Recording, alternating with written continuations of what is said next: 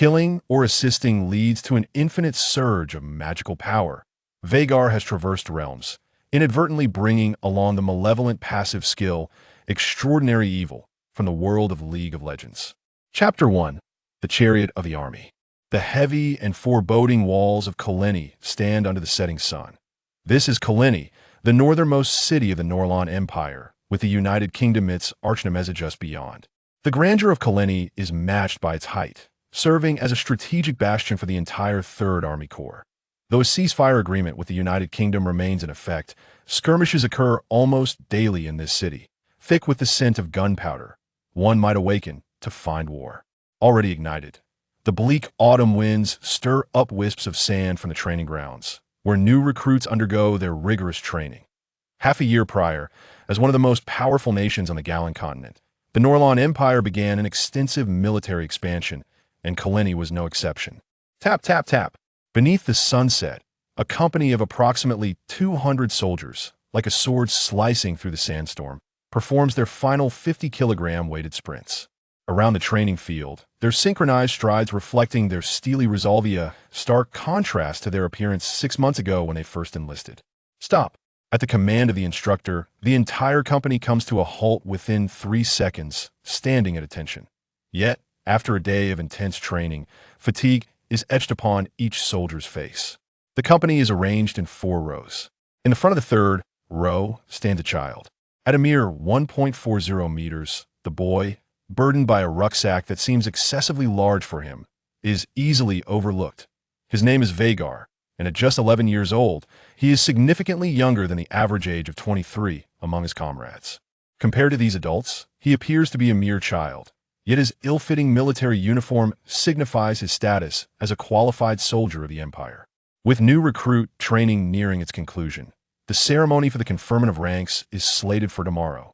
Those who have endured the grueling training without being eliminated are deemed ready for the battlefield as competent soldiers of the Empire, regardless of their age. No one dares to underestimate his combat prowess.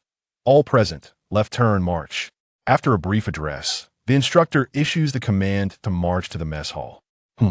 Veigar exerts all his strength to rise on tiptoe, barely able to glimpse tonight's menu through the 1.45-meter-high serving window. His youthful hand points to 2 vegetable dishes and 1 meat dish whose names he cannot recall. Each time, the middle-aged woman working in the mess feels a pang of sympathy, serving him a more generous portion than the others. How tragic. Can you believe the Empire sends such a young child to the battlefield? Every time I see this boy, I can't help but think of my own 13-year-old, true. Veigar listens to the murmurs around him, his youthful face betraying no emotion. He quietly enjoys his dinner in a corner, for the mealtime is the happiest moment of his day after a long period of exertion. To others, he may appear pitiful.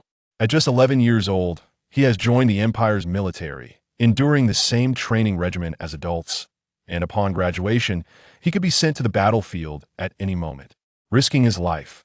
Yet, Veigar remains oblivious to any pity. His full name is Lee Veigar, and he is an authentic Earthling 0.9 months and 15 days ago. Veigar vividly recalls lounging at home, indulging in the popular game League of Legends, sipping cold cola, and basking in the comfort of air conditioning. Incidentally, his namesake, the evil mage Veigar, was renowned for his cunning. Everything began to change after that disastrous game with a score of 0-300.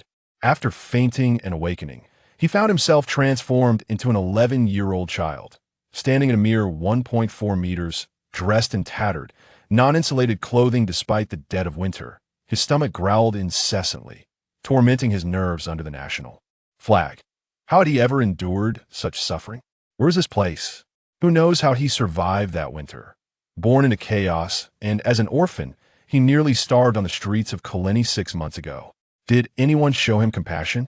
The border skirmishes had led to an influx of homeless children on the streets of Kaleni, nearly as numerous as grains of rice. Even with his striking appearance, not a single soul would spare him a crust of bread. Only those in similar plight could huddle together for warmth. As spring arrived, disregarding the objections and bewilderment of his peers, he chose to enlist in the military voluntarily.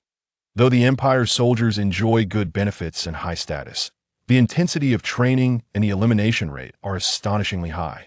Veigar understood that with a child's physique, he could hardly endure the adult-level training. The best outcome would be to be weeded out within a week, while the most likely scenario was death during training. Instructors do not show leniency based on age. The Empire's army adheres to the most ruthless laws of the jungle. Survival of the fittest. This is why the Norlon Empire's army is renowned across the Galan continent. Today, 6 months later, he is still alive in this world.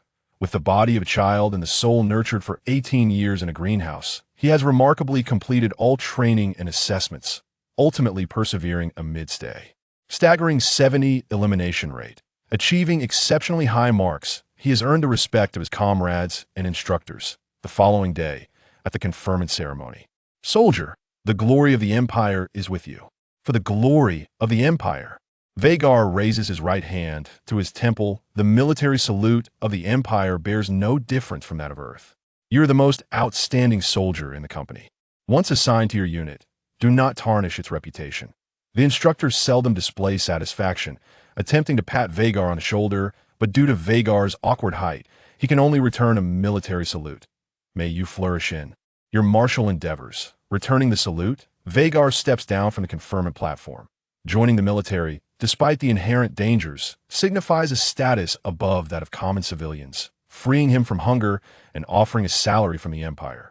Furthermore, unlike the rank of a regular private, as a distinguished soldier, he begins his career as a corporal. This ensures he will not be assigned to the expendable units, but will instead be placed among the elite forces. What are elite forces? Elite forces signify that unless a full-scale war breaks out, they generally do not engage in combat. Though the border remains tense, the Empire and the United Kingdom have yet to sever ties, resulting only in minor skirmishes. Veigar has finally welcomed his spring to live a life of smooth sailing. Having traversed to another world and nearly starved on the streets, Veigar cherishes but 2 wishes remaining in his heart. Chapter 2. Reporting in on the evening of the commissioning ceremony, in accordance with the traditions of the Imperial Army. A banquet was held to celebrate the new recruits' successful completion of their training. After all, this grueling initiation process had eliminated 70% of the candidates, leaving only those with considerable skills. Naturally, such privileges were reserved for the regular soldiers. Regular soldiers, like Veiga, were those who voluntarily enlisted and, upon successfully completing the Imperial training program, received their ranks and the basic benefits afforded to them by the Empire, akin to government positions on Earth.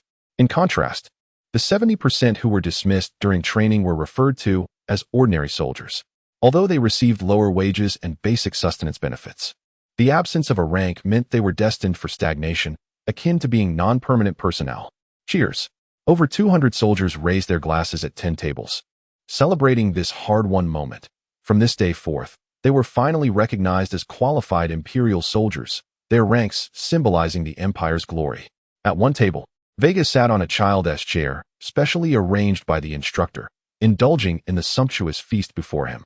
The revelry around him did nothing to diminish his appetite. The fear of hunger had long since penetrated his very bones. Private Veiga, congratulations on your graduation. A burly man in his 30s approached, raising his glass. His gaze was warm, and within the company, he was the eldest soldier and the one who had shown the most care for Veiga. Thank you, Rels, Veiga replied, hastily lifting his glass filled with orange juice, a hint of awkwardness in his voice. I apologize. The Empire prohibits those under 14 from drinking alcohol, so I'm currently a fan of orange juice. Rels's expression turned slightly somber. No matter, I wish you great fortune in your military endeavors. To great fortune. Veiga drained his orange juice and continued, Rels, thank you for your support over the past 6 months. May I ask, why were you willing to partner with me when others were reluctant due to my age? 5 years. Veiga pondered, slightly confused, as the new recruit training had only lasted half a year. Please, do not say that, Veiga insisted earnestly. You have persevered through the Imperial training. You are a true soldier of the Empire, and your child must surely take pride in you. Rels paused, touched by Veiga's words. Thank you, Veiga. Whenever I see you, I am reminded of my son back in Winter City. Without you, I would never have made it to the end. In fact, I've always wondered how you managed to endure until today. Veiga popped a piece of roasted meat into his mouth and gestured to the lavish dishes on the table. Do you see this? This is my motivation. You can never imagine the hardship of competing with stray dogs for food while underdressed in the bitter cold of -10 degrees. Veiga rolled up his sleeve, revealing a deep scar on his arm. This is a reminder of my struggle with a stray dog. Regrettably, I could not afford medicine at the time. If I had not volunteered for the army, rabies would have claimed my life. In that moment, Rels understood why Veiga, at the tender age of 11, had managed to accomplish what many adults could not in their training, earning the rank of Private First Class with exceptional merit. It was because he had trained with a determination to face death. One must possess either extraordinary talent or, at the very least, a resolve to risk it all. Veiga pushed a stake towards Rels, offering the most genuine of smiles. The following day, Veiga rose promptly at 6:30, donning his crisp military uniform and shouldering a long rifle that towered over him. After tidying up his belongings, he bid farewell to the new recruit training camp where he had spent the past 6 months and embarked on a new journey. His appointment letter had been issued. He was now a soldier in the 47th Company, 2nd Brigade, 7th Division of the 3rd Army Group, specifically assigned to the 11th Squad. The 47th Company belonged to the 3rd Battalion of the 9th Regiment, a corps unit comprised of 4 platoons, with the 11th Squad being the most elite within the company. Enjoying the greatest allocation of resources, a piece of intelligence gleaned from the instructor the previous evening. A faint smile curved Veiga's lips as he knocked on the registration office door. Indeed, one's efforts and rewards are proportionate, had it not been for his exceptional performance during training and his rank as a private. He would never have been assigned to such an elite squad. The Armée de la Armée are reserved for the final moments. If the core units are deployed only during total warfare, then the elite squads within those units signify that they will not engage until the very last moment, significantly enhancing their safety. A smooth-sailing life was now within his grasp. All present at ease, Squad Leader Welsh stood with Veiga on the command platform in the training ground. Effective immediately, Private First Class Veiga will be integrated into the 11th Squad. Sergeant Bacon, please take charge of Veiga's onboarding and arrangements. He is an exemplary soldier from the recruit training camp. Yes, Squad Leader. A resolute man in his 40s responded promptly. It was evident without speculation that he would be Veiga's direct superior. Veiga glanced at the 50-member squad and noted that while the other 4 squads bore long rifles, Sergeant Bacon's squad was distinguished by their short blades, marking them as somewhat unconventional. The Empire holds stringent standards regarding weaponry.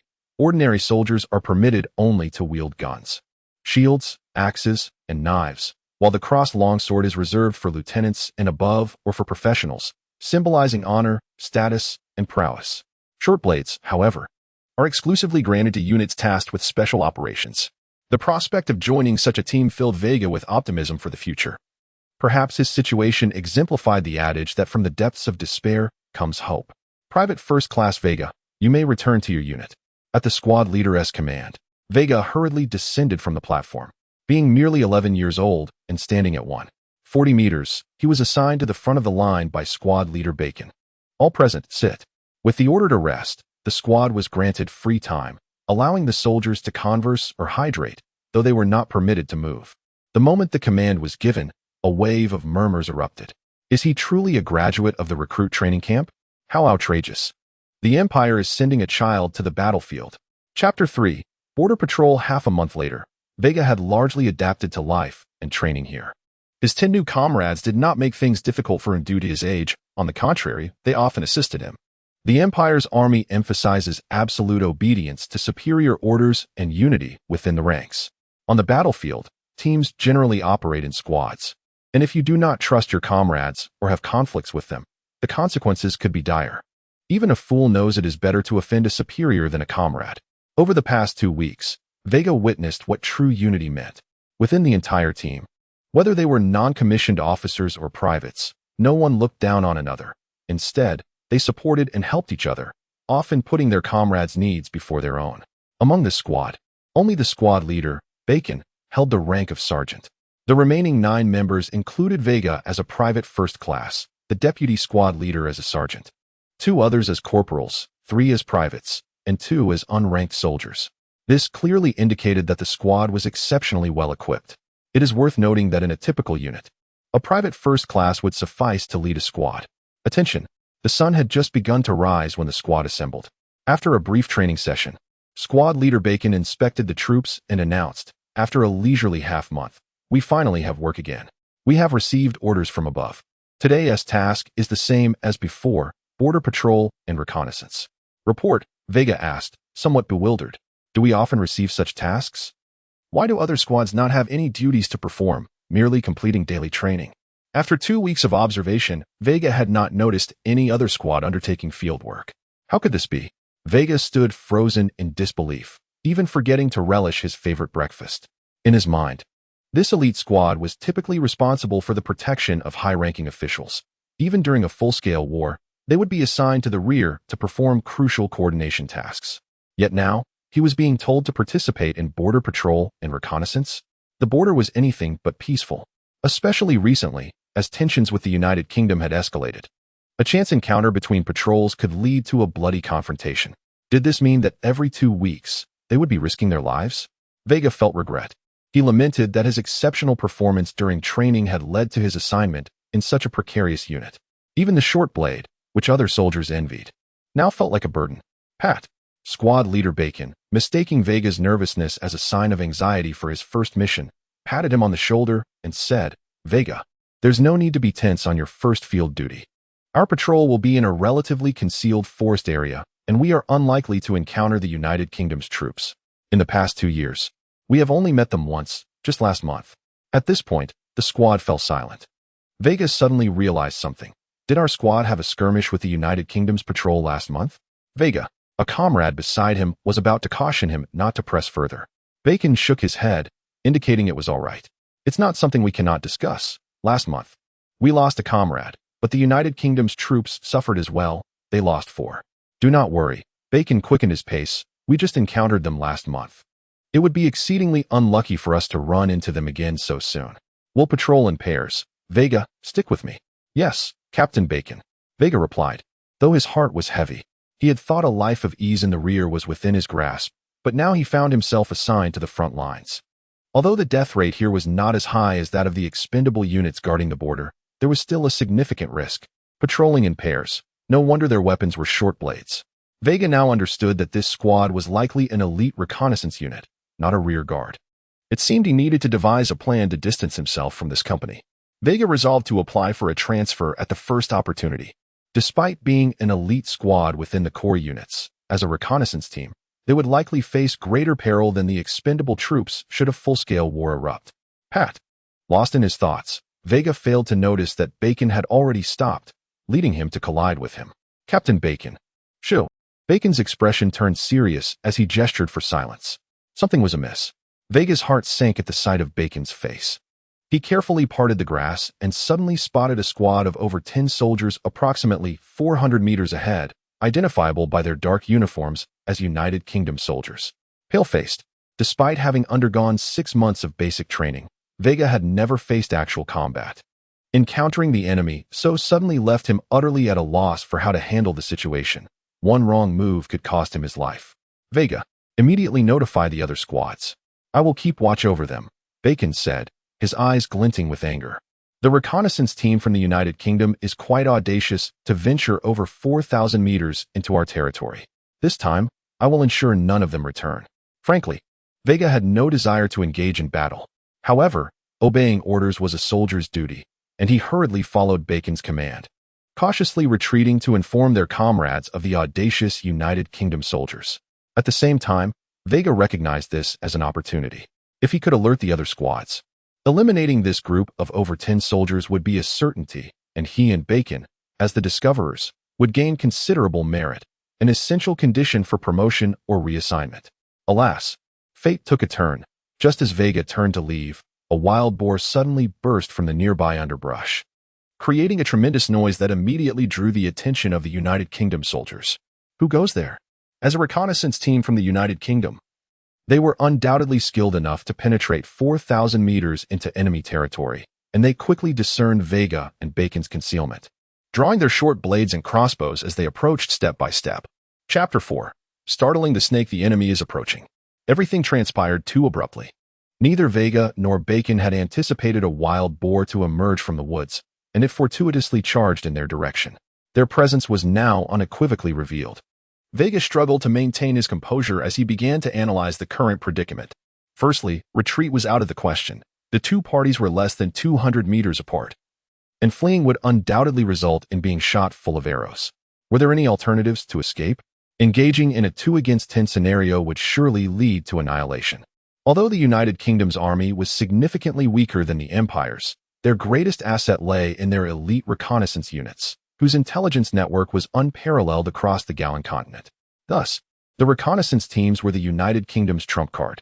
This small squad of 10, armed with crossbows and short blades, signaled with hand gestures that Veiga could not decipher. Advancing with impeccable formation, demonstrating extraordinary special operations capabilities. There was not a single flaw to be found. In such dire circumstances, Veiga could only place his hopes on Captain Bacon. "Captain, what shall we do now?" Veiga inquired. "As a private, the Empire's glory is with you." Bacon returned a military salute, his eyes brimming with sorrow and a bloodthirsty glint, a gaze reminiscent of a starving wolf prepared to fight to the death. Veiga was all too familiar with that look. Last winter, he had exhibited the same expression over a trash can in front of a stray dog. It was a matter of victory or death. Veiga understood Bacon's command, surrounded with no reinforcements and no escape route. Apart from the choice of killing one for a loss of 2, there were no other options left. For the glory of the Empire. A tear slid down Veiga's cheek, born from an overwhelming sense of unwillingness. He had conquered the fear of crossing into battle, endured the bitter cold of winter, and with a resolve to face death, completed his basic training, only to find himself on the brink of demise. Why was this happening? Anger dulled the fear of death, and the skills of killing learned in training vividly resurfaced in his mind. His thoughts focused solely on the word, kill, victory, or death. He was not ready to die. Bacon moved, and Veiga followed suit. Instead of retreating, Bacon charged forth like a fierce tiger, wielding his short blade against the squad of 10. The United Kingdom's Special Operations Array featured short-blade soldiers leading the charge, with crossbowmen providing cover. A flurry of arrows struck Bacon, turning him into a porcupine, while 5 advancing short-blade soldiers plunged their blades into his heart. Bacon fell before he could even trade blows. It became evident that the vast disparity in numbers and tactical acumen rendered the notion of 2 against 10 utterly ludicrous. However, Bacon's sacrifice was not without merit. Given the cumbersome reloading process of the crossbows, a second volley in short order was impossible, and the 5 short-blade soldiers had yet to notice Veiga concealed in the underbrush. For the first time, Veiga sincerely appreciated his height. The target was now within striking distance. With the crossbowman no longer a threat, Veiga slithered forth like a nimble serpent, emerging from the grass with a short blade that swiftly severed the first soldier's carotid artery, blood spraying across his face. Though it was his first kill, there was no time for fear. After dispatching one, he darted back into the foliage like a clever monkey, readying himself to pounce on another unsuspecting prey. This agile approach was his secret weapon for triumphing over adults in basic training. In quick succession, he struck again. In less than 2 minutes, one enemy lay dead, another wounded. With each soldier that fell, a warm surge coursed through Veiga's heart, alleviating the fatigue from the intense confrontation and sharpening his focus. This experience was markedly different from his training. In basic training, short bursts of high-intensity combat rapidly drained his stamina, and being a child, he would typically exhaust himself after defeating 1 or 2 opponents. Yet now, he felt invigorated. Could it be that he was a natural-born killer? There was no time for self-mockery, as he spotted the rear crossbowmen reloading their arrows. He understood that attempting to replicate his previous success was futile. Short-blade soldiers with crossbow cover and those without were fundamentally different in combat capability. With strong support, they could afford to disregard defense and concentrate solely on offense. He needed to continue lurking, waiting for the right moment. Veiga concealed himself in the dense grass, peering out with one eye to observe the enemy's every move. "You have your cunning strategy, and I have my hidden means." Veiga's plan was sound, but the enemy was evidently not foolish. The leading short-blade soldier signaled, and the injured soldier retrieved a metallic igniter, poised to set the grass ablaze. Panic surged through Veiga. It was late autumn, and the dry grass and parched earth were highly flammable. If the igniter sparked a fire, he would be consumed by flames within minutes, leaving nothing but ashes. Veiga sprang into action, abandoning his concealment and charging at the soldier wielding the igniter.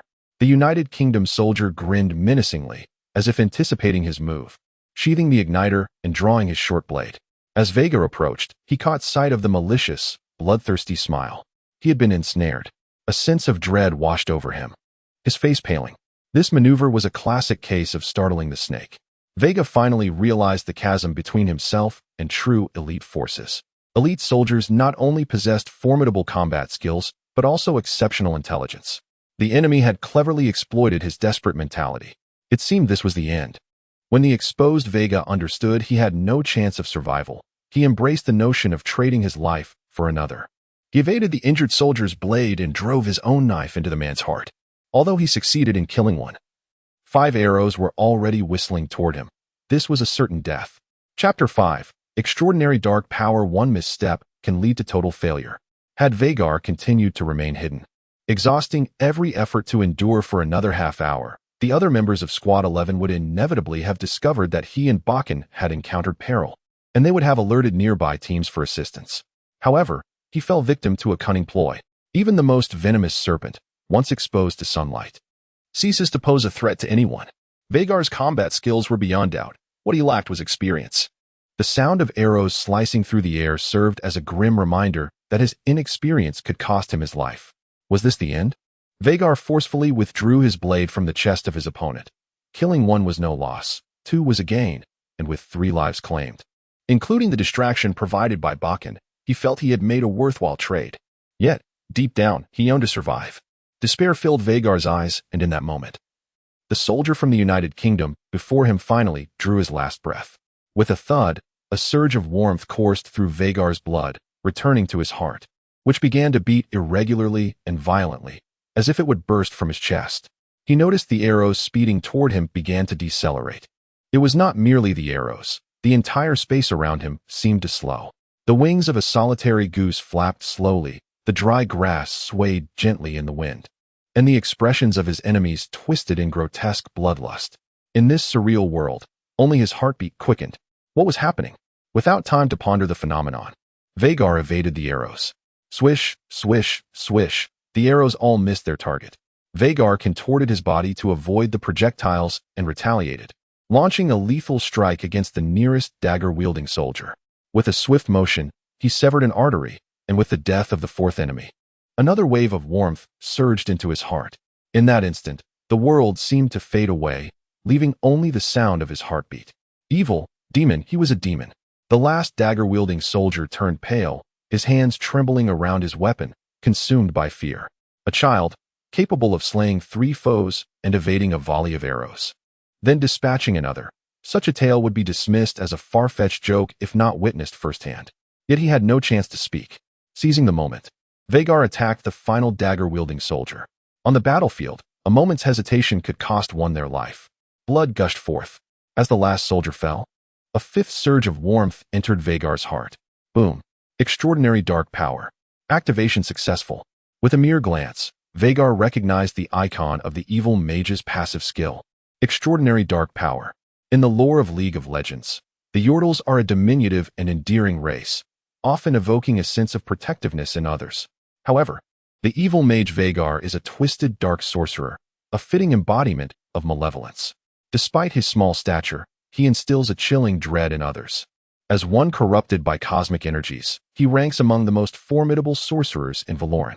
Extraordinary Dark Power is his passive skill, allowing him to permanently enhance his spell potency with each kill or assist.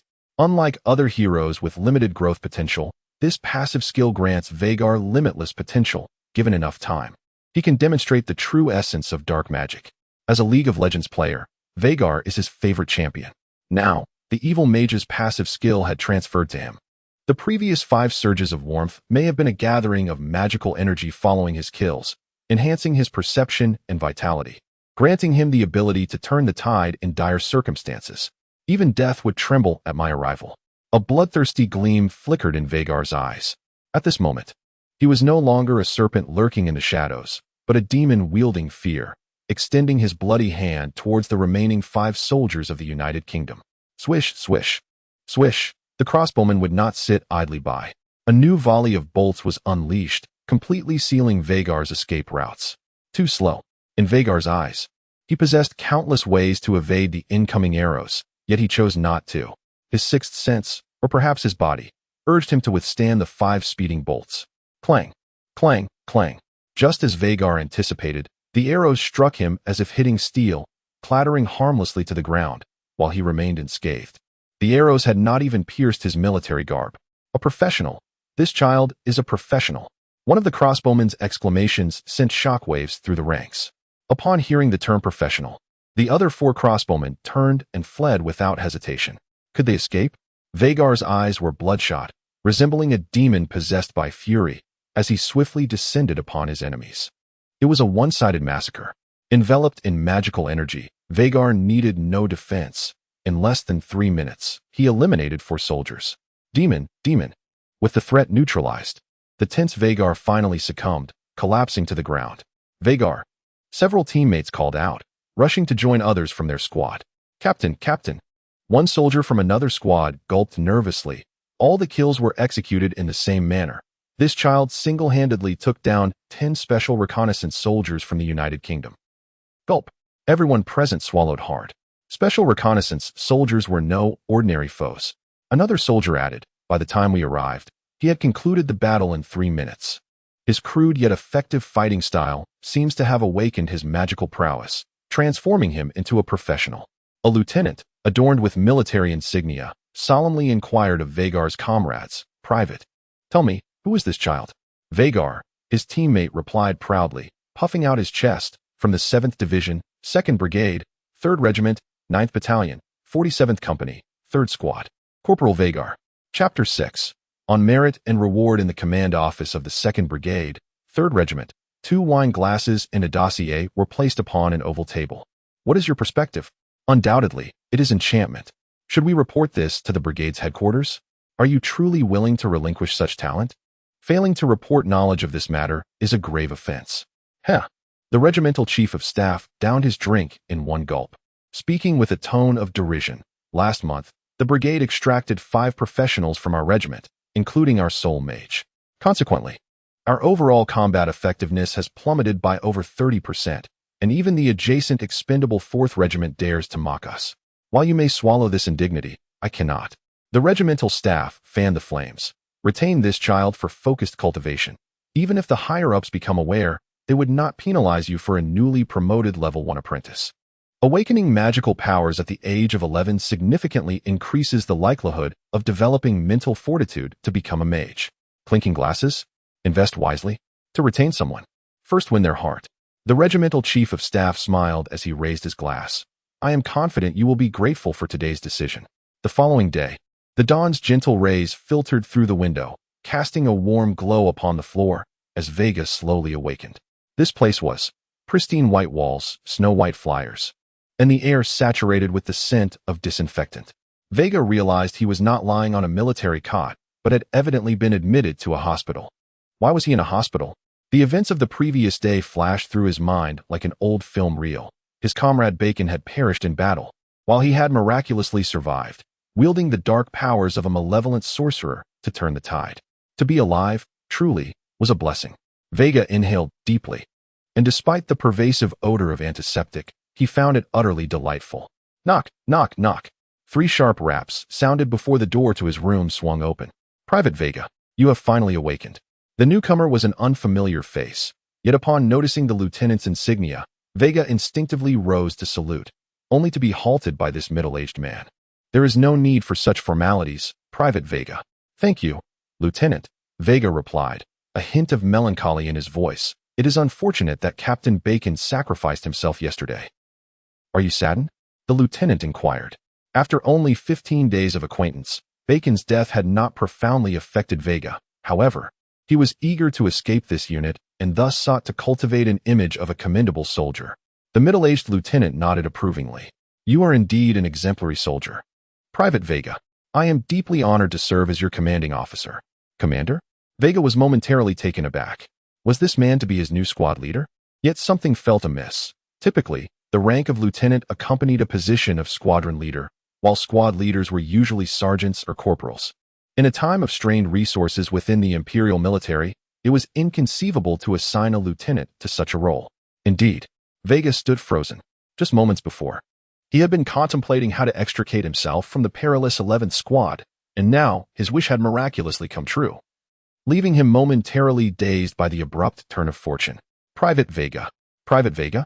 The repeated calls roused him from his reverie, prompting him to spring from his bed and execute a precise salute.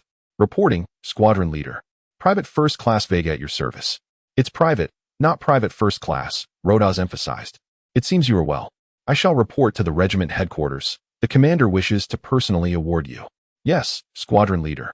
Veiga quickly complied, donning his uniform and following Rodas toward the regiment's staff headquarters. The hospital was merely a 10-minute walk from the command center. Reporting, Private Veiga is here. Enter. After Rodas knocked and announced their presence, he ushered Veiga into the grand office of the regiment. The regiment commander was seated at the main desk, with the chief of staff beside him, both rising in unison upon Veiga's arrival. Private Veiga, in recognition of your outstanding performance, we shall now conduct your award ceremony. The ceremony proceeded swiftly. Aside from a few ceremonial phrases, the commander offered no further words, scarcely glancing at Veiga, while the chief of staff scrutinized him with narrowed eyes. As soon as the award ceremony concluded, Veiga was promptly taken to the barracks for the promotion ceremony. No sooner had that ended than he was led to the company for his appointment ceremony. Finally, as the sun began to set, he was able to meet his subordinates. From the command platform, Squadron Leader Rodas declared with authority, from this day forth, Private Veiga shall assume the role of squad leader for the 17th Squad. I trust you will all cooperate fully in your duties, for the glory of the Empire. For the glory of the Empire.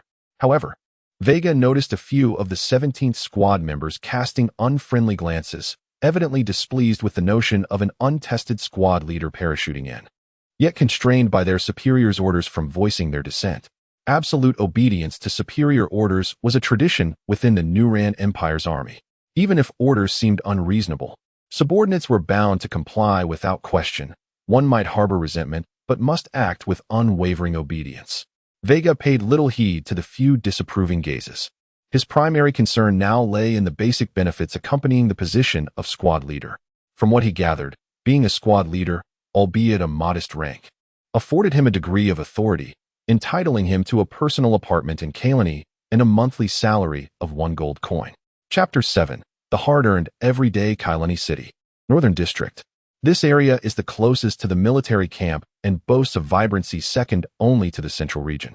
The efficiency of the Imperial Army is astonishing. On the very night he was promoted to the position of squad leader of the 17th Squad, Veiga was assigned a modest 25-square-meter studio, complete with a bathroom and kitchen. Perhaps due to his half-year military training, Veiga completed the organization of his new space in merely an hour. He made his bed with care and prepared himself a sumptuous dinner. As the clock struck 2100 hours, he extinguished the lights and lay down, ready to embrace slumber. Yet, sleep eluded him. Through the window, veiled by thin curtains, he gazed at the dark night sky, where faint stars flickered like distant memories. A pang of emotion welled up within him, nearly bringing him to tears. How long had it been? How long since he had savored a delightful meal alone? Reclined on a comfortable bed, with his heartbeat and the tranquil air affirming his existence in this world? You've worked hard, Veiga whispered softly to himself. Having traversed this world for 10 months and 3 days, he was finally able to relish a hearty meal and possess a space of his own.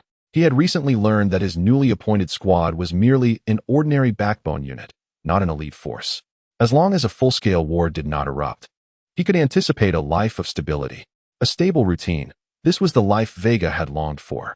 Given the current circumstances, such a life could last for several years.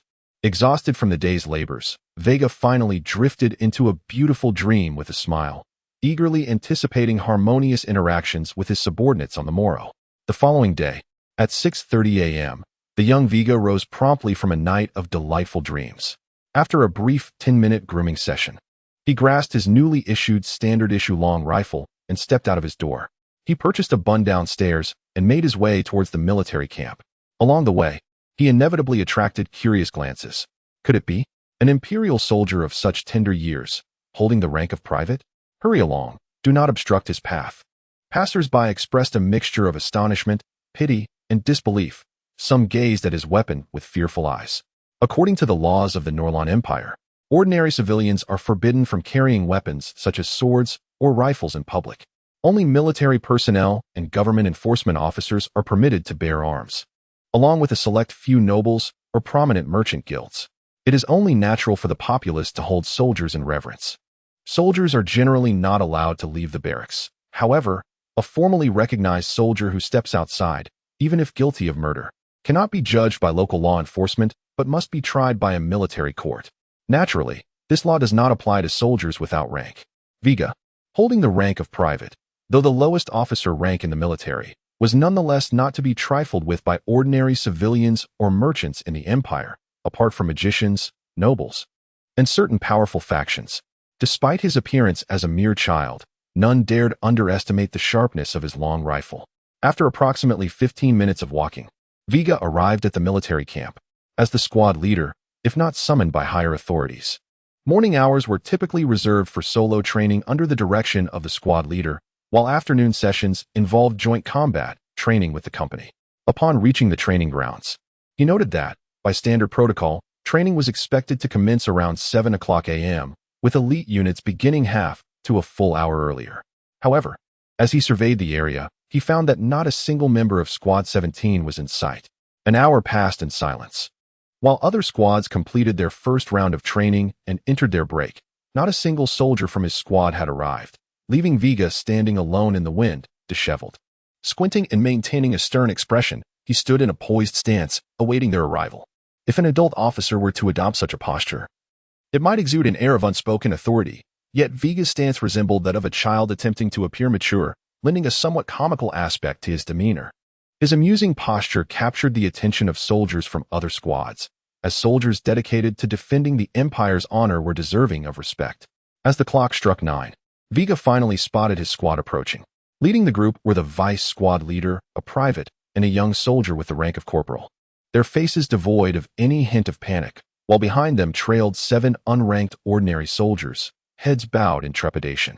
The corporal nervously glanced at the vice squad leader, wondering if they were in trouble.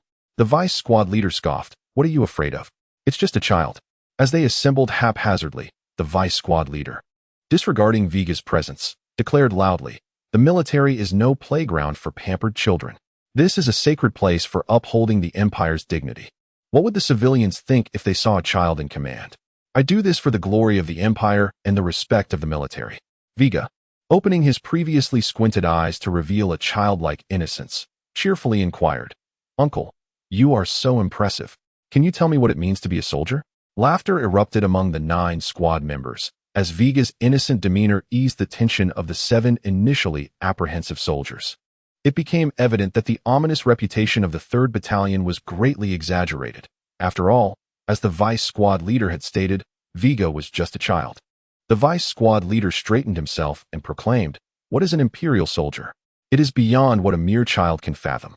An imperial soldier holds a position of great social prestige. We exist to obey orders without question, bravely confronting enemies on the battlefield to defend the Empire's honor and maintain its peace." Veiga continued to express his admiration. "Wow, that's amazing. So, Uncle, you are an imperial soldier?" The vice squad leader, flattered by Veiga's adulation, felt a surge of pride and responded, "Indeed, I am the imperial soldier you admire. But Uncle, what happens if a soldier disobeys orders? Such an act would lead to punishment, ranging from dismissal to execution." He gently tugged at the vice squad leader's sleeve, whispering, "Vice squad leader, perhaps we should stop discussing this." Private. Veiga's expression suddenly shifted. Chapter 8. The art of command. The principles of governance and the art of leadership are essential lessons for any manager in any realm. Veiga has ascended from the ranks of an ordinary soldier to that of a junior officer.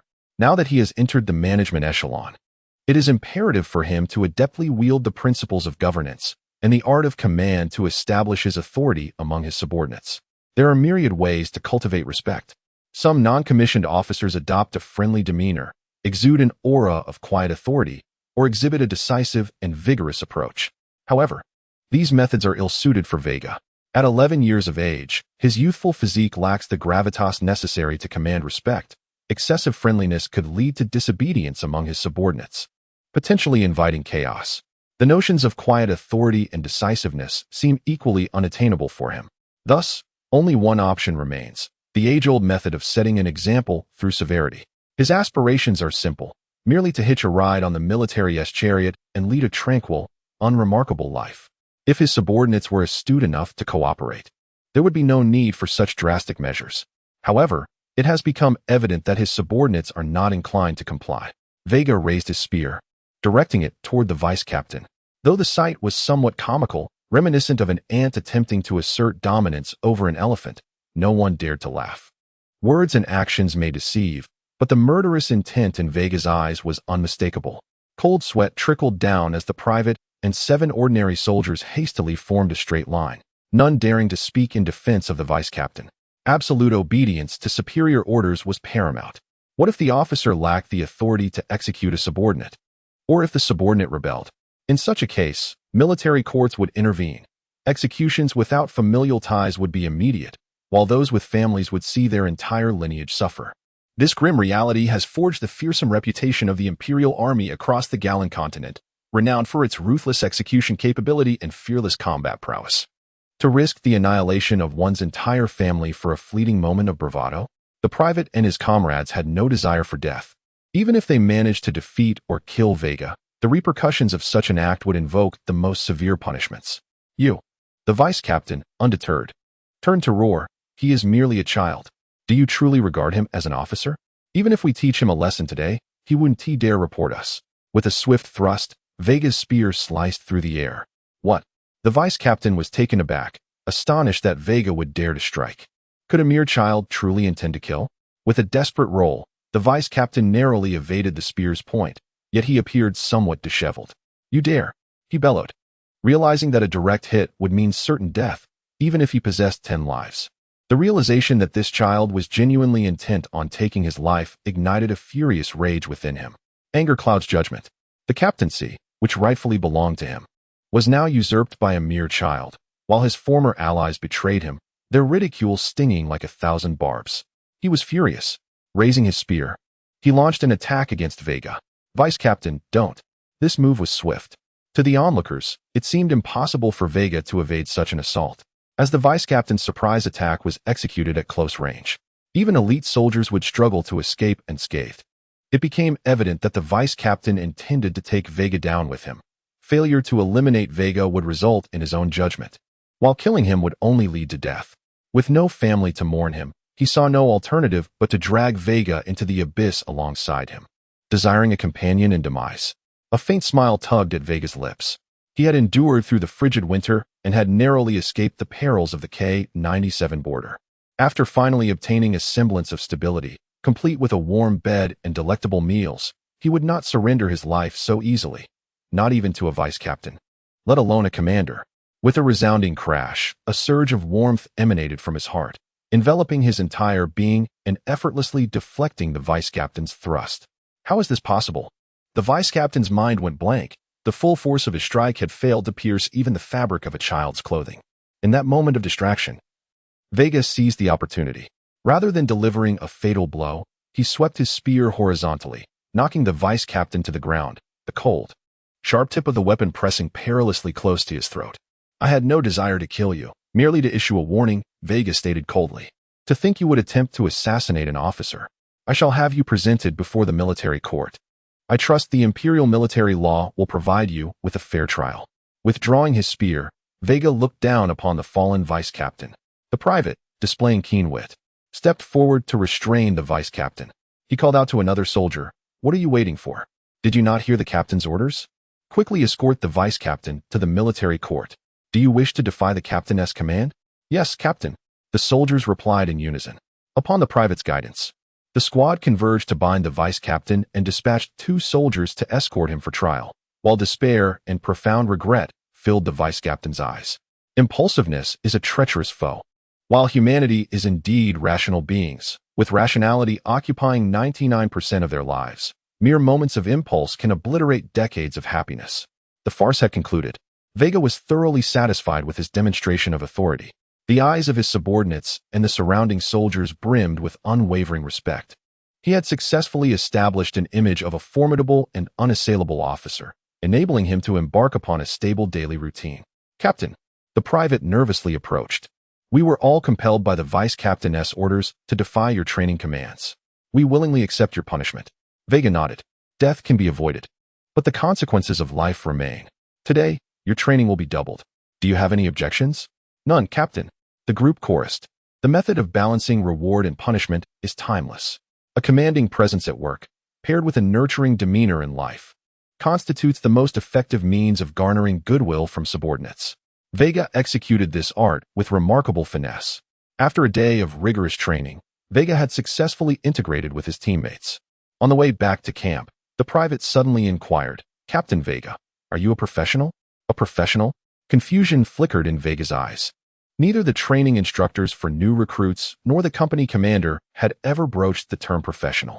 Having traversed into this world a mere 10 months ago, he was clearly unaware of its nuances. "Captain, it refers to the way you deflected the vice-captain's attack," another soldier excitedly explained. Professionals wield magical powers in combat, their techniques often exhibiting tremendous force. Ordinary blades struggle to breach their defenses as long as their magical energy endures. "You must be a distinguished professional." The soldiers nearby echoed in agreement. Typically, professionals serve as officers at the company or battalion level.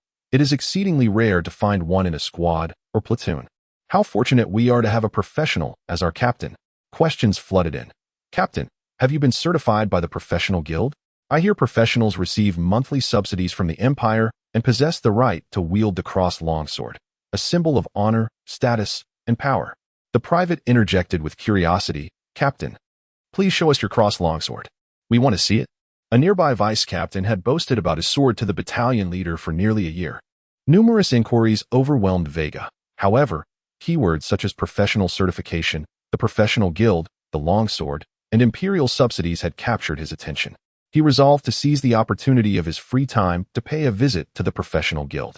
Chapter 9. Certification of Adventurer's Life necessitates the essentials. Just as combat requires suitable weaponry. After a thorough exploration of the adventurer's realm yesterday, Veiga discerned that he might already be an adventurer. Consequently, he took a day off to pursue certification at the Adventurers Guild. Why the urgency for certification? Attaining this status would entitle him to the Empire's living subsidies. With a novice adventurer like him eligible for a generous stipend of 3 gold coins, 3 times his monthly salary. More importantly, certification would permit him to purchase and wield a longsword, a far more appealing option than the standard spear that towered over him. Without further ado, Veiga rose early, donned a large-issued shirt from the Empire, and hurriedly washed up at the sink, tiptoeing to reach it. He shouldered the cumbersome spear and set off towards the Adventurers Guild. The Guild, an official institution of the Empire, is situated in the bustling Central District.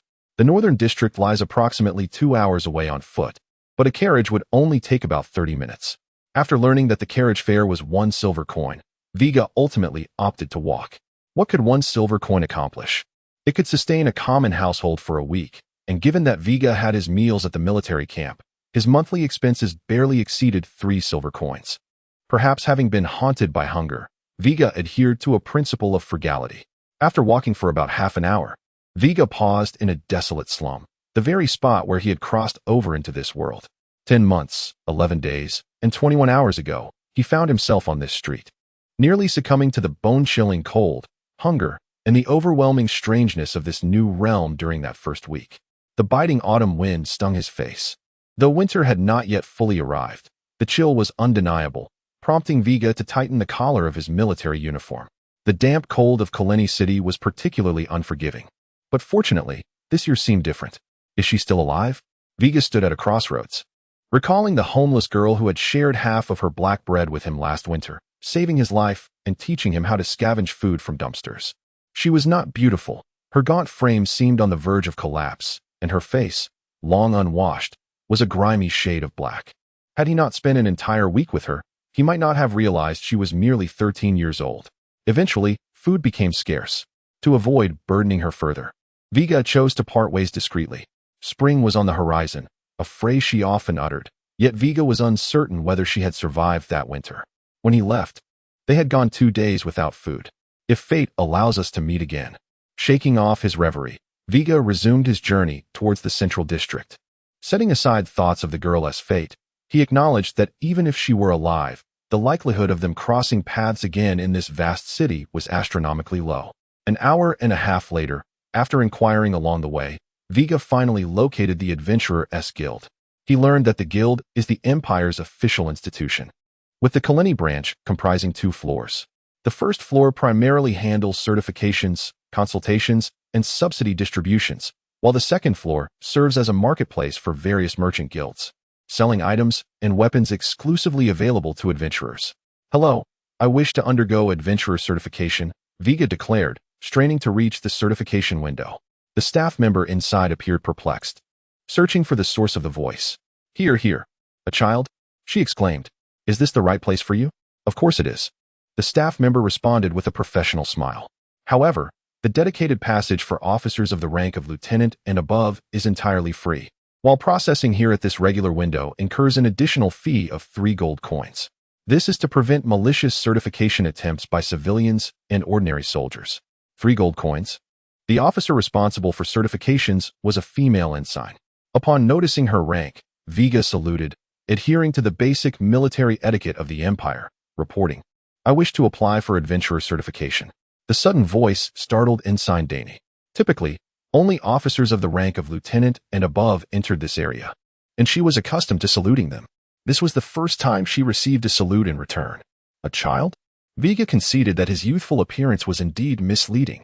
The certification process was straightforward. Following Danny's instructions, Veiga placed his hand on a crystal orb. Upon contact, the orb emanated a faint black glow, barely perceptible unless closely observed. Danny glanced and remarked, "Your magical energy barely meets the level of a novice adventurer. Your magical attribute is darkness, and I recommend wielding a longsword or a dagger, as heavier weapons like great axes or warhammers are ill-suited for you. In terms of combat techniques, it is advisable to lean towards agility and explosive styles rather than defensive or endurance-based ones." After hearing this, Veiga inquired, "Where can I purchase weapons and combat techniques?" As she noted the information, Danny replied, "You can visit the second floor of the guild. It's best to choose stores from larger merchant guilds. While they may be pricier, they are far more reliable than the unscrupulous vendors in the marketplace." "Thank you for your guidance," Veiga said politely. "Of course. Guiding new adventurers is part of my duties." Pausing for a moment, Danny looked at Veiga's adorable demeanor, unable to resist pinching his youthful cheek. "If you need." "Dear Veiga, I could also extend my services beyond my duties, perhaps guide you after my shift. Would that interest you?" Chapter 10. The magical weapon. Undoubtedly, it is essential. Even if it were not necessary, it must be deemed so. Although Veiga was unaware of why Danny had taken him as her younger brother, he would certainly not refuse the goodwill of a superior officer. After all, connections are an indispensable element in both the workplace and the military. Moreover, Veiga harbored a profound envy for Danny's position in the secure rear lines. If one day he could leverage Danny's connections to transfer from the front lines to a safe haven, he would not hesitate to address her as sister, or even aunt. Integrity. Such lofty ideals would only complicate life further. Danny's workday concluded at noon. Upon seeing Veiga waiting outside, she beamed with maternal warmth. "Veiga, my dear brother, let us go. I have granted you 2 hours of my lunch break." "Thank you, Lieutenant Danny." Thank you, Sister Danny." "Good boy." The two ascended to the second floor of the guild, where a multitude of shops, each with its unique style, greeted them. Most patrons were professionals, with those in military uniforms comprising about 70%, including several holding the rank of colonel. Professionals are a vital strategic resource. As they walked, Danny explained, regardless of the nation, the majority of professionals are absorbed into the Imperial Army. In our Noland Empire, only about 30% remain scattered among various organizations and government departments. Naturally, some professionals, unable to endure the constraints, establish mercenary groups to make a living by hunting magical beasts. Through Danny's insights, Veiga gained a clearer understanding of the world around him. The overall societal civilization resembled that of Earth's 18th century, yet combat was conducted with cold weapons. The armies of each nation represented the most formidable power, possessing the greatest number of professionals, making alignment with the military a wise choice. "This is the place," Danny declared, pointing to a shop adorned with a magnolia emblem. The Magnolia Guild is the finest establishment here, renowned for the quality of its wares, albeit at a relatively higher price. Following her gesture, Veiga observed the bustling interior. As they entered, a sales associate approached them. "Welcome. May I inquire if the esteemed officers are interested in purchasing weapons or combat techniques?" "Weapons to the left, techniques to the right. And magical items for mages in the VIP room, where dedicated staff will assist you." "Mages?" Veiga was taken aback, momentarily believing he had misheard. He was familiar with professionals who fought using the magical energy coursing through their bodies, rendering them nearly invincible against ordinary soldiers. But what precisely was a mage? Just as he prepared to ask, Danny excitedly pulled him along. She pointed to a beautifully crafted cross sword on the left shelf. Veiga, dear brother, what do you think of this magical weapon? It not only enhances attack power by 20%, but also inflicts bleeding damage, and its appearance is exceptional. Veiga sensed that the latter half of her statement was the crux of the matter. Nevertheless, this light and moderately sized cross sword seemed quite suitable for his current needs. He nodded in approval and glanced at the price, hoping it would be reasonable for an immediate purchase. 10, 100,000. 9,998 gold coins? Veiga rubbed his eyes vigorously, confirming it was not 99 gold, nor 999 gold, but rather a staggering 9,998 gold coins. Was this a robbery? How many large buns could one sword buy? Observing Veiga's stunned expression, Danny queried, "What is it, dear brother? Do you not fancy this sword? Or perhaps you prefer another type of weapon? Shall we look at daggers instead? Given your attributes, both swords and daggers are excellent choices." Feeling embarrassed, Veiga replied, "Yes, yes. Let's explore other weapons." After a thorough search, Veiga ultimately grew despondent. He discovered that even the cheapest weapons here cost over 100 gold coins. While he possessed merely 3 gold coins and 5 silver coins, a sum augmented by the recent 3 gold coins he had received as a professional subsidy. Danny, growing increasingly excited as she browsed the shops, inquired, "Do you not like the weapons here?" "It's not that I dislike them." Veiga hesitated before voicing his curiosity. In Carlini City, a weapon priced at 1 gold coin is considered extravagant. Why are the weapons here so exorbitantly priced? Danny responded matter-of-factly. Magical weapons are not comparable to ordinary ones. The shops in Carlini City merely sell standard weapons, while everything here comprises magical weapons. What distinguishes magical weapons from ordinary ones? Quite a bit, Danny patiently elucidated. Ordinary weapons cannot channel magical energy, while magical weapons can harness such power in battle. If two professionals were to duel, one wielding an ordinary weapon would struggle to penetrate the opponent's defenses. Veiga's understanding dawned upon him. Having never fought against a professional, he had overlooked this crucial distinction. Upon reflection, he realized that in encounters with ordinary individuals, their standard weapons had failed to breach his defenses. If he were to battle a professional with a weapon incapable of channeling magical energy, it would likely be less effective than fighting barehanded. Veiga, dear brother, you cannot mean. Danny, too, grasped the situation, her expression turning apologetic.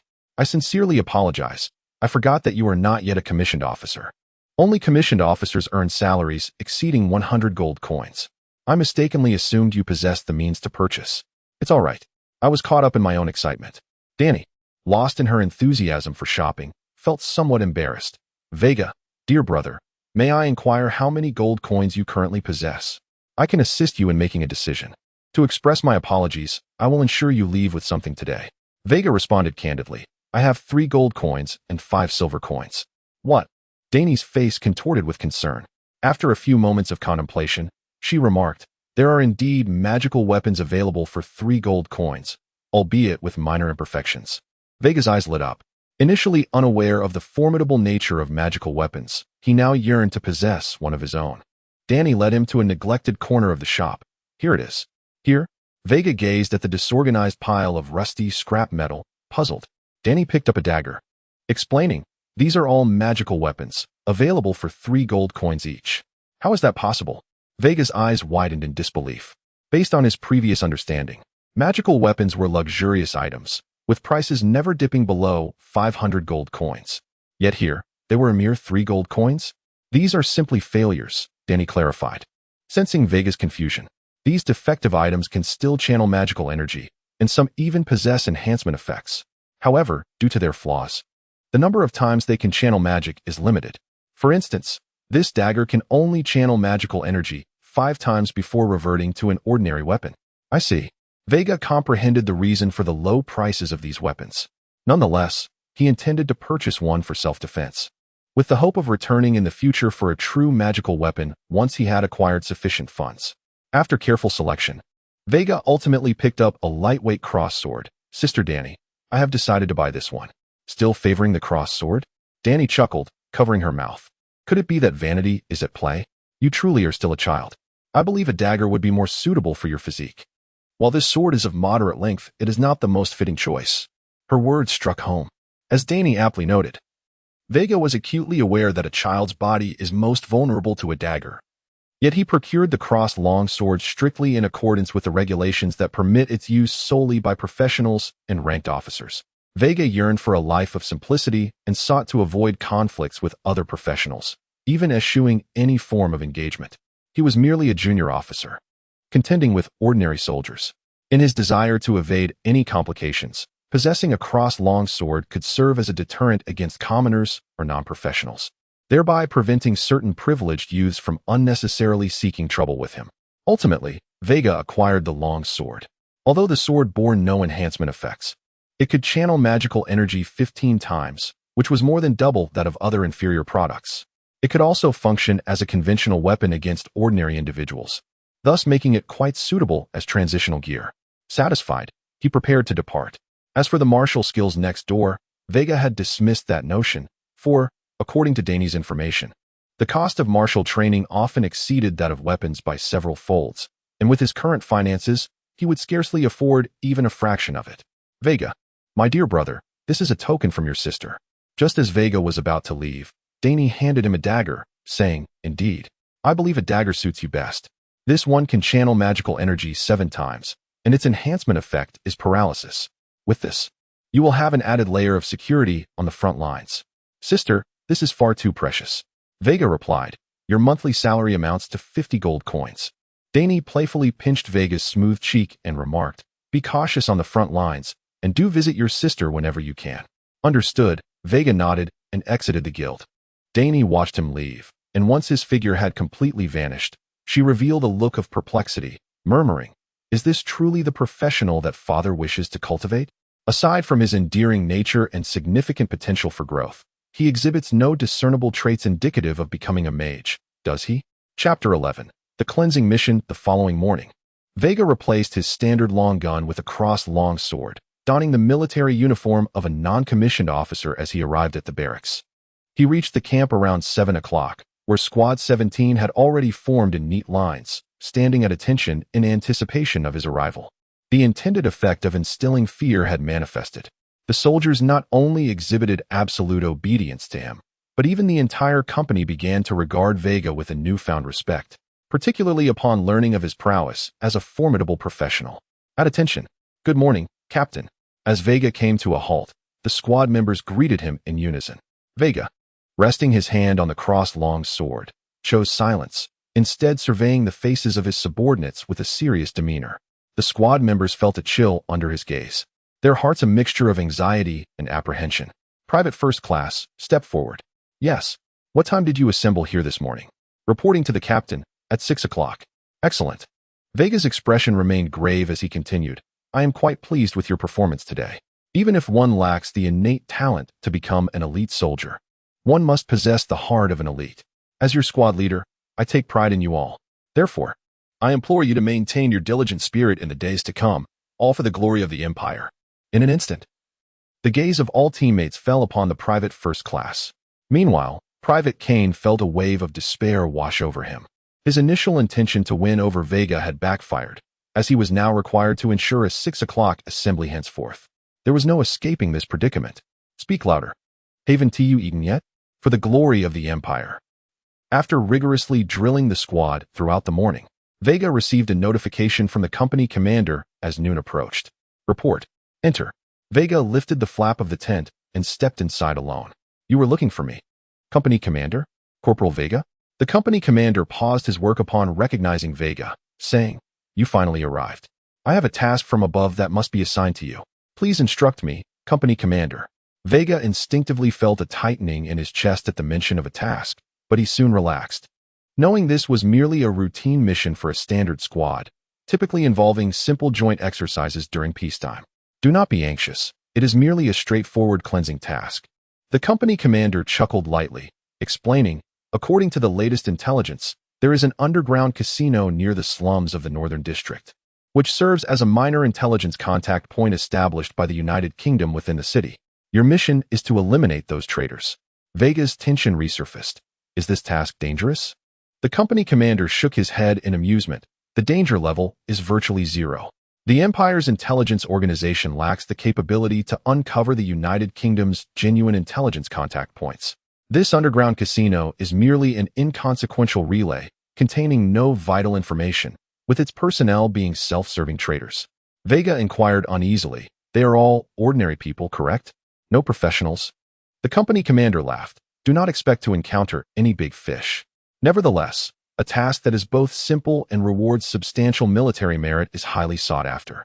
It is surprising that the camp specifically designated this task for you. It seems the higher-ups have great expectations for you, Corporal Veiga, when you rise in rank. Do not forget your humble company commander. You flatter me. I still have much to learn from you, company commander. Veiga replied respectfully. Time is of the essence. May I ask if there are any further instructions? If not, I shall proceed to organize personnel for this cleansing mission. Go ahead. The company commander saluted, wishing you great fortune in battle. That afternoon, Veiga relayed the news to his squad. Captain, is this true? We are receiving such a cleansing mission? I can almost see the military merit beckoning us. The entire squad erupted in cheers, clearly more knowledgeable about the task than Veiga.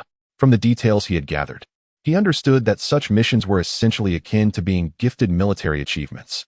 The enemies were all ordinary individuals, with no reinforcements. And this was a contact point abandoned by the United Kingdom. These three key pieces of information suggested that this was a task designed to cultivate Veiga's abilities as a professional, specifically to facilitate his rapid promotion during peacetime. Completing this mission would likely elevate his rank. At this promotion rate, within 2 years, he could attain the position of lieutenant company commander, truly becoming a mid-level manager within the regiment, responsible for command tasks in the rear echelon.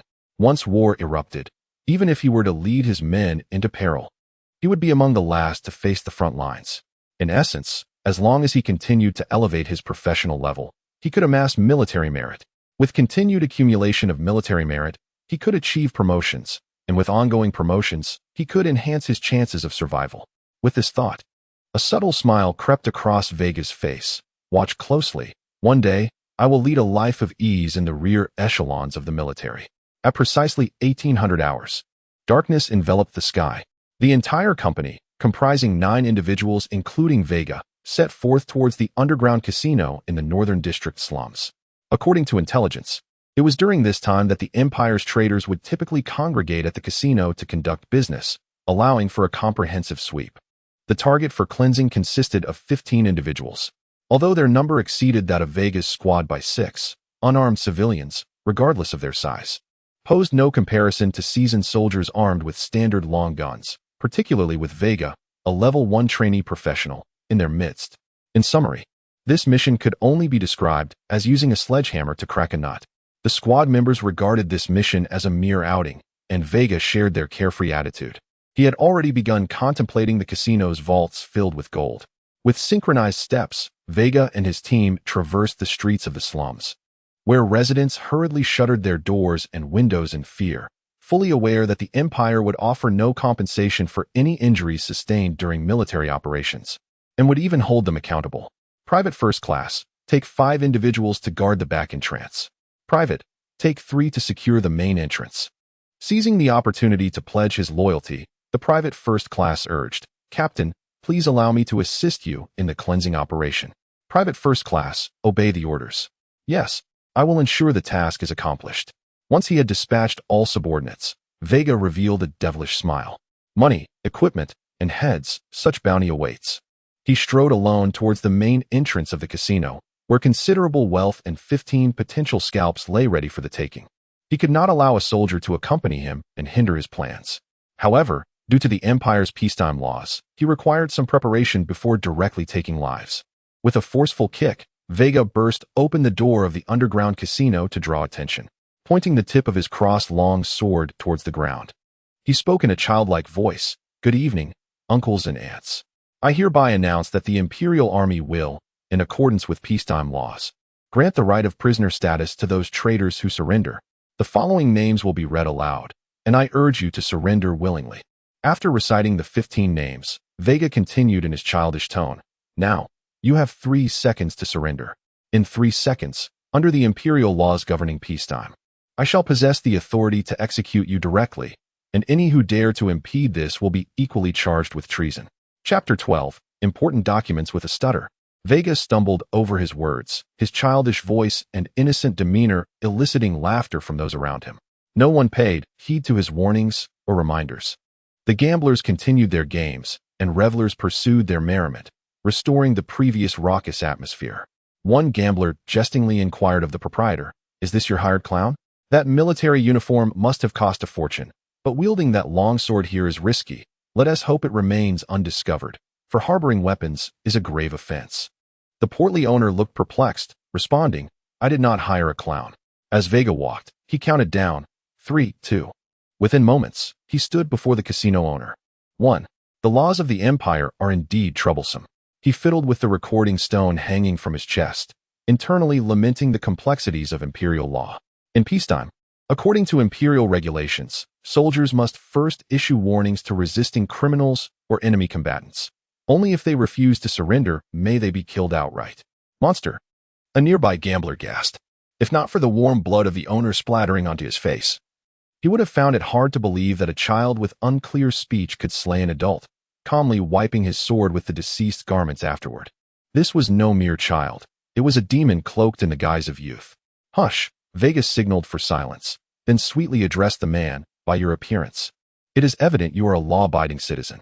Disturbing a traitor may render you an accomplice. As a citizen of the Empire, you possess the right to leave this place." "Why, yes, Commander," the gambler stuttered, his complexion paling as he darted from the casino. Veiga's cherubic face, now etched in his memory, transformed into a visage of terror. In the cacophony, the proprietor's demise went unnoticed. Veiga perused his documents, muttering, "Next. Ah, found it." He approached a gaming table, fixing his innocent gaze on a burly man. "Uncle, would you kindly die for me?" The man exhaled a puff of smoke, bemused. "What did you say?" "Would you kindly die for me?" Veiga's clear voice rang out, prompting another bout of laughter, which abruptly ceased. Thud. The sharp blade claimed another life. All witnessed in stark clarity. The crowd fell silent, then erupted in panic. Murder. A murder. The casino's patrons finally turned their attention, their minds grappling with the surreal reality. A child had killed 2 adults, a narrative too fantastical for even the most daring bard. Veiga paid no mind to the stunned onlookers. He glanced at his documents and then at another tattooed man. "Next is you? What do you mean? You plan to kill again?" A rush of bodies surged forward, yet even among the untrained civilians, the odds of overpowering a soldier fresh from boot camp were insurmountable. Veiga executed his grim task with ruthless efficiency, dispatching one target after another. After slaying 10, he discovered a troubling absence of anxiety. Rather, he began to revel in the violence. The surge of power from the kills intoxicated him, igniting an urge to extinguish all life present. After the carnage, Veiga licked the blood from the corner of his mouth, an angelic visage committing acts of pure malevolence, a moment captured in slow motion in the eyes of the onlookers. Fear spread like wildfire. "Monster! He must be a demon. Help! Flee, everyone!" Veiga's cherubic countenance became indelibly engraved in the minds of the gamblers. Panic ensued as they scrambled for the exits. A stampede ensued, claiming more lives and feeding the dark energy within Veiga's heart. Only 5 targets remained. Veiga surveyed them, sensing an unprecedented vitality coursing through him. His previously thin magical essence had become remarkably potent, a sixth sense of impending ascension stirring within his mind. As he prepared to continue his slaughter, the enemies, already shattered, capitulated. One dropped his makeshift weapon, kneeling and pleading, "We surrender. We admit our treason. We demand treatment as prisoners of war."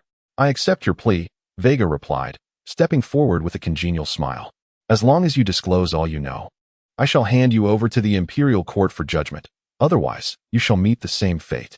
One gaunt man, trembling, exclaimed, "We will explain everything at court. Just not now." Thud. A blade pierced him as Veiga turned to the second man. "If you still hope for rescue from the United Kingdom, you are gravely mistaken. Do you think that is how we found this place?" The remaining 4 paled, but one steadfastly shook his head. "Do not heed his lies. The United Kingdom would never abandon us." Before he could finish, he fell lifeless. The remaining 3 hastily proclaimed, "We'll tell you everything." Important documents were transferred by the United Kingdom, but I know the owner hid a crucial document in a secret room, prepared as leverage for immigration to the United Kingdom. If you release us after acquiring the document, we will guide you to it. Important documents? Veiga realized he had stumbled upon a significant opportunity. Acquiring such a secret could yield considerable military merit. I agree, but how can we trust you? Veiga placed his right hand over his heart, declaring, Corporal Veiga of the 3rd Legion, I swear by the glory of the Empire. Chapter 13. In the name of the demon sworn by the glory of the Empire. In the Norlon Empire, and indeed throughout the entire Gelon continent, this constitutes the highest oath for a soldier. Once pledged, it signifies a commitment that must be strictly adhered to. Veiga's solemn demeanor garnered the trust of the trio. I believe in your oath, remarked one of the bearded men. I shall escort you to the secret chamber's entrance. But first, you must release the 2 of them. Otherwise, I cannot trust that you will not renege on your promise. What a nuisance, Veiga frowned, waving his hand dismissively. You may go, but we cannot abandon you. The other 2 exclaimed in unison. The 2 young men simultaneously recoiled. After speaking, they rushed towards the back door, tears glistening in the corners of their eyes. The bearded man sighed deeply as their figures faded from sight, then turned to Veiga and said, Sir, thank you for keeping your word. The secret chamber is not within the casino. Please follow me to the 2nd floor. Nodding, Veiga offered an innocent smile. However, midway through their journey, he suddenly sensed 2 surges of warmth flooding into his heart, a slight smile curling at his lips. It appeared that the 2 criminals who attempted to flee through the back door had been executed on the spot by his subordinates. To show mercy to one's enemies is to be cruel to oneself. Veiga had never considered honoring his oath. After all, taking heads was crucial for enhancing strength and accumulating military merit. The honor of the Empire was worth less than a mere bun, and yet, it was astonishing that anyone would believe in such a cheap oath. Sir, are you all right? The bearded man was startled by Veiga's sudden smile. That angelic grin on the face of a blood-soaked child, who had taken countless lives, appeared to be a cruel mockery from a demon. I was merely recalling some pleasant memories. Veiga's eyes sparkled with mirth. He felt that by extinguishing the life before him, his power would surely increase, perhaps allowing him to ascend to the rank of a level 2 apprentice. Why yes, the bearded man hastened his pace. Having served under his boss for over 20 years, he had indeed committed his share of killings. Yet, the panic and unease that followed each act of murder tormented him deeply. If given the choice, no one would wish to slaughter their own kind. It was a necessity for survival. However, this child was different. As Veiga stirred turmoil, the bearded man caught sight of the child's gaze. It was not the kind of look one would expect from an 11-year-old. He saw neither fear nor panic in Veiga's eyes after taking lives. Rather, it was as if the act of killing was filled with eagerness and desire. Desire for slaughter? Those who harbor such thoughts are either skilled assassins or war maniacs, relishing in violence and destruction. Even when clad in the guise of a child, their soul is that of a demon from hell. Faced with such a demon, the bearded man lost the courage to resist. The back door of the casino. The soldier assigned to guard it felt quite disheartened. In his mind, he should have entered the casino alongside Veiga to claim some heads, earning further military merit while demonstrating his worth, as the team was in need of a vice-captain. Yet, he was unexpectedly relegated to this remote corner. Guarding the back door could yield military merit, but such merit paled in comparison to the bounty of taking lives. Given the captain's prowess, there was no possibility of a fish slipping through the net, leaving the soldier at a loss as to how he might stand out before the captain. Hey, Kane, look. Someone's coming out. A teammate's alert jolted the soldier. He picked up his documents and quickly matched them against the 2 figures emerging. To his delight, they were indeed among the targets for the night. What luck! On one side stood a somewhat robust civilian, and on the other, a battle-hardened soldier. One was empty-handed, while the other wielded a sharp spear. The soldier's reflexes were naturally not comparable to those of a seasoned fighter. With a swift step, he pierced one target through the heart, while the other, taken by surprise, was swiftly dispatched by 2 ordinary soldiers who had followed behind.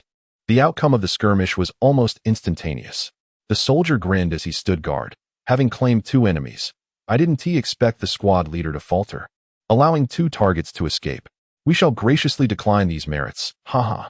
One soldier concurred, the squad leader is indeed strong. I heard he has slain enemy soldiers at the front lines, but he is still just a child. It's only natural that he might overlook certain details. We must lend him our support. Another soldier voiced his concern. I find it hard to believe that with the squad leader's prowess, 2 ordinary individuals could have escaped. Should we check on him? It's been quite some time without any commotion. The word struck a chord. Hesitating, the soldier replied, merely taking a glance shouldn't be considered defying orders. Truth be told, my own troublesome son is about the same age as the captain. Leaving him alone in there makes me uneasy. The three cautiously made their way to the casino hall through the back door. What met their eyes was a gruesome sight.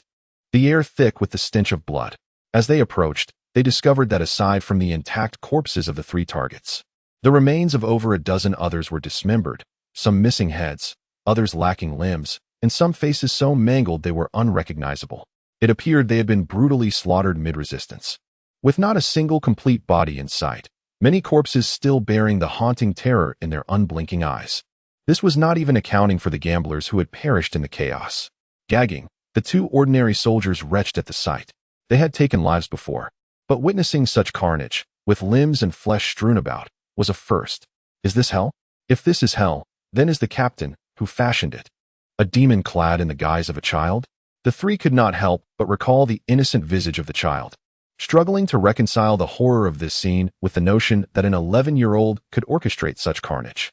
What had he been doing at that age? Perhaps shedding tears over a deceased puppy.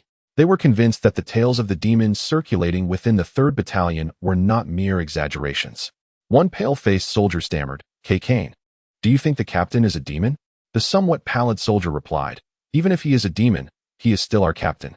As long as we strictly follow his orders, the captain will not treat us lightly. You too, record this scene with the crystal. So if any other squads dare mock us as mere boys, we can show them this footage. I wish to see who the true boys are. Another soldier added, Kane, it's already recorded, but there's one thing I'm unsure whether to mention. Speak up, do not hesitate. The captain instructed us to guard the back door, and it seems we have disobeyed that order. Chapter 14. Gold coins in the 2nd floor of the casino. Veiga entered a grand study under the guidance of a man with a bushy beard. It was hard to imagine that someone who ran an underground casino and engaged in espionage could possess such an opulent study. The room was lined with over 10 bookshelves, and the solid wooden table in the center was worth a fortune. With a click, the bearded man activated a switch, causing a wall-mounted bookshelf to open automatically. Veiga couldn't help but acknowledge that the portrayals in television dramas were not entirely fictitious. The peculiarities of this world's inhabitants in concealing their treasures bore striking similarities to those on Earth, leaving him devoid of any urge to mock the situation. He peered into the dark compartment. Devoid of any light and compounded by the dark and windy night, the compartment appeared as a pitch-black void, making it impossible to ascertain its dimensions. Veiga could only rely on his instincts to estimate that it was no less than 40 square meters. The bearded man cautiously spoke. Sir, the documents are within the compartment. That is all I know. Please honor your promise and let me go. I am afraid that is not possible at the moment. Veiga replied, gesturing towards the dark entrance. I have yet to locate the critical documents, and I cannot ascertain whether there are any dangers lurking within. Therefore, I must ask you to continue leading me until I find the important files. Veiga's words seemed anticipated by the bearded man, who, holding an oil lamp, stepped into the darkness. All I heard from the boss was that he concealed an important document in this compartment as leverage against the United Kingdom. However, I do not know its exact location. No one else has access to this room aside from the boss. As they proceeded, the bearded man lit the oil lamps flanking the entrance. Veiga seemed to sense something amiss. He instinctively tightened his grip on the long sword in his hand. As the light illuminated the space, Veiga discovered a long corridor that seemed to stretch endlessly, with a corner approximately 20 meters ahead. If the historical dramas of his past life were accurate, this corridor appeared deliberately constructed to conceal traps.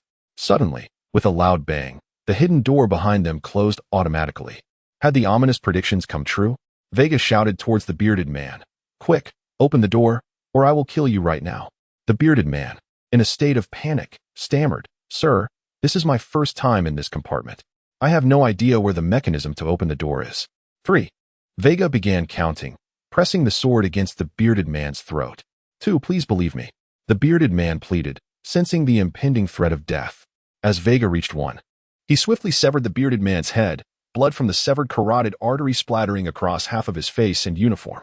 Why did he suddenly kill the bearded man?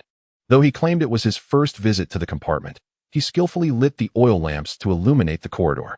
Veiga felt insulted by the man's intelligence. Furthermore, the bearded man refused to reveal the mechanism for opening the door even when faced with death, indicating he had resigned himself to his fate.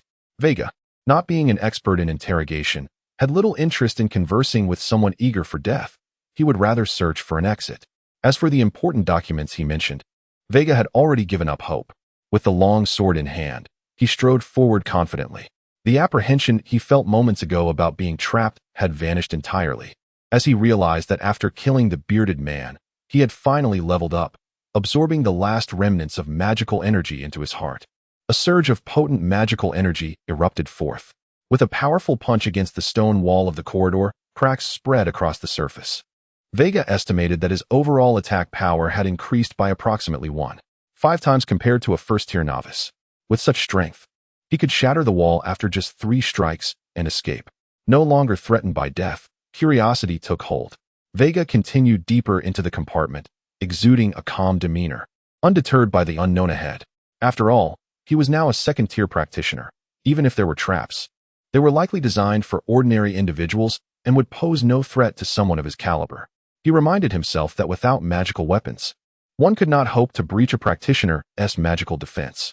Reaching the end of the corridor, Veiga turned right. Before him lay a room of approximately 20 square meters, making the combined area nearly 40 square meters. In the corner, a locked metal box stood out conspicuously. Could it be that the important documents mentioned by the bearded man were indeed inside?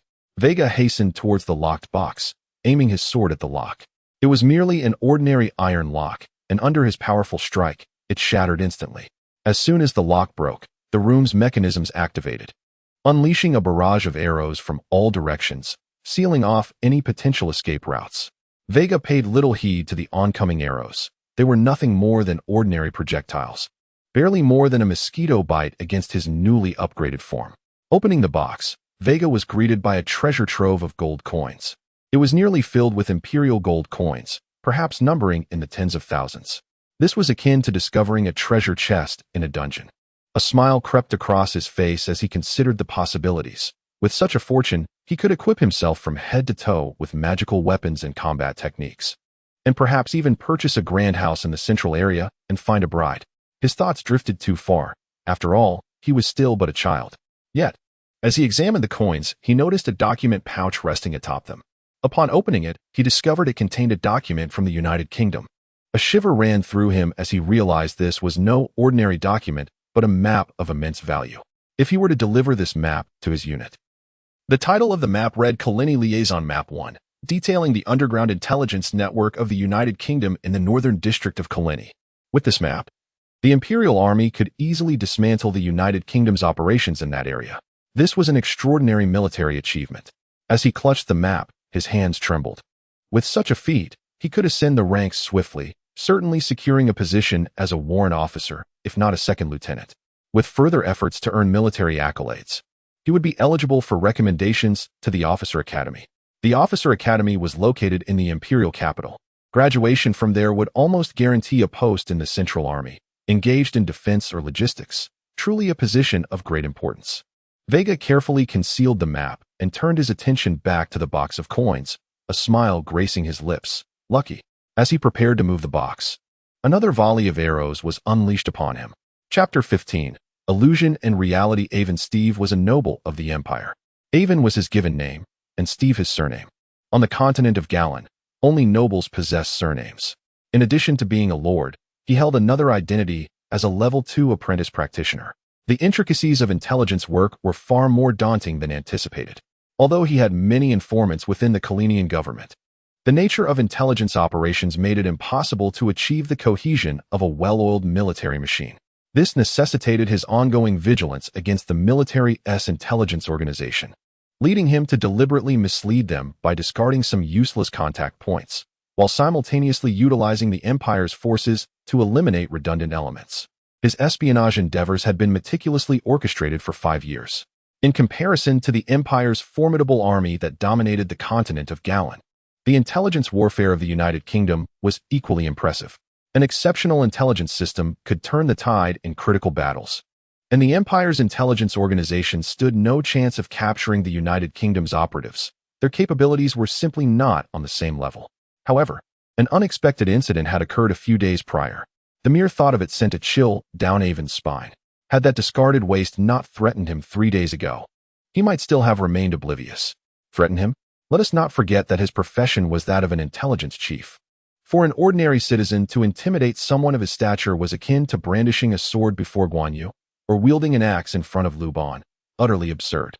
Within 3 days, Avon had meticulously uncovered the location of the maps, along with the mechanisms for accessing them, the traps set within, and the daily routines of 15 insignificant individuals. This was the essence of the United Kingdom's intelligence network. Experience teaches us not to attempt to intimidate an intelligence chief, for one would be astounded to discover that all their secrets lay bare before him. Dressed in a form-fitting black suit, he made his way to the casino. Those engaged in intelligence work understood that espionage was best conducted alone. The more individuals involved, the greater the risk of exposure. Unlike soldiers on the battlefield who trust one another with their lives, spies harbor no trust for anyone, including colleagues, superiors, or subordinates. In moments of madness, they may even deceive themselves. Upon arriving outside the casino, he spotted Imperial soldiers and furrowed his brow. While he recognized that their presence indicated a breach, he had not anticipated their swift arrival. Avon harbored a deep disdain for the Imperial military's unpredictable nature, which often thwarted his efforts to gather intelligence. He hoped to act swiftly. Under dire circumstances, he wished to avoid taking the lives of Imperial soldiers. The Empire was fiercely protective of its own, and significant casualties during missions would undoubtedly incite madness within entire divisions, or even legions. Once the Empire descended into chaos, it would unleash a costly purge upon the city, an effort even the government would struggle to halt. Thus, Avon evaded the soldiers' gaze and stealthily ascended to the second floor. Nevertheless, he was mentally prepared for the worst. Losing a few contact points was far preferable to having all of them uprooted in the northern district. A sweeping purge would result in astronomical losses in manpower and resources, rendering the consequences equally devastating. Upon opening the concealed chamber, Avon was immediately struck by the sight of a corpse on the ground, one of his former contact's capable subordinates. The maps had indeed been taken. A wave of irritation washed over him, causing Avon to forget his stealth as he hurried through the corridor towards the inner chamber, his mind racing with thoughts of how to remedy the situation. Suddenly, he heard the whistling of arrows slicing through the air. Were there others present? Did the maps remain? The unexpected thrill left Avon momentarily stunned, compelling him to hasten towards the chamber. As Veiga moved a chest laden with gold, another volley of arrows struck. A repeat of the earlier ambush? The first barrage had failed to harm him. So could the second pose a threat? Drawing upon his magical defenses, he braced himself for the impending assault. 5 meters, 3 meters, 2 meters. When the arrows were less than 2 meters away, a warning bell rang in his mind. These were no ordinary arrows. The instant this thought formed, he reacted swiftly. However, the arrows were too close. He could only evade the vital areas. With agility afforded by his small stature, Veiga narrowly dodged the lethal projectiles, but 2 arrows pierced his magical defenses, embedding themselves in his left shoulder and right leg. These were enchanted weapons. Only such artifacts could bypass a practitioner's magical barriers. Veiga's complexion paled, and beads of cold sweat formed on his brow as he lamented his carelessness. He had foolishly underestimated ordinary individuals, forgetting that they too possessed the cunning to confront practitioners, those daring enough to betray their nation, and who concealed such critical documents, would undoubtedly be formidable. If he were not mistaken, the first barrage was a feint, intended to incapacitate practitioners into believing their adversary was inept. The second volley was meant to eliminate the overconfident practitioner on the spot. Once again, he was grateful for his youthful physique that had saved his life. Gasping for breath, Veiga sat on the ground, preparing to call for his subordinates when he heard hurried footsteps approaching from the corridor. Judging by the sound, it was a single individual. Could it be one of his subordinates? The thought was quickly dismissed. No Imperial soldier would dare abandon their post without orders, and his subordinates lacked the courage to defy his command by ascending to the second floor. The newcomer bore ill intent. With injuries to his shoulder and leg, even an ordinary enemy could easily subdue him. Veiga resolutely gathered his magical energy into his uninjured right hand and struck the wall with a powerful fist, desperate to escape. Regardless of whether friend or foe, he could not trust anyone but his subordinates until the maps were delivered to the headquarters. With each punch, the wall shattered, but the strain exacerbated his wounds, causing blood to pour from his shoulder. The loss of blood dulled his senses. At that moment, a figure clad in black entered the room. It was an enemy, not a friend. Veiga recognized at first glance that this person was likely after the maps. as their black attire clearly signaled their nefarious intentions. Flee. His sluggish mind could only conjure that singular thought. Veigar leapt from the second floor. Though his magical defenses cushioned his fall, his wounds were further aggravated.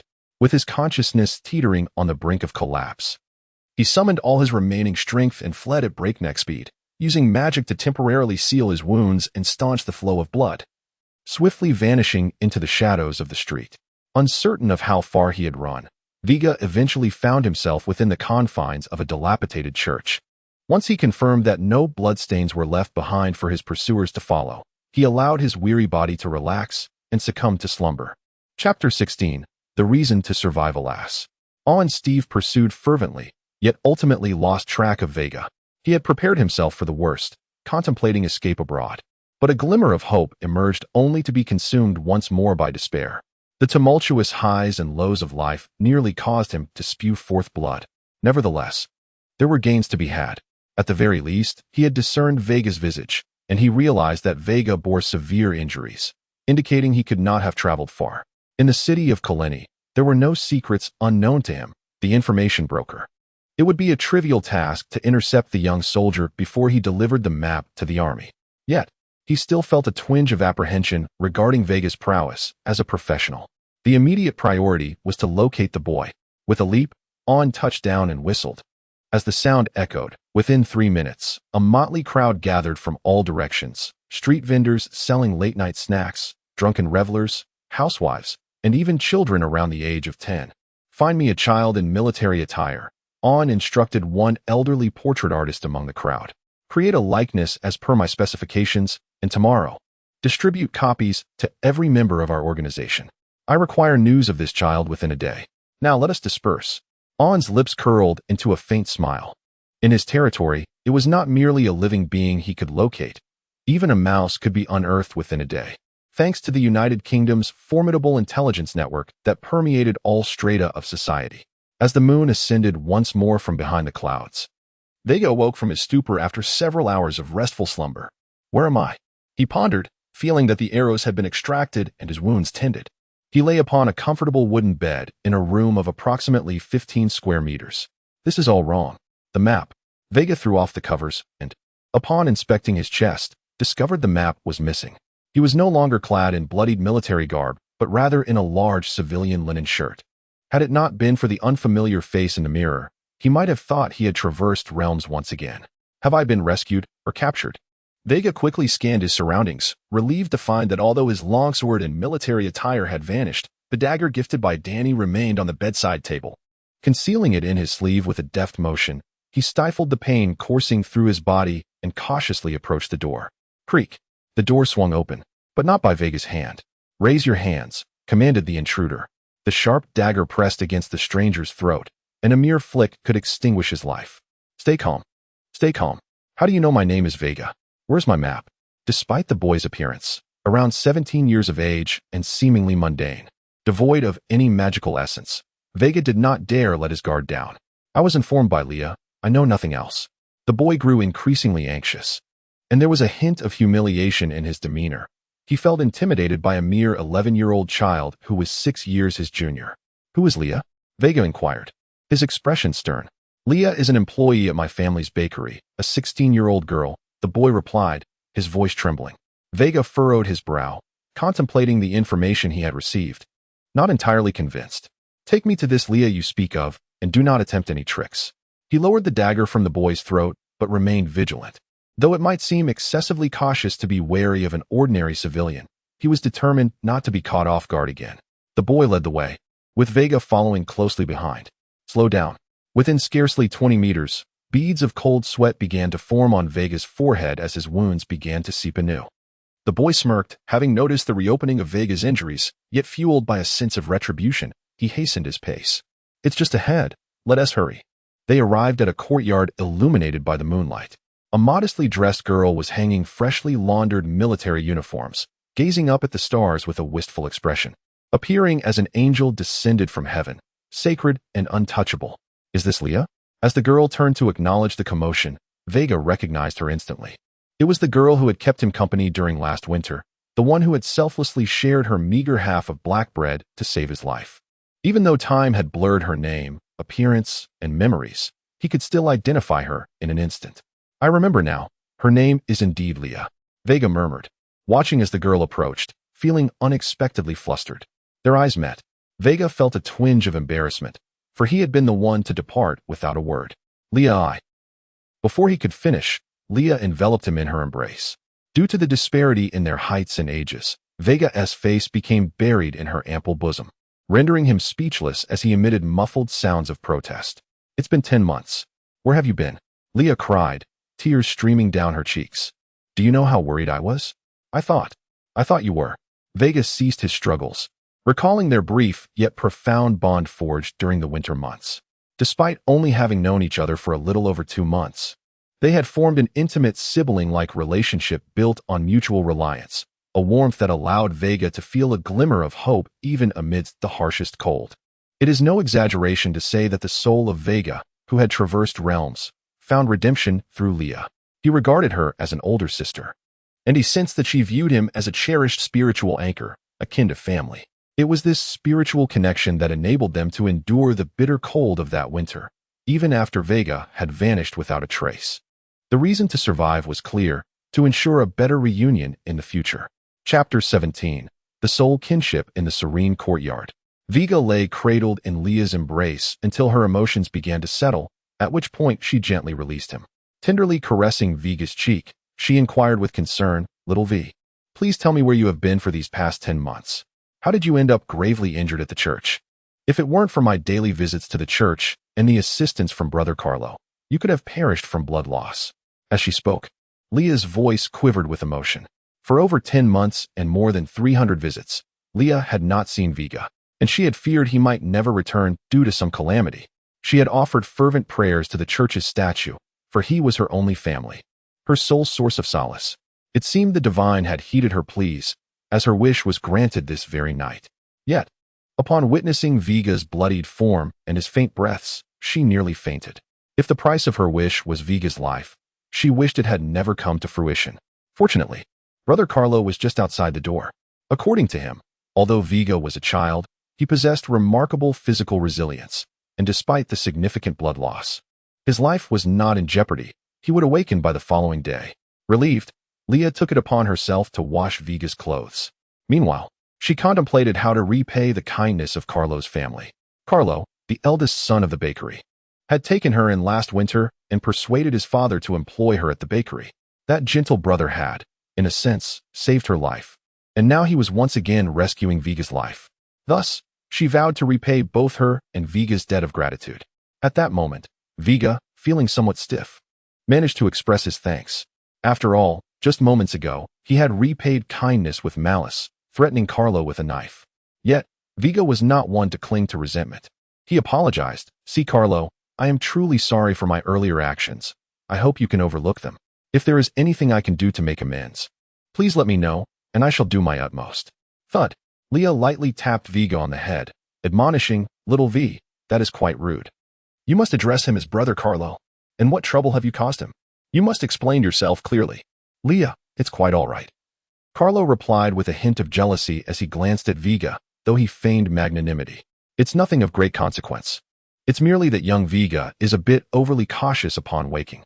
My sincerest apologies, Brother Carlo," Leah interjected on Veiga's behalf. "Little V is still quite young and naive. If he has unintentionally offended you, I shall ensure he learns proper manners. However, at least let us wait until he has fully recovered." Still a child? Carlo could not regard someone who had exuded such lethal intent and had threatened him with a knife as merely a child. He thought this, but maintained his outward composure in front of Leah, saying, "Leah, truly, there is no need for concern. Your brother is my brother as well. There is no need for such formality." Creak. At that moment, the courtyard door swung open, and a 12-year-old boy stealthily entered. Carlo's eyes flared with anger at the sight of the child. "Caddy, where have you been at this late hour?" "Ah, just a little late. It's already 2 in the morning." Carlo was about to continue when Caddy interrupted him, his tone dripping with sarcasm. "My affairs are none of your concern. If there is nothing else, I shall not disturb you and Leah's rendezvous." "Caddy," Carlo bellowed, but Caddy ignored his outburst and strode past him, colliding with Veiga's shoulder before disappearing from view. After a few moments of silence, Carlo sighed despondently. I truly apologize. My brother has been spoiled since our mother passed shortly after his birth. He simply does not understand. Leah quickly waved her hand, stating, Caddy is still young. I believe he will one day comprehend your care, just as little Veiga has been absent for 10 months without a word. With a fierce glare at Veiga, she declared, This time, I will not allow you to slip away. Veiga, feeling small, shrank back under Leah's fierce gaze. The following day, at dawn, due to the circumstances of his profession, Veiga's injuries had healed to 70%, no longer hindering his mobility. What should he do next? He contemplated the intelligence contact points marked on the map. On this very street, there were 2 locations, and it remained uncertain how many informants lurked in the shadows. To venture out carelessly would undoubtedly jeopardize the safe delivery of the map to the military camp. The priority was to fully recuperate. Veiga formulated a preliminary plan, intending to heal completely before seizing an opportunity to act. Upon stepping outside, Veiga discovered that this old-fashioned house served dual purposes. One side operated as a bakery while the other provided living quarters. The residence was accompanied by a spacious yard, enclosed by walls that lent an air of tranquility. However, his military uniform was no longer in the yard. Following Leah's admonition, he understood that donning the military attire, which he had acquired through dubious means, was a legal infraction. To prevent him from encountering trouble due to this, she had confiscated Veiga's uniform along with his longsword. Wandering about, Veiga began to familiarize himself with every corner of the house. As an exemplary soldier, he recognized the necessity of preparing an escape route at all times, making the acclimatization to his surroundings an essential endeavor. After exploring, he ultimately arrived at the bakery. Cautiously peering through the kitchen's curtain, he discerned that the bakery was bustling with business. Even at 6:45 a.m., a line had formed with patrons eager to purchase bread, including soldiers of the Empire. Wait a moment, soldiers of the Empire? A spark of realization flickered through Veiga's mind. Chapter 18. Strategizing before action. Given the current circumstances, time is the most precious commodity. The longer the delay, the greater the risk of detection. However, forcing oneself to venture out in a wounded state would likely result in being discovered within mere minutes. The United Kingdom boasts a formidable intelligence network, of which even Veiga has a faint awareness, and the significance of this map is undoubtedly paramount. One need only to consider the situation from his perspective. If his hideout were on the verge of being discovered by enemies, even threatening his very life, he too would be driven to desperation, willing to confront an entire legion if necessary. For Veiga is indeed a professional. Yet, having just suffered a significant loss at the hands of an ordinary civilian, he would not naively believe that his adversaries lacked the means to challenge him. Furthermore, the prowess of that cloaked figure is undoubtedly comparable to a level 2 apprentice. Although Veiga shares the same level, he lacks combat techniques and genuine magical weaponry. Should he truly rely on mere courage to engage in a life-or-death struggle? In this dire predicament, Veiga glimpsed a glimmer of hope. Indeed, it was the Imperial soldiers. Primarily, he wished to avoid sharing military accolades, fearing that should the army acquire the map, they would not expend substantial effort to rescue him. This monumental military achievement must be his alone. Only by claiming it entirely could he secure promotion and increased remuneration. Hence, no one should dare to encroach upon his claim. Resolute in his decision, Veiga prepared to seize an opportunity to approach the 2 Imperial soldiers. However, they hastily exited with bread in hand, showing no intention of dining within the establishment. It appeared these 2 soldiers were merely sneaking out for a snack before their training commenced. If today were not feasible, tomorrow would suffice. Veiga was not in a hurry. As long as he remained off the streets, he would not attract unwanted attention. Young lad, what are you doing? A deep voice suddenly interrupted Veiga's reverie from behind. The speaker, a serious-looking middle-aged man clad in a chef's uniform, held a steaming basket of freshly baked bread. Having gone without food for an entire night, the aroma of the bread set Veiga's stomach rumbling. Are you the brother of Liao? The middle-aged man inquired, offering Veiga a piece of warm bread. Here, take this. It's on the house. If you wish for more, it will have to be deducted from Lia's wages. Veiga donned a youthful expression befitting his age and replied, Thank you, handsome uncle. You must be the shopkeeper Lia spoke of. She mentioned your exceptional baking skills throughout the night, causing me to lose sleep. Kindly instruct her to refrain from disturbing my slumber in the future. Haha. The shopkeeper, Cabine, who initially intended to leave, paused and handed Veiga another piece of bread. I shall ensure your sister does not disrupt your sleep tonight. At 11. You are at a crucial growth stage. Here, have another piece on the house.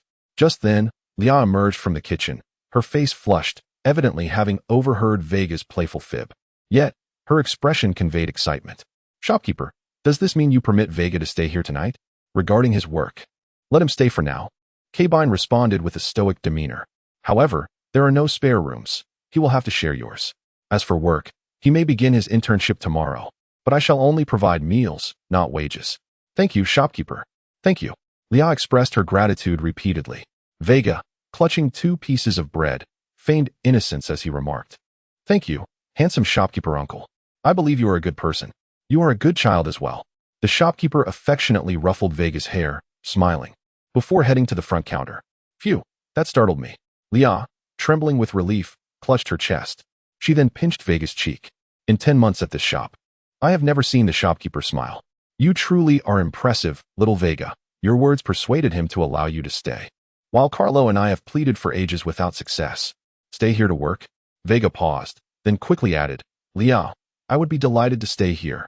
The shopkeeper said I could intern here tomorrow, right? I will certainly give it my all. You can wait until your injuries heal. Lia began, but was interrupted by the shopkeeper's voice. Lia, how long do you intend to dawdle? She stuck out her tongue at Veiga. Little Veiga, you must remain in my room today and refrain from causing trouble for the shopkeeper and Carlo, understood? We shall discuss everything tonight. I understand, Lia, Veiga replied. Once the shopkeeper and Lia had departed, Veiga shed his innocent facade. Realizing that embodying an innocent 11-year-old while harboring the soul of a ruthless 18-year-old was no less challenging than taking a life, at least. That was how Veiga perceived the situation. In the ensuing hours, Veiga meticulously surveyed the layout of the house once more, devising a simple emergency escape plan. He then settled into Lia's room, quietly awaiting the arrival of the morrow. The following morning, Veiga's injuries had healed to a remarkable extent, no longer hindering his ability to engage in combat. He donned the bakery's uniform and commenced his internship for the day. Naturally, he could not content himself with merely being a humble server. Veiga's ultimate aim had always been to interact with the Imperial soldiers. As he opened the store's door, business commenced.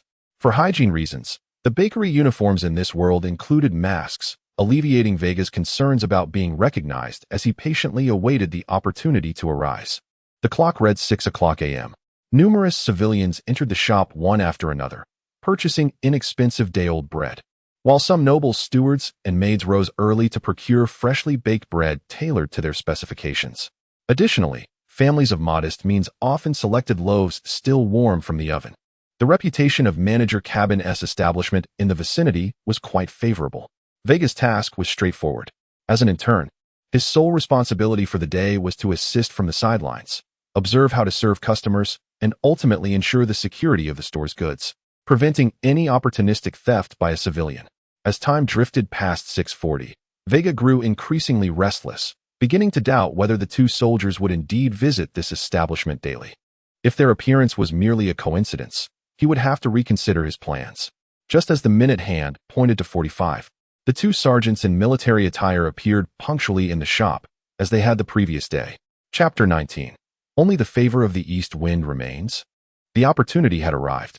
Upon seeing 2 privates enter the shop, Veiga understood that he could proceed according to plan. The pressing concern now was how to discreetly engage with the soldiers, as he could not guarantee the absence of prying ears from the United Kingdom in the bustling bakery. At that moment, the 2 soldiers approached the shelves on either side. Toast again. Perhaps a change in flavor is in order. Overhearing their conversation, Carlo was about to step forward to introduce them to other types of bread when Veiga swiftly interjected, Gentlemen, if you are weary of toast, I believe you would enjoy this slightly sweet pineapple bun, which has recently become a favorite among the nobility. One of the soldiers perked up with interest. Kid, is this really the bread the nobles favor? Indeed, Veiga affirmed, nodding as he handed a larger pineapple bun to one of the soldiers. The private, taking the bun, paused momentarily. How could this child know the internal communication codes of their army? In times of war, this boy had to be trusted. In less than a second, the 2 soldiers grasped the gravity of the situation and recognized that Veiga intended to keep critical information concealed from prying eyes. The soldier holding the bun glanced sideways. Carlo attempted to intervene, but was restrained by the shopkeeper, Cabin. The other patrons averted their gazes, pretending not to witness the unfolding drama. After all, Provoking a soldier could lead to dire consequences. You haven't paid yet, one soldier remarked. Huh. The soldier, gripping Veiga, growled, little brat, who said I hadn't paid. Come with me, and I'll teach you a lesson. With that, the two soldiers dragged Veiga toward a dimly lit alleyway. The customers remained unfazed, calmly consuming their bread. However, Carlo, sensing the urgency, decided to follow. Earlier, Leah had instructed him to look after Veiga, and now that Veiga was in trouble, how could he face Leah? Carlo, stop. Cabin the shopkeeper pulled Carlo back. We cannot provoke the military. They are unlikely to harm the boy. They probably just intend to teach him a lesson. Do you wish to join him in receiving a beating? Carlo's face displayed conflict, but after a moment, he gritted his teeth and pursued them. I won't confront them. I simply cannot face Leah without acting. In the shadowy alley, once Veiga confirmed that no one was trailing him, he revealed his true identity. He produced a pre-written plea for help and handed it to the soldiers. Soldiers, even at the cost of your lives. Ensure this letter reaches the commander or the chief of staff of the 7th Division, 2nd Brigade, 3rd Regiment. It concerns the strategic planning for the future of the entire Corps. Yes, sir. The two men saluted with utmost seriousness, pledging with the highest vow. In the glory of the Empire, we swear to offer our hearts for its future. With everything in place, only the favor of the east wind remained. Veiga watched the two depart, then let out a bitter smile, following it with a fierce punch toward his own eye, anticipating a bruise to appear. After rolling twice on the ground, making himself appear thoroughly beaten, he limped back toward the shop. Upon returning, he could not escape the jests of the patrons. Initially, he contemplated fully acting out his charade, but with the shopkeeper's remarks, Veiga gladly relented. After reassuring Leah, who was nearly in tears with worry for him, he retreated to his room, quietly awaiting the rescue from the Imperial Army. May they not make me wait until tomorrow, Veiga murmured as he produced his key, ready to unlock his door for some rest. Upon opening the door, he discovered that the lock had already been turned. Pushing the door open, he was startled to find a child rummaging through his belongings, seemingly searching for something. Who are you? Veiga's voice startled the child, who turned to reveal himself as Cabin's second son, Cardi. You are Cardi? Veiga clenched his fist momentarily before relaxing his grip. After this incident, he resolved to take Leah with him. Although he had not managed to bring the chest of gold, he could certainly provide for Leah with his salary. The only thing lacking was a proper dwelling. However, their shared room was not particularly cramped. This was certainly not due to any loneliness that compelled him to seek companionship. After changing out of the messy bakery uniform, Veiga donned a linen shirt and prepared to tidy his room. Habitually, he reached to pat his chest, only to suddenly change expression. Where's my map? Chapter 20. Entrapment and the disappearance of the map. This event was entirely anticipated by Veiga. From the moment he acquired the map, he had made a backup using the recording crystal affixed to his chest, preserving the complete contents of the map within it. The pallor that crossed his face was a response to the failure of his warning mechanism. Who would dare tamper with his map? To the ordinary citizen, the map held no significance, but those who truly understood its value were limited to the Imperial Army and the agents of the United Kingdom. Thus, the map's disappearance signified that his movements had been compromised. This act could certainly be likened to entrapment. With the map gone, Veiga recognized that he must prepare for either combat or retreat. The decision between the two could wait. Understanding both himself and his adversary was paramount for victory in any encounter. He needed to unearth the identity of the thief who had pilfered his map to discern the current intentions of the enemy. Since they favored the art of espionage, he would gladly engage them in a game of counter-espionage. Who could this audacious mouse be that dared to touch his map?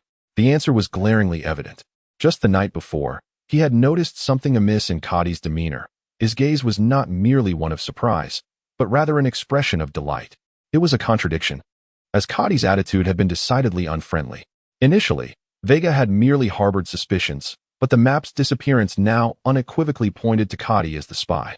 In less than 30 seconds of contemplation, Veiga dashed outside, while Cadi, like a startled bird, fled towards the back door. Did he truly think he could escape? Cadi's speed was no match for Veiga's, and he was swiftly cornered in the backyard. Cadi, or should I say, Mr. Spy, greetings, Veiga said, brandishing a dagger with an amiable smile that only served to frighten Cadi into retreat. Cadi took a step back, clutching his chest, stammering, I don't know what you're talking about. I have no tolerance for deceitful children, Veiga replied, advancing with his dagger. Hand over the map concealed within your chest, and divulge all you know. Should you dare utter a single word of defiance, I assure you, I hold no reverence for age. Do not come any closer, Kadi pleaded. I advise you to surrender while you still can. Without further ado, Veiga plunged the dagger into Kadi's shoulder. Ah! Kadi shrieked in agony, never having imagined that this smaller youth would so brazenly disregard his threats and inflict harm. Kadi, who had never faced violence before, was left in a state of shock. Yield the map and reveal the intelligence, Veiga commanded with an icy tone, devoid of compassion. Even in this world, where 10-year-olds in war-torn regions of Africa wield firearms, one must shed any semblance of pity for their enemies. For such weakness could lead to one's own demise. As their eyes locked, Kadi trembled in fear. I will tell you everything, he gasped, momentarily forgetting his pain. The district commander suddenly appeared nearby the other night, seeking a child in military attire. I was elated to see the uniform in the courtyard. Yesterday, I received a portrait and details of the items he sought, confirming that the commander was indeed looking for you. Breathless, Kadi glanced at the dagger still lodged in his shoulder and continued. After I reported this intelligence, the commander promised that if I could acquire the map, I would be granted nobility once the United Kingdom's army seized the empire. Beyond that, I truly know nothing more. Please spare me. I swear I will never trouble you again. What was the source of his misplaced confidence that the United Kingdom would honor their promises? Even a child ought to possess some limits to their naivety. The innocence of a reckless child could lead to their own demise, and potentially that of their family as well. Veiga raised the dagger once more, his eyes cold as ice. Even a foolish child must face the consequences of their actions. This world knows no concept of juvenile protection. Veiga, what are you doing? You little brat, let go of Kadi. Hearing Kadi's cries, Carlo and the shopkeeper rushed over. Carlo pushed Veiga aside, demanding, Veiga, what are your intentions towards my brother? If you cannot provide a reasonable explanation, I shall not treat you leniently. Even if you are Lia's brother. Kadi, hold on. The shopkeeper, upon discovering Kadi had been stabbed, charged at Veiga without hesitation. With a resounding thud, Carlo delivered a kick that sent the shopkeeper tumbling to the ground. As a soldier of the Empire, dealing with an ordinary civilian posed no challenge for him. Brat, I'll fight you. Father, please calm down. Despite the shopkeeper's attempts to rise and resist, Carlo restrained him. Errors must have consequences, Veiga stated solemnly. Your brother has stolen critical intelligence from the Empire and joined the United Kingdom's espionage organization. The gravity of his misdeeds is enough to implicate his entire family. However, in light of your efforts to rescue an officer of the Empire, I shall only hold Kadi accountable. Do not obstruct me. A flicker of anger ignited in Carlo's eyes. The shopkeeper stood, shouting, Are you jesting? You intend to kill my son, and yet I should be grateful? I will not allow you to harm a hair on him, even at the cost of my life. Over my dead body, Carlo declared resolutely. This is the essence of humanity. Despite one's earnest attempts to mitigate their losses, they remain greedily convinced that one's efforts are insufficient. The moment their interests are threatened, past affections dissipate, giving way to enmity. Understanding this truth, Veiga retrieved the recording crystal. Chapter 21. Mission accomplished in the northern district of Karieni, on East Street. Two privates sauntered towards the military camp at a leisurely pace. On ordinary days, a 10-minute journey would pass in the blink of an eye. The greater the mission, the higher the stakes. The two soldiers, fresh from basic training, keenly sensed several pursuers lurking nearby.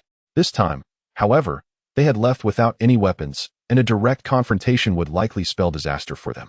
To evade an ambush, they deliberately chose the main road. To enter or not to enter. Orders were absolute. The mission must be fulfilled. They exchanged glances, picked up 2 sticks from the roadside, and took a deep breath before stepping into the alley. As they progressed halfway, they found themselves encircled. 1, 2, 3, 12. The tall private, Colin, broke into a wide grin and exclaimed, Finnick, it appears our mission is even more crucial than we imagined. You'd best conceal the package. I'll carve a path for you. May the glory of the Empire be with you. The robust Finnick placed his hand over his heart and assured, the classified message is securely hidden here. As long as I live, the message lives. If I perish, the message perishes. All for the glory of the Empire. The battle commenced. Colin led the charge, fearlessly advancing towards the armed adversaries. Although the forces of the United Kingdom bore weapons, they opted for merely symbolic resistance against Colin, who was determined to protect his comrade and ensure his escape, focusing their efforts on stopping Finnick, who harbored the classified message. Finnick found himself in a perilous situation but remained composed. Remember this, scoundrels. I am a soldier of the Empire, fresh from basic training. Finnick laughed heartily, for he saw his comrade Colin breaking free from the encirclement. Yet this laughter would be Finnick's last, as he succumbed to the overwhelming assault, a spear piercing his abdomen with ease. All for the glory of the Empire. Colin's words echoed a prayer for his fallen friend, knowing full well they faced a task from which few would return. The true classified message lay with Colin, while Finnick had merely played the role of bait and protector. The earlier words had served to mislead the enemy, who, clearly duped, had not expended the effort to subdue Colin, allowing him to escape effortlessly. In the bakery's backyard, Veiga pronounced the death sentence on 3 individuals. Despite Carlo's previous act of saving his life, Veiga had done all he could to mitigate losses for Carlo. Yet, Carlo and Cabin's insatiable greed left no room for gratitude. Veiga was not a savior of the downtrodden. He was merely a traveler wishing to navigate life smoothly. As long as his interests remained intact, he welcomed amicable relations with all, be they commoners, spies, or even beggars, offering them a friendly smile. However, any encroachment on his interests was an entirely different matter. With magic surging through him, Veiga leaped gracefully beside Cardi, knife in hand, striking without hesitation. Cardi could not even muster a cry before his heart ceased to beat, his eyes wide open, forever frozen in fear. Primary culprit Cardi confirmed deceased. Veiga addressed the recording crystal, stating, Corporal Veiga of the 3rd Battalion, 2nd Brigade, 7th Army Group. Backup complete. Cardi. Carlo and Cabin rushed to Cardi's lifeless body, trembling as they reached out to check for breath. Upon sensing nothing, Cabin nearly collapsed in despair. I will kill you. I swear I will kill you. Carlo, driven mad with grief, lunged at Veiga. With a simple punch, Carlo was easily subdued, pinned beneath Veiga's foot. Veiga slowly raised his knife. I am sorry, he said, looking down at the fury in Carlo's eyes. A philosopher I admire once said, better to let the world betray me than for me to betray the world. I am not yet capable of such a stance, but I was prepared to offer you a chance at life, despite the risk of retaliation from you. However, you have chosen this fatal path, and I bear no responsibility for that. The knife fell. Carlo's life force extinguished. After confirming Carlo's demise, Veiga recorded. Primary culprit's brother Carlo confirmed deceased. Corporal Veiga of the 3rd Battalion, 2nd Brigade, 7th Army Group. Backup complete. Upon hearing the chilling voice that resembled death itself, Cabin crumbled. The loss of his 2 sons shattered his psyche, leaving only an abyss of hatred in his eyes. This madness was the last flicker of rationality extinguished. A gaze that dared to confront even the mightiest of demons. Armed with nothing but his bare hands, Cabin launched an attack. Yet, like a mayfly attempting to shake a tree, Cabin's feeble assault would evoke no sympathy from Veiga. In any realm, helplessness stems from one's own inadequacies. Weakness is inherently a flaw. With sharpened resolve, Veiga brandished his glimmering knife. He had begun to relish the sensation of claiming lives, for with each life taken, he felt an increase in his own strength, an intoxicating fulfillment that was hard to resist. The knife poised to deliver a fatal blow to Cabin's heart, a mere second away from execution. At that moment, Leah, drawn by the noise and witnessing the scene, urgently intervened. Stop, Veiga! Stop! The knife halted, a mere centimeter from Cabin's chest. Chapter 22. The futility of goodness. Veiga's dagger came to an abrupt halt at the sound of Leah's voice, which fell like a bucket of icy water, calming his restless heart. When did he become so eager for bloodshed? A flicker of confusion crossed Veiga's eyes, only to be replaced by resolve. In a world governed by the law of the jungle, where survival of the fittest reigned supreme, it was not his desire for violence that drove him, but rather the necessity of preserving his own life. He was not at fault, the world was. If every individual in this world could maintain absolute rationality, then Carbon would not blame him for slaying Cuddy. Instead, he would express gratitude for eliminating the sole perpetrator. Yet, that was not the case. At the moment of Cuddy's demise, both Carlo and Carbon lost their reason and attacked him. His intent was merely self-defense. If he was not in the wrong, then why did Leah implore him to cease? Unable to comprehend, he chose to dismiss the thought. He simply knew that his current mission was to eliminate the target. If it were Leah, surely she would understand him. The dagger rose once more. Bang!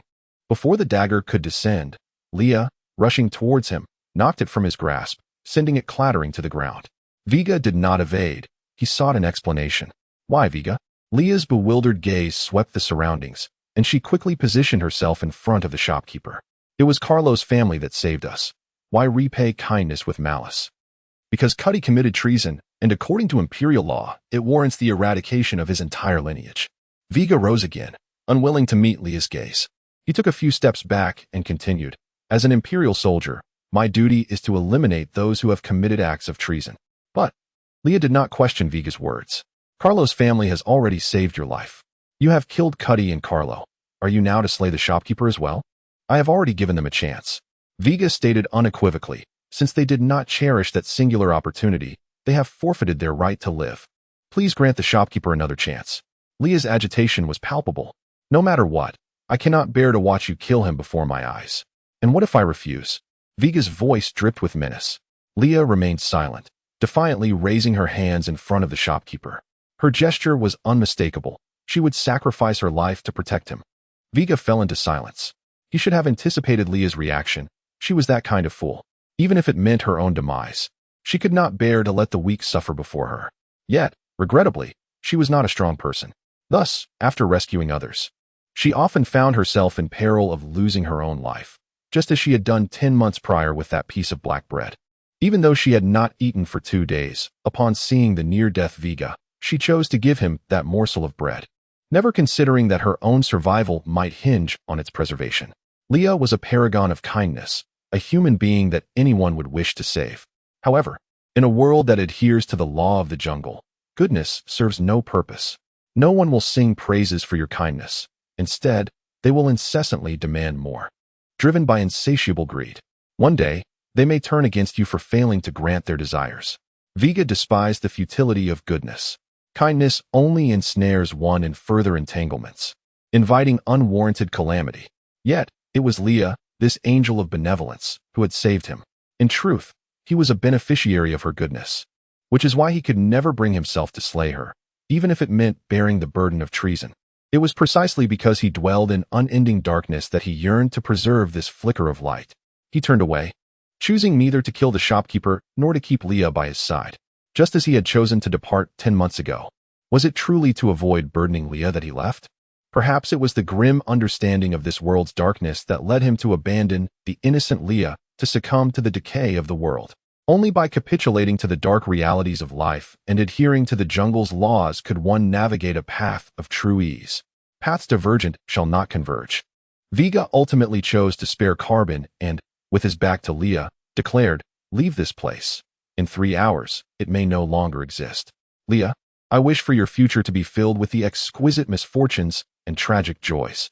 But at that moment, Carbon acted, blinded by rage. He had already deemed Leah and Veigar as equals in malice. He retrieved the fallen dagger and plunged it into Leah's back. Bang! A trickle of blood escaped Leah's lips as she collapsed to the ground. Veigar trembled, as if he had foreseen this outcome. He struggled to turn, his vision blurred. The world seemed to freeze at that instant. Light vanished. Could there truly be no room for even a glimmer of brightness in this dark world? Veigar did not know. He trudged towards Leah like a soulless husk. With a mere gesture, he sent Carbon flying backward. He knelt beside Leah, gently cradling her in his arms. "Leah, you were mistaken. Kindness itself is a folly. This world cannot accommodate even a hint of goodness. Kindness invites calamity, as with Carlo sheltering you, just as you saved me. And as I spared Carbon. All these acts of kindness summon disaster. You yearn to save everyone, yet in the end, who will come to your rescue?" Veigar sat on the ground, holding Leah in a daze. "Leah, it was I who erred. My fleeting kindness has led to your demise. Kindness is indeed utterly worthless, and refuse should be buried in darkness." Veigar rose again, advancing toward Carbon, his gaze devoid of emotion. "I would rather bear the world's scorn than allow the world to scorn me. Only now do I truly comprehend the meaning of this saying. Yet, it is already too late." A head flew from the body. Regret? Certainly. Had he chosen to extinguish the last vestige of kindness and eliminate Carbon directly, Leah would not have perished. His flicker of kindness had cost Leah her life, just as Leah's own kindness had led to her undoing. Yet, regret serves no purpose. Humanity is bound to err, but what elevates humans above other creatures is their capacity for recognition and correction. Veigar had acknowledged his mistakes. This is a decaying, dark world.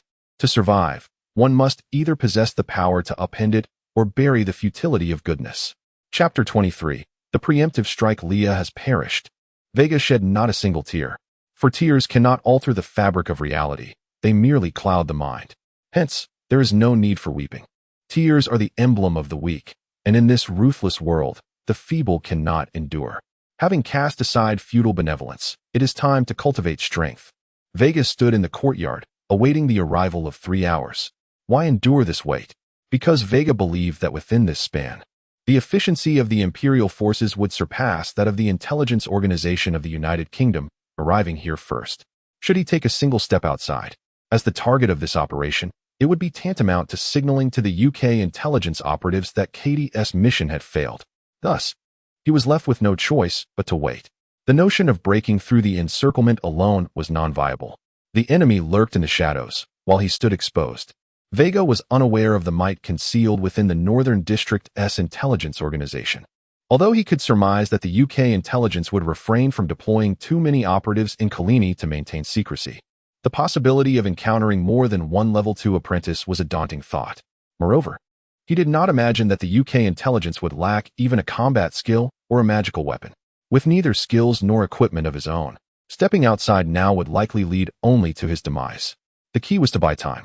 Contemplating this, Veiga turned back towards the house. He first located the military uniform and the cross-shaped sword that Leah had hidden away, donning the combat-ready attire. He then concealed himself beneath the guise of a bakery worker's outfit and, armed with the cross-shaped sword, made his way to the bakery. To prevent drawing the attention of the intelligence agents, he needed to maintain the facade of normalcy. He carefully stowed the sword beneath the counter and began attending to customers. Unsuspecting patrons believing only that the shopkeeper was busy baking in the back, completely oblivious to the fact that Veiga was the sole soul sustaining the bakery's life for the past several minutes. As he busied himself, Veiga keenly noticed a few customers fixated on the door to the kitchen. It was evident without speculation that these individuals were the spies tasked with surveillance by the UK. Veiga dared not disturb them. His current mission was to delay until the 3-hour mark. Thus, he endeavored to maintain his present demeanor, all the while praying internally, "Soldiers, please do not keep me waiting." Meanwhile, in the closest house to the bakery, Evan Steve received vital news. His attempt to intercept the confidential message had failed. 12 elite spies had not managed to seize a single letter. At that moment, shock and humiliation were etched across Evan's face. Thankfully, clad in black with a mask obscuring his features, he was spared the exposure of his emotions. Being a spy is a profession with high standards. At least, this is how Evan perceived it. He had always believed that those who excel in espionage must be either exceptionally intelligent geniuses or elite members of society, skilled deceivers, and remarkable actors. Yet, he hadn't anticipated that despite deploying 12 elite spies, they would fail to secure even 2 soldiers' messages, allowing 2 brainwashed Imperial soldiers to showcase their intellectual prowess. How splendidly powerful. His subordinates had once again recalibrated his expectations of the profession. This was perhaps the most incompetent group of spies he had ever led, even less capable than adolescents. At least that child named Katie had managed to locate the whereabouts of the young soldiers and asserted his determination to find the map. In hindsight, it seemed that the boy, despite his diminutive and naive demeanor, had no other glaring faults. According to the original plan, he had set a 3-hour time frame with Katie. Regardless of success, he would act decisively thereafter. However, an unexpected turn of events had occurred. The failure to intercept the message indicated a 50 chance that the map had already been compromised to the Imperial forces. He could no longer afford to wait 3 hours. An immediate assault was necessary to ascertain whether the map lay in the hands of the young soldiers or had been seized by the military. Time is of the essence. Katie descended the stairs, issuing a command, and the spies lurking nearby emerged from the shadows, each concealing a short dagger that was difficult to detect, numbering approximately 80. It is worth noting that these were not locally recruited spies, but rather elite agents brought over from the United Kingdom, each having undergone the most rigorous military training. Command, team collaboration for mission execution, Evan, dressed in black with a mask, coldly declared. Target individuals, 5. Target item, 1. Mission level, A. Commence action. With the order given, the 80 operatives began to move in coordinated groups. Why did Evan, knowing Veiga was an operative, still send ordinary spies to their demise? Because he was a prudent man. Despite his years in espionage, he had never revealed his identity. Faced with Veiga, whose strength was tentatively assessed as a level 2 apprentice with unknown combat skills and magical weaponry. He had no intention of confronting him directly. Better than me. He harbored no misplaced mercy for his subordinates. Thus, based on the philosophy that teammates are expendable, Evan decisively commanded his subordinates to exhaust Veiga's magical energy. A drained operative was merely an ordinary individual. He sincerely doubted that Veiga could withstand the onslaught of 80 attackers. Once Veiga's magic was depleted, it would be his turn to take center stage. As soon as the command was issued, several individuals inside the bakery swiftly exited through the door. They're leaving? A flicker of confusion crossed Veiga's eyes as he observed the departing spies. They had been monitoring so diligently, and with 3 hours yet to elapse. Why had they chosen to withdraw? Had the Imperial army already arrived, forcing the enemy to retreat? It seemed the efficiency of the Imperial forces was indeed commendable. Veiga exhaled deeply, his tension slightly easing. Suddenly, a series of whistling sounds pierced the air, and Veiga's nerves tightened once more. Once bitten, twice shy. The sound of arrows slicing through the air was likely to haunt him for a lifetime. Chapter 24. Voices hoarse and exhausted, the piercing sound of arrows slicing through the air sent a jolt through Veiga, akin to a mouse sensing a cat's presence. Undoubtedly, it was the espionage organization of the United Kingdom that had launched an attack. Veiga soon realized that the spies responsible for surveillance in the shop had retreated, not due to the arrival of the Imperial army, but rather because they prepared to strike preemptively, averting the risk of being caught in a surprise attack. But why would the United Kingdom spies choose to attack prematurely? Veiga felt confident he had left no vulnerabilities exposed. And with still 2 hours to go before the scheduled meeting, the enemy's early assault left him perplexed. Time was of the essence. Veiga could not afford to ponder.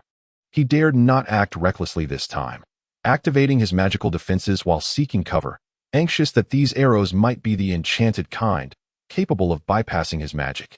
Should he stumble twice on the same stone, his humiliation would be overwhelming. As he crouched beneath the counter, the sound of arrows striking the walls echoed around him. With a furrowed brow, he picked up one of the fallen arrows, only to discern no trace of magic upon it. Ordinary arrows. Doubt flickered in Veiga's eyes. Yet, just then, a second volley of arrows whistled through the air from outside, piercing the frosted glass door and transforming the storefront into a veritable beehive of chaos. If the first volley comprised regular arrows, then the second was surely imbued with magic-dispelling properties. Having learned from past mistakes, Veiga remained hidden beneath the counter, eschewing any inclination to reveal himself. Wait a moment. Veiga squinted at the arrows lodged in the wall, a frown creasing his forehead. The second wave of arrows did not seem to possess the magical properties he had previously encountered. What was the enemy's intention? Did they intend to slay him with mere, ordinary arrows? At that moment, footsteps echoed, signaling the entrance of someone into the shop. Veiga retrieved the cross-shaped sword he had concealed beneath the counter and cautiously peered out. Approximately 80 spies clad in tight-fitting attire, armed with crossbows and daggers, entered the store, gradually closing in on the counter. In an instant, Veiga was spotted. An arrow was loosed directly at him, and he instinctively dodged. When the arrow lost its momentum, he realized it was yet another ordinary arrow. The shop was devoid of any magical presence, indicating that none among this group were practitioners of magic. A throng of ordinary individuals attempting to confront him, a practitioner? Veiga found himself bewildered. Was the commander of the United Kingdom's espionage organization overly arrogant, or woefully ignorant of a practitioner's capabilities? Such a conclusion seemed implausible.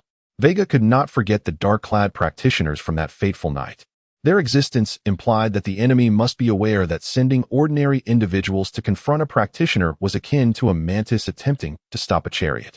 Even if their numbers appeared substantial, a practitioner could undoubtedly dispatch these 80 foes before their magical energy waned.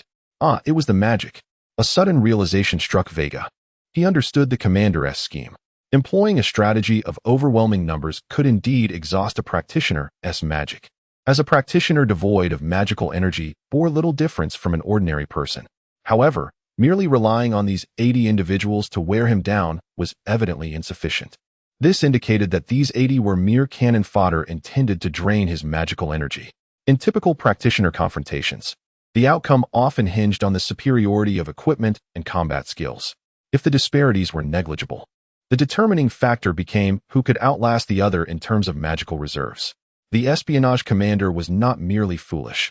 Rather, he exhibited a shrewdness that bordered on cunning. By utilizing expendable pawns to deplete his magical energy, they could gauge his combat techniques and equipment, only to deliver a decisive blow once they had gleaned sufficient information. For a typical practitioner, this would present a seemingly insurmountable predicament. Yet, this tactic was ineffective against Veiga. He unsheathed his cross-shaped sword, boldly exposing himself beneath the crossbows. Once more, a flurry of arrows rained down, yet all were thwarted by his magical defenses. Indeed, his suspicions were confirmed. They aimed to exhaust his magic. Yet why not turn the tables? Ripping off the cumbersome bakery uniform, he adjusted his military cap atop his head. Unfazed by the 80 adversaries before him, Veiga addressed them in a childlike voice laced with derision. "Welcome, wretched little dogs abandoned by your master, to my slaughterhouse. Now, let the struggle for survival commence." Veiga advanced rather than retreating, infusing his entire being with magic to create an impenetrable barrier. Brandishing his sword with the ferocity of a descending tiger as he plunged into the throng, disregarding the 80 foes entirely. Foolishness. The ever-watchful Avon wore a scornful smile. Veiga began to reap lives with ruthless efficiency. This near-flawless method of attack left the crowd utterly bewildered, their only hope resting on the depletion of Veiga's magic. Otherwise, they would meet their demise here. "Captain, be cautious." Veiga swung his sword at one of the minor leaders, but a fellow member collided with the captain, sacrificing himself in the process. A flicker of curiosity crossed Veiga's eyes. To think someone would truly lay down their life for their comrade. Such an irrational act serves no purpose other than to extinguish one's own existence. Veiga advanced, poised to dispatch the leader. Yet, at that moment, the encirclement tightened once more, obstructing his path. He would first need to clear the outer foes before confronting the minor leader. "Let you linger a few moments longer." In Veiga's eyes, this forsaken rabble had no hope of survival. Such was the tragedy of the weak. Once the strong had abandoned them, they could not even choose their manner of death. "Commander, we can't hold on much longer." The leader, stepping over the bodies of his comrades, watched as team members fell. He urgently implored Avon. "That little soldier is a practitioner. If this continues, we will all perish. I beseech you, Commander, to intervene."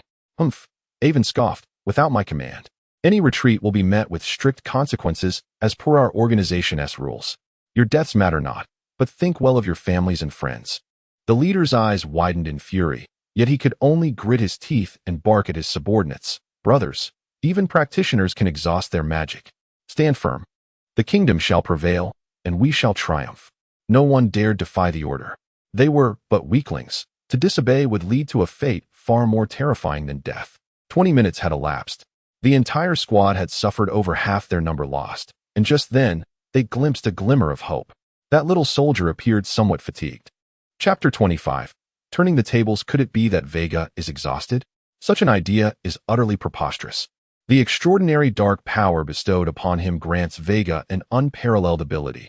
With each foe he vanquishes, he siphons their life force as magical energy, ensuring that his own magic does not wane amidst the chaos of battle, but rather intensifies significantly. This amplification follows an increasingly steep curve. In the midst of his relentless slaughter, Veiga soon perceives that his magical prowess has ascended to the pinnacle of a level 2 apprentice. So, why do his adversaries believe Veiga to be drained? This leads us to discuss Veiga's remarkable acting skills. Having deduced that the opposing practitioners intended to use expendable pawns to gauge his strength and deplete his magic, he cleverly played along, performing a convincing charade that led them to believe he was on the brink of collapse. The enemy, clearly deceived, numbered around 40, alongside the Avon group, who were convinced that Veiga's magic was nearly spent, thinking that with just a little more effort, victory would be theirs. "Brothers, he can't hold on any longer." The squad leader, seeing Veiga falter, rashly charged forward, brandishing a short blade for a strike. "What foolishness!" Avon narrowed his eyes, observing the unfolding situation. A starving camel is larger than a horse, even if a practitioner is on the verge of magic exhaustion. They are not to be trifled with by mere mortals. He may yet have a few desperate retaliations left in him. With a resounding clash, Veiga infused his magical energy into his enchanted weapon, cleaving the squad leader in two. Although the leader hastily raised his short blade to defend himself, the magic-infused weapon is capable of rending mountains and shattering stones. The short blade shattered, and the leader's body was split asunder. Blood gushed forth, staining Veiga's youthful visage crimson. To the onlookers, Veiga resembled a butcher in a slaughterhouse, each strike precise and lethal. Witnessing the squad leader's gruesome fate, the remaining foes hesitated, momentarily paralyzed by fear. Is this the power of an enchanted weapon? This was Veiga's first experience wielding magic to enhance his weapon, and its might exceeded even his expectations. The short blade, forged of high-quality steel, was effortlessly severed, revealing the stark reality of the disparity between ordinary humans and practitioners, not just in terms of defense, but also in offensive capability and endurance. Alas, the only regret is that after just one use, the cross-shaped sword now bore a visible crack. Indeed, one gets what one pays for. And a failure is still a failure. Why are you standing idle? Continue the assault. Avon commanded coldly, a smirk returning to his lips. So desperate that you must resort to enchanted weapons to deal with mere mortals? It appears you have truly reached the end of your rope. Very well. Typically, practitioners do not require magical energy to enhance their attacks against ordinary humans, for their innate magical defenses suffice to repel all assaults from the untrained. The use of an enchanted weapon against a mere mortal suggests one thing. The practitioner's magical reserves are nearly depleted, leaving them no choice but to wield a weapon that demands less energy to boost their offensive capability, striving to conclude the conflict swiftly. Avon, clearly perceptive, displayed a knowing expression. Half an hour later, Veiga found himself dodging the enemy's strikes while thrusting his sword into their bodies. The cracks in his cross-shaped sword were now unmistakable, and he refrained from using magic, resorting to the combat style of an ordinary soldier. 12 adversaries remained. Slowly he advanced, his body swaying slightly. Every human harbors a fear of death, as one comrade after another fell before them. The remaining dozen were already paralyzed with fear. Even as Veiga appeared fatigued, they dared not advance. Please, spare us. We beg you. One of the spies cast his short blade to the ground. I surrender. I surrender. Please, do not kill me. I have dreams yet to fulfill. I do not wish to die. Without uttering a word, Veiga swiftly severed his head with a single stroke. Your master cares not for your lives. How dare you seek my sympathy as your enemy? Do you take me for a naive child? Or has your sanity reached its nadir? With formidable foes ahead and no escape behind, the remaining combatants, realizing surrender was futile, surged towards Veiga in a frenzied last stand. All was in vain. The military training of the United Kingdom pales in comparison to that of the Empire's rookie training camps, especially since Veiga had graduated as an exemplary soldier. With agile finesse, he navigated through the throng, expending not a shred of magic, and extinguished the last of their lives. As the final foes fell, he welcomed his advancement, level 3 apprentice. The surge of magical energy enveloped Veiga, instilling within him a profound sense of security. The elevation in rank birthed a notion that he could easily obliterate the level 2 apprentice clad in black spandex at the entrance. Yet, this was merely a fleeting impression. Veiga remained humble, concealing his magical presence deep within his core, exhibiting an outward demeanor of utter exhaustion, as if standing was a struggle. Did Avon fall for the ruse? Humans are inclined to believe only what they wish to believe. Being a level 2 apprentice himself, Avon did not contemplate further. After all, even he, equipped with combat skills and an enchanted weapon, would succumb to exhaustion after enduring a prolonged siege from over 80 foes. What could be expected of a novice level 2 apprentice wielding merely a subpar enchanted weapon? Clap, clap, clap. Avon approached, applauding. Remarkable. Truly remarkable. Mr. Veiga, no? General Veiga, who would have imagined that even in your state of magical depletion, you could still slay over 10 men? I must concede. You are indeed an exceptional soldier of the Empire.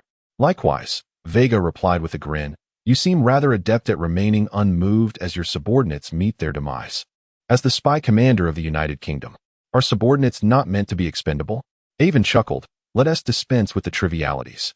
I wish to request that you hand over that which does not belong to you. If you comply, I might just consider sparing your life. Veiga smiled knowingly. Might? You truly do not take me for a child like Cardi, do you?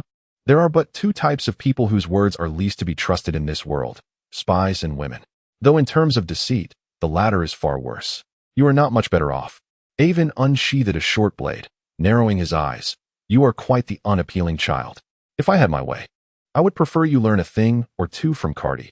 Children should believe in the words of adults with innocent eyes. Now it became clear why Cardi had met her demise.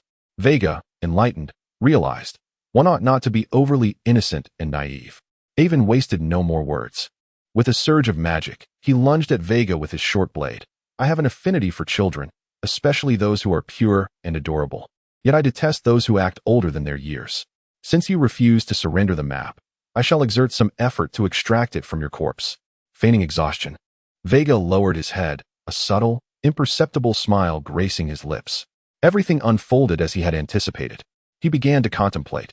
If slaying ordinary beings grants him magic, what might he gain from eliminating a practitioner? Could it be an enhanced reserve of magic? Chapter 26. Unseen power. Veiga lay on the brink of defeat, while Avon surged with unyielding vigor. Though his cross-shaped sword was nearing the end of its lifespan, he stood resolute, bolstered by the full extent of his power alongside a genuine magical weapon. An outsider, even with closed eyes, could easily discern the victor in this confrontation. Yet, Avon remained vigilant, for caution had always been his hallmark. Despite Veiga appearing utterly exhausted and devoid of any means of resistance, Avon unleashed every ounce of his magical energy, striving for a decisive blow. The strike was both swift and ferocious.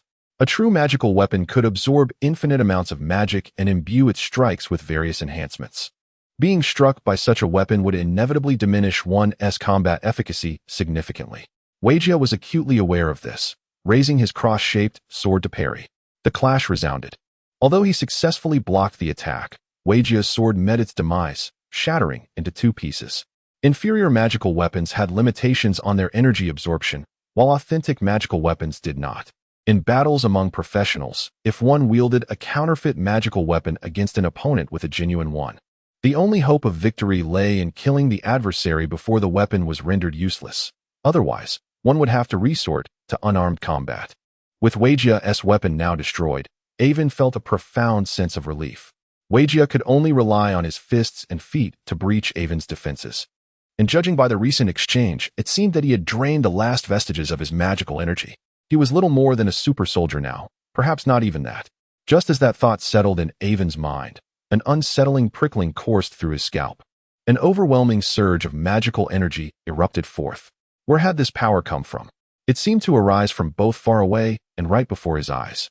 Avon's gaze widened as he watched Veiga suddenly draw a dagger, unleashing a force that surpassed even his peak condition. Then, he launched his attack. Wasn't the cross-shaped sword his only weapon? Did he carry two magical weapons? Avon was caught off guard. The proximity of their battle rendered him unable to evade Veiga's strike. The dagger pierced his abdomen. Avon, in disbelief, stammered, How? How is this possible? At this juncture, how can you still possess magical energy? Curious, are we? If you plead, I might enlighten you, Veiga retorted, withdrawing the dagger. But judging by your condition, you likely won't last long enough for me to finish. Veiga's dagger dismantled Avon's understanding of the situation. He had been eliminated without even employing his combat skills. All practitioners expend magical energy in battle. However, after enduring the attacks of over 80 adversaries, Veiga had not only retained his energy, but had significantly amplified it. This was beyond mere caution. It was an extraordinary act of deception. He had convincingly feigned depletion of magic, while secretly accumulating it. He had disguised his possession of two magical weapons as merely a single cross-shaped sword. It was this masterful ruse that deceived Avon and the entire coalition of spies from the United Kingdom, leading them to believe that victory was within their grasp, when in reality, it was as distant as ever. Knowledge can indeed be lethal. Veiga looked at Avon's lifeless body, shaking his head. What a pity you never played LOL. Otherwise, you'd understand that not every wounded opponent can be pursued. They might just be biding their time, waiting for you to step into their trap. Veiga surveyed the scene. Upon realizing that none had survived, he plopped down onto a chair, nonchalantly grabbing a blood-stained piece of bread from the counter, oblivious to the carnage surrounding him, and began to eat voraciously. Despite his abundant magical energy, fatigue enveloped him. He had just lost someone dear and forced himself to maintain composure while performing his act, a mental exhaustion that often eclipses physical fatigue. Curiously, after finishing a piece of bread, he still felt weary, but a sense of confusion began to creep in. After slaying a practitioner, he had not gained any magical energy. There were only two possible reasons for this. Either the target had not truly perished, or the practitioner was not within the realm of extraordinary malevolence. The first possibility could be dismissed. Did this mean that killing powerful practitioners was utterly futile? Disappointment washed over him. and Weigia could only manage a bitter smile as he gazed at Avon's dagger, an authentic magical weapon, unlike the counterfeit he had wielded. Ultimately, he had profited. Rising to his feet, he bent to retrieve the dagger. Just then, a jolt coursed through Weijia's mind, as if an invisible force had burst forth from within him, enabling him to grasp the dagger from the ground as if he had awakened a telekinetic ability. He stared at the dagger in his hand, momentarily stunned. With merely a thought to grasp the weapon, it had defied gravity and settled into his palm. He was unaware of this newfound power. Could it be that slaying a practitioner granted him some ability? Furrowing his brow, Weigia was uncertain of the validity of his speculation. Yet the telekinetic event he had just experienced was undeniably real, requiring no further validation. Since I am here, I shall embrace it. With the occurrence of such extraordinary events, what else was beyond the realm of possibility? An additional ability would provide greater assurance. Weigia eagerly began to experiment with his newfound power. Through experimentation, he discovered that this new ability was rather lackluster. It could only lift objects weighing about 8 kilograms at a maximum distance of 2 meters, and a lack of concentration could lead to failure. Applying it in combat was nearly impossible. However, it was not entirely devoid of advantages. Weigia noted that this peculiar, invisible force from his mind could harmoniously coexist with his magical energy, allowing it to converge more swiftly upon his magical weapon, approximately half a second faster than usual. What could half a second accomplish? Weigia was skeptical about its significance, yet having it was certainly better than not. At the very least, he could use this ability to lift a cup of water, eliminating the need to rise from the warmth of his bed during the cold winter months. Though this new ability appeared somewhat trivial, Weigia sensed there was more to it.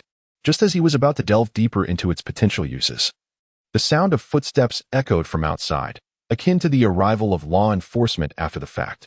This time, the Imperial Army had truly arrived. Chapter 27. The ambitions of the regiment. A formidable army of over 4,000 men dominated the entire street. The 3rd Regiment, in which Veiga served, had mobilized its entire force, surrounding the bakery with an impenetrable barrier. At the forefront were the regiment commander and the chief of staff, flanked by 10 professionals clad in battle attire, each wielding a longsword, all holding the rank of lieutenant. With the sound of boots echoing, the commander and the chief of staff entered the bakery, guarded by the 10. The scene was drenched in crimson, a pungent stench of blood lingered heavily in the air, and dismembered corpses lay scattered across the floor, rendering the bakery a veritable hellscape. In stark contrast, a child, dressed in blood-stained military garb, sat at the counter, gnawing on a bloodied piece of bread, his face exhibiting signs of fatigue. This harrowing sight, capable of instilling terror in the hearts of ordinary individuals, did not faze the 12 who entered. Both Commander Ganther Burton and Chief of Staff Clare were seasoned officers, having witnessed far grimmer realities on the battlefield. The only thing that astonished them was that this child, whom they had deemed promising, had single-handedly thwarted an assault of over 80 assailants, with the corpse of a professional lying beside him. Sensing their presence, the child immediately approached Commander Ganther and Chief of Staff Clare, standing at attention and saluting. Private Veiga of the 2nd Battalion, 32nd Company, 17th Squad, reporting to the Commander and Chief of Staff, all for the glory of the Empire. With a hint of confusion, Veiga scanned his surroundings and inquired, if I may be so bold, has the entire 3rd Regiment been mobilized? Chief of Staff Clare stepped forward with a smile, saying, Private Veiga, at the mere age of 11, you have enlisted and achieved such remarkable feats. As an exemplary officer of our regiment, we could not remain idle. Upon receiving your distress signal, it was only appropriate for the entire regiment to mobilize. However, this explanation was riddled with inconsistencies. In peacetime, the unilateral mobilization of a regiment comprising over 4,000 personnel, even by the commander, would be an insurmountable responsibility. Such actions required prior approval from the brigade headquarters, followed by notification to the division headquarters, before the commander could mobilize the regiment without accountability. Yet, less than 3 hours had elapsed since the distress signal was dispatched. Completing this series of procedures and urgently assembling the entire regiment to arrive at this location within such a short time frame was nearly impossible. Private Veiga, do you have any further questions? The Chief of Staff interjected, his countenance adorned with a congenial smile, reminiscent of a refined gentleman. Yet Veiga's heart raced anxiously. He swiftly retrieved the map from his pocket and stepped forward, presenting it. This is the Kaleni liaison map, as mentioned in my letter. Please review it. Commander and Chief of Staff. The commander took the map, his right hand trembling slightly, revealing his agitation. He handed it to Chief of Staff Claire and turned to Veiga, solemnly stating, "Private Veiga, if this liaison map is genuine, I, as the commander of the 2nd Brigade, 3rd Regiment, assure you that I, Ganther Burton, shall bestow upon you the rank of Warrant Officer." Veiga's smile abruptly froze. While the initial part of the statement had brought him joy, the latter half felt akin to a roller coaster plummeting into an abyss, leaving him utterly bewildered. The significance of this map was evident to even the most naive observer. Yet now, after acquiring it, the regiment intended to dismiss him with the mere title of Warrant Officer. Any commander with a semblance of reason would not resort to such an implausible gesture. It was not merely a matter of rank. Even a 2nd lieutenant should have been directly awarded under the current circumstances. Was this not akin to dismissing a beggar? A wave of despondency washed over Veiga. Was this truly the Imperial Army that had been extolled outside? Given the present situation, a military force lacking clarity in rewards and punishments appeared woefully inadequate. In the event of conflict, it would likely crumble like a house of cards, utterly devoid of combat effectiveness. At that moment, Chief of Staff Claire's gentle voice broke through Veiga's thoughts. "Private Veiga, do you harbor any dissatisfaction?" Veiga lifted his gaze slightly, locking eyes with the commander and Chief of Staff. Both men wore expressions of mirth. Even the traditionally stern commander bore a smile, seemingly anticipating something. Veiga was momentarily taken aback, but then his heart raced. The map was indeed authentic. He was willing to bear all responsibility for it. Having successfully acquired it entirely under the secret orders of the commander and Chief of Staff, he expressed no discontent regarding the rewards from the regiment, declaring, "All for the glory of the Empire." "Private Veiga," the commander said with a serious tone, "the regiment is exceedingly pleased with your exemplary execution of this classified mission. In my capacity as the commander of the 3rd Regiment, 7th Division, I hereby officially bestow upon you the rank of Warrant Officer, temporarily appointing you as the acting commander of the 4th Battalion, 232nd Company." Veiga saluted, proclaiming, "All for the glory of the Empire." Commander Ganther, unfazed by Veiga's bloodstains, conferred the rank upon him, saying, "May fortune favor you in your endeavors." After the ceremony, the commander stepped back, instructing the Chief of Staff to announce the classified operational orders for officers of company rank and above. The entire regiment is now on temporary combat readiness. The regiment's headquarters holds the highest command authority over the regiment, directly accountable to the command of the 3rd Army Group. Veiga stood at attention and saluted, affirming, "The 232nd Company will resolutely obey orders." The Chief of Staff, accompanied by the 10 professionals, was the first to exit. Commander Ganther followed him out of the bakery.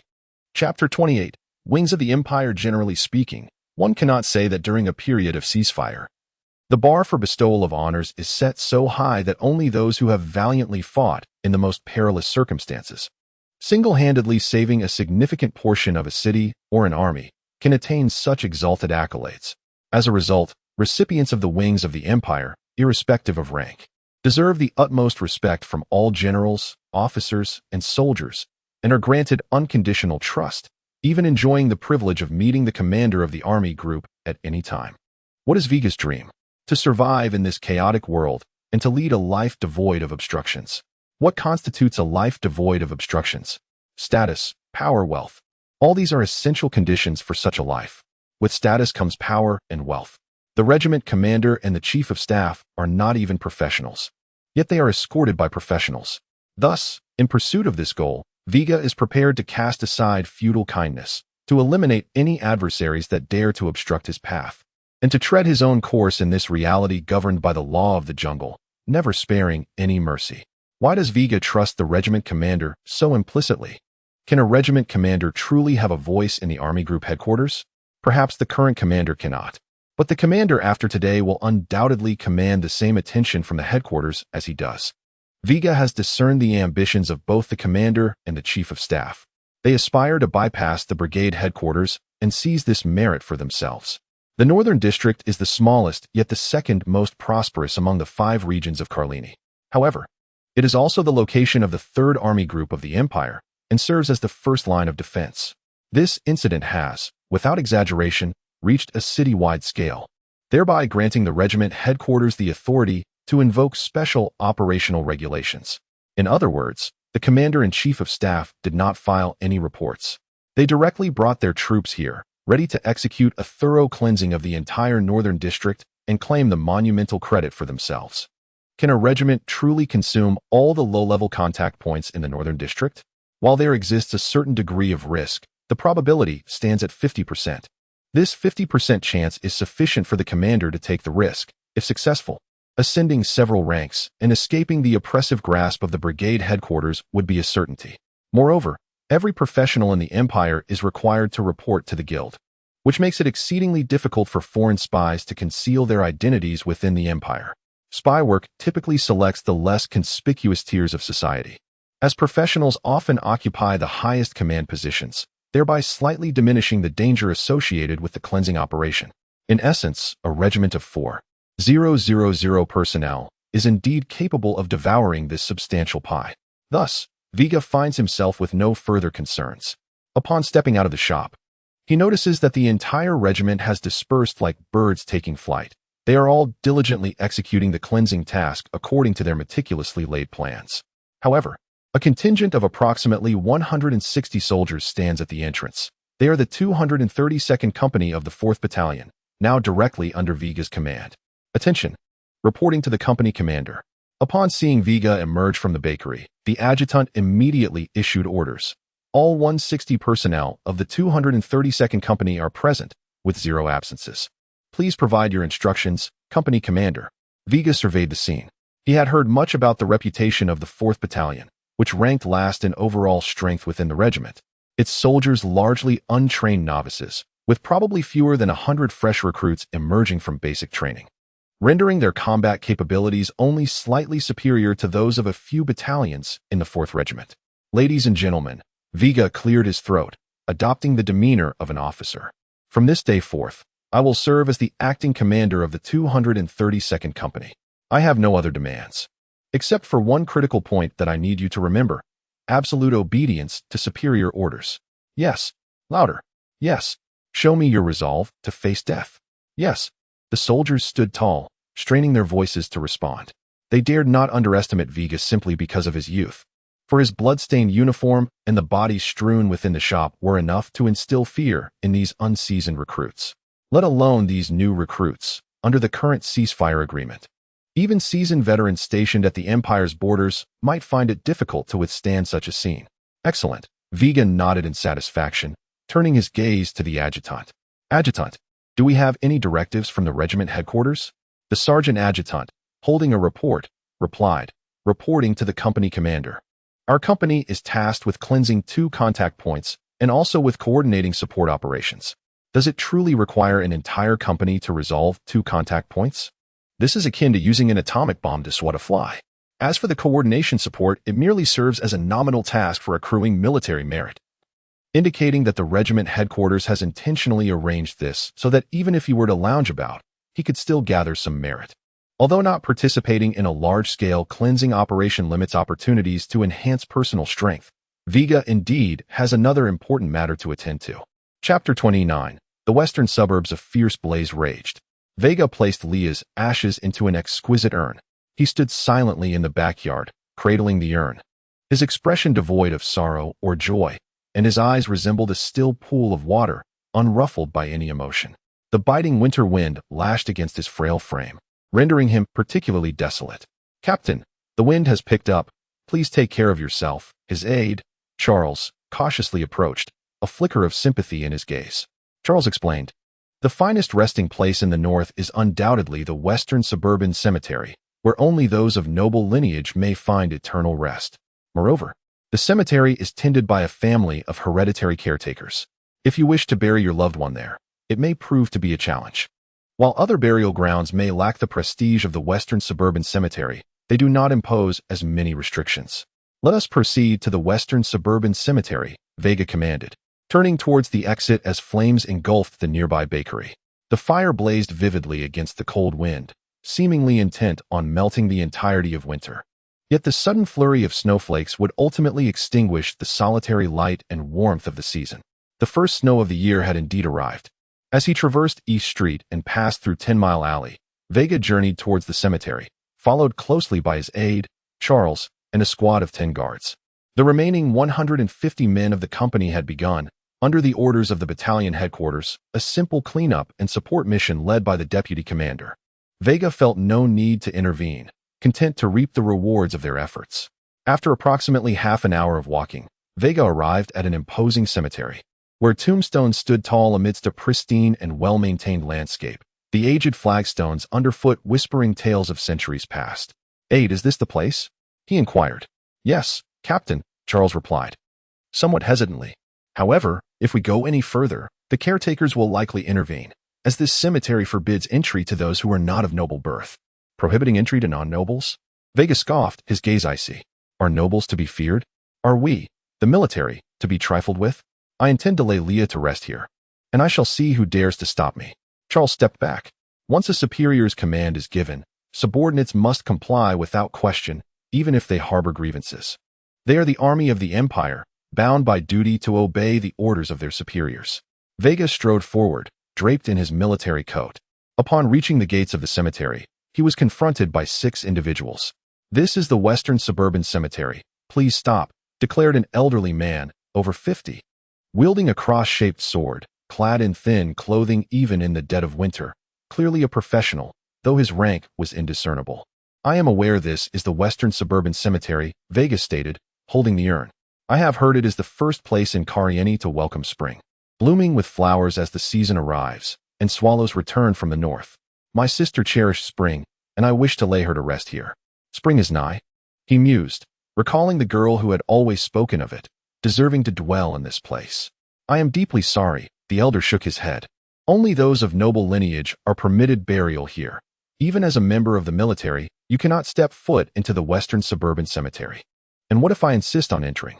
Veiga's eyes glinted dangerously. The elder assessed Veiga's rank, then unsheathed his sword. "I am bound by ancestral duty to guard this cemetery.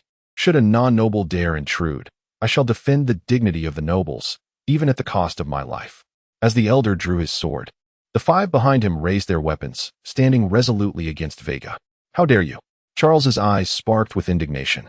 "Who grants you the authority to point weapons at an officer defending the honor of the Empire? Without the military protecting the land, where would your noble superiority lie?" In a swift motion, the guards raised their weapons in solidarity, ready to defend their commander. It was their duty to ensure Veiga's safety, and anyone daring to threaten him would soon learn that the dignity of the Imperial Army was not to be desecrated. Ignoring the pointed weapons, Veiga advanced with determination, flanked by his guards. With each step he took, the elder and his men retreated. Though the elder displayed bravery by drawing his sword, he lacked the courage to take Veiga's life, for Veiga was an officer of the Empire, and to kill him would unleash the wrath of the military upon even the most powerful of nobles. "Please halt your advance," the elder, realizing he had no ground to retreat upon, threatened. "Had you been an officer of higher rank, I might have hesitated, but as a mere company officer, even if I were to leave you here, I believe the military would still grant my noble kin some measure of respect. Depart now while you still can, lest you regret it." Veiga paused, discerning the elder's unwavering resolve. It appeared that reason would not sway them. To retreat was not in Veiga's nature. Leah adored spring, and he yearned to fulfill one final act for her. He believed himself worthy to do this for Leah, for after today, he would no longer be an ordinary officer. "Leah, please wait just a moment longer." Veiga cautiously entrusted the urn to Charles. "Sergeant, guard it well, even at the cost of your life." "Yes." Charles retreated to a safe distance, distancing himself from the impending conflict. Veiga drew his dagger. "By my command, the entire 232nd Company shall advance. Those who obstruct us shall be charged with treason." Chapter 30. The Guardian family of tombs. The Nelson family is a lineage of tomb guardians. While not of noble birth, they possess their own esteemed surname, Nelson. With a history spanning over 6 centuries in the city of Kalini, the Nelsons have diligently safeguarded the noble cemeteries in the western suburbs, a responsibility they undertook during the zenith of the empire's power when the nobility reigned supreme. In those bygone days, their status eclipsed that of ordinary lords and barons. However, time has transformed the landscape. As the influence of the nobility gradually faded from the annals of history, the prominence of the Nelson family has similarly waned. Today, fewer than 20 guardians remain, and the sole practitioner of their ancient vocation is the head of the household, Oak Nelson, now in his 50s. Oak fears for the continuity of his family's legacy. Should the military hierarchy set their sights on this sacred ground, he would be powerless to resist, and the significance of his lineage would be lost forever. In the face of adversity, Oak Nelson commands, "Lay down your weapons and step back." To mitigate potential repercussions from the military, he instructs his kin to cease their resistance, ensuring that, should any consequences arise, the blame rests solely upon him and not his family. Pointing his sword at Veiga, Oak asserts with conviction, "For what transgression do you accuse me? My family has served the Empire and the nobility with unwavering loyalty for generations. How can a mere warrant officer such as yourself presume to pass judgment? I admit my reluctance to harm you, but as long as I draw breath, you shall not step foot into the western suburban cemetery. It is not I who condemns you, but the laws of the Empire." Veiga, unfazed, waves his hand, signaling 10 guards to charge forward. A surge of potent magic erupts. Oak Nelson does not inflict actual harm upon the soldiers. He merely renders them unconscious. If Veiga seeks to breach this threshold, he will meet a fate akin to that of his fallen comrades. A 5th-level apprentice practitioner? Veiga, having gauged the situation, perceives that Oak's magical prowess exceeds his own by at least threefold. Even without resistance, he would struggle to inflict any significant injury upon the elder. The situation grows precarious. Veiga, under the guise of a covert mission, has boldly intruded upon this place. Should anyone impede his progress, he would not hesitate to make an example of them, ensuring that the nobility behind this tomb-guarding family understands that his loved ones rest here, and any disturbance of Lien's peace would invite his wrath. The unexpected strength of a 5th-level apprentice practitioner, however, complicates matters. Yet retreat is not an option he is willing to entertain.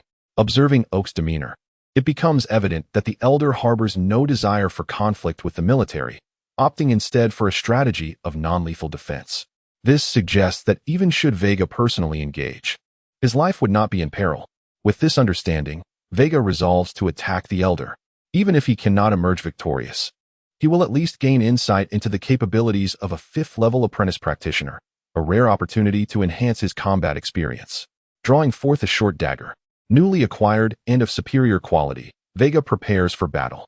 The weapon not only possesses formidable magical properties, but also delivers a potent poison upon contact. The toxin is lethal to ordinary individuals, and even practitioners must expend substantial magical energy to counteract its effects. Seizing the initiative, Veiga strikes. The clash of weapons resonates. The dagger excels in agility, while the longsword is favored for its strength. Utilizing his nimble physique and the finesse of his short dagger, Veiga employs the lethal techniques imparted by the military, targeting Oak's vital points. The elder has no choice but to adopt a defensive stance, as Veiga's strikes possess the capacity to breach his defenses and inflict injury. In a life-or-death confrontation, Oak Nelson would undoubtedly prevail against Veiga in a single blow. Yet, his commitment to restrain himself, fearful of inflicting harm, complicates the encounter, raising the difficulty of the battle significantly. This might be the most frustrating struggle Oak has faced in his lifetime. Consequently, Oak finds himself unable to unleash many of his family's renowned combat techniques, terrified that a momentary lapse in control could lead to Veiga's demise. Thus, he is relegated to a position of passive defense, feebly resisting while awaiting the moment when Veiga exhausts his magical reserves and collapses. Veiga, acutely aware of this dynamic, realizes the vast disparity between a 3rd-level apprentice practitioner and a 5th-level counterpart. Although he can occasionally breach Oak's defenses, the elder's battle acumen and substantial magical energy render Veiga's efforts futile. After a prolonged exchange, he finds himself drained, having not even grazed the elder's attire. Veiga comprehends the essence of the nobility. They are fundamentally cowards, quick to yield when faced with strength. Relinquishing a portion of the cemetery could easily win him favor as a rising star, a notion even a fool would grasp. However, Veiga is not inclined to conclude the combat. Each passing minute deepens his mastery over the utilization of magical energy, conceding that entry to the western suburban cemetery is unattainable. He instead dedicates himself to refining his skills as a 3rd-level apprentice practitioner, treating Oak Nelson as a sparring partner to sharpen his abilities. Chapter 31. The proper unveiling of extraordinary evil power. The West Suburban Cemetery, already desolate and sparsely populated, stood in an expanse that served as an excellent training ground. Veiga and Oak Nelson continued their fierce skirmish. Despite Veiga's status as merely a level 3 novice practitioner, Oak Nelson found it no easy feat to compel him to surrender without inflicting harm, resulting in a stalemate.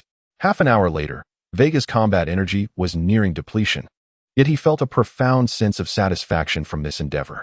In less than a fortnight, he had ascended from a level 1 novice practitioner to a level 3, a rate of growth that starkly contrasted with the meager time devoted to training, which hindered him from exhibiting his full combat prowess. This was evident from his earlier bout with Ivan. Although he had already achieved level 3, he resorted to employing tactics against Ivan, a level 2 novice, due to his uncertainty in fully harnessing his capabilities.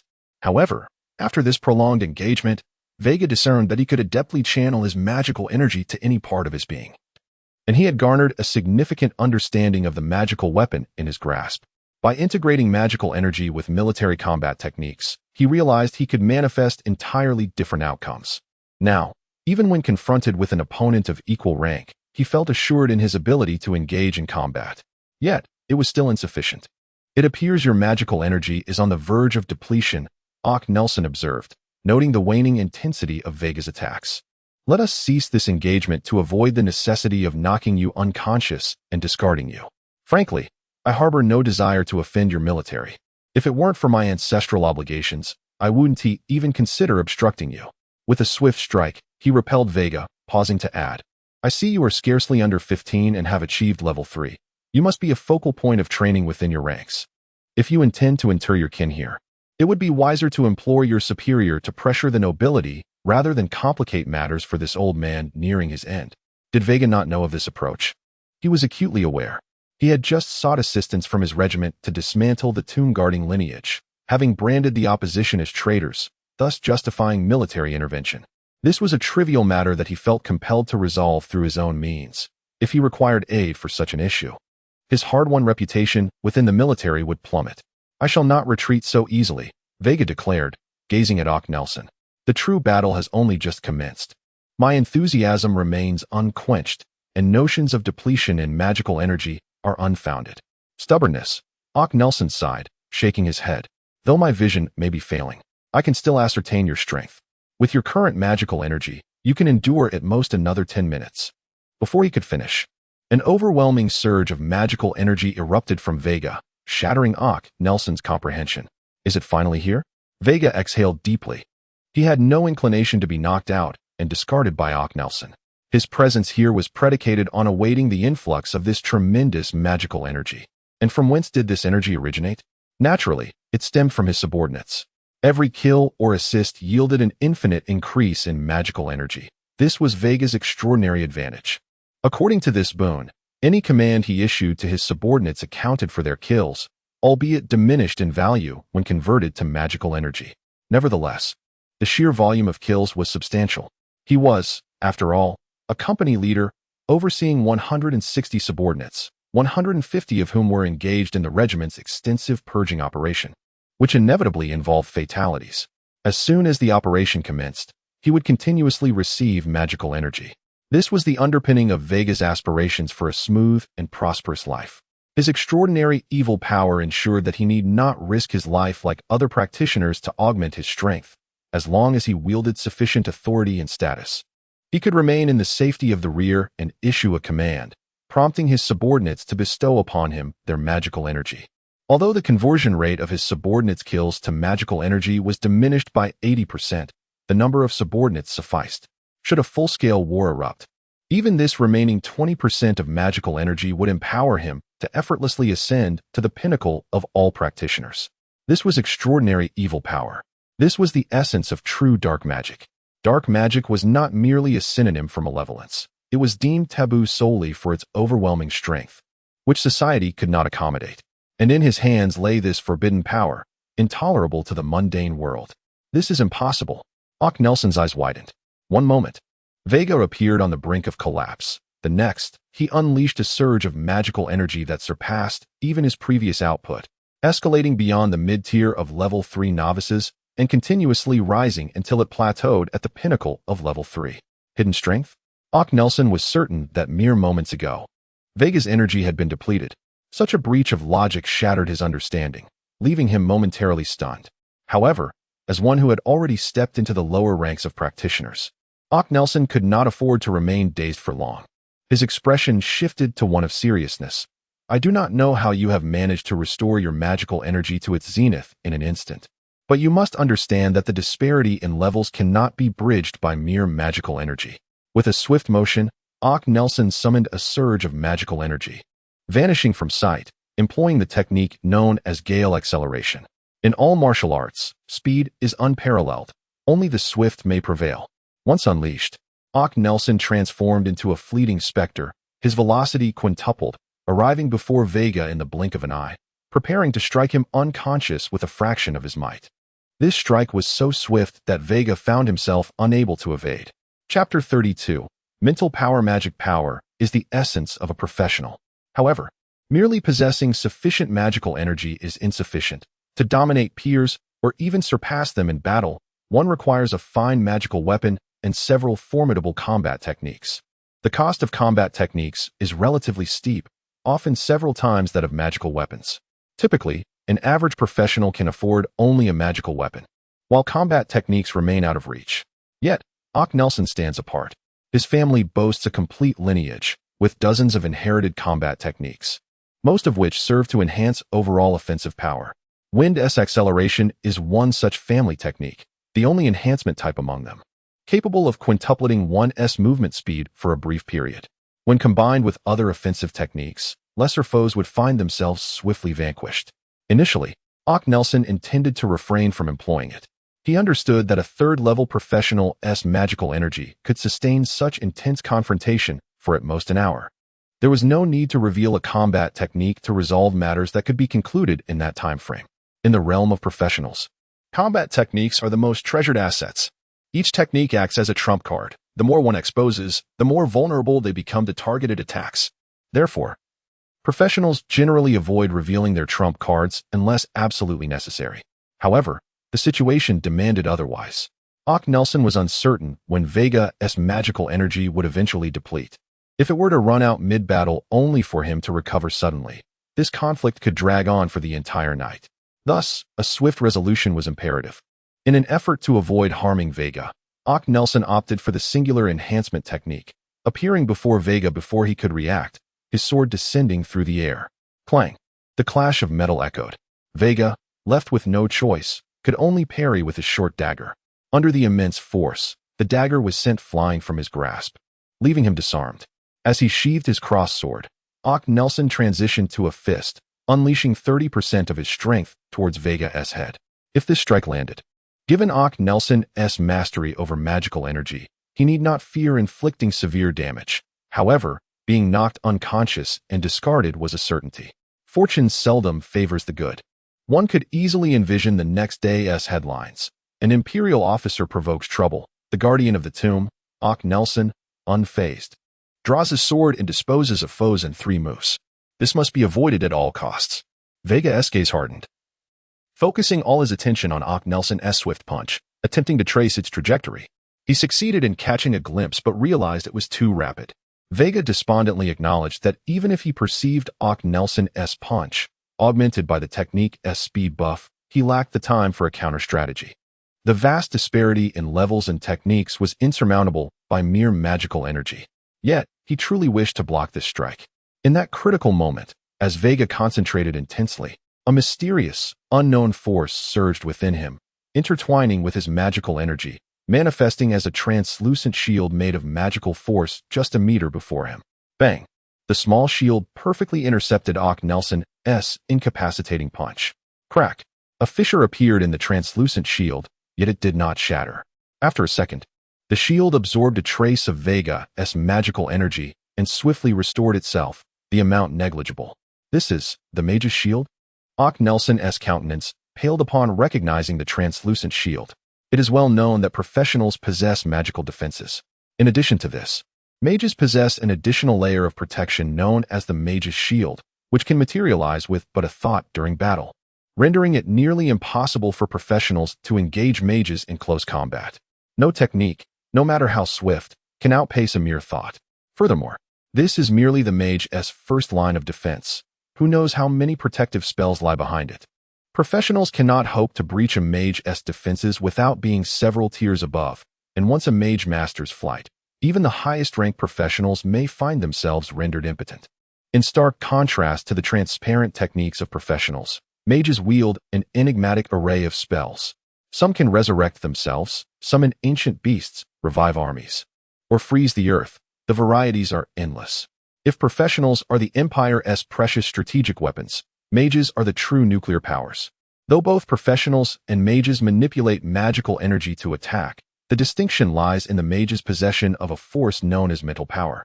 This mental power significantly amplifies the intensity of magical energy, allowing it to transcend the physical body and strike at foes from a distance, a feat beyond the reach of professionals. In essence, professionals cannot project their magical energy outward. They can only infuse it into their weapons for close-range combat, whereas mages can utilize their mental power to unleash magical energy from afar. Every mage is a formidable professional, yet not every professional is a mage. Strictly speaking, every professional possesses the fundamental conditions to ascend to the rank of mage, yet 99% remain trapped, unable to awaken their mental power. To ordinary folk, professionals epitomize strength, while to professionals, those mages who awaken their mental power represent the true embodiments of power. Currently, 90% of mages serve in the military, where they hold significant positions. Typically, only brigade-level units are accompanied by a mage, who ranks among the highest authorities after the brigade commander and the chief of staff. Veiga's ability to conjure the mage's shield signifies that he is indeed a mage. Although Ock Nelson remains unaware of Veiga's rank, any mage, regardless of whether in an aristocratic regime or the current military-dominant era, undoubtedly occupies a position of esteem among various factions, synonymous with strength and nobility. In the last century, mages enjoyed a status equal to that of the nobility. Thus, upon realizing that Veiga is a mage, Ock Nelson no longer considered engaging in battle. Instead, he stepped aside and gestured courteously, for a mage's kin naturally holds the right to rest in the Western Cemetery. This has been the second tenet established since the inception of the Nelson family. Chapter 33. The Omen of War. What has transpired? A magical shield, as fragile as glass, has withstood the blow of a level 5 apprentice warrior? Even though the opponent did not exert their full strength, this was still enough to astonish Veiga. The magical energy consumed by that shield, guided by an unknown force, was remarkably minimal, less than 1/20th of that required for magical defense, yet its efficacy surpassed that of conventional magical barriers, perhaps even exceeding it slightly. What perplexed Veiga further was the sight of this translucent shield. The individual, who claimed to belong to a family of tomb guardians, had just a minute ago defiantly dismissed his threats, willing to bear the stain of treason to uphold the dignity of the nobility. Yet now, a mere minute later, he bowed his proud head in submission. What? Veiga opened his mouth, intending to inquire further of the elder, but ultimately refrained. To question an adversary regarding the unknown circumstances surrounding oneself? Such an act would be deemed foolish by anyone possessing even a modicum of intellect. The more questions asked, the more information exposed, and such inadvertent revelations could be exploited by the opponent, leading to potential harm. It is akin to inadvertently revealing a telephone number. Should this number be disclosed on a telemarketing site, one must brace for a barrage of nuisance calls in the ensuing days. In a similar vein, Veiga chose not to voice his queries to Ock Nelson. Sometimes, even in ignorance, maintaining a position of authority and remaining silent can project an air of inscrutability to others. Veiga picked up his dagger and, accompanied by his aide, entered the cemetery. This time, the elder and the remaining 5 members of the Tomb Guardians bowed deeply, allowing passage without uttering any further words of obstruction. As Veiga surmised, Ock Nelson believed him to be concealing the identity of a mage. After all, those of great strength often possess their peculiarities. Even the head of the Empire dons garments of the same color and style. Thus, Ock Nelson did not suspect that Veiga was entirely oblivious to the nature of mages.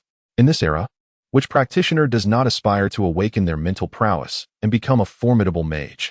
It would be inconceivable for anyone to be entirely ignorant of what a mage is. Only those unable to even awaken their magical energy might remain unaware of the mysteries of mages. Ock Nelson even felt relieved that Veiga had refrained from casting spells against him. After walking for approximately 10 minutes, once the Tomb Guardians were no longer visible, Veiga finally voiced his lingering uncertainty. "Aide, do you know why they no longer obstruct our passage?" "I do not know," the aide replied, clearly puzzled. The Tomb Guardians are notorious for their rigid adherence to tradition, and the reason for their sudden acquiescence is precisely what I find perplexing. Do you possess some noble lineage? Sir, have you ever encountered a noble without a surname? Veiga shook his head and said, Then do you know what that translucent shield I conjured was? Was it not your combat technique? The aide countered with a hint of confusion in his eyes. The aide, Charles, was merely an ordinary sergeant, possessing only a rudimentary understanding of practitioners and had only heard of mages without ever witnessing their prowess. Furthermore, with the sole mage in their regiment reassigned to the battalion, common soldiers rarely witnessed mages unleashing spells in combat during this ceasefire period. Ultimately, Veiga's inquiries bore no fruit. He could only temporarily bury his doubts. Planning to delve into the specifics of practitioners at the Kalani Library when time permitted, for he had never heard of practitioners effortlessly releasing magical energy from their bodies. Half an hour later, Veiga personally interred Leah's ashes in the earth, affixing a black and white photograph of her to the gravestone. Veiga saluted in her honor, kneeling beside the grave, gently caressing the photograph for a long while before slowly speaking. Leah, may light eternally dwell in your world, may winter's chill forever dissipate, and may you bloom amidst the warmth of spring, your smile enduring. Without lingering further, Veiga departed the West Suburban Cemetery. People cherished the pure lotus, yet they shunned the mire. He, the willing participant in the world's corruption, deemed himself unworthy of close contact with Leah, or so he believed. Captain, do you have any plans moving forward? Sergeant Charles inquired, following closely behind Veiga as he exited the cemetery, accompanied by the awakened guard. As for the next arrangements, a flicker of confusion crossed Veiga's gaze. He looked towards the horizon. The snowy sky still bore a hint of light. With approximately 7 hours remaining until 23:59, he found himself devoid of any pressing matters, the sole task now being to await the conclusion of the day, reaping the fruits of his labor. 8. Let us meander about for a while. Very well, Captain. Veiga strolled aimlessly through the streets with the guard. He sensed an unusual atmosphere prevailing in the northern district today. It seemed the cleansing operation was proceeding smoothly. As he glanced around, he noticed that some civilians peering out from their windows hastily shut them upon making eye contact with him, fearful that a mere glance might spell trouble. Such is the nature of tumultuous times. Veiga halted in the middle of the street, gazing up at the darkening sky. Perhaps a full-scale war is indeed imminent. Captain, you worry too much, the aide interjected promptly. Even the United Kingdom would not dare to tear asunder the ceasefire agreement. The Empire's army commands respect across the continent. Had it not been restrained by other nations, the Empire might have already eradicated the United Kingdom from the Jellan continent. For them to recklessly breach the ceasefire now would be tantamount to inviting their own demise. Veiga shook his head, stating, Never underestimate the power of hatred and self-interest. These forces can drive even the wisest to irrationality, plunge a nation into madness, and unleash havoc upon an entire country. As long as hatred persists, superficial peace is but a fragile fade, easily shattered. The aide did not respond. While the long-standing tensions between the Empire and the United Kingdom had reached an irreconcilable point, his expression revealed a lack of belief in the likelihood of the United Kingdom voluntarily breaching the ceasefire. Both Sergeant Charles and other senior officers within the military consistently held the conviction that the Empire's army was invincible on the Jellan continent, adhering to the notion that only powerful nations instigate wars, while weaker nations do not dare provoke conflict. Chapter 34. Not a single one left as the street lamps flickered to life. The time was approximately 7 o'clock p.m. Having concluded a day filled with demanding duties, Brigadier General Lagrin emerged from the military camp punctually. He held considerable authority, serving as the commanding officer of the 5th Division within the 3rd Army Corps. Unlike other officers who preferred to reside within the barracks around the clock, he meticulously separated his work from his personal life. Currently, he resided in a modest one-bedroom apartment allocated by the military, situated near East Avenue in the Northern District. Lagrin bore no disdain for its simplicity. Despite earning over 2,000 gold coins a month, enough to purchase a luxurious home with just 1/10 of his salary, he was not one to indulge in extravagance. Most of his earnings were devoted to acquiring combat skills and equipment. Furthermore, he was committed to philanthropy, perhaps due to his humble origins. He possessed a deep compassion for the vulnerable. Each month, Lagrin allocated 400 gold coins from his salary to support an orphanage and provide sustenance for homeless children in the vicinity. Children represented the future of the Empire. As a soldier loyal to the Empire, Lagrin struggled to comprehend the actions of the detestable politicians within the imperial government, who, despite collecting substantial annual taxes, turned a blind eye to the homeless children on the streets. These were the very future of the empire. He recognized that he could not influence the government. Instead, he focused on what he could do, spending 300 gold coins to ensure the survival of the local orphanage and another 100 gold coins to secure basic necessities for the homeless children. This monthly expenditure of 400 gold coins had little impact on him. His charitable endeavors had persisted for over 6 months, fueled by the grateful smiles of the children who received food, which invigorated him daily and made him feel as though he were truly safeguarding the future of the empire. The guard cautiously inquired, as it was his duty to discourage the commander from wandering about without an adequate escort. Despite the fact that the commander possessed the strength of a high-ranking practitioner, rendering him largely impervious to harm from commoners. Let us visit the slum to see the children. Lagrin glanced at the sky before adding, "Today marks the first snow of Kalini. I can only imagine how cold the children must be. We should first acquire some warm clothing at the clothing store to deliver to the slum." As he spoke, Lagrin took the initiative and strode forward. The guard offered a resigned smile and followed, bringing his subordinates along. He held a deep respect for Lagrin's conduct. It was rare for someone in such a high position to exhibit compassion for the weak. After all, he himself, despite receiving a generous salary, would not part with a single copper coin for a homeless child. The slum was one of the most familiar places to Veiga. The building stood 4 stories tall, comprising a basement, a ground floor, and 2 upper levels. In his youth, he had lived on the first floor with a few fellow homeless children, as the leaders of their small group resided above them. Being among the lowest tier of the homeless, he was relegated to the first floor and subjected to paying 10 of their daily findings. What would happen if one failed to pay? One would either leave the slum or face a beating. The only warmth available came from the camaraderie of fellow outcasts.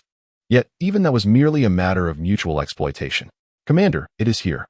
The words of the lieutenant interrupted Veiga's thoughts. He scrutinized the familiar, dilapidated structure before him and frowned. "Lieutenant, are you certain this is the place? If the message from the deputy company commander is accurate." The lieutenant replied, glancing at the messenger beside him. The messenger stepped forward and informed Veiga, "Commander, this is the second contact point we need to clear. The deputy company commander has apprehended everyone inside, but due to the number of children present, the commander cannot distinguish between spies from enemy nations and innocent children. Therefore, your judgment is required. Is this trivial matter truly my responsibility?" Veiga nearly laughed aloud. A deputy company commander, an officer of the empire, would not hesitate to act against children out of a misguided sense of pity. Although he had once been one of them, he held no fondness for any of the inhabitants of this place. There is a reason for their plight. Lacking exceptional talents is one thing, but lacking the resolve to face death and merely existing as a parasite dependent on the compassion of others should long ago have led to their burial. Their existence only drains more resources from the empire. As he stepped into the building, the sound of his footsteps drew the attention of around 30 soldiers, armed with standard weapons, who were guarding a group of approximately 90 children. The children, sitting on the ground with their hands clutched atop their heads, showed no sign of resistance. Some even wept in fear. The sound of Veiga's footsteps captured their attention. One bold child dared to lift his head slightly, but was swiftly kicked down by a nearby soldier, who ensured he did not raise his gaze again out of curiosity.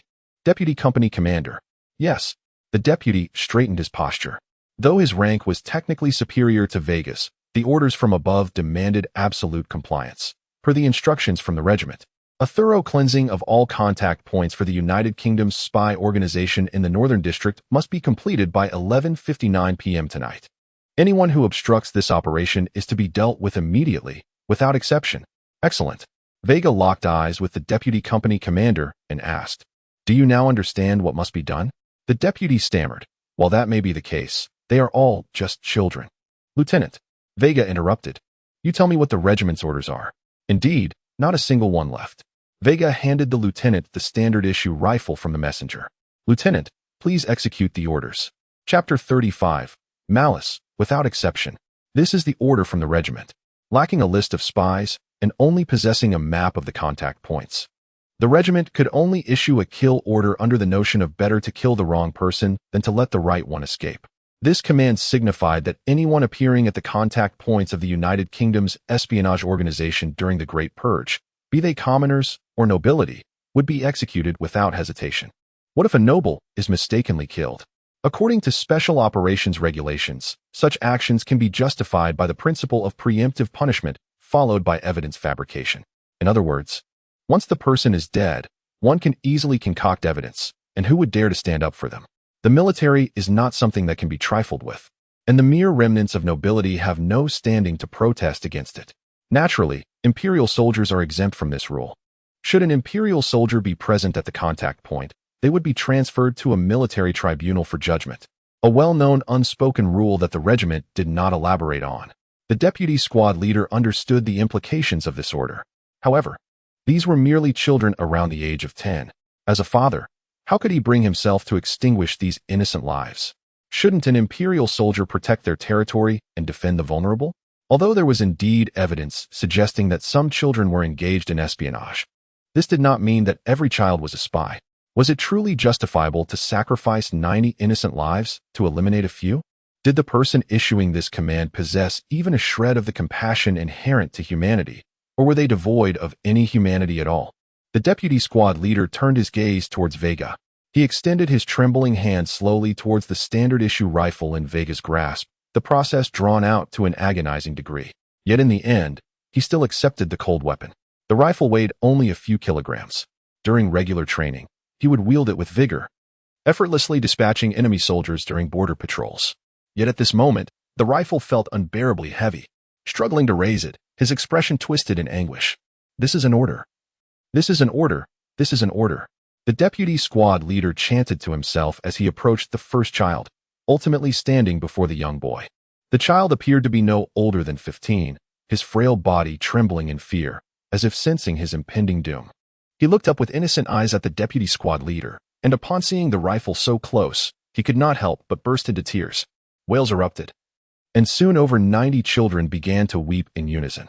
The deputy squad leader, upon hearing their cries, crumbled.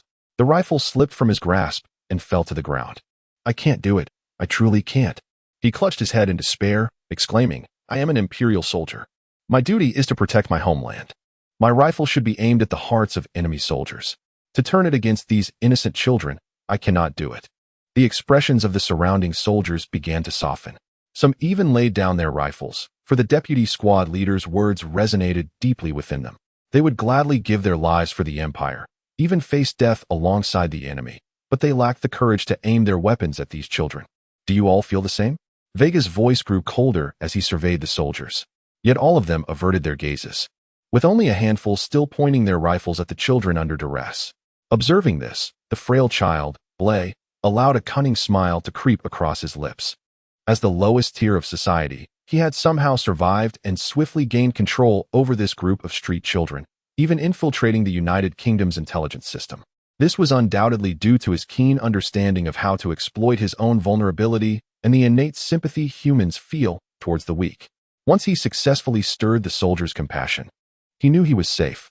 As for the officer still shouting orders, though only the childish voice reached his ears, the prevailing tide of sentiment would likely render it ineffective. The only surprise for Blay was the complete absence of empathy from this unknown officer. Shouldn't the strong feel compassion for the weak? Does being strong mean one cannot allow the weak a moment of sympathy without losing a piece of themselves? Look at this scene of betrayal, a consequence of not utilizing compassion. Blay longed to mock this faceless officer, yet under the circumstances, he decided to cry even louder. What a tender-hearted fool. A flicker of disdain crossed Veiga's eyes. Strength can be a weapon, and so can weakness. Sometimes, human morality and righteousness can become instruments of death. The street children's tactics were merely a means of weaponizing their vulnerability, targeting the fragile hearts of the strong to achieve their aims. Having once been among the street children, Veiga understood this all too well. He picked up the rifle that had fallen from the deputy squad leader's hands and, with resolute steps, approached the weeping children. You are all noble soldiers of the Empire, so allow me to embody this evil. Compared to the tedium of goodness, I find myself drawn to evil, for it never needs to disguise itself with notions of weakness, morality, or compassion. Only evil, standing in stark contrast to goodness, fights boldly and fearlessly, unarmed and unashamed. Thud, thud, thud. Blay trembled, his shadow on the ground suggesting the scent of death. With great difficulty, he raised his head. Upon seeing the approaching figure, his fabricated cries fell silent. How could it be him? This was the only thought in Blaze's mind. Last year, he had coaxed Veiga into supporting him as the new leader, only to have Veiga vanish the next day with the excuse of enlisting, ignoring all pleas. Blaze had dismissed it as mere cowardice, but now it appeared otherwise. The boy who had once been nothing more than a reckless fighter had indeed risen through the ranks of the Imperial Army and become an officer. How had he accomplished this? Had he manipulated the sympathy of his superiors to gain promotion? It had to be so. With this thought solidified, Blaze donned a sycophantic smile. Chapter 36. Enhancing execution with a swift motion, Veiga raised his spear, casting a frigid gaze upon Bray as he inquired, "Who granted you permission to stand?" The icy aura emanating from him sent a shiver down Bray's spine.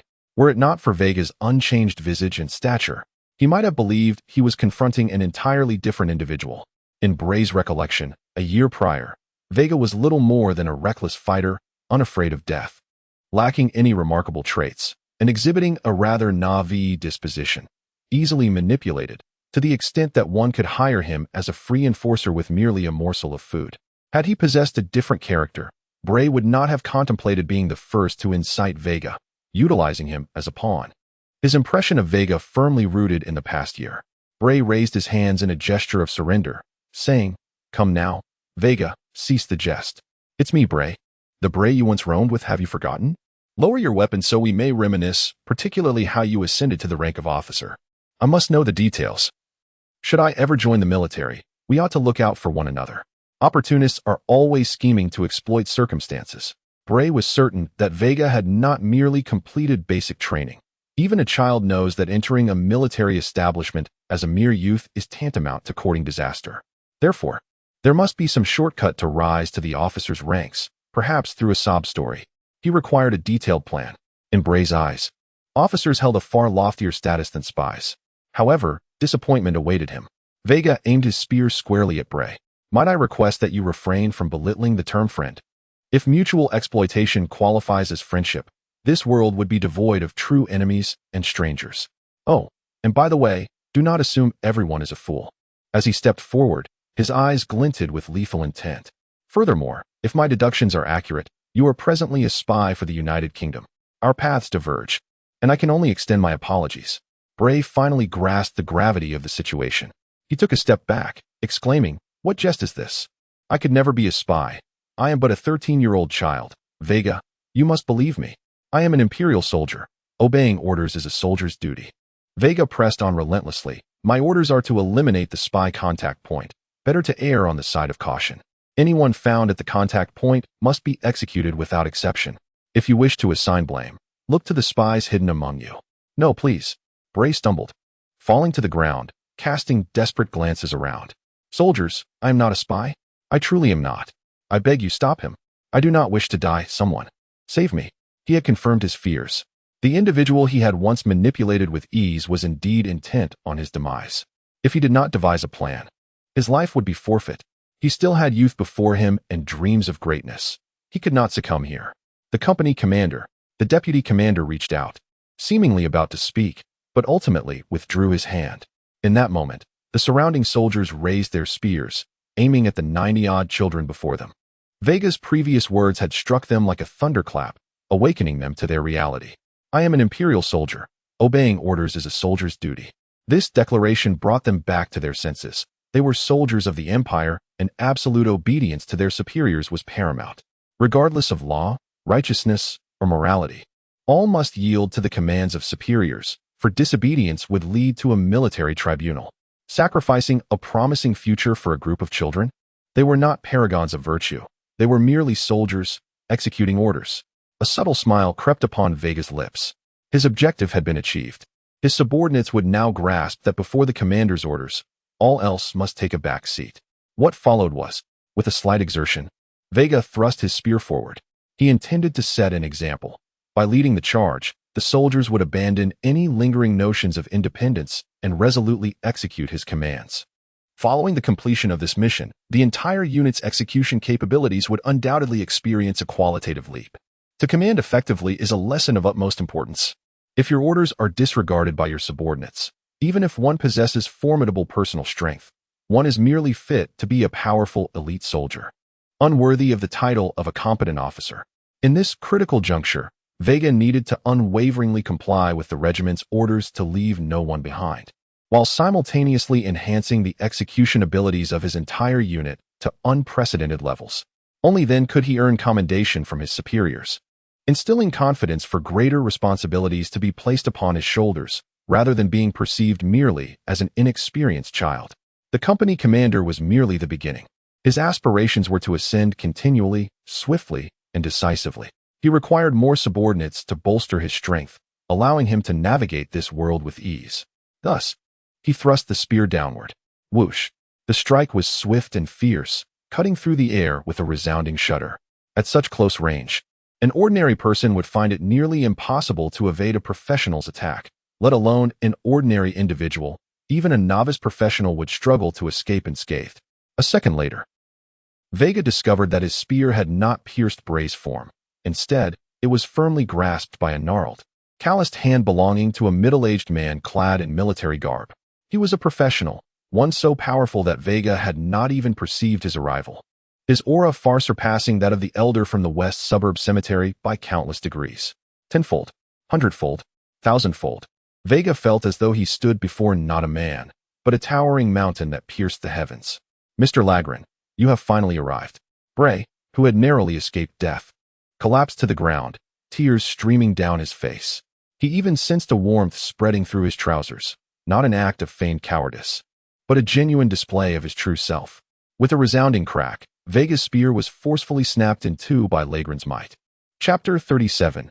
A hair's breadth from the rank of Major General in the town of Kalani, where the 3rd Army Corps is stationed. Those who hold the rank of Major General undoubtedly belong to the core management of the military, wielding the fates of no less than 10,000 souls. Veiga was indeed taken aback, not merely by the oppressive weight of military rank, but also by the formidable presence of the individual before him, whose magical aura loomed like a mountain. Report, General. Veiga stood at attention. I am Veiga, acting commander of the 232nd Company, 3rd Battalion, 2nd Brigade of the 7th Division. I am here under a top-secret urban-level mission from the regiment's headquarters. Specific orders cannot be disclosed without military authorization. I hope for your understanding, sir. What? Raglan's expression shifted. When did that fellow Alkit receive an urban-level top-secret mission from the military? Why was there no whisper of it? Is the Supreme Commander preparing to promote Alkit? No, this cannot be. Raglan fixed his gaze upon Veiga. You speak of a top-secret order from the regiment? What absurdity is this? What qualifications does a mere battalion have to issue an urban-level top-secret task? Raglan waved his hand dismissively. Never mind. According to regulations, I shall not interfere with your mission. The truth will be revealed tomorrow. If it turns out that your regiment acted independently, Alkit will not be able to protect you, and you might find yourself entangled in this mess. For now, I shall let it go. You may leave. Raglan was somewhat agitated. As the leader of the 5th Division, he was unaware that troops were executing an urban-level mission. He was desperate to ascertain whether it was the 3rd Battalion's headquarters that had acted on its own, or if Alkit had indeed received orders from the military. If it was the latter, it meant either he had been sidelined from the decision-making circle or Alkit was on the brink of promotion. Whichever the case, it was a headache for him, given that he and Alkit were rivals. Rubbing his temples, Raglan was about to dismiss his thoughts when he noticed Veiga had not yet departed. Corporal, why have you not left? Mission? Raglan's brow furrowed, his expression darkening. Is your mission to kill these children? Damn it. Raglan seized Veiga by the collar, lifting him off the ground. Corporal, tell me when killing a group of 10-year-old children became an urban-level task. I, Raglan, have spent my life on the battlefield and have never heard of such a ridiculous urban-level mission. Are you mocking me? I would not dare. Get out. Raglan hurled Veiga towards the door. Despite being thrown to the ground, Veiga stood resolutely. General, I am executing the top-secret urban-level orders of the regiment. Military orders are as solid as mountains, and I shall fulfill my mission. Raglan laughed in anger. Ah, what a fine sentiment. Military orders are as solid as mountains, and the mission must be accomplished. He drew his sword, pressing it against Veiga's throat. Now, either you leave this place, or I will slay you with a single stroke. I am willing to offer my heart for the glory of the Empire. Veiga's youthful voice remained unwavering. As Veiga's words echoed, the soldiers of the 232nd Company pointed their long rifles at Major General Raglan without hesitation. We are willing to offer our hearts for the glory of the Empire. The Imperial Army is loyal to the Empire and to orders. As long as it does not involve treason or defiance of the Supreme Commander's orders, every soldier will resolutely obey the commands of their superior. Even if that superior is a general, even if death is certain. Raglan was momentarily taken aback. He could understand such actions from an adult officer, but as a leader of the Third Army Corps, he could never truly kill an imperial officer. If such loyalty existed, he would admire it rather than resent it. Yet, the situation was peculiar when a child was involved. Not only was it strange, but having a 10-year-old child as an imperial officer was absurd. He could hardly fathom that the empire had fallen to such a state that a child was sent to the battlefield. And this child showed no fear of death in the face of his threat. He thought of the street children who wet their pants in fear. That was the behavior expected of a child. Yet this young officer stood firm. This was not a child. This was a war machine cultivated by the empire. Enough. A furious shout suddenly shattered the tension as Raglan's guard arrived. Seeing Raglan surrounded, they hastily dropped their burdens and stood protectively before him, pointing their long rifles at Veiga and his companions. The guard captain bellowed, "Bring your commander forth. I wish to see which fool gave you the command to point weapons at an imperial general." "I would not dare." Veiga quickly clarified his position. "I am acting under the top secret orders of the regiment and mean no offense to you, General. I urge you to understand the greater good and not to trouble us further." The guard captain did not overstep. He turned his gaze to Raglan, whose face was a tempest of emotions. He did not wish to violate Imperial Army regulations, yet he was also unwilling to allow Veiga to harm the 90-odd children. The standoff was tense. "Bring your regiment's highest officer here." Raglan sheathed his sword, no longer pressing Veiga, who was merely following orders. "Understood." Veiga promptly instructed his adjutant to report to headquarters. Meanwhile, seeing the sword being sheathed, Veiga secretly breathed a sigh of relief. He had been waiting for this very moment. If he were to retreat on his own, it would constitute a violation of regiment orders. Remaining would risk this unknown general obstructing him. At this juncture, passing the responsibility back to the regiment was undoubtedly the wisest choice. Just then, the previously trembling Bray, suddenly emboldened, dashed towards the rear door. Given the proximity, he was about to escape the house in the blink of an eye. "Quick, stop him!" Veiga pointed and charged towards Bray. This mission was to catch a spy organization off guard. Allowing even one insect to escape could trigger a butterfly effect. As Veiga moved towards the rear door, Raglan's guards reacted, not caring about the mission. Veiga's approach to their commander warranted immediate intervention to thwart any potential threat. There was no time. Veiga saw Bray on the verge of exiting. He took down one of the guards, snatched a long rifle from their hands, and hurled it towards Bray. With a swoosh, Raglan intercepted the rifle mid-flight. He had always believed children to be innocent, and Bray's attempt to flee stemmed from fear. Thus, he could not permit Veiga to kill a frightened child before his eyes. "Yes, sir." The guard captain glared at Veiga before leading his men towards the rear door. Bang! Just as they reached halfway, a loud explosion erupted outside the back door. Along with the explosion, a brilliant firework ascended into the night sky. Before the first firework faded, another burst forth from a different location, mere seconds apart. Bang! Bang! Bang! The butterfly effect had commenced. Led by the initial firework, various colors began to illuminate the dark corners across the northern district, the fireworks cascading and spreading like wildfire throughout all of Kalani. Chapter 38. The Spark Bang, Bang Bang. The resplendent fireworks illuminated Karini, as the entire city seemed to embark on a grand harvest celebration. To the ordinary citizens, this might appear as mere merriment before the nobles' banquet. However, to the countless spies of the United Kingdom within Karini, these rising fireworks were ominous harbingers of doom. A city-wide alert was in effect.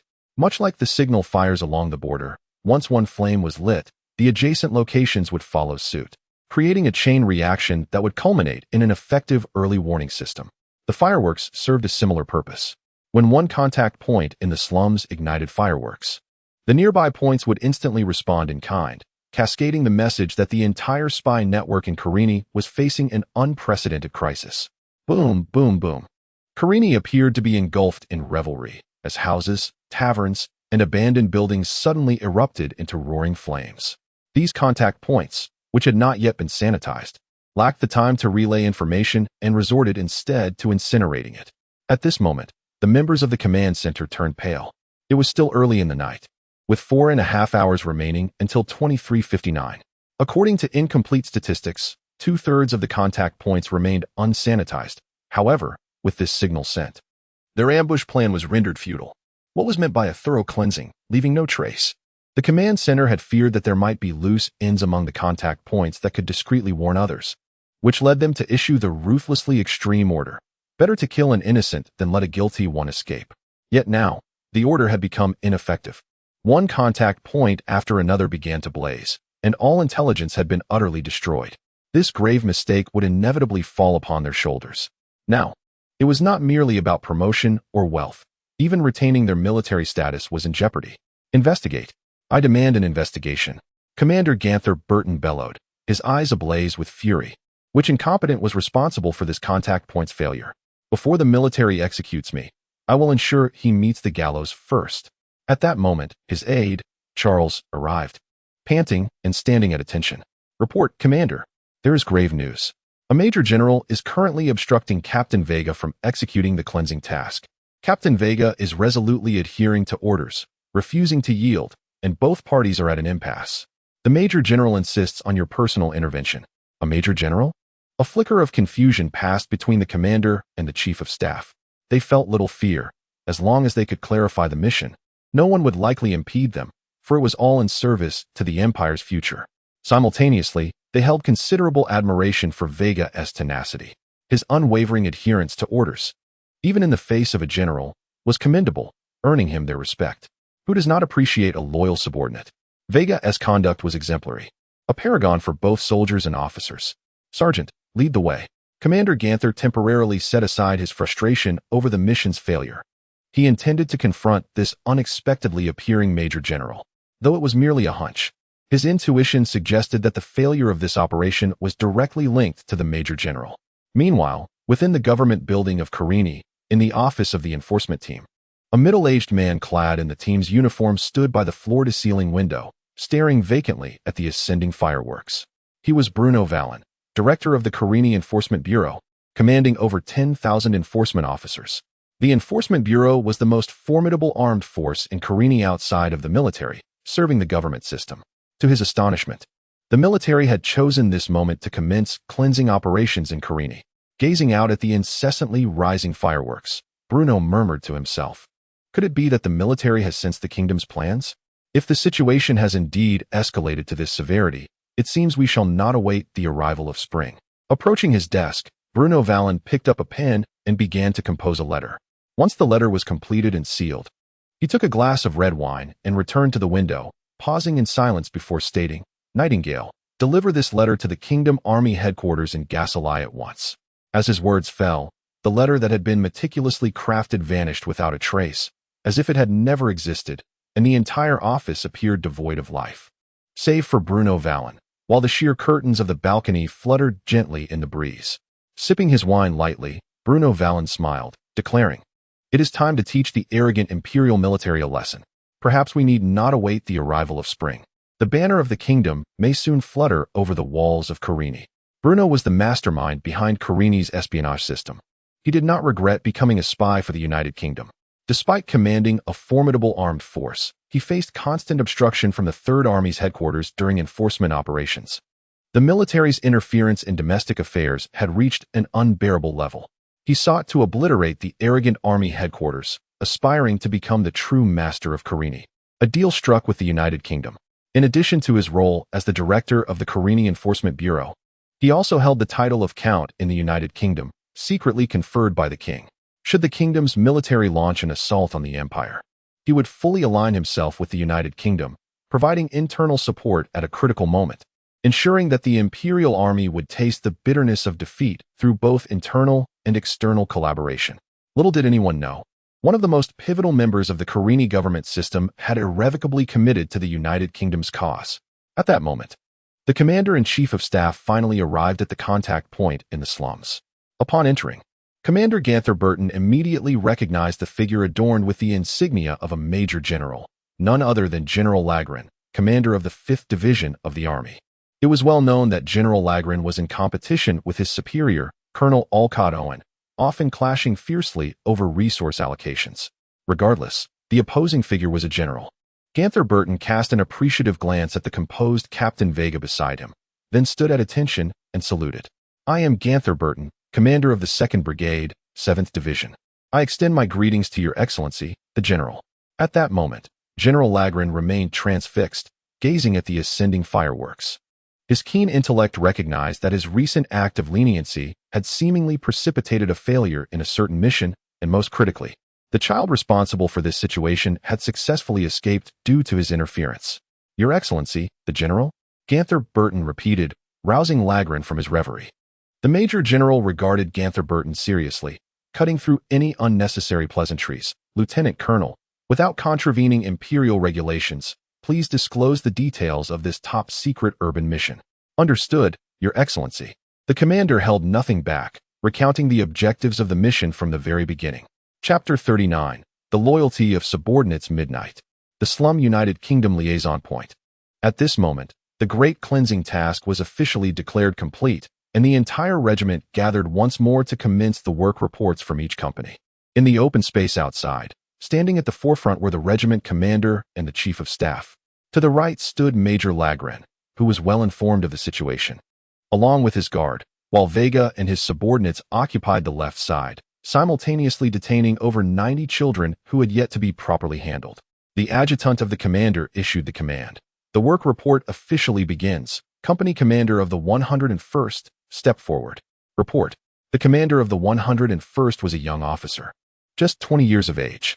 "Upon receiving orders from the regiment, my company was tasked with clearing 9 liaison points of the United Kingdom's intelligence organization north of East Street. We managed to clear 5, recovering 27 pieces of intelligence, while the remaining 4 were burned." 107th Company Commander. 46th Company Commander. As the report circulated, it was shocking to discover that in the vast northern district, nearly 300 liaison points, large and small, had been cleared at less than half the required rate, with the remaining points either burned or relocated. The loss of intelligence could not merely be quantified in gold coins. If this failure was due to Veiga's personal oversight, it would be sufficient to send him to the gallows. This blunder was not solely Veiga's. Once reported to higher authorities tomorrow, both the commander and chief of staff could face immediate dismissal from military service, with the reasoning being quite simple. They had recklessly undertaken a city-level top-secret mission without proper reporting, ultimately leading to the mission's failure. Fortunately, someone else would bear the blame. The commander glanced at Lagrin, feeling a sense of schadenfreude within yet maintaining a faade of politeness. "General, may I inquire if you have any directives?" Lagrin waved his hand, remaining silent. His visage was somewhat pale, although the 3rd Regiment bore a fraction of the responsibility. The majority of the blame would likely rest on his shoulders. The recording crystals of every soldier present had captured the events in detail. A moment of compassion had led to a grave mistake. He had never anticipated that among children around 10 years of age, there would indeed be spies from enemy nations. Such a notion seemed almost fantastical. At 10 years old, he had been busy playing in the mud, while these children had learned the art of betrayal. Lagrin sighed. "Since the matter is settled, I shall take my leave. You will no doubt report to the military headquarters tomorrow. The fault lies with me. You may report the truth." "Yes, General." The commander saluted and inquired. "I still have one matter unclear. How shall we handle these children?" Lagrin turned his gaze towards the children. Upon seeing their terrified eyes, he felt a flicker of compassion, but ultimately shook his head. "The highest command authority for this city-level mission resides with you. I have no right to intervene." "Thank you for your understanding, General." Ganther Burton glanced at Veiga and said, "Corporal, this is your designated liaison point. Please proceed to complete the task." "Yes, Commander." Veiga nodded in acquiescence. He picked up a standard-issue rifle from the ground and, without hesitation, approached the children. He did not forget to glance at the 2nd Lieutenant, whose face still bore uncertainty, yet he did not issue commands to his soldiers, opting to move forward alone. The sound of gunfire erupted, and 2 children perished beneath his rifle. Veiga was unaware if these children were spies, but that was of little consequence now. Better to err on the side of caution, for the consequences of mercy had just been vividly demonstrated by Lagrin. "Let us depart." Lagrin squinted, leading his guard away. Could it be that this young officer reveled in the act of killing? Lagrin etched Veiga's smile into his memory as he vanished from sight. Veiga paid no heed to Lagrin's departure. He raised his rifle once more, fixating on the next target, a delicate-looking young boy whose eyes were filled with pleading, fear, and a glimmer of yearning for life. Veiga stood before him, The boy, terrified by Veiga's bloodthirsty visage, shrank back, attempting to blend into the crowd, only to be mercilessly pushed out by his companions, rendering his expression utterly helpless. The rifle was raised, poised to strike. Suddenly, the second lieutenant dashed forward, restraining Veiga's rifle with a swift motion. Under Veiga's astonished gaze, the second lieutenant's demeanor transformed entirely. "Commander, allow us to take over the next task. We cannot permit you to bear this sin alone. It is all our fault. Had we not hesitated, such a grave error would not have occurred. Yet here I stand, like a coward, casting this heavy burden upon you. I am truly ashamed to face you. After this, please impose a severe punishment upon me. Please, Commander, punish us." Veiga's subordinates echoed in unison. They interpreted Veiga's actions as those of a commander who cared deeply for his men, unwilling to let them bear the burden of execution, ultimately shouldering the guilt himself. He was a commander who looked after his subordinates. The soldiers gazed at Veiga with gratitude, unwilling to allow such a commander to bear this sin alone. How long would they continue to hide behind their leader as cowards? Led by the second lieutenant, Veiga's subordinates extended the blade to the 90 children, while Veiga, having slain 2, was pushed out of the circle by his moved soldiers, never raising his hand again. "Truly commendable, Corporal Veiga," the commander praised. Veiga humbly responded. It was only his first afternoon as a company commander, yet he had inspired his men to willingly execute the task against innocent children. Such a feat, even without coercive orders, was difficult to achieve, and possessing the ability to consider the emotions of his subordinates was indeed a rare and commendable quality. At this juncture, Commander Ganser Burton could not help but hold a higher regard for Veiga, despite the mission's premature failure and the likelihood of losing all rewards. He would still have to shoulder a portion of the responsibility. Chapter 40. The report the next day, in the conference room of the Imperial Third Army Group. The oval table was filled to capacity. Every individual seated bore a rank of brigadier general or higher, their expressions ranging from resolute to amiable, and from tranquil to contemplative. They constituted the core leadership of the Third Army Group. It is no exaggeration to assert that should any of them be eliminated, the entire Third Army would plunge into chaos. A series of coughs broke the silence, drawing attention to the commander of the Third Army Group, General Foster Nolan, who was seated at the head of the table. He appeared somewhat gaunt and frail. His right hand, which clutched a cigar, trembled slightly. At approximately 55 years of age, General Nolan was not of noble birth. However, he bore the most esteemed surname in the Empire, Nolan. Even the current royal family did not possess such a noble lineage. To have the name of the Empire as one's surname is a privilege granted only to those founding generals who have made significant contributions to the Empire's resurgence. A title bestowed by the Emperor himself. This surname is not hereditary. Those honored with it will forever share in the Empire's glory, their names eternally etched in its history. Even if they commit unforgivable acts while on imperial soil, no entity or individual holds the right to raise arms against them. Currently, fewer than 5 individuals, including the Emperor, possess the surname Nolan. "Gentlemen," Foster said, squinting as he addressed the assembly, "the reason I hastily convened you here should be clear from the materials on the table. Do any of you have questions regarding today's agenda?" A bespectacled officer, a brigadier general, raised his hand. "Deputy Chief of Staff, please proceed," Foster prompted. The brigadier general placed his documents down, stating, "Commander, I believe that all operational plans from Colonel Alcott Owen's 3rd Regiment comply with the Empire's special operational regulations. In such circumstances, the fewer who know, the better. The primary reason for the mission's failure does not lie with the 3rd Regiment. I propose we consider appropriate rewards and punishments." "What nonsense are you speaking?" exclaimed the 3rd Division commander, standing. It is evident to anyone with clear sight that Colonel Alcott Owen's 3rd Regiment overstepped its bounds in seeking to claim this achievement alone. Had they promptly reported to the military headquarters, such a significant oversight would not have occurred. And now you suggest we consider rewards and punishments? Has the General Staff lost its mind?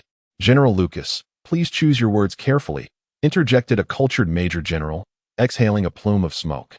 "Are we not capable of discerning the depths of the 3rd Regiment's operational plans? If we had adhered strictly to the 3rd Regiment's staff's strategy, how could a reinforced regiment possibly fail to secure the northern communication points?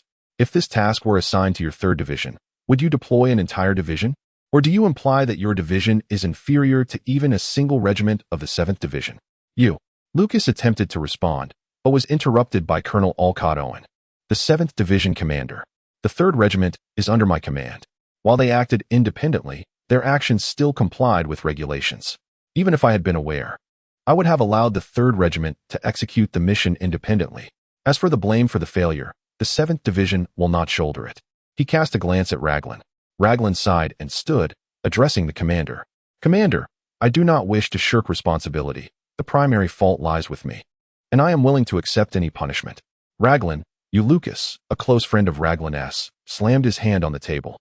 Commander, while Raglan bears some fault, I maintain that the principal responsibility lies with Colonel Olcott Owen's 3rd Regiment for their overreach. Coughing twice, Foster squinted as if just awakening from slumber. Gentlemen, please remain calm. Perhaps we should first hear the report from the 3rd Regiment's commander. The conference room door opened, and Major Ganser Burton entered, saluting. 7th Division, 2nd Brigade, 3rd Regiment, Major Ganser Burton reporting to the commander and esteemed generals. Thank you for your hard work.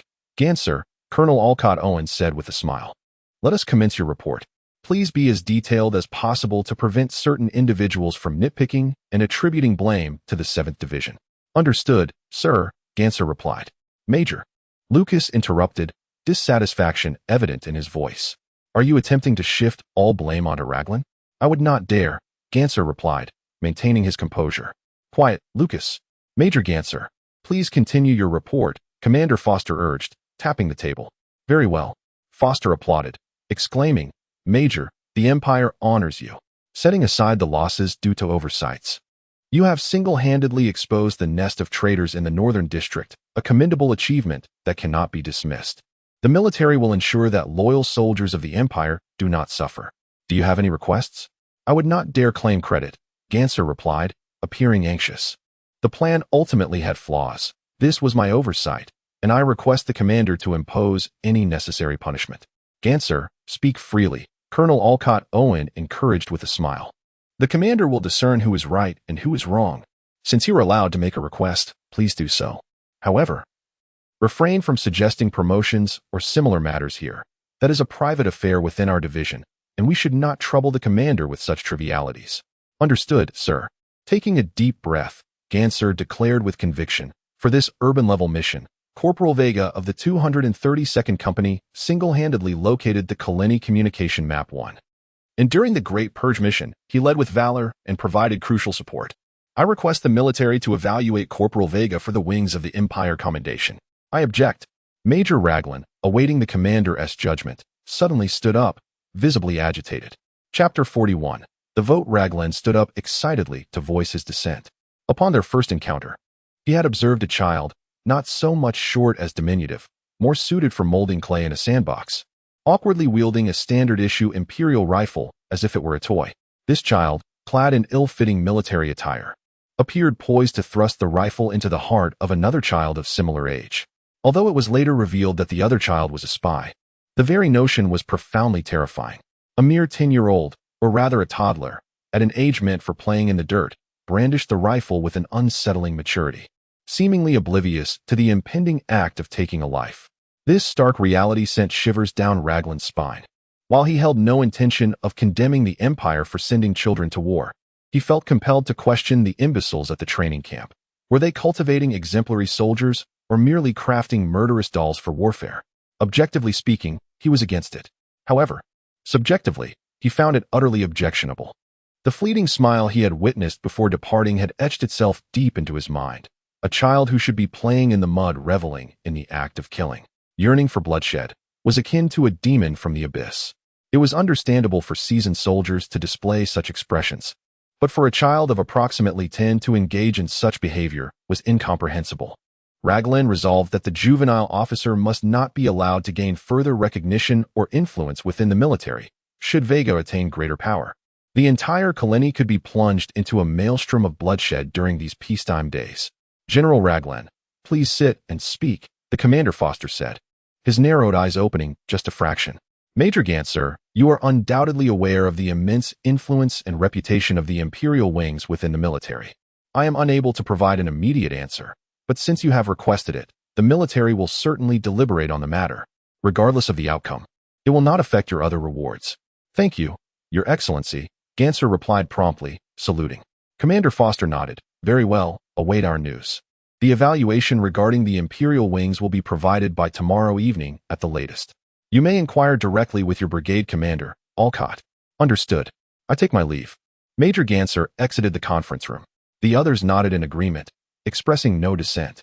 Several soldiers presented Veiga's dossier to each general, who began to peruse the young officer's military record. The room was filled only with the rustling of pages turning. 10 minutes later, the vote commenced. With Alcott's raised hand, several other brigade commanders aligned with him similarly lifted their hands. Among the 10 divisions of the Third Army, 3 had already voted in favor.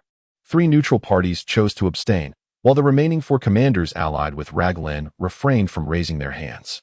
The only remaining voting authority rested with the Chief of Staff and the Deputy Chief of Staff, along with the Supreme Commander, Foster Nolan. The General Staff typically leaned towards neutrality. However, an argument had erupted between the Chief of Staff, the Deputy Chief of Staff, and Brigade Commander Lucas, leaving the Chief of Staff to abstain for the sake of the greater good, while the Deputy Chief of Staff raised his hand in favor. An extraordinarily awkward scene unfolded in the conference room, 4 in agreement, 4 in opposition. At that moment, all eyes turned to Commander Foster Nolan, the sole decision-maker in this 4-4 impasse.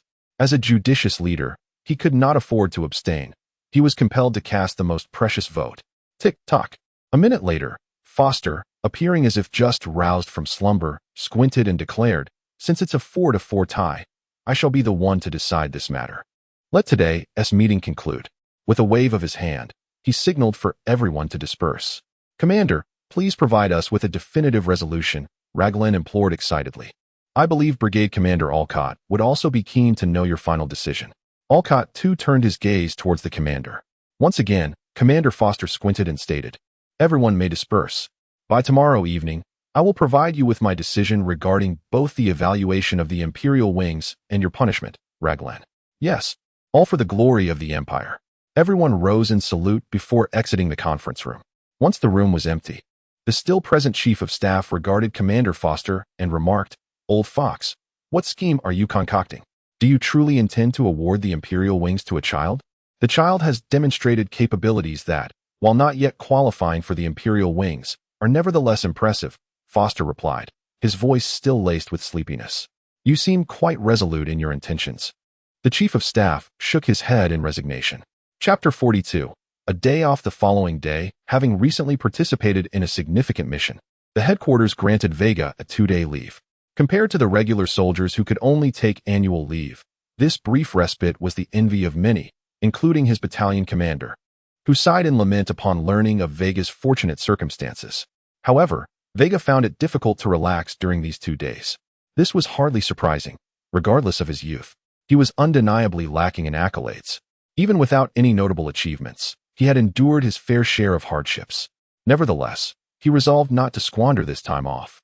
Today, he planned to visit the Kalani Library to thoroughly investigate information regarding practitioners. As he remained preoccupied with the mysterious power residing within his mind, the ability to manifest magic externally was something he had never encountered before. Opening his wardrobe, Veiga cast a glance at the 5 or 6 military uniforms hanging inside, offering a wry smile. He had initially hoped to don civilian attire and relish a rare taste of ordinary life, but he soon realized that since his enlistment, he had not acquired any casual clothing. He had worn nothing but military garb. With a short sword strapped to his waist, he stepped out of the officer's dormitory. A dazzling ray of sunlight compelled him to squint. Following the first snowfall, today presented a rare opportunity for splendid weather, as the streets buzzed with life once more. Vendors and passers-by alike wore smiles, seemingly basking in the warmth of the sunny morning. The Kalani Library, located on Administrative Street in the Northern District, was one of the most bustling avenues in the area, housing various governmental and administrative bodies. Both security and surrounding amenities ranked among the finest in the Northern District. An hour later, after enjoying a leisurely breakfast, Veiga arrived at the Kalani Library. Situated at number 37 Administrative Street, the library boasted a total area of 120,000 square meters, comprising general, administrative, and military sections.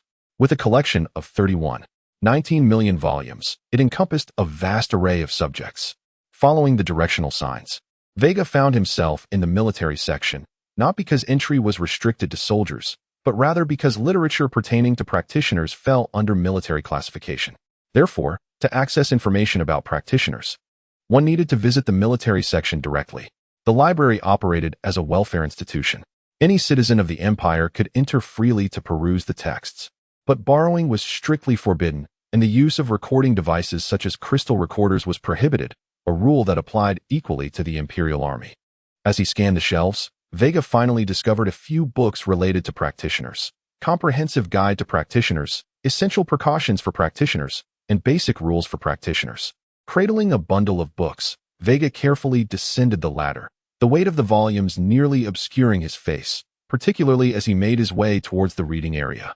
Appearing somewhat comical to onlookers, with a soft thud, he stood on his tiptoes to place the heavy stack on the study desk.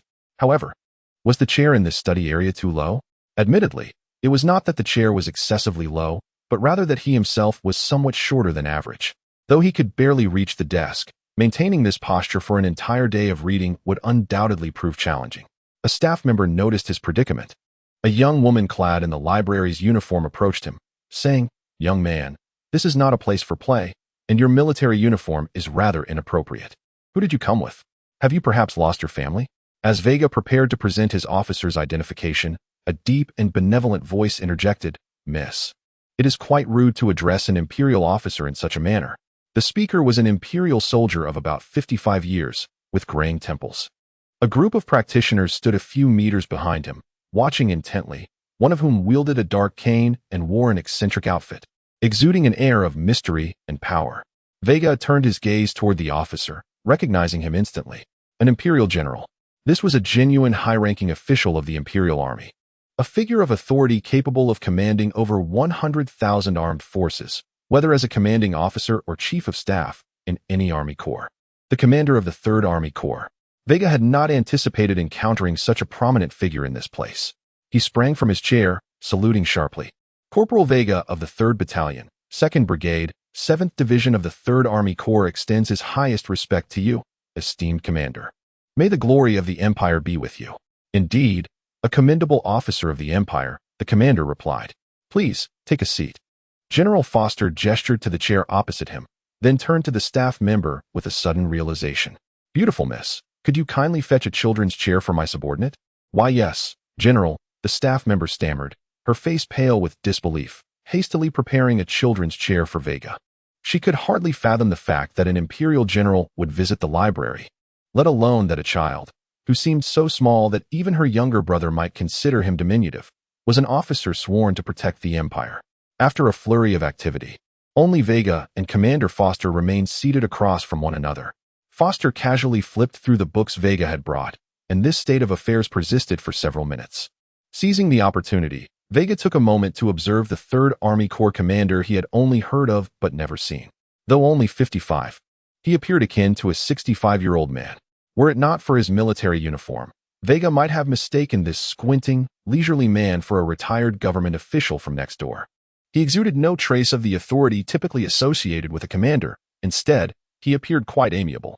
One could not discern the intentions of this individual from mere appearances. Now, the only lingering question was why this busy commander would find himself here. Was it merely a chance encounter, or had he come specifically to seek out Veiga? If it were the latter, what could possibly warrant a personal visit from an imperial general to a mere corporal?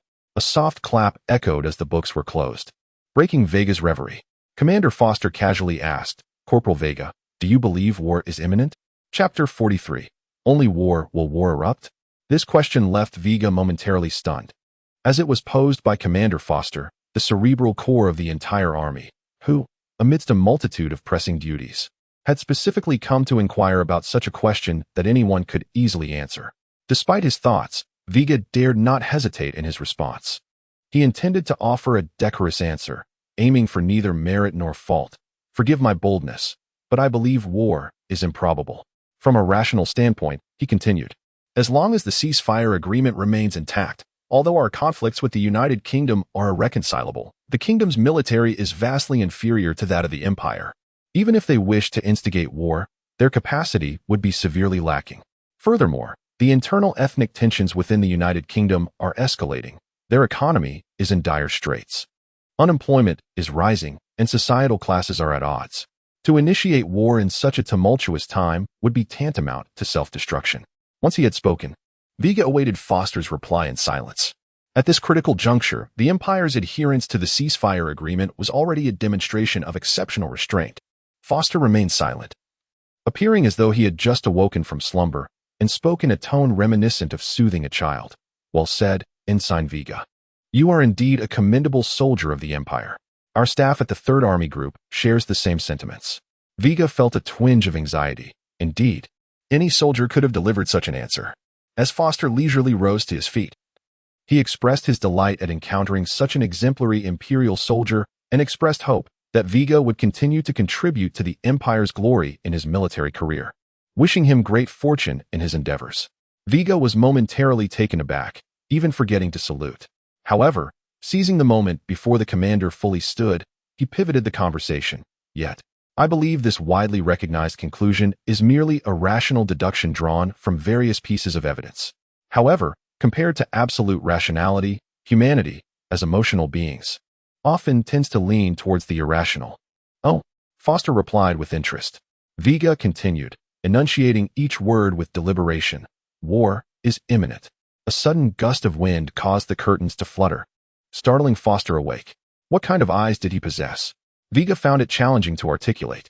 They embodied the decisiveness of a cheetah, the wisdom of a fox, the foresight of an eagle, and the might of a tiger. No matter how exhaustive his vocabulary, he could not encapsulate even a fraction of their essence. If but a moment ago, Foster appeared as a harmless elder, now Veiga beheld the true visage of a high-ranking general of the Imperial military, the commander of the Third Army Group. There was no palpable aura of magic about him, yet a mere glance sent shivers down Veiga's spine. Swallowing hard, Veiga addressed Foster. "In contrast to absolute rationality, humanity seems to prefer emotional decision-making. I once witnessed a distraught father, having lost a child, launching an attack against an insurmountable adversary. To outsiders, it might seem prudent to remain patient and wait for an opportune moment, yet he was wholly consumed by emotion." "Are you suggesting that the kingdom's military has lost its reason?" Foster inquired with curiosity. The advisors of the kingdom's military are no ordinary civilians. They are unlikely to be swayed by emotion. Moreover, given the escalating ethnic tensions within the United Kingdom, they should understand that rashly instigating war would only exacerbate their plight. It is precisely due to their internal and external crises that war may be initiated, Veiga asserted with unwavering conviction. When a capable leader fails to unite a people, a formidable enemy can swiftly unify a group, a nation, or a state against a common foe. If it is the advisors of the United Kingdom, faced with an impending economic collapse and intensifying ethnic strife, they may very well abandon all reason and become the most reckless of gamblers, using war to resolve internal discord, inciting hatred, and transforming nationalism into a fervent desire for revenge, promptly tearing up the ceasefire agreement and waging war against the Empire. Veiga concluded softly. This may very well be the United Kingdom's last hope. This was not merely Veiga's conjecture. It was a historical reality that had unfolded on Earth. The Nazis had risen under similar internal and external pressures, first igniting a fervent anti-Semitic campaign to unify the nation, then raising the banner of national revenge, adopting a strategy of external expansion that ultimately dragged the world into the mire of war. Thus, that beleaguered nation ascended like a comet. For the subsequent half-century, the world would tremble under the banner of the Third Reich. Suddenly, Foster stood up, his countenance darkening. Though he had anticipated the possibility of the United Kingdom instigating war, he could find no evidence to substantiate this belief. Coupled with the Empire's flourishing economy and declining unemployment rate, he began to question whether his instincts, which had saved him countless times on the battlefield, were still reliable. However, Veiga's recent remarks dispelled all his uncertainties. His intuition had not failed. War would indeed erupt. And this time it would not be the Empire that instigated it, but rather the beleaguered United Kingdom, making a desperate gamble to initiate an unprecedented war of vengeance. Do not underestimate the resolve of the United Kingdom. When a capable leader cannot unite an entire nation, a common enemy can rally the populace from the highest leaders to the common folk, all fighting for revenge, as it is the only path out of their predicament. Foster solemnly saluted Veiga, declaring, "Ensign, the Empire shall take pride in you." Chapter 44. Bestowal of Honors. Foster departed with a satisfied expression, and Veiga understood that he had successfully navigated this hurdle. If there were to be any blemish on this otherwise favorable outcome, it would be Foster's request for a report detailing his thoughts to be submitted to the general staff by the following evening. This effectively meant that his day off was indirectly rescinded. Clearly, the directives of the commander-in-chief held far greater significance than a mere respite. Moreover, composing a report was not an insurmountable task. Drawing upon the historical facts from his previous life, he could simply emulate what he had learned. Veiga left the library in the evening, having spent the day engrossed in his studies, which afforded him a fundamental understanding of the hierarchy of practitioners. There existed a comprehensive system, including levels from Apprentice 1 to 5, lower-tier practitioners, mid-tier practitioners, upper-tier practitioners, star level, and radiant level, encompassing roughly a dozen classifications. All practitioners harnessed magical energy for combat. However, the texts indicated a crucial limitation. Irrespective of their rank, practitioners were unable to project magical energy beyond their bodies. They could only infuse it into magical weaponry for battle. Even esteemed combat techniques merely enhanced defensive capabilities and provided beneficial effects. Nevertheless, he did glean some valuable insights. From the guide to practitioners, he learned that being a practitioner was merely a transitional phase, with the ultimate aspiration for all practitioners being to ascend to the enigmatic vocation of a mage before the age of 20. Yet, the texts failed to elucidate the process by which one transitions from practitioner to mage, nor did they delineate the distinctive attributes that set mages apart from practitioners. Veiga resolved to return at a later date to delve into the literature regarding mages, confident that specialized tomes would yield the information he sought. The following day, Veiga delivered the meticulously prepared report to the general staff of the Third Army. A series of knocks echoed through the chamber. Under the guidance of an aide-de-camp, Veiga entered the office, which housed only two individuals, the squinting Commander Foster and the Chief of Staff, Clemens Oliver. After saluting, Veiga presented the report to the commander. "Lieutenant, do not stand on ceremony. Please take a seat." Foster gestured towards an adjacent chair and began perusing the document. Meanwhile, Chief of Staff Clemens Oliver scrutinized Veiga with an inscrutable gaze. His eyes, both playful and serious, belonged to a gentleman of refined demeanor, exuding an air of elegance that alleviated any potential tension rather than amplifying it. Moments later, Commander Foster handed the report to the Chief of Staff and turned to Veiga, inquiring, "Lieutenant, if all you assert is true, and the United Kingdom is poised to instigate war, when might hostilities commence?" Veiga furrowed his brow, prompting a shared glance between the commander and the Chief of Staff. Oliver, setting aside the report, nodded in agreement with Foster. Abruptly, the commander rose to his feet, followed closely by an aide carrying a tray wrapped in crimson cloth. Upon reaching Veiga, both men halted. "What is the intention behind this?" Veiga pondered, yet instinctively stood at attention. "Lieutenant Veiga, I vow to offer my heart for the glory of the Empire," he exclaimed, nearly shouting. "What constitutes surprise? Perhaps this is it." He had entirely forgotten how he exited the command post.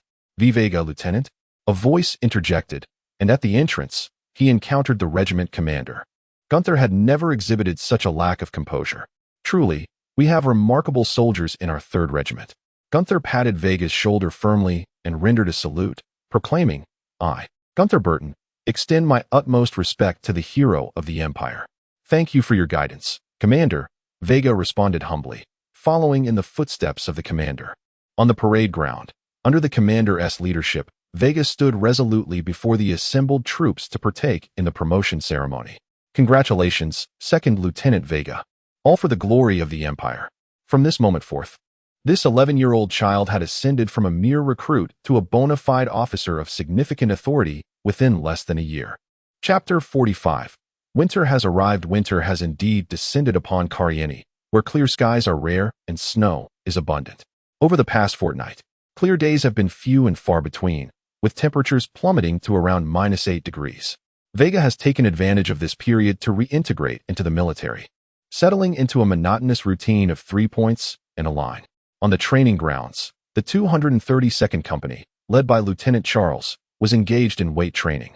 While Veiga stood on the command platform, observing his troops without participating in the exercise, the training designed for ordinary soldiers holds little value for professionals like him.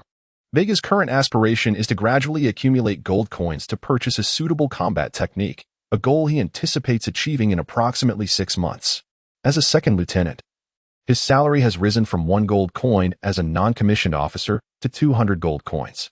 The disparity in treatment between junior officers and non-commissioned officers is vast. Should he ascend to the rank of a battalion officer, his monthly remuneration would likely reach around 1,000 gold coins, as the Empire is traditionally generous with military expenditures, particularly given the significant number of professionals within the ranks who have a considerable demand for gold coins. However, the path to becoming a battalion officer is fraught with challenges. Although war looms on the horizon, the timing of an offensive from the United Kingdom remains uncertain. Moreover, the current arrogance of the Empire's military raises questions about their ability to triumph against the desperate forces of the kingdom. Commander, a messenger from the regiment approached. Interrupting Veiga's musings, the regiment has notified you to attend this week's meeting. Please be punctual in 30 minutes at the regiment's staff office. Understood, Veiga nodded. Thank you for your efforts. The messenger saluted and proceeded towards the 3rd Battalion. Veiga glanced at the 232nd Company, instructed his adjutant to continue training, and made his way to the regiment's staff office. However, without prior notification from superiors, he refrained from mingling in the commotion. Knock, knock, knock. After 3 gentle raps on the already ajar door, Veiga entered the regiment's staff office. 2nd Lieutenant Veiga of the 232nd Company reporting to the officers. It's merely a routine meeting, no need for formalities. The regimental commander, Ganser, greeted Veiga with a friendly smile. You may sit beside your superior. The commanders from the 3rd, 2nd, and 1st Battalions have yet to arrive. We will commence the meeting once they do. Yes, sir. Veiga took a seat beside the commander of the 4th Battalion. The 4th Battalion commander, a stout man with a simple demeanor, possessed a forthright character and lacked guile. Over the past fortnight, he had shown considerable kindness to Veiga, who had become a prominent figure in the military department, and he was also a formidable professional. Tap, tap, tap. The commanders of the 3rd, 2nd, and 1st Battalions entered the meeting room, saluting the regimental commander and the chief of staff, while also offering friendly smiles to Veiga. In contrast to the intense rivalries within the military department, the decision-makers at the battalion level enjoyed a more harmonious rapport, with each commander interacting amicably in private. Please take your seats. As all attendees settled in, the regimental commander began the meeting. The purpose of this meeting is to relay the latest orders from the military department. Let us hope it's not another budget cut, quipped the 1st Battalion commander with a grin. I'm not one to complain, but military funding has been dwindling year after year. The nobles in the finance department seem to have grown increasingly audacious. I believe it's time for our generals to sacrifice a couple of finance ministers to remind them who truly holds authority in this nation. The commander of the 3rd Battalion chuckled. Oh, Marco, I think you are the one who has grown bold. A mere captain daring to speak ill of the generals? Be careful, I might just report you to the military department. Whack, that is assuming you can even enter the military department's gates, the 2nd Battalion commander teased. The 4th Battalion commander thumped his chest, declaring, Have you all forgotten about our 2nd Lieutenant Veiga? As long as he dons the Empire's wings, there is nowhere within the entire army he cannot go. Bang, bang, bang. The regimental commander rapped the table to regain order. This is a meeting, so let us maintain some decorum. It seems you 4 are rather idle. After this meeting, I expect you to run 100 laps on the training grounds. If you fail to complete them, you may as well forego sleep tonight. Understood. The 4 battalion commanders exchanged glances of mock defiance, then broke into laughter. Seeing that the time was nearing, the regimental commander stood up. Very well, let us put the jokes aside. Now, I will convey the military department's latest orders. The 7th Division, 2nd Brigade, 3rd Regiment, 4th Brigade, 13th Regiment, and the 137th Brigade, 297th Regiment, shall be deployed to the border for a 3-month garrison assignment. Wait. The 1st Battalion commander rose in agitation. Isn't garrison duty typically assigned to the 4th Regiment? Why must our 3rd Regiment undertake such a laborious task in this bitter winter? Indeed, the 3rd Battalion commander echoed, equally incensed. While our 3rd Regiment may have seen a decline in overall strength, we have not fallen to the level of a mere cannon fodder regiment. How could this duty possibly fall upon us? As the meeting heated up with passionate voices, Veiga furrowed his brow, equally perplexed by the military department's intentions. Silence. The regimental commander struck the table once more. Do not misunderstand. Although our 3rd Regiment may be lacking, we remain one of the core units and have not sunk to the level of a mere cannon fodder unit. Have you not noticed something peculiar about the list from the military department? The list? Veiga was the first to discern the underlying mystery. Commander, it appears that every unit on this list is a core component of the army, with several even being elite forces from the 1st Division. Why would these units be dispatched to garrison the border? That is precisely what troubles me, replied the Chief of Staff, who had remained silent until now. According to the military department's explanation, they intend to replace the garrison's cannon fodder units with elite forces from the 3rd Army, while also raising the alert level for each unit. I cannot fathom the military department's precise intentions, but as battalion-level forces, we must simply follow orders. Indeed, the regimental commander concurred, standing up. Our duty is to resolutely obey the orders from above. This meeting is now adjourned. The specific departure date is set for 1 week from now. Utilize this week wisely to prepare yourselves. Meeting dismissed. As the meeting concluded, Veiga was the last to exit the room. While others may not grasp the military department's motives, Veiga understood all too well. The issuance of this order was likely a direct result of the report he had submitted to the military department, a precautionary measure against a potential winter assault by the kingdom's forces. Chapter 46, Retreat. 1 week later, the entire regiment, to which Veiga belonged, commenced its march towards the border as per orders. The border lies over 200 kilometers from Kalini City, requiring 2.5 days of arduous foot travel to reach. The border between Kalini and the United Kingdom extends for a staggering 2,374 kilometers, with the 3rd Regiment tasked with overseeing the R68, T-357 sector, while Veiga's 4th Battalion was primarily responsible for the T-134, T-357 region. The duties of guarding the border differ significantly from mere patrol tasks. Patrols involve rotating shifts to monitor inaccessible cliffs, treacherous rapids, and dense forests, where encounters are limited to small reconnaissance parties or special forces from the enemy. In essence, patrols serve primarily for training purposes. In contrast, the responsibilities of border guarding are far more demanding, typically organized by company units. These tasks require long-term stationing at strategic passes where large troop movements can occur. Daily inspections and 24-hour shifts are mandatory, with each pass equipped with a small observation tower capable of accommodating a company. This tower serves as a vital warning system, akin to the Great Wall of China. Upon detecting enemy incursions, smoke signals of varying colors must be ignited based on the enemy's numbers, while the company must withstand the assault until a withdrawal order is issued. The perils of such a duty are self-evident. A provocation from a significant enemy force could lead to catastrophic outcomes. Moreover, the duration of border guarding assignments is typically extended, often set against backdrops of towering mountains or endless plains. Beyond the company comrades, the only sounds are the chirping of insects and the calls of birds. Frequent supply disruptions exacerbate the already harsh conditions, making life here far more grueling than in Kalini. In summary, border guarding is akin to being dispatched to the frontier, often relegating less favored units to contend with the United Kingdom's harassing troops. Those who endure for a year and a half may be integrated into the core forces for systematic training. Those who do not may find themselves buried beneath 3 meters of grass. Veiga's station was located in a hilly region. Captain, the handover procedures have been completed, reported his aide, Charles, as he surveyed the landscape from the vantage point of the observation tower. Thank you for your efforts, aide, Veiga replied, descending towards the base. Please ensure the personnel for tonight's duty are arranged swiftly.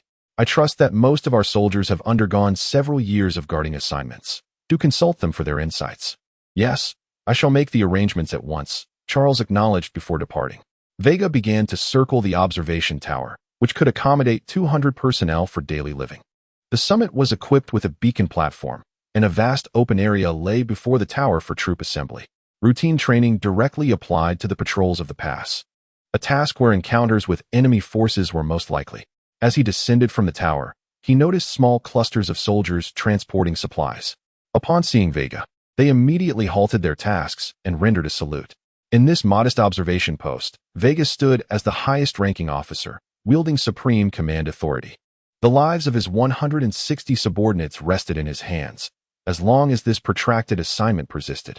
He possessed the unilateral power to adjudicate any transgressions without the need for a military tribunal. 3 days passed swiftly. Veiga's troops had largely acclimatized to their new environment. The most daunting aspect of border guarding is the isolation and loneliness. Prolonged exposure to such desolation can lead to psychological afflictions, as not everyone can adapt to the stark wilderness. Thus, a balance between labor and leisure is crucial. However, today was an exception. As news arrived that the forces of the United Kingdom were advancing, with their exact numbers still unclear. All personnel, to pass T315, move out, Veiga commanded, leading approximately 100 men towards the pass, leaving around 30 behind to maintain the tower under the temporary command of the deputy company leader. Upon reaching the high ground of the pass, Veiga spotted over 30 of his subordinates who had been concealed there, diligently observing enemy movements through military binoculars. Led by a squadron leader, "Sergeant, report the situation," Veiga instructed. "Yes, Captain," the squadron leader replied, lowering his binoculars. "The enemy consists of over 500 personnel, roughly half a battalion, advancing towards us. No other units have been detected. Initial assessments indicate a guerrilla warfare approach. Guerrilla tactics are a hallmark of the United Kingdom's operations during ceasefire periods, amassing forces several times greater than those stationed at the Imperial outpost, executing agile surprise assaults to incapacitate isolated posts before retreating swiftly. When faced with such circumstances, due to numerical inferiority, the only recourse is to signal a temporary withdrawal to ensure the safety of the troops, accepting the loss of the outpost as a regrettable consequence that would require extensive time and resources to restore. Nevertheless, the Empire does not lack recourse. Typically, regiment or battalion-level units also periodically mobilize soldiers to adopt similar strategies, resulting in mutual attrition over the years. However, recent border tensions have escalated significantly. "Messenger," Veiga called. "Here." The messenger promptly responded, sprinting towards the tower. Although preparations for withdrawal were underway, Veiga refrained from issuing an immediate retreat order. He awaited the signal from the regiment's headquarters, as leaving without such orders would contravene military regulations. 10 minutes later, a plume of faint red smoke billowed from the far side of the mountain. The headquarters orders had arrived. However, rather than a retreat command, it signaled an engagement. Chapter 47. The encounter. The signal to engage caught Veiga by surprise.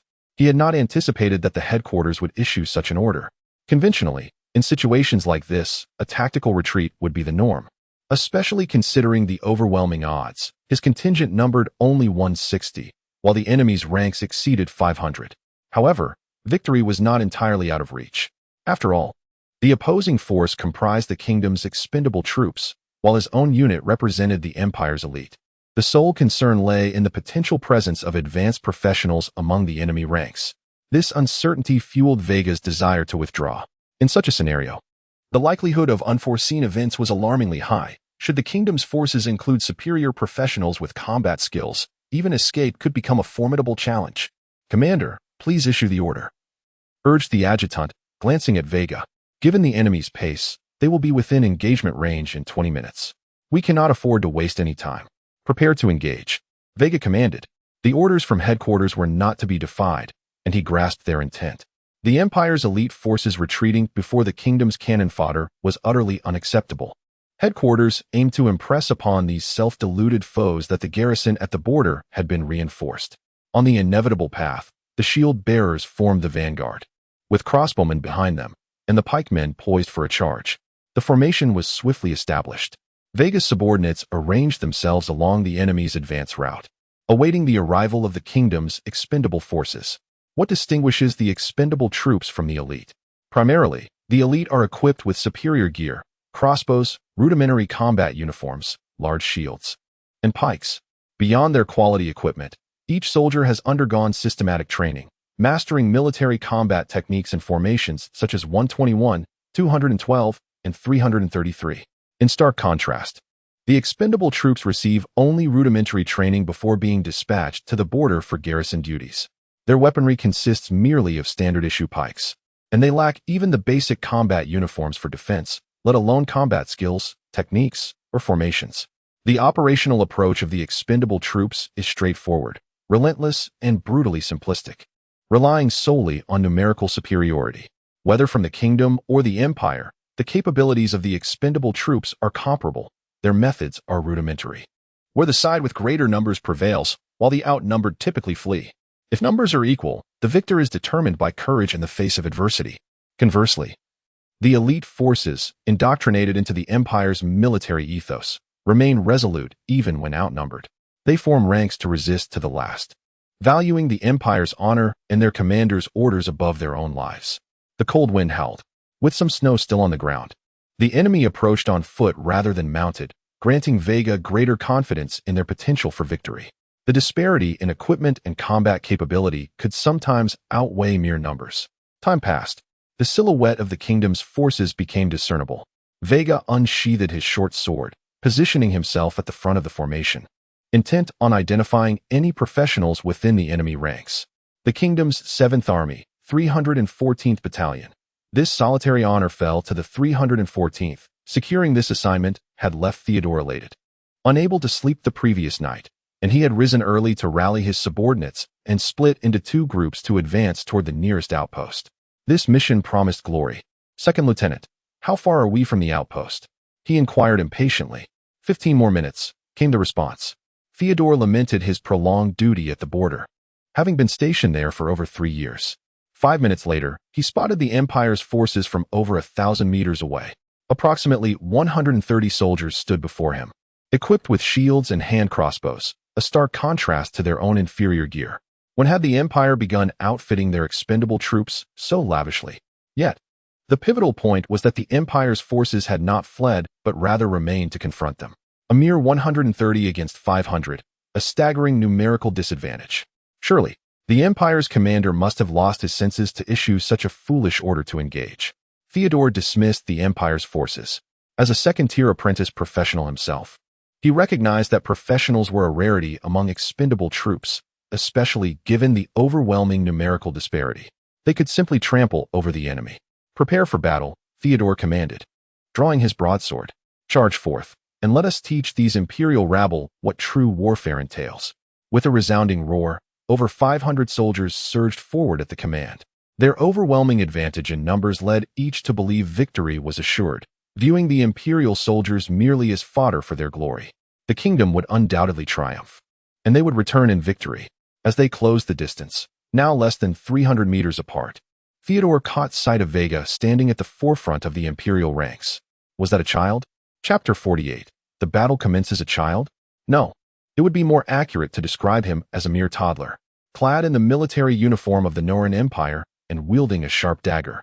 The insignia of a second lieutenant on his shoulder unmistakably identified him as an officer of the Empire. How absurd. A smirk of disdain crept across Theodore's lips. Has the Imperial army sunk so low as to dispatch a mere child to the battlefield? It seems only a naive infant would dare issue the command to engage. He felt he had struck gold. A reckless young officer had given an order that was tantamount to throwing oneself against a stone wall. Could it be that he was simply lacking in military achievements, and had summoned a child to lead a squadron to deliver him glory? What responded to Theodore was a new command from Veiga. Form the 312 formation. Veiga's gaze remained fixed ahead. Even the imposing presence of a 500-strong battalion did not cause him to flinch. He raised his right hand slightly, and as the enemy fell within striking range, that youthful voice echoed in everyone's ears, "Attack." With that command, the crossbowmen positioned behind the shield bearers released their bolts. Whoosh, whoosh, whoosh, arrows flew forth in unison. Thanks to the high-quality crossbows employed, the formidable penetrating power allowed a single arrow to pierce through 2 soldiers of the United Kingdom. Thud, thud, thud. The crimson splatters stained the pristine white snow beneath. Before the forces of the kingdom could even reach Veiga, they had already suffered a loss of over 60 men.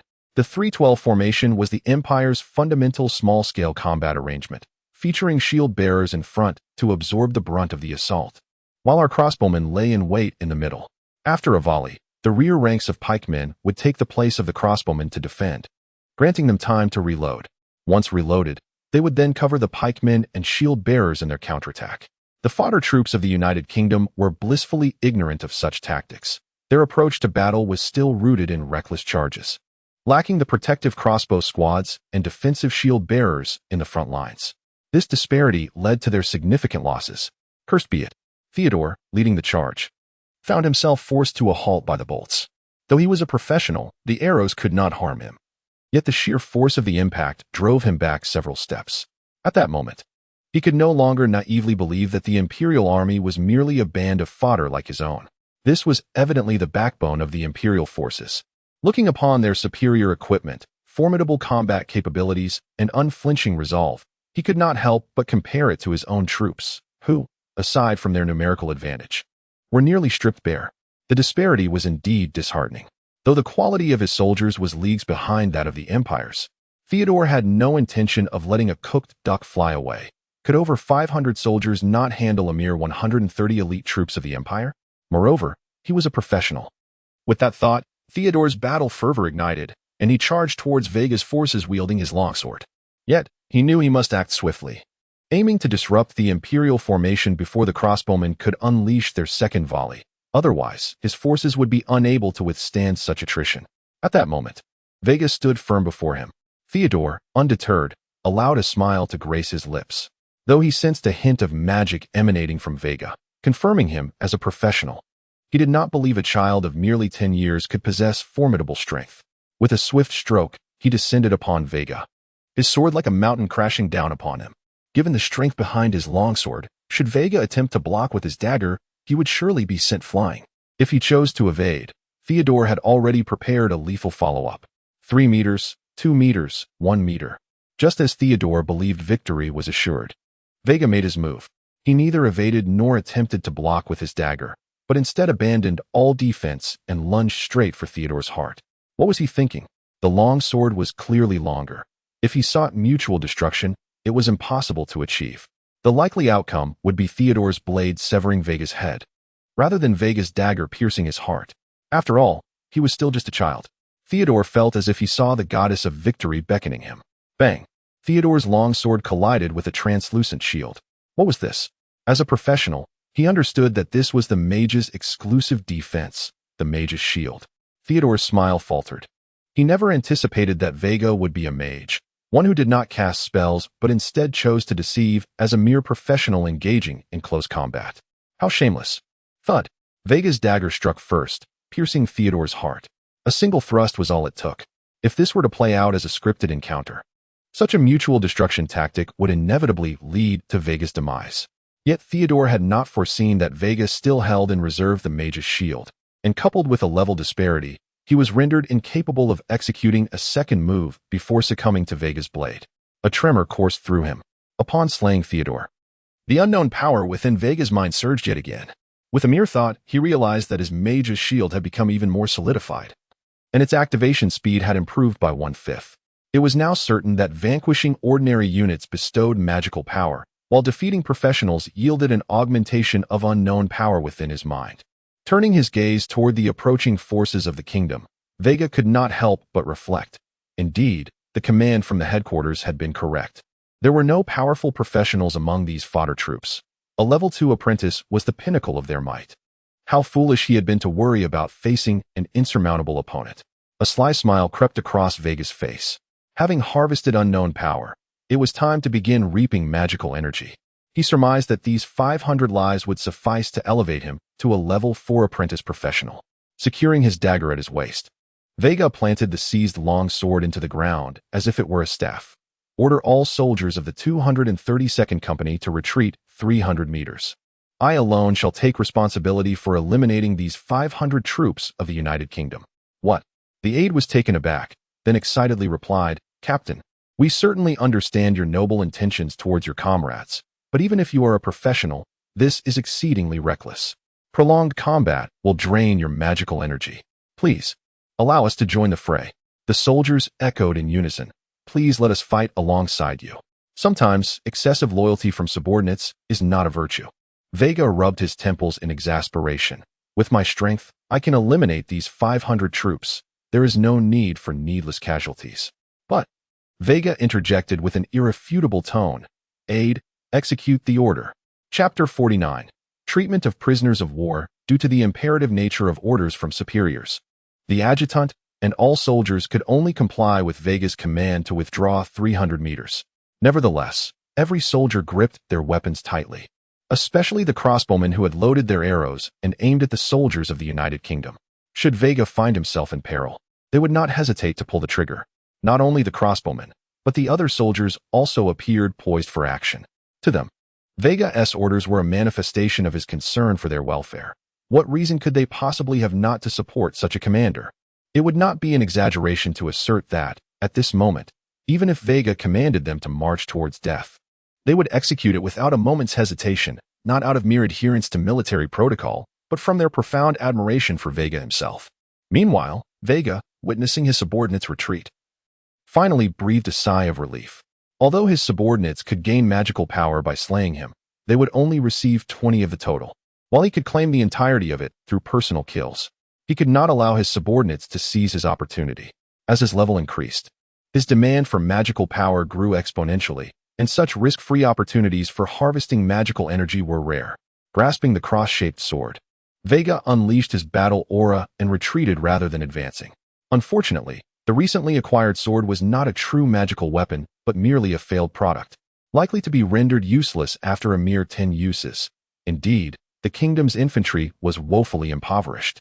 As the two armies clashed, Veiga moved through the battlefield like a tiger among sheep, utilizing his battle aura for defense while wielding the sword for slaughter. However, he refrained from infusing magical energy into the sword, as doing so would be tantamount to a fatal strike. Without using magic, he could also deliver lethal blows. Therefore, it was unnecessary to waste the sword's usage count. After all, no professional would ever complain about having too few magical weapons, even if they were subpar. With swift efficiency, Veiga traversed the battlefield, akin to the Grim Reaper wielding a scythe to reap the lives of the living. His entire being was drenched in blood, resembling a demon that had emerged from the depths of hell. Within 10 minutes, he had claimed over 60 lives and simultaneously replenished a substantial amount of magical power, rendering him not only free from the exhaustion that plagued other professionals, but invigorated as if he were a perpetual war machine. The enemy began to feel fear. Anyone witnessing a child, one who could easily be their offspring, wielding a sword like a toy and effortlessly taking lives would inevitably be struck by terror. For humans are inherently frightened of death and intimidated by the strong. Stay calm. A company commander, observing the unrest in the ranks, quickly issued a command. Even a lower-tier professional cannot withstand the assault of 3 companies with over 500 men. Hold your ground. The kingdom shall triumph, and we shall ultimately prevail. Under the commander's leadership, the morale of the kingdom's army temporarily surged. They began to charge at Veiga fearlessly. Although this would not inflict serious harm upon him, the time taken to kill the soldiers increased, as dispatching an enemy in their death throes required more effort and time than vanquishing one steeped in despair. All of this was the result of the commander raising the stakes of the battle. As the saying goes, to capture the leader, one must first subdue the horse. Veiga fixated his gaze on the commander who was issuing orders. The commander, oblivious to the impending danger, felt a sudden flicker before meeting a pair of mocking eyes, dark eyes that could render the night pale, belonging to a child of roughly 10 years. If encountered on the street, one might admire such a child's spirited eyes and smile while patting their head. Yet, in the blood-soaked battlefield, no smile could surface. With a swift thrust, a sword pierced the commander's heart, and he collapsed into a pool of blood. For this was no mere child, but a blood-soaked puppet clad in the guise of youth. With the commander's death, someone else quickly assumed command. Veiga commenced his decapitation display, relying solely on his agility to weave through the throng, effortlessly harvesting the officers brave enough to step forward to assume command. After all, he was now a level 3 apprentice professional. A level 3 professional, when utilizing magical power to enhance speed, could not be hindered by the strength of an ordinary person. Any attempt to obstruct him would be in vain. Kill, kill, kill. Another 10 minutes passed. Among the remaining 400 soldiers of the kingdom, no officer dared to show themselves to assume command. In the absence of leadership, the earlier heightened morale swiftly plummeted, and some of the fresh recruits began to retreat, as a sentiment known as fear gradually spread, destined to erupt as time wore on.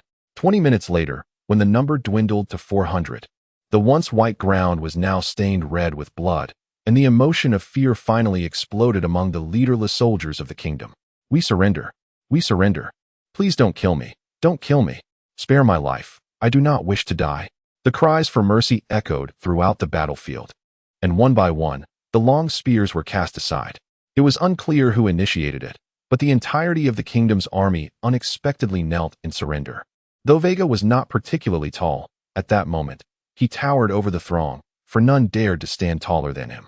Wherever his gaze fell, every soldier of the kingdom, once proud, now bowed their heads in fear, devoid of any remaining spirit. Veiga paused his assault momentarily. One soldier raised his head and, trembling, spoke. We surrender. We request treatment as prisoners of war. Treatment as prisoners of war. Would Veiga accept prisoners? He raised his sword and fixed his gaze on the soldier who had spoken. This was indeed an opportune moment to augment his power, and he had no time to waste on taking in prisoners. Compared to distant and elusive ransom, the magical power before him was far more tangible. Commander, wait. The adjutant hurriedly approached, saying, according to international conventions, since they have surrendered, we cannot execute the defeated side directly. If this matter comes to light, various nations will use it as an excuse to attack the Empire at the International Summit, and the Empire's higher-ups will inevitably push you forward to appease them. Veiga scanned the distant subordinates who had been observing the entire ordeal. Are you suggesting that someone in the battalion would intentionally leak this information? One must remain vigilant. The adjutant earnestly advised. Chapter 50. Release the tiger back to the mountain? Veiga found himself ensnared in a dilemma. He yearned to eliminate all the soldiers of the kingdom present, for their heads would surely elevate him to the ranks of a level 4 apprentice. Yet, he could not bring himself to slay those who had already surrendered. Should this act be divulged, he could not guarantee that the military of the Empire would protect this inconspicuous figure at the International Summit. After all, he was merely an unremarkable second lieutenant. The desire for strength clashed with international treaties, rendering him incapable of achieving both aspirations. While an ordinary officer might succumb to self-preservation, recognizing that opportunities for advancement would eventually arise, Veiga was a man of insatiable ambition. He desired both the fish and the bear's paw. Veiga turned to his aide, Charles, and asked, Sergeant, can I trust you? Charles was momentarily taken aback, but soon became animated. After spending considerable time together, he viewed Veiga as a commander worth sacrificing his life for. Now, such an exceptional leader was asking for his trust. Could it be that he wished to cultivate him as a confidant? I pledge my lifelong loyalty to you, the aide declared. His right fist pressed against his heart as he stood at attention, pledging fervently. I believe in you. Yes, Commander, Charles responded without hesitation. Before voicing his concern, is maintaining a distance of 300 meters too perilous? I fear the Kingdom's soldiers may seize the opportunity to flee. Flee. Veiga's lips curled into a radiant smile. Then let them escape. With that, he began to walk towards the Kingdom's soldiers. Charles gazed at Veiga's petite frame, marveling at the innocent charm that accompanied his smile. If he were but an ordinary child, he would surely be endearing. It was a pity that the Empire had chosen to mold such a young boy into a military officer for war. He etched that brilliant smile into his memory. I accept your surrender, Veiga addressed the 400 soldiers of the kingdom. According to the Empire's treaty, I shall spare your lives. However, I must confiscate your weapons and restrict your freedom. Should your homeland fail to deliver the ransom within the stipulated time, we reserve the right to execute you. Do you have any objections? We all accept. Excellent, Veiga proclaimed loudly. Aide, the follow-up work is entrusted to you. To prevent any further incursions, I shall undertake the remaining patrol duties alone. Remember my earlier command. Yes, Commander, the aide quickly replied, inquiring if he should assign additional personnel to accompany Veiga on his patrol. No need, Veiga decisively declined. We are already short-handed for escorting the captives, and as a professional, I am equipped to handle any danger that may arise. I shall manage the remaining tasks alone. Understood. As the aide watched Veiga's figure vanish from sight, he began organizing the soldiers to collect weapons, detain captives, and impose restrictions on their freedom. Once preparations were complete, he issued commands. All present. Yes. They maintained a distance of 300 meters. The journey to the watchtower would take just over 15 minutes, and with the need to escort captives, it was likely to extend by about another 10 minutes, totaling approximately half an hour. As they progressed to a third of the way, whispers began to circulate among the kingdom's soldiers. Bruce, do you truly think this will work? Questioned one soldier. The Empire's forces are 300 meters away. We are only bound at the wrists and not the feet, and their professional has already departed. If we scatter now, the Empire's army will never catch us. A small private addressed a sergeant. Sir, you are the highest-ranking officer now. Please do not hesitate any longer. Our time is running out. Do you truly wish to become a captive? Do you wish to be a captive? The sergeant, who had previously appeared timid, clenched his teeth. He suddenly pushed through the crowd and called out, better to die as a hero than live as a coward. We are not captives. We have not yet been defeated. Warriors, reclaim your honor. As your sergeant, I command you to retreat now and let the arrogant Empire regret their folly. With a roar, the kingdom's soldiers rallied behind the sergeant, charging forward in a desperate escape. Given the 300-meter distance, the soldiers, faced with the threat of death, surged away with a speed that left the Empire's forces in disbelief. Only a few fell to the crossbowmen's arrows, while the majority vanished from sight. "Private, how much farther?" the sergeant urgently inquired, glancing back to see that the Empire's forces were unable to catch up. "Ha!" The sergeant laughed heartily, elated by their newfound freedom. The Empire must be regretting their arrogance, maintaining a distance of 300 meters. "Do they truly underestimate our speed?" "Sir, you are mistaken," Barus replied with a grin. "We are not fleeing, nor have we been captured. We are merely making a strategic retreat based on the current circumstances." "Well said, Private." The sergeant nodded approvingly as he led his troops onward. Meanwhile, atop the hill, Veiga lowered his binoculars. Chapter 51. The Art of Deception. This was a scheme conceived by Veiga. He deliberately maintained a distance of 300 meters from his subordinates and the kingdom's army, intending to instill a false sense of escape among them. No one relishes the thought of becoming a captive. When an opportunity for escape presents itself, how could the kingdom's soldiers resist the allure of such a chance? Even if they were aware that Veiga's intentions were duplicitous, they would undoubtedly leap into the trap without hesitation. Could they truly escape? The likelihood was virtually non-existent, less than 1 in 10,000. Standing atop the mountain, Veiga lowered his binoculars, a radiant smile gracing his lips, more brilliant than before. If his aide Charles had followed him, he would have marveled at how the commander could smile even more adorably. This fleeting smile, however, was destined to go unnoticed.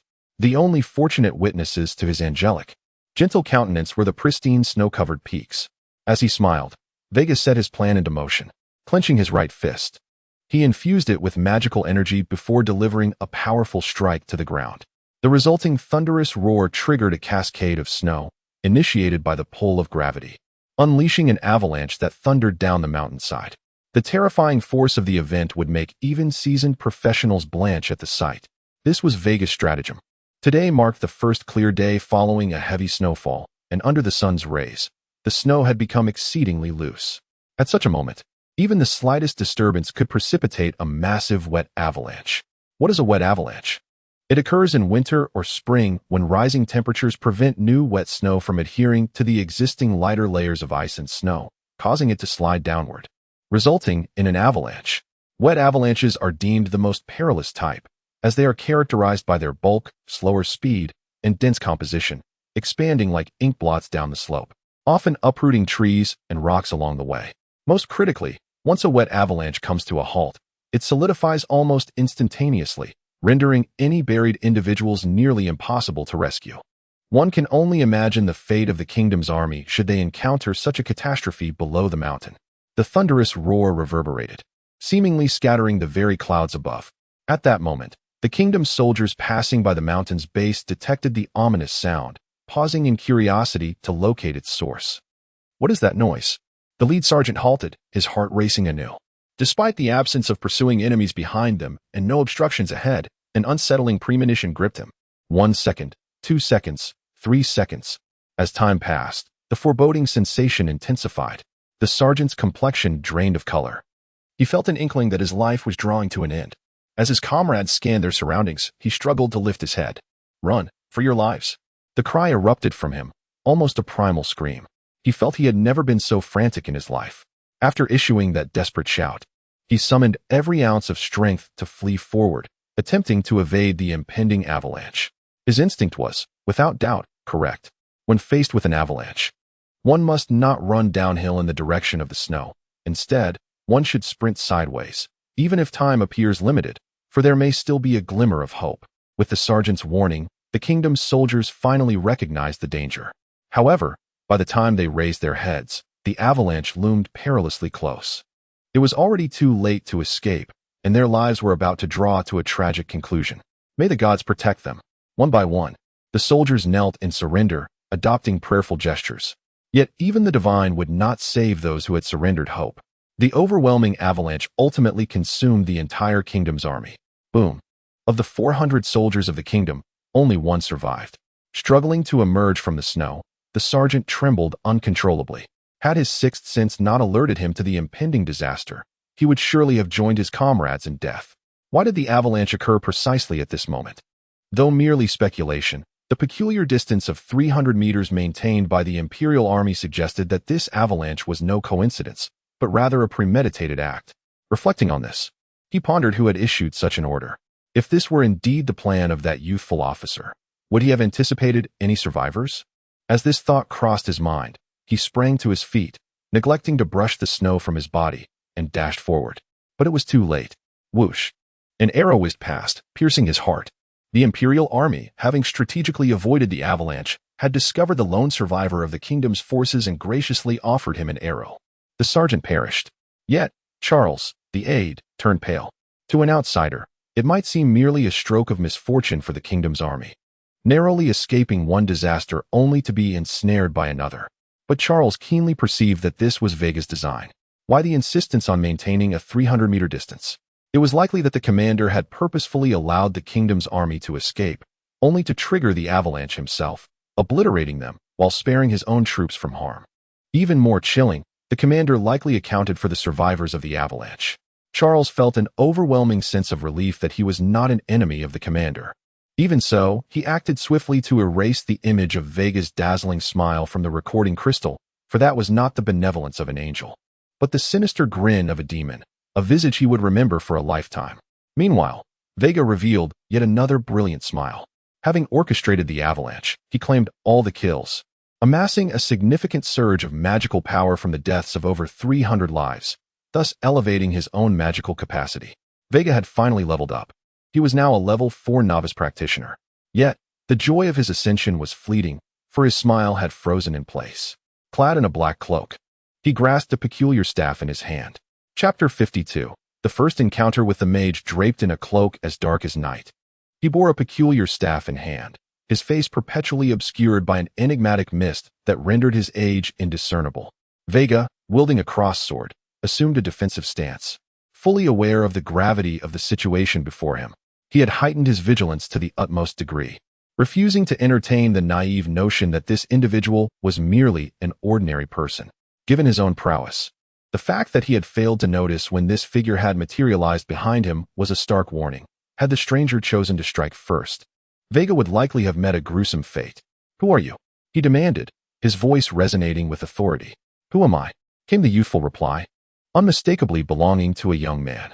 "I am the one who will take your life."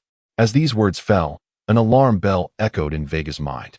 Although the wind blade was invisible to the naked eye, an unknown force within his mind warned him of an impending attack. If he failed to respond appropriately, he might find himself in mortal peril within mere moments. Mage's shield, he invoked, channeling his will as the arcane energy surged forth to intercept the incoming wind blade. With a thunderous explosion akin to a grenade detonation, the wind blade shattered the mage's shield into fragments, its residual force propelling Veiga several meters away. The cross sword he had raised defensively was splintered in two. Veiga inhaled sharply. The invincible semi-transparent shield lay in ruins, and even his enchanted sword had faltered against the onslaught. Had it not been for an additional magical barrier he possessed, he would have sustained grievous injuries from that singular assault. Who, in truth, is this individual? The immense impact left his right hand trembling, rendering him incapable of drawing his dagger. He now comprehended the unprecedented peril he faced. It was no longer a matter of fighting, but rather of escaping with his life. "Ah, a mage's shield?" the mysterious young man exclaimed with surprise. "Are you a mage? Has the Empire become so extravagant that even a small outpost is graced by a mage's presence?" A mage? Veiga was momentarily taken aback. Was he the mage the young man referred to? No, that couldn't be right. The enigmatic figure quickly dismissed the notion. A mage's shield could not possibly withstand even a mere wind blade. "It seems you have only recently awakened your mental power and have yet to ascend to true magehood." Veiga remained silent, refusing to reveal any information to his adversary. From the stranger's words and the knowledge he had gleaned from the library about the progression of occupations, he began to piece together his own circumstances. The true name of the unknown force he wielded was likely mental power. The awakening of mental power could elevate an individual from an ordinary practitioner to a mage, who possessed the ability to project their magical energy over distances. Judging by the manner of the young man's attack, he was indeed a genuine mage. Could a practitioner overcome a mage? Just as an ordinary person could not triumph over a practitioner, so too could a practitioner not prevail against a mage. The The previous assault had thoroughly substantiated this truth, and for the sake of his own survival, Veigar recognized it was time to retreat. He turned to flee, unleashing all his magical energy as he dashed down the mountainside like a gust of wind. Although he was perplexed by the young man's intentions, he felt a surge of relief that he was not being pursued. It seemed his life was spared. Just as this thought settled in his mind, he was compelled to halt, his heart gripped by terror. The mysterious young man stood merely 20 meters ahead of him. How had he closed the distance of 400 meters so swiftly? Veigar had never witnessed such an uncanny occurrence. He was forced to stop, for he noticed the staff in the stranger's hand glowing green once more, a clear harbinger of another attack. Enough, came the command. As the wind blades whistled through the air, he braced himself.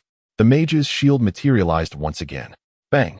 Though 2 wind blades missed their target, one still managed to shatter the mage's shield.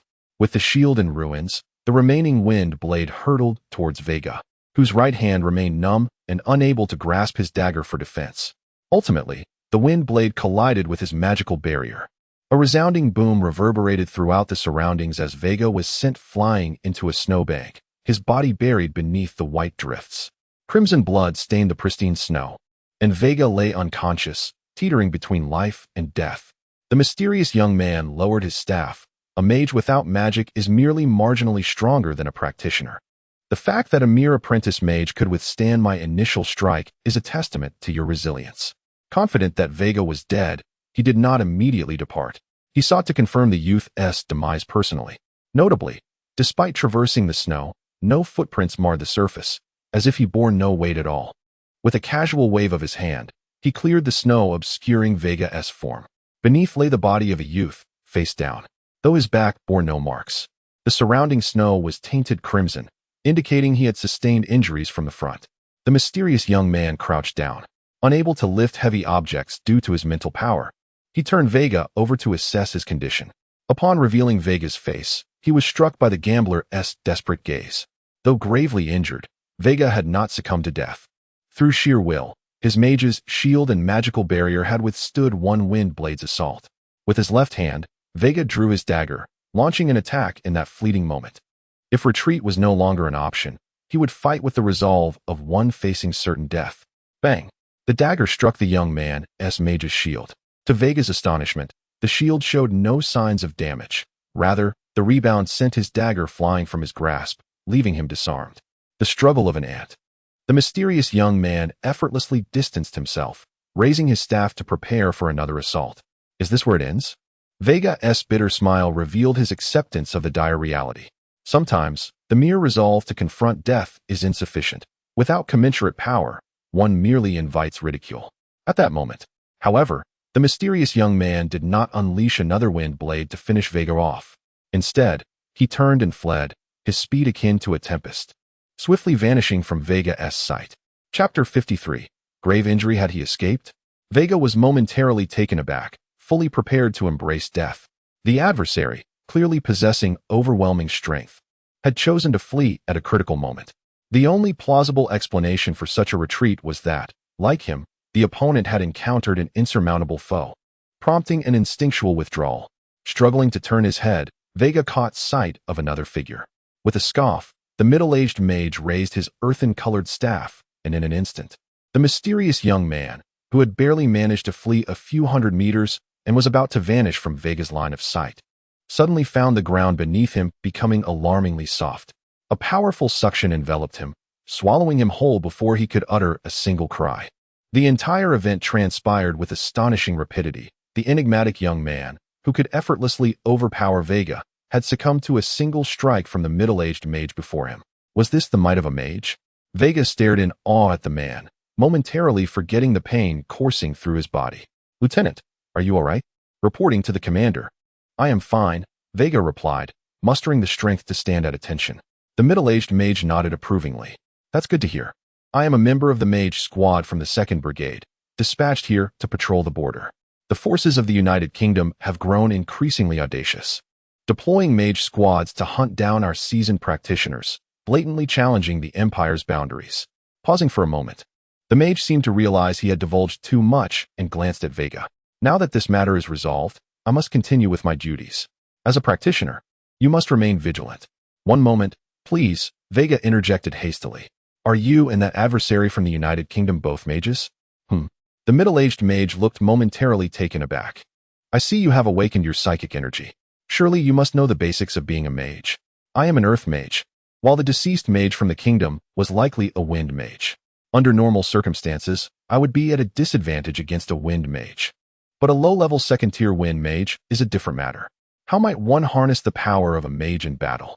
Veiga pressed on. The mage scrutinized Veiga with keen eyes. It appears you have recently awakened your psychic energy.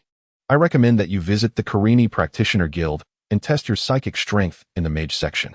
Your psychic energy level will determine your mage rank. If you are a first-tier mage, you may learn first-tier spells. The attack you just endured was a first-tier spell, Windblade. Having said this, the middle-aged mage turned northward. I must not linger. I have a mission to attend to. Should you have further inquiries, feel free to visit the Practitioner Guild for more information. Best of luck. Aspiring mage. All for the Empire. Veiga saluted as the mage departed. Coughing violently, Veiga collapsed to the ground in agony. His left hand was fractured, his right hand severely weakened, and a deep gash on his shoulder oozed blood. Were it not for the magical energy he had forcibly suppressed, he would likely have succumbed to excessive blood loss. Stowing his dagger, Veiga painfully made his way down the mountain. This was the second time he had found himself in such a dire predicament. He deeply realized that in this world, one required not only the unwavering resolve to survive, but also formidable personal strength. He had found a new goal, to become a mage. As a practitioner, he had come to appreciate the terrifying power of mages. Even a low-level second-tier mage could easily dominate a level 4 novice practitioner. Surely, there should be some limits to such overwhelming superiority. This was vastly different from the mage and warrior systems depicted in any novel from Earth. The Practitioner Guild's mage section needed to be prioritized. 10 minutes later, Veiga finally reunited with his unit. The lieutenant was the first to notice something amiss and rushed over. Captain, what happened? Who inflicted these injuries upon you? Do we need to send out an immediate distress signal for any remaining threats from the Royal Army? It has been resolved, Veiga coughed, spitting a bit of blood. I require urgent medical attention. Please contact the regiment. In a few hours, once my magical energy is depleted, I fear I will not be able to endure any longer. Understood, I will signal right away. The lieutenant hurriedly led a team toward the watchtower. Moments later, white smoke began to rise, signaling the need for medical assistance. Once the regiment spotted the signal, they would promptly send a medic. Seeing the smoke, Veiga breathed a sigh of relief. For now, he relied solely on his willpower and magical energy to sustain his injuries. Once his magic was exhausted, the injuries would undoubtedly overwhelm him, so he needed to remain alert, ensuring that his blood circulated with the aid of his magic. An hour later, the regiment's medic finally arrived, accompanied by Veiga's direct superior, the captain of the 4th Battalion. Who did this to you? The captain demanded furiously. Upon hearing the word mage, his expression changed. How can this be? During the ceasefire, deploying practitioners is a grave taboo. If mages are involved, it would mean a violation of the truce. Has the United Kingdom lost all sense of caution? This is a direct challenge to the Empire's limits. After a moment's pause, the captain continued, Lieutenant Veiga, how did you manage to escape from a mage? As far as I know, even the weakest spells can easily eliminate practitioners below the mid-tier. I was saved by a member of the brigade's mage squad. The Empire dispatched a mage squad.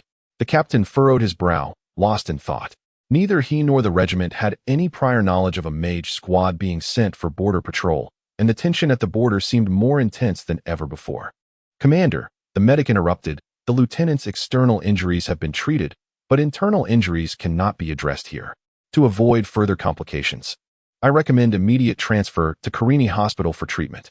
Get him to the hospital at once. We cannot delay his recovery, the captain said, saluting Veiga. Thank you for your service, Lieutenant Veiga. I will explain the situation to the regiment. Focus on your recovery. I will personally ensure your unit is taken care of. All for the Empire, Veiga responded, raising his right hand in a somewhat unsteady salute. Chapter 54. Hospital Musings at Kalani Hospital.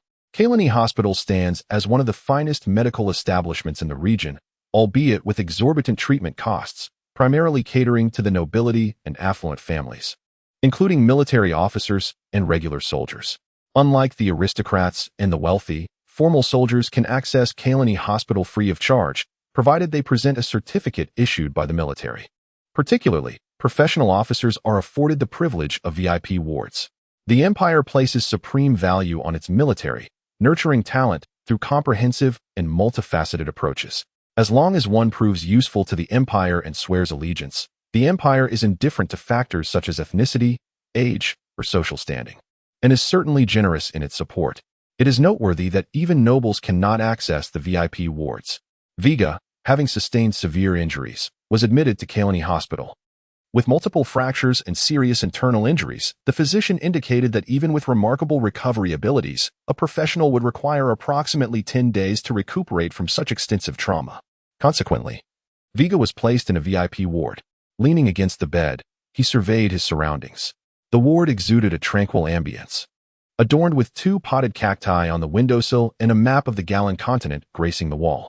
The entrance was staffed with dedicated medical personnel offering round-the-clock service, and even the scent of disinfectant was noticeably milder than that in the corridor. It was indeed a suitable place for recuperation. Rising, Veigar ambled toward the window. His left arm, encased in plaster, rendered it immobile. However, his right hand had regained its functionality, having merely suffered from fatigue rather than serious injury. Gazing outside, he observed an expanse of land behind the ward, lined with several rows of ornamental trees, though most had shed their leaves, leaving only bare branches that appeared somewhat desolate. A chill breeze swept through, causing Veigar to shiver slightly. Dressed in military attire and leaning on a cane was a middle-aged man. His right leg also in a plaster cast, indicative of a fracture. "Ah, a child," he exclaimed, then steadied his cane and raised his right hand in a military salute. "Are you not 2nd Lieutenant Veigar of the 7th Division's 3rd Regiment? I am Kamal, a member of the 9th Division's, a 17 mage squad. It is an honor to meet you here." "Indeed, the rumors were true," Veigar replied modestly. "I owe my accomplishments to the nurturing of the regiment." Kamal nodded appreciatively, admiring Veigar's humility. Most soldiers in similar positions would boast incessantly about their heroic feats, yet Veigar attributed his success to his regiment, endearing himself to Kamal. Kamal scrutinized Veigar's injuries and inquired, "What classified mission were you undertaking that resulted in such grievous wounds?" With a hint of embarrassment, Veigar recounted the incident in full. "I am merely a 3rd-tier water mage," he stated. Kamal chuckled wryly. "At my age, I am still a 3rd-tier mage, and I fear this will be my peak. However, it is indeed rare to encounter a talent like you, awakening your mental prowess at merely 11 years old. Your future accomplishments are boundless." Expressing his ignorance regarding mages, Veigar implored, "Might you elucidate the intricacies of magecraft for me, Sir Kamal?" With a smile, Kamal obliged. It is widely recognized that practitioners are merely transitional roles. Every practitioner's utmost desire is to awaken their mental prowess and become a mage before the age of 20, as it becomes impossible to do so thereafter. You need not worry, for I can sense the fluctuations of your mental energy. However, I cannot ascertain its level. By the way, Kamal continued, is it true that practitioners are inferior to mages? This is not an absolute statement, he replied, unless a mage's mental energy is depleted and they regress to being mere practitioners. Kamal sighed. Thus, I advise you, 2nd Lieutenant Veigar, to flee immediately or conserve some mental energy when faced with high-tier practitioners. My current injuries were the result of underestimating their prowess, and I was fortunate to regain some mental energy and escape. I shall remember your counsel, Veigar affirmed, seeking clarification regarding an earlier discussion. I have heard that the certification of mental energy levels and the study of magic must be conducted at the Practitioner's Guild in the Mage Zone. Is this true? Indeed, it is true, Kamal confirmed. Thank you for your insights, Veigar responded with a military salute. Observing the sky, he resolved to visit the Mage Zone the following day to test his mental energy level and be certified as a true mage. The formidable power of magic lingering vividly in his memory. Chapter 55. Testing mental strength. The following day, Veigar, clad in a half-uniform and bearing injuries, emerged from the hospital. Such an act was typically prohibited. However, being a professional, he insisted on leaving, and the hospital staff found it difficult to deter him, merely offering a few cautionary reminders. As he strolled down the bustling streets, he inhaled deeply the murky air of Kalani. Although the air along the border was fresher, he found himself preferring the vibrant city over the desolate wilderness, for the sense of security within the city was incomparable to the wilds. With purposeful strides, he made his way to the professional guild, which was a mere 20-minute walk away. Veigar did not dawdle or wander, but rather hastened directly towards the guild. His urgency, even in light of his incomplete recovery, stemmed from his fervent desire to become a mage and acquire the arcane powers that came with it. Initially unaware of the formidable nature of the mage profession, he had since witnessed their might and feared a repeat encounter that might lead to his swift demise. The prospect of an unceremonious death held no allure for him. To safeguard his life, the only viable solution was to become a mage himself, to learn the skills of the enemy in order to combat them. This strategy was fundamentally sound. 20 minutes elapsed, and Veiga arrived once more at the professional guild. This was his second visit, yet he remained oblivious to the location of the mage zone. Approaching the front desk, he stood on tiptoe and addressed the staff member. "I wish to access the mage zone." "Greetings, esteemed officer," the female staff member replied with a smile.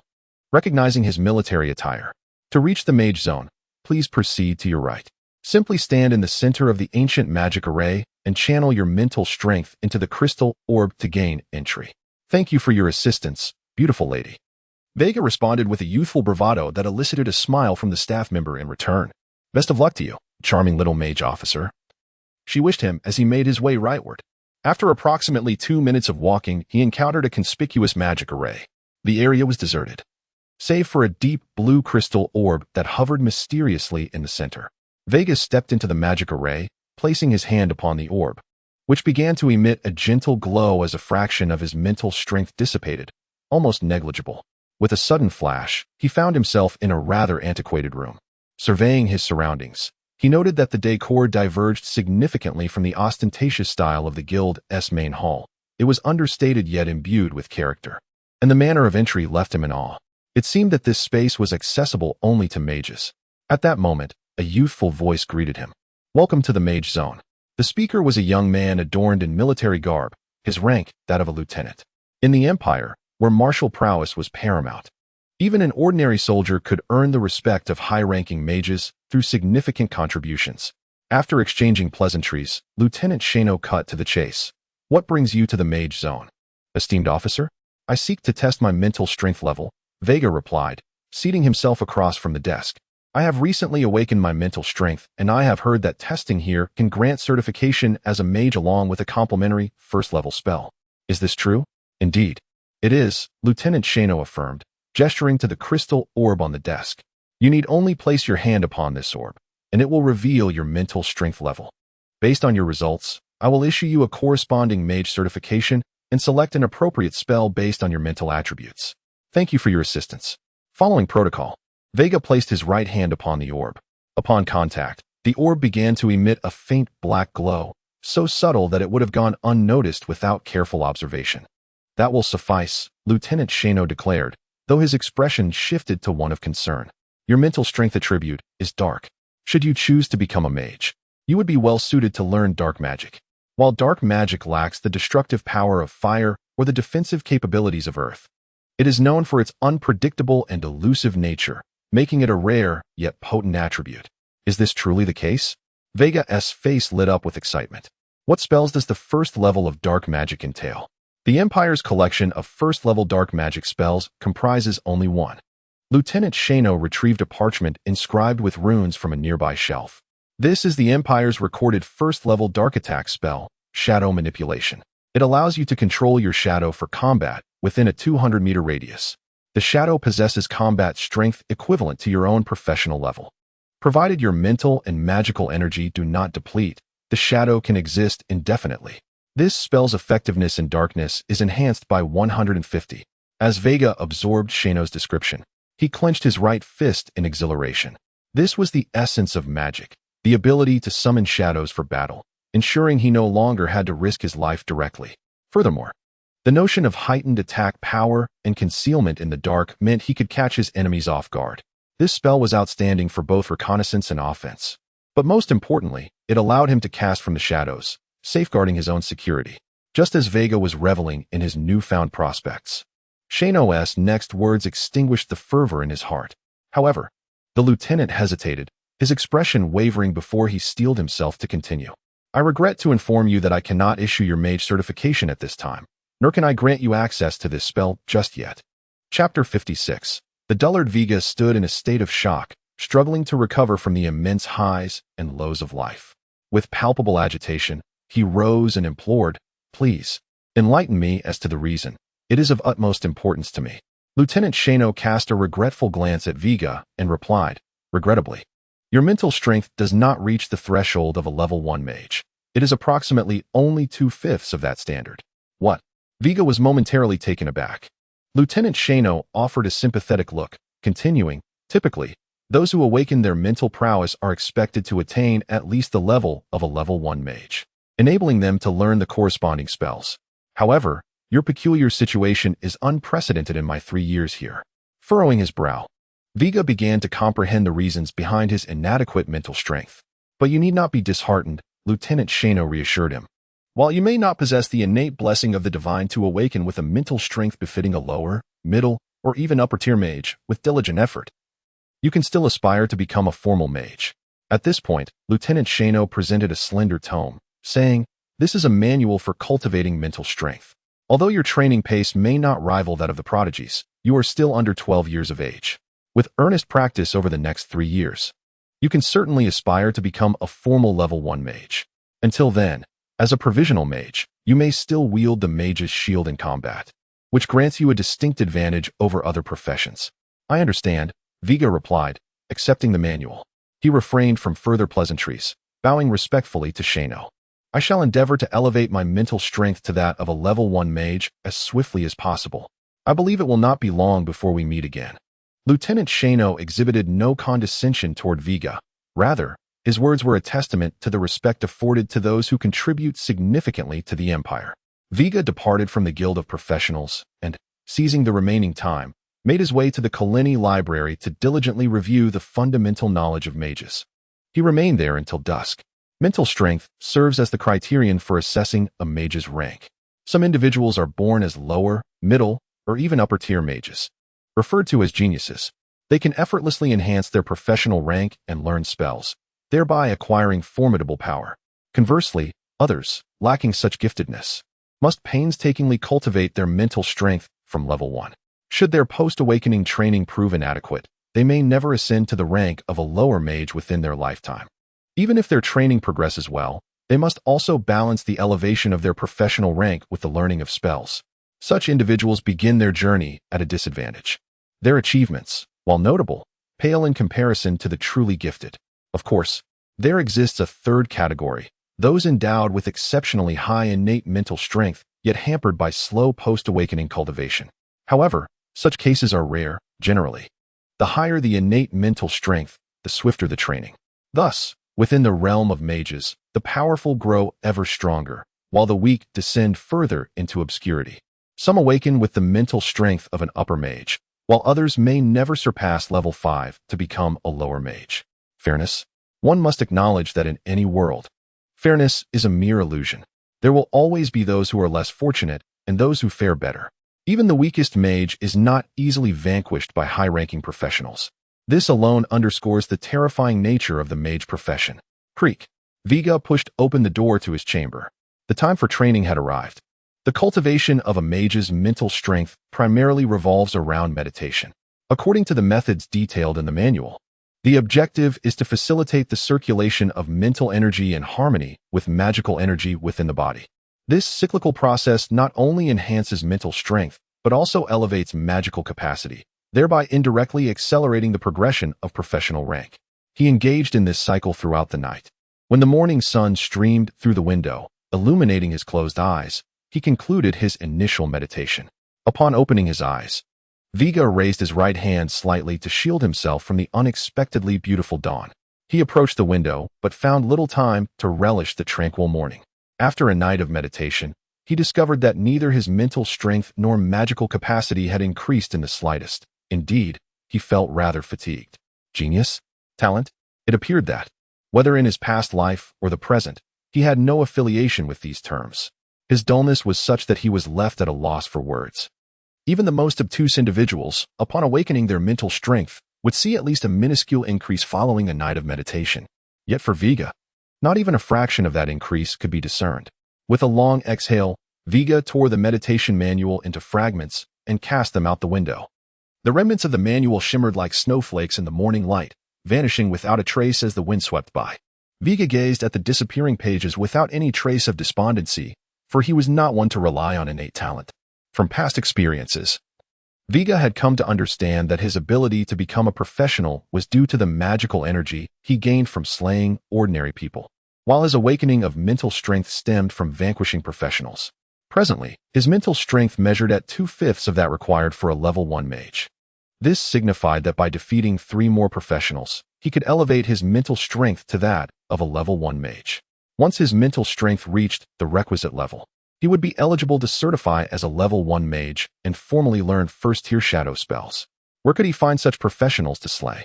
While this posed a challenge in Kaleni, he was currently stationed along the border, where encounters with professional adversaries from the kingdom were quite probable. Setting aside other matters, he had already killed one such professional within just 3 days of his posting, a testament to his resolve. Undoubtedly, the pressing priority was clear: to become a mage. He must hunt professionals. Chapter 57. The Return. No, absolutely not. An angry roar reverberated within the office of the attending physician. Bang! This marked the 30th time that Veigar had been expelled from the office, as his official soldier's itinerary needed to be reported to the personnel office under the regiment's staff. Veigar's current status was that of a hospitalized patient, without a discharge certificate from the healthcare system. Even if he were to leave the hospital against orders, the military would not accept him back, and he could even face charges for falsifying his itinerary. Back in his ward, Veigar sat at a table covered with paper and a pen.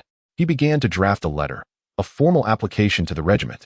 He intended to request a guerrilla assignment, as such missions offered a greater chance of encountering professionals. If he chose to wait passively, he feared it might be an interminable time before he could truly become a magician. The application was completed in a mere 10 minutes, yet he would have to wait 3 days before he could be discharged. Thus, his heart ached with anticipation. The weather today was gloomy, a stark contrast after a week of clear skies, now resembling a prelude to a heavy snowfall. However, the inclement weather did not dampen Veigar's spirits. He sat alone in the carriage, raising his left hand to give it a firm squeeze, evidence that the effects of his fracture had vanished. A testament to the remarkable recuperative abilities of professionals. Even after sustaining serious injuries, with proper treatment, one could fully recover within a mere 10 days. Sir, the soldier driving the carriage interrupted Veigar's thoughts. Our convoy is bound for the 1st Division's base, so we can only drop you off here. I sincerely apologize for the inconvenience. On the contrary, I am grateful for your assistance, Veigar replied, saluting the soldier before alighting from the carriage and heading northeast.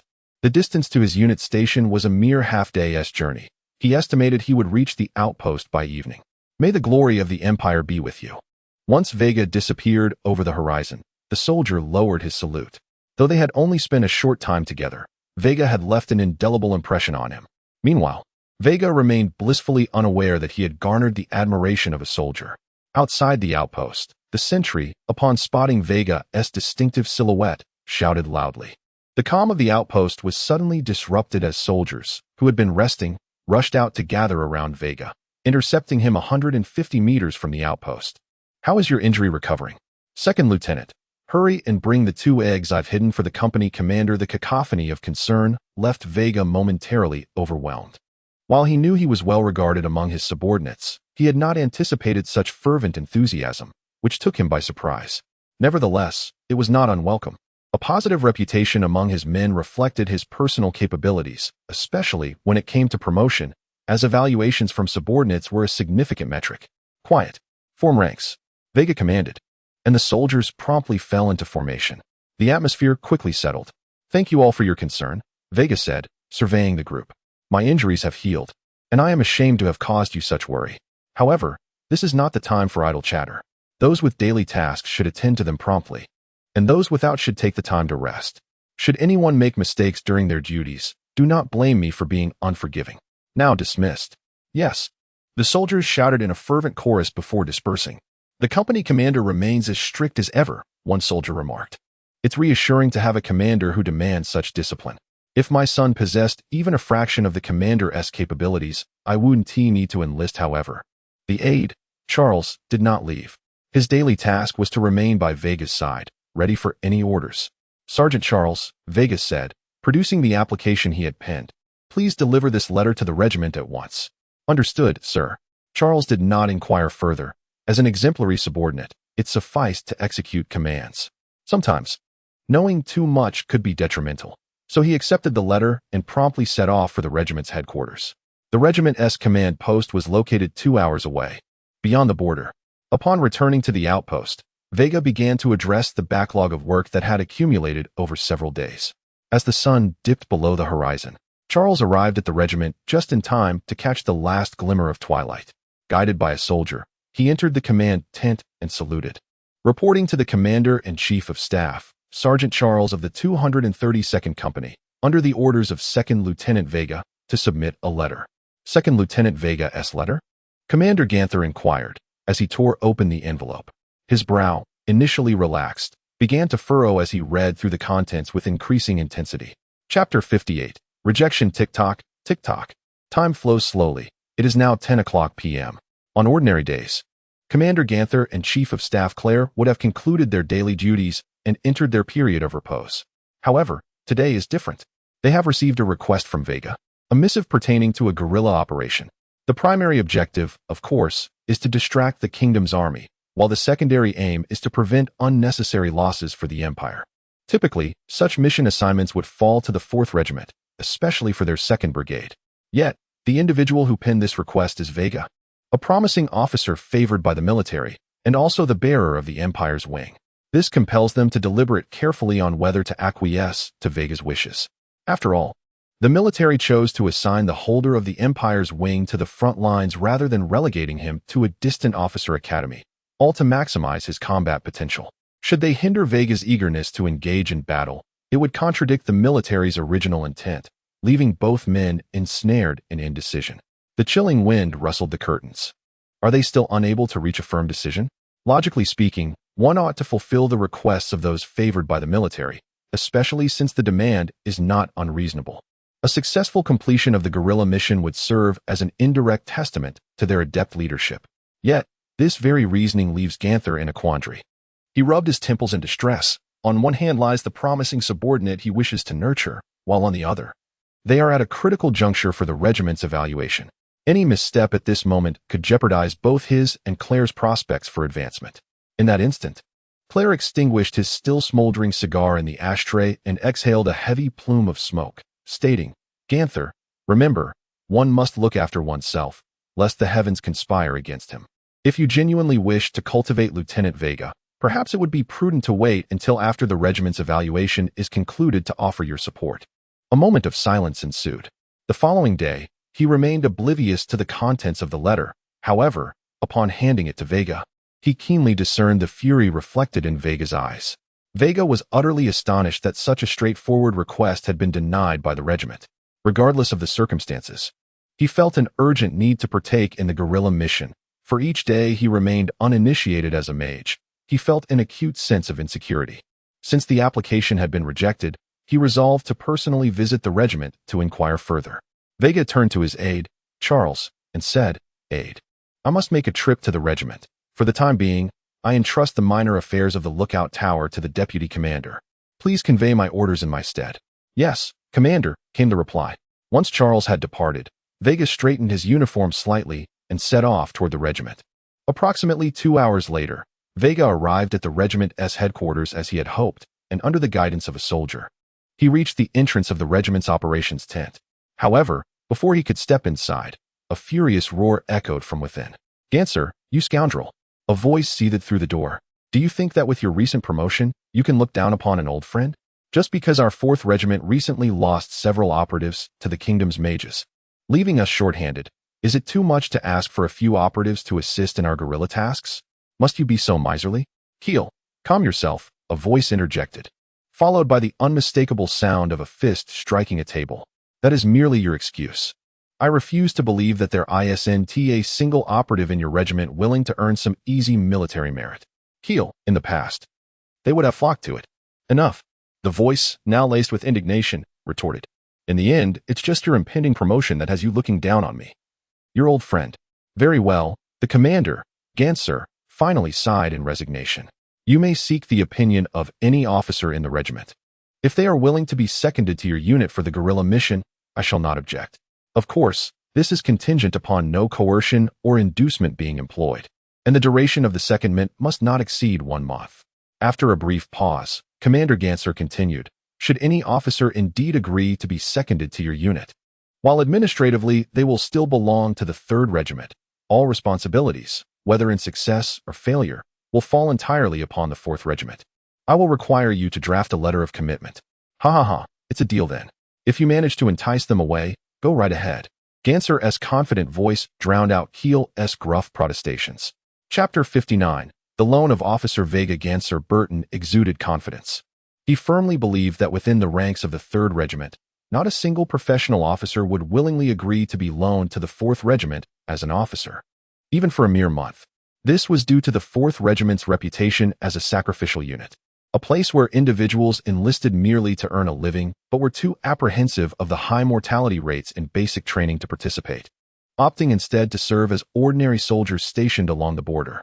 Little did they realize, the death rate along the border was scarcely lower than that of basic training. Naturally, soldiers who withdrew from training would also find themselves assigned to the border.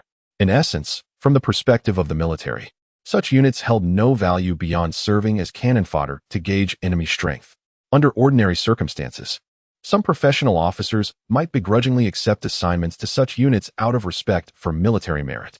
However, during this period of martial law, despite the allure of military accolades from guerrilla missions, the preservation of life took precedence over glory. Thus, Ganser was assured that Gil would return empty-handed. At that moment, as fate would have it, Veigar collided with the commanding officer of the 4th Regiment, who was just about to exit. This towering figure, standing nearly 6 feet 3 inches tall, appeared almost like a giant from Veigar's vantage point. You must be the 4th Regiment's commander, Gil, he said, scratching his head with a rough palm. Are you not the recently renowned 2nd Lieutenant Veigar, the one bearing the Empire's wing? Reporting, sir. This is 2nd Lieutenant Veigar from the 3rd Regiment, Veigar replied, standing at attention. Noticing the officer's rank of major and recalling the previous conversation at the door, he quickly deduced that this was the very Gil who dared to slam the desk of Commander Ganser. Ha ha, Gil bellowed with laughter. What a fortune it is to meet you, 2nd Lieutenant Veigar. I wonder if you would be interested in serving under my command for a month. The 4th Regiment has recently received a guerrilla mission, and such opportunities for effortless military accolades are rare for your 3rd Regiment. In light of your status as the Empire's wing, I could certainly allocate a portion for you. Veigar found himself at a loss for words, uncertain of how to respond to Gil's blatant fabrications. Nevertheless, he was determined not to squander this once-in-a-lifetime opportunity. Are you truly willing? Gil suddenly grew fervent.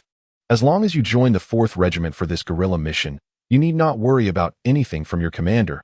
I will take care of all your concerns. Veigar, 2nd Lieutenant. At that moment, Ganser, having overheard Gil's loud voice, stepped out. If anyone in the 3rd Regiment had an interest in guerrilla missions, it was undoubtedly Veigar, and their meeting was akin to a collision of thunder and fire. Ganser shot a glare at the soldier escorting Veigar, who trembled under the scrutiny. The soldier felt unjustly blamed, having been previously instructed to bring Veigar directly to the headquarters without reporting, yet now found himself the target of Ganser's ire. Ganser, you arrived just in time. But Veigar, 2nd Lieutenant, is not an option.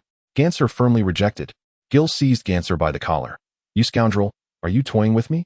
Veigar, 2nd Lieutenant, is the only one I need. Ganser remained resolute, unwilling to relent. In the case of any other officer, a written assurance from Gil would suffice. But Veigar was a focal point of interest for the military. Should anything go awry in the 4th Regiment, even with an assurance, the primary responsibility would likely fall upon them, thus implicating the 3rd Regiment as well. Ganser, do not forget what you said just moments ago. Gil released Ganser, his demeanor now icy. Ganser managed a wry smile, recognizing Gil's genuine anger. If he persisted in his initial decision, he might lose a friend and gain an adversary, an outcome detrimental to his prospects within the military. You may borrow 2nd Lieutenant Veigar, Ganser finally conceded through gritted teeth. However, you must take him along with his entire Company 232, and I will only lend him for half a month. That is my bottom line. With a firm salute, Veigar responded, Yes, sir, I will report punctually. Sighing, Ganser added, I apologize, Commander. I understand your desire to avenge the injured. Shaking his head, Ganser continued. This time, I have been somewhat timid. Had I approved your request sooner, dispatching our elite forces would have mitigated any potential issues. Now, we are left with the lagging soldiers of the 4th Regiment. He left the latter half of his sentence unspoken. Chapter 60. the cannon fodder brigade the following day. After Veigar completed the handover of the watchtower duty with his subordinates, he arrived at the encampment of the 4th Brigade. The 4th Brigade, belonging to the 2nd Battalion, was the sibling unit of Veigar's 3rd Brigade. However, unlike the 3rd Brigade, the 4th Brigade served as genuine cannon fodder. Its combat capabilities significantly inferior, with its numbers reduced by more than half. The 4th Brigade was merely an ordinary regiment, while the 3rd Brigade was a heavily reinforced division. Their primary tasks now revolved around guerrilla warfare, reconnaissance, patrolling, and logistics, as the previous fixed garrison duties had been reassigned to more competent units. Consequently, the 4th Brigade was assigned a fixed quota for guerrilla missions each month. Failure to meet these quotas would result in penalties for the brigade's highest-ranking officers. Originally, this was considered a favorable assignment, as guerrilla missions bore little difference to mere idle military accolades. However, times had changed. The first reason was the escalating alert level of the United Kingdom, which had significantly increased the likelihood of encountering professionals in enemy watchtowers. The second reason was the recent uproar regarding the incident in which Kingdom mages hunted Imperial professionals. Unfortunately for the 4th Brigade, they found themselves in the eye of the storm, although the Kingdom's forces had also suffered considerable losses, particularly among their mages, who were far more valuable than professionals. The 4th Brigade endured a staggering loss of 55 of its professionals. In terms of misfortune, the 4th Brigade stood unrivaled across the entire army.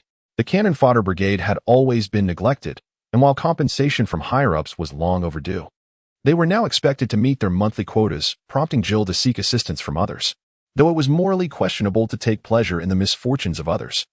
Veigar sincerely appreciated the mages of the kingdom. Had the 4th Brigade not lost half of its professionals, he might not have had the opportunity to participate in guerrilla missions. The likelihood of encountering professionals in enemy watchtowers implied a significant chance for him to elevate his mental prowess to the level of a first-tier mage, or perhaps even higher. Danger? In Veigar's perspective, not becoming a mage was the true peril. He did not perceive the kingdom's deployment of mages to hunt professionals as a mere coincidence. His initial stroke of luck did not guarantee a second. Halt! An abrupt voice interrupted Veigar's thoughts. 2 soldiers, clad in uniforms devoid of insignia, brandished long rifles, blocking his path at the entrance of the 4th Brigade's encampment. They did not accept any documents. One soldier snorted derisively, "Sir, we are neither officially graduated soldiers from a training camp nor systematically trained corps troops. Are you attempting to deliberately trouble us due to our illiteracy?" Veigar furrowed his brow. Although he had heard tales of the Cannon Fodder Brigade's lack of organizational discipline and ignorance of imperial military laws, he had not anticipated their disarray reached such extremes. In times of war, this would constitute a severe dereliction of duty, punishable by death. Perhaps this was the essence of ignorance breeding audacity. Veigar chose not to engage further, mindful that one must consider the master when chastising the dog. "Then please inform your brigade commander that Veigar from the 3rd Brigade has arrived as scheduled, or send someone who can read to verify this document. Is the brigade commander someone we can simply summon?" The first soldier retorted arrogantly. "Moreover, we are all cannon fodder. Where would we find someone who can read?" The second soldier chimed in. "It seems you're clearly taking advantage of your status as corps troops to make things difficult for us cannon fodder. Let me remind you, do not think too highly of yourselves. You are merely luckier than us." "Presumptuous," the adjutant roared, pointing his rifle at the 2 men. "As soldiers, do you not possess the basic respect owed to superior officers? If you fail to report this, do you not fear being brought before a military tribunal?" With the adjutant's command, Veigar's entire unit raised their weapons, aiming at the 2 soldiers. In the face of humiliation, the loyalty of Veigar's subordinates compelled them to act in defense of their commander. "What do you intend to do?" The first soldier's face paled, his voice trembling. The second soldier, overwhelmed by the sight of over 100 weapons aimed at him, stumbled back and fell to the ground, shedding his earlier bravado. Laughter erupted from Veigar's men, while the 2 soldiers from the 4th Brigade appeared flustered, their faces shifting from green to white, clearly intimidated and unwilling to challenge Veigar and his comrades further. "Cease at once." Veigar, though disdainful of the 2 soldiers' cowardice, recognized the necessity of maintaining decorum. "We are here to assist with guerrilla tasks, not to provoke the 4th Brigade. Look at yourselves. Is it truly honorable to bully 2 cannon fodder?" "Yes," the men chorused, their fierce gazes still fixed on the 2 terrified soldiers. Seeing the moment was ripe, Veigar presented the requisition document again. "Can you confirm this requisition now?" And no problem. The first soldier, now trembling, accepted the document. I suddenly recalled receiving basic education in my youth. I can recognize the characters of our motherland. This requisition has been verified. You may proceed straight and take a right to report to the personnel department. Thank you for your assistance, soldier. With that, Veigar's unit passed through without further obstruction. The tendency to bully the weak and fear the strong was a well-established trait of the cannon fodder brigade. Most soldiers here disregarded the so-called military regulations, and the higher authorities were equally disinterested in holding the cannon fodder brigade accountable. After all, they dared not confront the core troops. At most, they would squabble among themselves. And when the time came for battle, it would be a matter of life and death, leaving them to their own devices. Thus, this cycle persisted. Chapter 61. The Personnel Department of the 4th Battalion Veigar presented a transfer order to a middle-aged officer with the rank of captain. After reviewing it, he welcomed 2nd Lieutenant Veigar to the 4th Battalion, stating that, as per the commander's instructions, Veigar and his troops would be assigned under Major Lord L of the 5th Company for guerrilla operations. For further details, he advised Veigar to consult his temporary commander, returning the transfer order to him. Exiting the personnel department, Veigar proceeded towards the 5th Company with his troops, following the address he had inquired about earlier. Along the way, they attracted numerous curious glances. What are the core troops doing here? Seeking a sense of superiority? Look at them, so high and mighty, merely fortunate in their circumstances. The distinct military uniforms of Veigar's troops and their superior equipment set them apart from the cannon fodder troops, with some soldiers even holding private ranks, creating a stark contrast. Company commander, this is the place. The banners of the 5th Company fluttered atop the tents as Veigar arrived at the command room. He addressed the 2 guards at the entrance. Please inform Major Lord L that 2nd Lieutenant Veigar from the 3rd Battalion has come to report. His voice carried strength, prompting a middle-aged officer in uniform, also a captain, to emerge from the tent.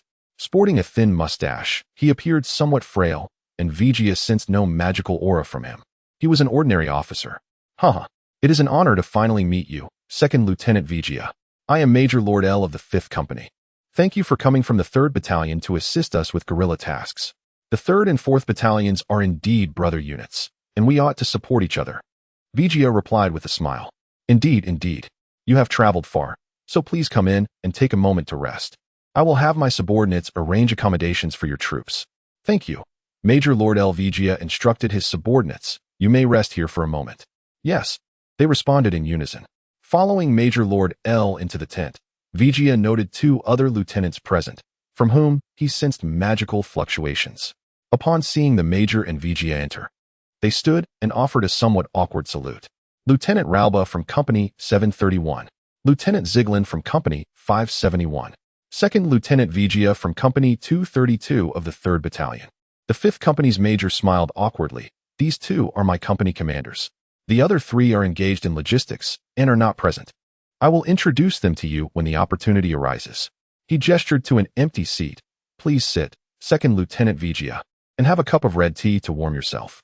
Given the urgency of the task, there are still many objectives yet to be accomplished. So let us convene a strategic meeting while everyone is here. Veigar focused his attention on the Major. It seemed the higher-ups had placed considerable pressure on the 4th Battalion, as they were eager to hold a strategic meeting barely 3 minutes after Veigar's arrival. However, this suited Veigar just fine. He too had no desire to waste time playing trivial games with the 4th Battalion. Gentlemen, the Major clapped his hands against the map on the wall. The directive we have received is to destroy 5 observation posts of the Kingdom's army. Although there are no specific target instructions, following the principle of proximity, I plan to target K97, G42. What suggestions do you have? Silence fell over the room, indicating a lack of opinions. Veigar glanced at the 5 targets, furrowing his brow. While the principle of proximity was not flawed, the closeness of these targets made them susceptible to enemy ambushes. Yet, he refrained from voicing his concerns. Knowing he was an outsider, any suggestions might be dismissed or countered. Since there are no objections, we will proceed to the next agenda item. The Major looked at Veigar. We plan to commence operations the day after tomorrow. Do you believe a day of rest is sufficient for your troops? I have no issues with that, Veigar affirmed. The Major nodded in satisfaction. The specifics and precautions are detailed in the task booklet in front of you. I shall not reiterate them. This meeting is adjourned. If anyone has anything to add, please speak up. Silence persisted. Seeing no one speak, The major turned to his aide. Have accommodations and meals been arranged for 2nd Lieutenant Veigar and his troops? All arrangements have been made, the aide confirmed. 2nd Lieutenant Veigar, the major said, I hope for a pleasant cooperation. Should you have any further requests over the next half-month, feel free to bring them to me. I will accommodate them as best as I can. Thank you for your consideration. After saluting, Veigar followed the aide out. Meanwhile, within the tent, the two drowsy company commanders regained their alertness once Veigar's figure disappeared. What is the story with this 2nd Lieutenant Veigar? Lieutenant Ralba remarked. It's one thing for a child to be an officer, but wearing the Empire's insignia seems rather excessive. He couldn't possibly be the illegitimate child of the commander, could he? Coming here to claim military merit with a troop of inexperienced boys is quite excessive. Lieutenant Ziglin scoffed. These privileged individuals are the parasites of the army, while those of us who have diligently advanced from basic training are relegated to cannon fodder units. The world is unjust. Justice, you say? The 5th Company's major lit a cheap cigarette. Several officers who entered the service alongside me have been transferred to the 1st Battalion's headquarters, while I was labeled as psychologically unfit during the political review and cast into this cannon fodder battalion for 5 long years. Bam! Ralba slammed his fist on the table. These privileged individuals have taken our positions, and now they won't even allow us this little military merit. This is intolerable. Ziglin's expression grew fierce. Ralba, I simply cannot swallow this indignity. Military merits should be distributed fairly, but I must teach them a lesson. Even as cannon fodder, we should not be bullied by anybody. Keep your voices down, the major said nervously, glancing around to ensure no one else was present. Let us endure for now. This matter will be settled. Let the military merits be distributed as they should. Do not provoke the powers behind them for a fleeting moment of pride. Understood. The two commanders exchanged glances, clearly not in agreement. The major had always been timid and conflict-averse, and they were well aware of this fact. In their view, there was nothing to fear from Veigar, who had come through connections to claim military credit. A minor reprimand would suffice. Surely the powerful figures behind him wouldn't protest too much. Chapter 62. Using a knife to kill that evening. If all went smoothly, he would be certified as a genuine level 1 mage in just 15 days, embarking on the true journey of magical study. Achieving the status of a mage would significantly enhance both his personal safety and prospects for promotion within the ranks, as ultimately, the military values individual capability above all else, with martial prowess being a crucial aspect of that capability. Commander, you should rest early, the adjutant quietly advised, standing behind Veigar as the twilight deepened. Veigar set down the mission briefing and rubbed his weary eyes. The preparations before battle are often more vital than those during combat. This mission must not falter. It concerns not only my personal honor, but also that of the 3rd Regiment. Our presence in the 4th Regiment indirectly represents the entire 3rd Regiment. Rest assured, Commander, Charles replied confidently. For this guerrilla operation, the 5th Battalion has deployed 2 entire professionals. And with you, we have 3 professionals and over 500 personnel. Even with the heightened alert level of the United Kingdom, we shall manage with ease. Even the Empire's elite forces cannot station professionals at every watchtower, let alone the meager United Kingdom. Despite this reassurance, Veigar narrowed his eyes. Yet sometimes, allies can be more fearsome than foes. The adjutant looked puzzled, clearly unable to grasp Veigar's meaning. Veigar offered no further explanation. Go and rest. I hope I am merely being overly cautious. He indeed feared neither divine adversaries nor the formidable. Rather, he dreaded the incompetence of his comrades. His observations of the 4th Regiment today had imparted a profound understanding of what it meant to be cannon fodder, to witness a flagrant disregard for organizational discipline. From the officers to the soldiers, Veigar perceived a palpable aura of negativity in their eyes, including that of the 5th Battalion's commander. Although outwardly courteous, he harbored deep disdain and indifference. Particularly, the 2 company commanders had allowed their internal discontent to manifest in their actions. This place was hardly a military unit. It represented the darkest side of the Empire's army, a congregation of all the military's negative sentiments. Should battle commence, units like the 4th Regiment would undoubtedly be the first cast aside by the Imperial Army. For if they were allowed to survive, the likelihood of treachery and surrender would soar to 100%. The following day arrived, as it inevitably must. Veigar awoke early, his brow furrowed as he observed the troops who had completed their morning drills. The clock read 7:10 a.m. Typically, breakfast for any regiment occurs between 7:10 and 7:40. However, this morning, the mess team of the 5th Battalion had yet to deliver their meal. It is well known that the Imperial Army is an organization with a profound sense of punctuality.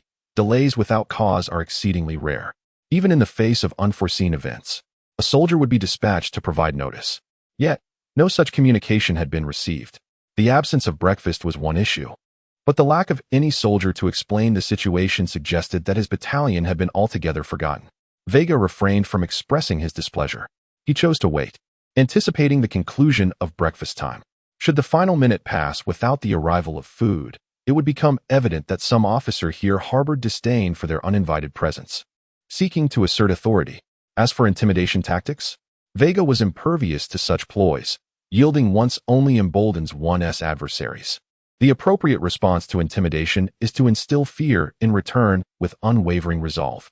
Time ticked away, and as the minute hand approached the 50 mark, Veigar took action.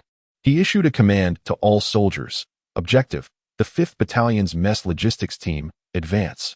With a resounding order, the core troops surged forth, rifles in hand, their powerful strides commanding the path ahead. Soldiers who had just finished their breakfast instinctively stepped aside, intimidated by this display of might. Intimidation is an enigmatic force. It is undeniable that those accustomed to authority exude an aura of fear. Veigar's troops, trained in the disciplined manner of the Imperial Army, contrasted sharply with the militia-like demeanor of the 4th Battalion soldiers. Thus, Veigar's battalion moved forward unimpeded. As they neared the logistics team, the head of the mess unit took notice of their advance. Swallowing hard, he inquired, "Lieutenant Ralba, given their demeanor, this might not end amicably. Shouldn't I extend an apology to them to smooth things over?" "Huh." Ralba of the 731st Company scoffed. "You, the esteemed head of the mess logistics team, are not truly afraid of a gaggle of greenhorns, are you? Follow my lead. This is the 4th Battalion's territory, and we are the masters here." "Why, yes. But is it really fine?" Stepped out the commander of the 571st Company, Kiglin, who had somewhat participated in Ralba's scheme. Their two companies were closely knit, and at times even the battalion commander struggled to rein them in. Ralba spat dismissively. "Fine? What issue could there possibly be? Just reprimanding the children on behalf of their parents, and besides, this was all orchestrated by that rotund fool. If the parents come looking for answers, it's of no concern to us." "Ha ha." Kiglin chuckled. "You certainly have a way with words. Everyone claims that Ralba of the 5th Battalion is brawn over brains. I believe those who utter such remarks possess the true lack of intellect. I am not one to suffer losses lightly." Ralba smirked confidently. "Others may not know my character, but surely you do. For matters resolvable by force, I need not engage my mind, if it reaches a point where force is futile. I'm not opposed to employing strategy. It's a pity for that rotund fellow." Kiglin shook his head, laughing. "What do you suppose that young lad will do about this? Will he bide his time in silence, or directly lead his troops to teach that fool a lesson? What other options does he have besides enduring?" Ralba dismissed with disdain. "Despite their bravado, they are but children. Even if they were imbued with the courage of a bear, they wouldn't dare provoke the 4th Battalion. This is merely bluster." Before he could finish, the latter half of his statement was rendered moot. His mouth agape. He stared into the distance. "Hey, Ralba, are you all right?" Kiglin queried, puzzled by Ralba's astonished expression, and turned his gaze to where Ralba was staring.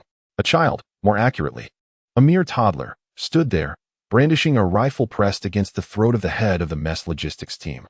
A droplet of warm blood trickled from the cold barrel, falling to the ground, losing its warmth.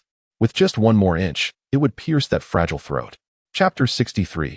An eye for an eye. The biting cold wind, the soft white snow, and the chilling sensation of a gun's barrel pressed against his throat. Grushu gazed at the cherubic face of the child before him, a creature so angelic, yet wielding such menace. Having served as the logistics team leader for years, he had never known fear. Yet now he was acutely aware of death's presence.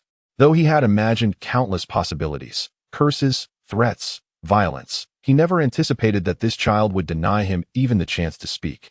Thrusting the rifle's muzzle against his throat. What was this? Why was the snow beneath his feet stained crimson? The frigid air numbed his pain receptors, yet it could not freeze his terror. Grushu's legs weakened, and he sank to the ground. Although kneeling in public would mark him with an indelible shame, this trivial dignity paled in comparison to the prospect of losing his life.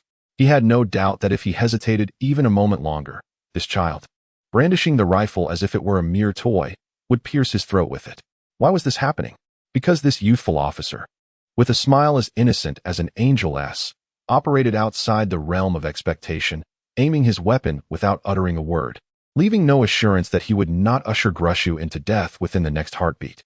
The absence of a predictable pattern was the most terrifying of all. Grushu was acutely aware of this reality, and as for Labar's warnings, they had long since faded from his mind. If he had previously feared Veiga's impending wrath, he now yearned for Veiga to speak, even if it were merely a single word. The suffocating silence was driving Grushu to the brink of madness, with the adrenaline coursing through him, causing an involuntary warmth that swiftly turned into bone-chilling cold. Veiga finally broke the silence. Why has my unit not received basic food supplies? At last, he spoke. By whose command? His words bore no warmth. Veiga's icy demeanor startled Grushu anew. This is all Labar's doing. Lieutenant Veiga? Before he could finish, a sudden voice interrupted. What have you done to Team Leader Grushu? This is not your backyard. Killing an Imperial officer without cause will land you in military court.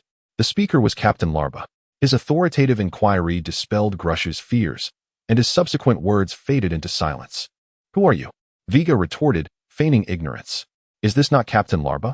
I am fully aware that killing an Imperial officer is illegal. I have not yet killed this logistics team leader, but it is he who has failed to provide food for my unit, thereby compromising our military operations. Grushu was taken aback by Veiga's words. He cast a pleading glance toward Larba, and upon his arrival, he felt a flicker of courage, daring to rise to his feet. Lieutenant Veiga may be overreacting, he said, attempting to regain his composure. To send an officer to military court over a missed meal? Surely you don't believe the judges are lacking in work? Although you are young, this is not a game. There should be limits to your immaturity, Larba admonished. Assuming the role of a stern guardian, Veiga smiled silently. It was not until Larba's patience began to wane that he spoke again. It seems Captain Larba is quite knowledgeable about this matter. Could it be that this logistics team leader has been acting under your orders? That is preposterous. They both exclaimed in unison. Grushu, trembling, glanced at Larba before stating. There was merely a temporary shortage in food reserves. The delay was minimal. I urged Lieutenant Veiga not to exaggerate and to refrain from unjustly accusing Captain Larba. A temporary shortage? Veiga pressed the rifle against Grushu's throat once more. In wartime, your so-called minor oversight could cost countless soldiers their lives. If you do not provide me and my subordinates with an explanation today, I assure you I will not let this matter rest. The threat was palpable. However, emboldened by Larba's presence, Grushu scoffed in defiance. You claim it was a minor oversight, and I admit to it. What more do you desire? If admitting guilt sufficed, why would we require military law? Veiga responded with conviction. According to military regulations, delaying military operations is punishable by death. I will not show leniency. You shall sever a finger to serve as a reminder, and this matter will end here. Sever a finger? Grushu's face drained of color, and he instinctively recoiled. Lieutenant Veiga, do not push your luck. I have acknowledged my mistake, but I will never agree to such a condition. Do not presume that your core unit can bully others. So, you refuse? Veiga's smile appeared almost charming. His aide, Charles, instinctively shrank back at that smile, for he knew all too well what it signified. Whenever the captain wore such a grin, it signaled imminent action. In an instant, Veiga drew a dagger and lunged toward Grushu, seizing his right hand and preparing to slice off his thumb. Time seemed to stretch as the events unfolded rapidly. Despite the surprise, the seasoned Larba reacted swiftly, grasping Veiga's descending right hand and colliding with him in an attempt to disarm him. Both were professionals, yet Veiga possessed a level of skill that surpassed Larba's. As Veiga's grip on Grushu's hand slackened, Larba found himself forced back several steps before regaining his balance, the disparity in their strengths glaringly evident. Curse it, Larba thought, feeling a profound humiliation. An ambush had turned against him, and he was being outmatched by a mere child. Drawing his magical weapon, a cross-shaped sword, he declared, "This is the 4th Regiment. Do not overstep your bounds. Even if Team Leader Grushu has erred, it is not your place to interject." The atmosphere grew tense, charged with the threat of violence. Chapter 64. 1 against 2. As the surrounding soldiers continued to multiply, the atmosphere grew increasingly tense. Larba was taken aback by Veiga's unexpected decisiveness. He had not anticipated that this young boy would possess a level of proficiency surpassing his own. The situation had spiraled beyond his control. Initially, he intended to give Veiga a harsh lesson, to impress upon him that this was the 4th Corps. and that the spoils here were not easily obtained, even for the core troops. However, Veigar was unyielding. It was evident that this young officer had discerned his intentions when he threatened to sever a finger from Grushu, attempting to turn the tables and intimidate Larba instead. Such audacity could not be tolerated. Bringing his troops to the Fourth Corps to seize goods was one thing, but now he sought to reverse the roles. Where in the world could one find a more shameless individual? Under normal circumstances, Larba might have conceded upon recognizing the disparity in strength. However, today was different. Should he concede here, not only would Grushu lose a finger, but it would also indirectly jeopardize his standing within the military. He would become an officer incapable of protecting his subordinates, and the implications of that were dire.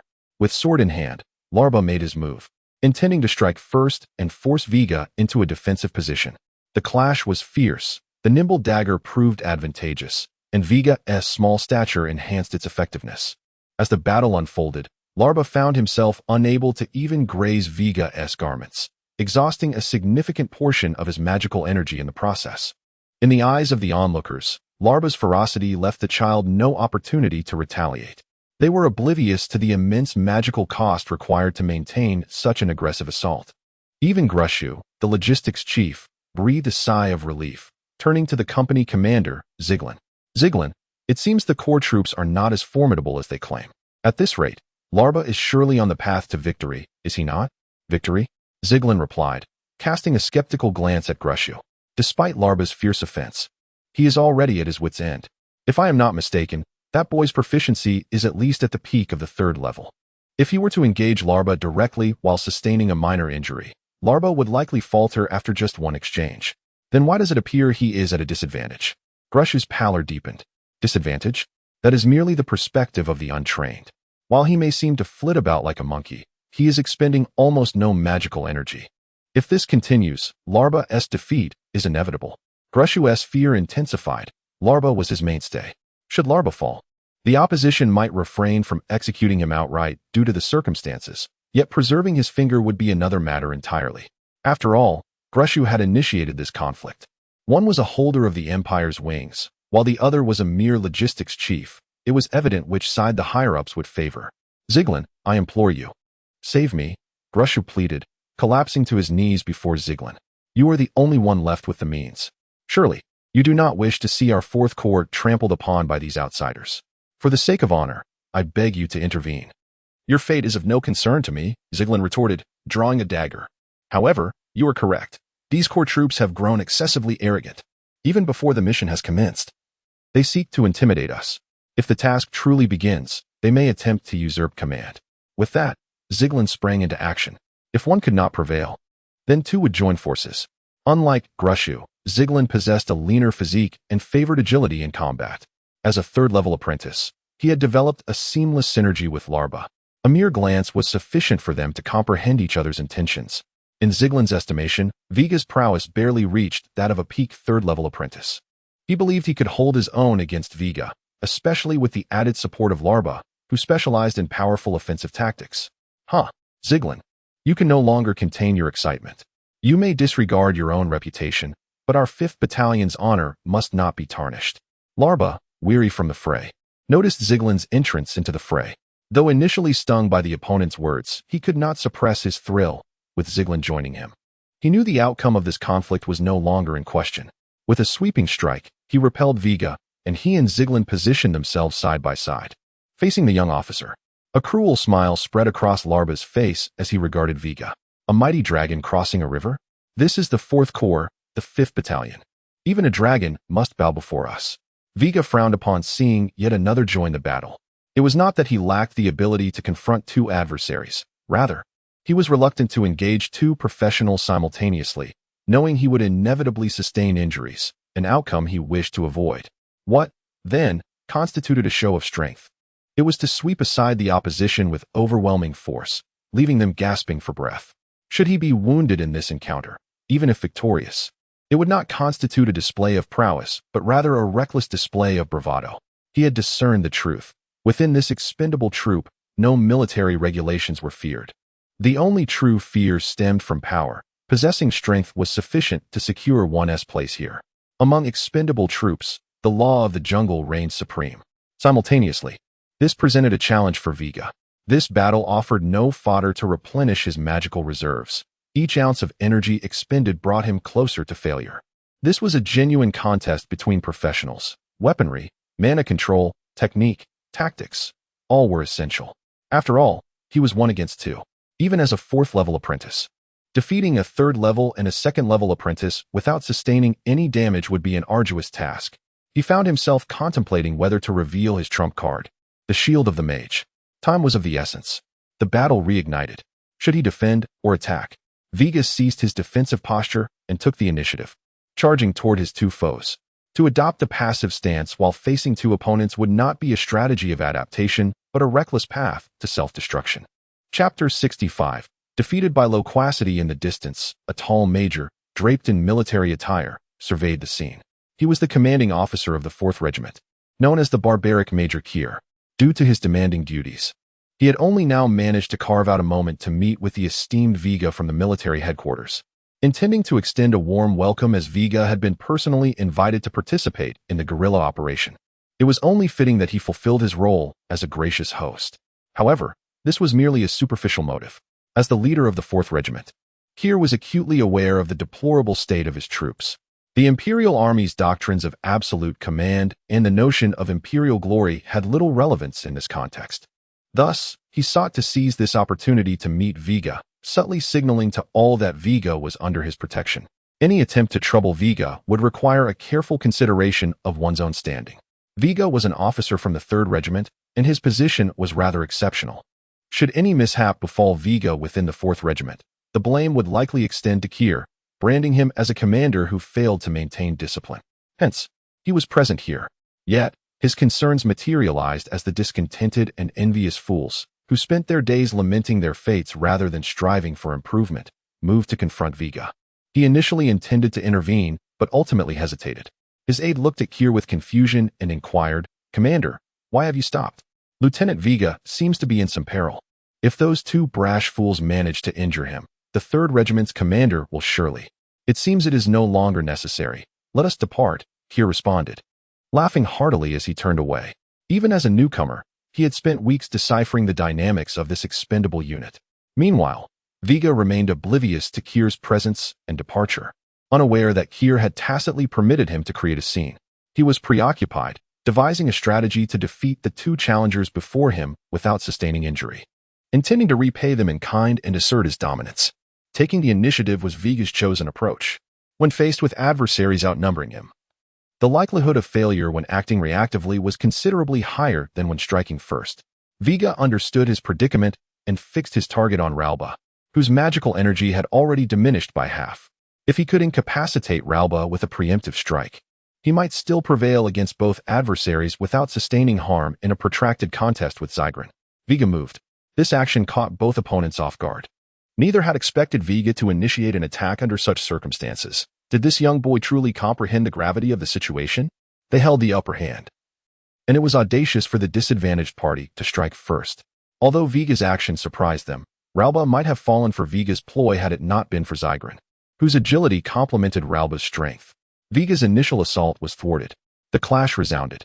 After the strike, the combatants separated, with Zygrin smiling as he remarked, "I didn't expect you to possess magical prowess on par with mine at such a young age. You must be at the pinnacle of a 3rd-tier profession. If I were alone, I might not stand a chance against you. But now, Ralba, it's your turn." In the brief exchange, Zygrin resumed his relentless offensive against Veiga. Was Veiga truly besieged? Certainly not. As a 3rd-tier professional, the intensity and reservoir of his magical energy surpassed that of his foes. Though he could endure injuries and defeat them within 15 minutes, he had instead chosen to compress his magical attack to the peak of 3rd-tier capability. He gleaned crucial information from Zygrin's words. The adversaries appeared to regard him as a 3rd-tier peak professional. If he could exploit this misperception, at that moment, Veiga deflected Zygrin's assault, deliberately exposing a weakness. Ralba, clearly ensnared in the ruse, lunged at Veiga's face with a sword, while Zygrin momentarily withdrew, awaiting the next offensive. Logically, Veiga should have been forced into a defensive posture. A 3rd-tier apprentice's strike lacked the potency to eliminate a 2nd-tier apprentice in a single blow. If he could withstand 2 strikes, Zygrin would inevitably follow up, leading to Veiga's defeat. Aware of this, Ralba seized the opportunity to deliver a bold and decisive blow, aiming to secure victory. Boom! The magical force of a fourth-tier apprentice erupted. Ralba, at the forefront, felt as if a cataclysmic wave of energy swept over him, and he was suddenly weightless, his consciousness fading into oblivion. With a single strike, Ralba was rendered completely incapacitated. Gasp! The onlookers collectively inhaled sharply. Just a moment ago, Ralba had exuded confidence, yet in the next instant, he was vanquished by a mere blow. This was a reality difficult for all to fathom. Even Zygrin, who stood incredulous at the unfolding events. To the untrained eye, this was astonishing. However, when Zygrin had carelessly uttered the words third-tier peak, the outcome of the battle was already sealed in Veiga's grasp. He had demonstrated through action the peril of excessive chatter. Nevertheless, Veiga hesitated to strike lethally. While the lives of the two professionals were tempting, they were still part of the 4th Regiment. To kill them would equate to declaring war on Commander Kier. Moreover, in future assignments, their abilities might still prove useful. While death could be avoided, the consequences of their actions would remain. Thus, Veiga turned his gaze toward Zygrin. In a voice trembling with fear, he stammered, "Why you? Are you a 4th-tier apprentice?" Chapter 66. Awe and Fear Level 4 Apprentice Practitioner at merely 10 years of age. Zyglin nearly gasped. While he acknowledged that this world teems with prodigies like stars in the night sky, the notion of a 10-year-old level 4 apprentice practitioner was undeniably astonishing. 10 years is the minimum age for awakening magical power. Unlike mages, whose awakening of mental strength can catapult them across multiple levels, the awakening of magical power invariably begins at level 1 as an apprentice practitioner. The speculation surrounding Veiga being a level 3 apprentice practitioner had already stretched the limits of his imagination. Yet, here stood a child of around 10, who, in less than a year since awakening his magical power, had leapt directly from level 1 to level 4 in prowess. Was this the stuff of bardic legends? Even epic tales would hesitate to recount such a narrative. In that moment, Zyglin came to a profound realization. Perhaps the young Lieutenant Veiga had not ascended through nepotism, but had garnered recognition solely through his own formidable talent and ability. Faced with such an adversary, was there any point in continuing the fight? Zyglin let out a bitter laugh as he slowly raised his hands, preparing to signal his surrender. The reasons were twofold. Firstly, the overwhelming disparity in levels rendered further combat unnecessary. Secondly, Veiga's bright future destined him to operate on a plane far beyond Zyglin's grasp. Rather than establishing such a formidable enemy, it would be wiser to humbly concede and transform hostility into amicability. Having resolved this, Zyglin began to raise his hands, uttering, "I surrender. Do not jest." Veiga's youthful yet powerful voice pierced through his ears. In the dictionary of an imperial soldier, the word surrender has never existed. Do not tarnish the military garb that symbolizes the glory of the empire. Zyglin's hands froze midair. Confused, he glanced around and noticed hundreds of eyes fixed upon him. If he were to truly surrender now, he would undoubtedly become the laughingstock of the military by the next day, and a disgraceful title would befall him. Such words were undeniably venomous. Zyglin looked down at Veiga, who barely reached his waist. Incredulous that a mere child could cast the weighty principles of the Empire upon his shoulders, leaving him ensnared in a dilemma. To advance would mean facing Veiga in combat, while retreating would lead to his own disgrace. He gritted his teeth, gripping his dagger tightly. Veiga's intentions were clear. He sought to provoke a fight while wishing to escape unscathed. In this world, nothing comes without a cost, and it seemed Zyglin could not evade this lesson. The battle reignited, but the outcome was all but certain. One was a level 4 apprentice practitioner, while the other, a reluctant level 3 apprentice practitioner. In less than 10 minutes, Zyglin was thoroughly bested by Veiga, collapsing alongside Ralba into unconsciousness.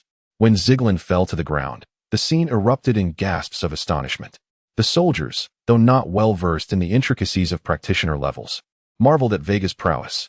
A child, unscathed, had triumphed over 2 practitioner officers from their regiment, earning him a place on their list of individuals to be feared. The way in which the soldiers regarded Veiga's unit shifted dramatically. No longer perceived as mere children's play, Veiga's command of the 232nd Regiment now instilled a sense of awe. If the commander was this formidable, how could his troops be anything less? Feeling the weight of their gazes, the soldiers of the 232nd stood tall, pride swelling in their chests for having such a commander, along with a profound sense of belonging to the core unit. Establishing authority required a full display of power. After demonstrating his might, Veiga shifted his focus toward the overweight logistics officer. Keeping one's word is paramount. Having made such declarations before all present, it was imperative to see it through. Otherwise, he would set a precedent that both subordinates and others might view him as a negotiable officer. With measured steps, Veiga approached the logistics officer, his dagger glimmering coldly in the sunlight that broke through the clouds, reflecting harshly upon the officer's face. The intense glare caused him to squint. In that moment of disorientation, he faintly perceived an angel approaching him, with a charming visage, a diminutive form, and a smile that shone brighter than the sun. Suddenly, a flash of cold steel swept past. He felt a searing pain in his right hand as his thumb was severed, plummeting to the ground like a leaf succumbing to the pull of gravity. The agony compelled him to open his mouth, ready to scream.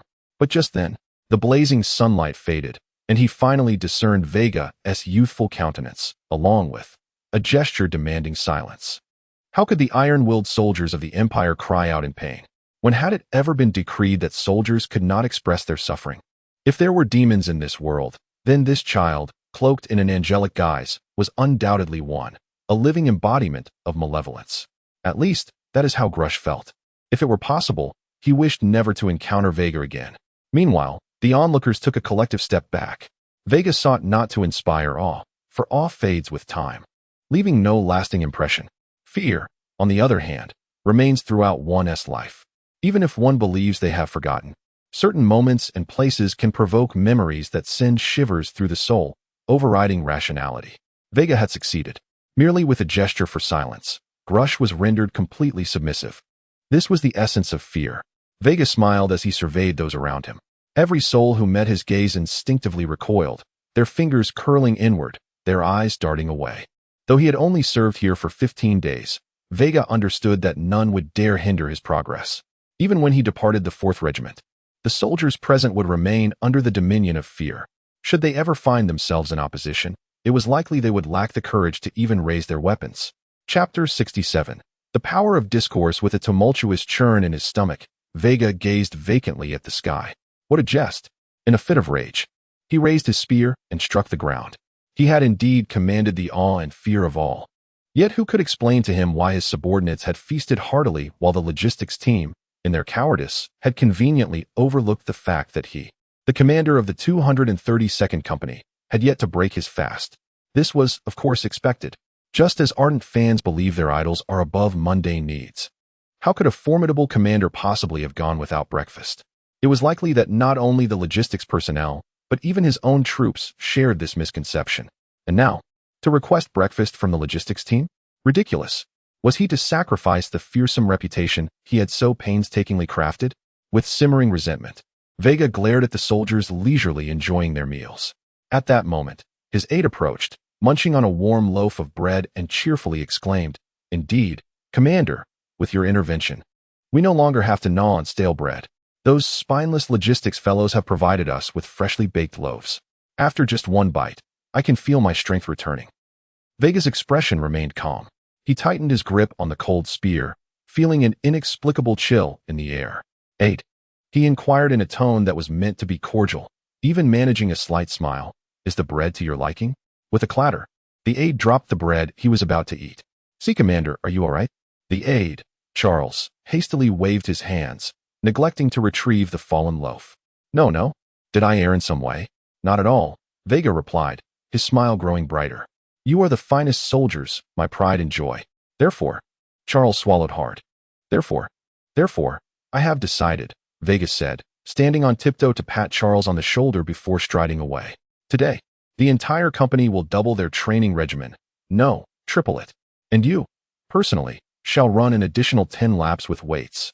Who knows the psychological burden that weighed on Charles at that moment? That afternoon, after a hearty meal, Veiga sat comfortably in a chair, observing his subordinates as they circled the training ground. The sight of Charles gasping for breath brought him a peculiar sense of satisfaction, not due to any personal grievances, certainly not. "Report." A trembling voice interrupted Veiga's contemplation. It belonged to a messenger clad in military attire, though devoid of any semblance of morale. Upon meeting Veiga's gaze, the messenger's legs began to quiver, and in his eyes, Veiga detected palpable fear. "Soldier, what is it?" Veiga inquired. "I understand. We shall depart in 5 minutes." "Yes, sir." The soldier, upon receiving Veiga's response, turned and fled, as if pursued by a fearsome beast. This reaction was entirely predictable. The tales of Veiga's exploits had spread throughout the regiment, initially grounded in reality but gradually morphed into fantastical accounts, depicting him as a ruthless killer, a battlefield reaper. Even Veiga himself began to question whether these narratives were intended as a form of mockery. The specifics mattered little. Ultimately, Veiga had successfully forged a terrifying persona, one so imposing that most would think twice before engaging with him or hindering his actions. Lost in thought, Veiga entered the conference room. The efficiency of the Imperial Army was commendable, albeit the incessant meetings were tiresome. As he stepped into the tent, a startled soldier, Ralba, sputtered water in shock, not due to any discontent with Veiga, but rather a manifestation of his fear. The only one remaining somewhat composed was Ziegler, though his pen trembled in his hand. "V. Veiga, second lieutenant, your timing is impeccable," Ralba stammered.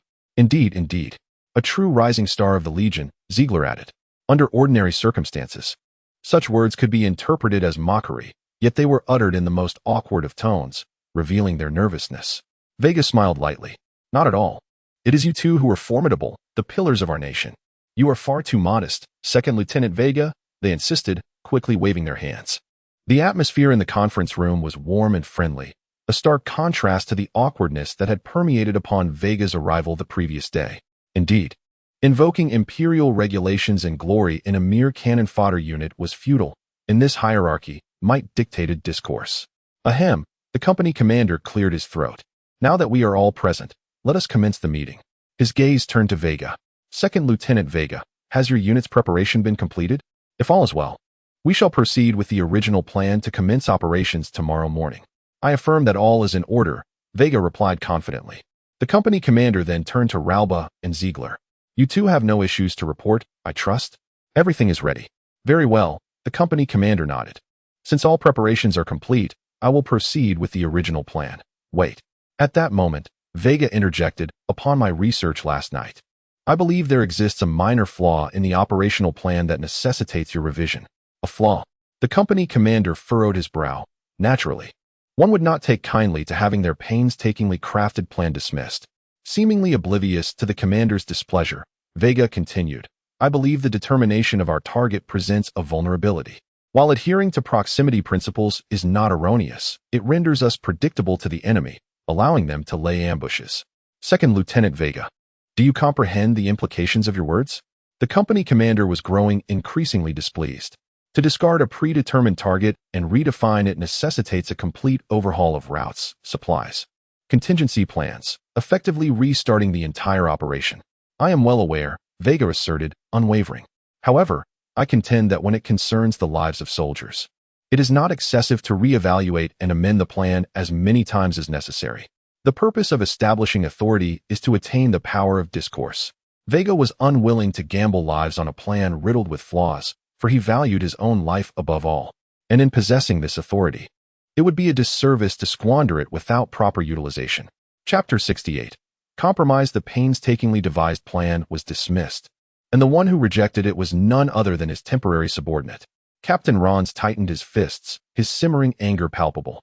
Being a non-professional, he was not held in high regard as a captain in the 4th Regiment.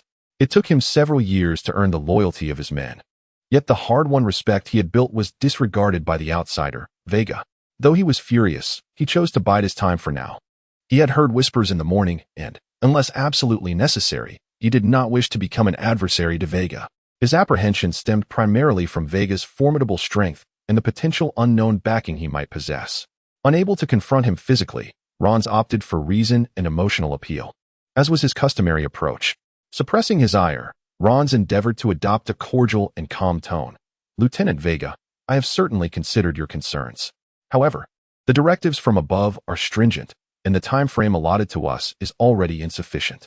If we were to devise a new plan, it would be exceedingly difficult to complete it within the designated period.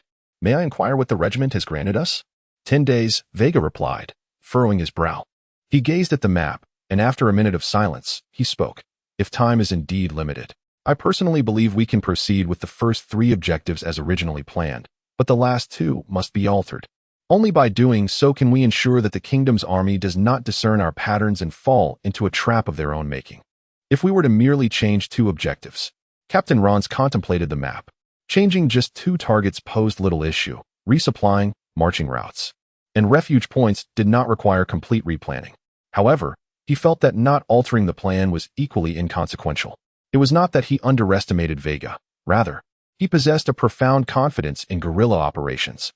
Having served as cannon fodder along the border for years, he had extensive experience in such tasks. This plan was crafted based on a previous one, with no apparent flaws.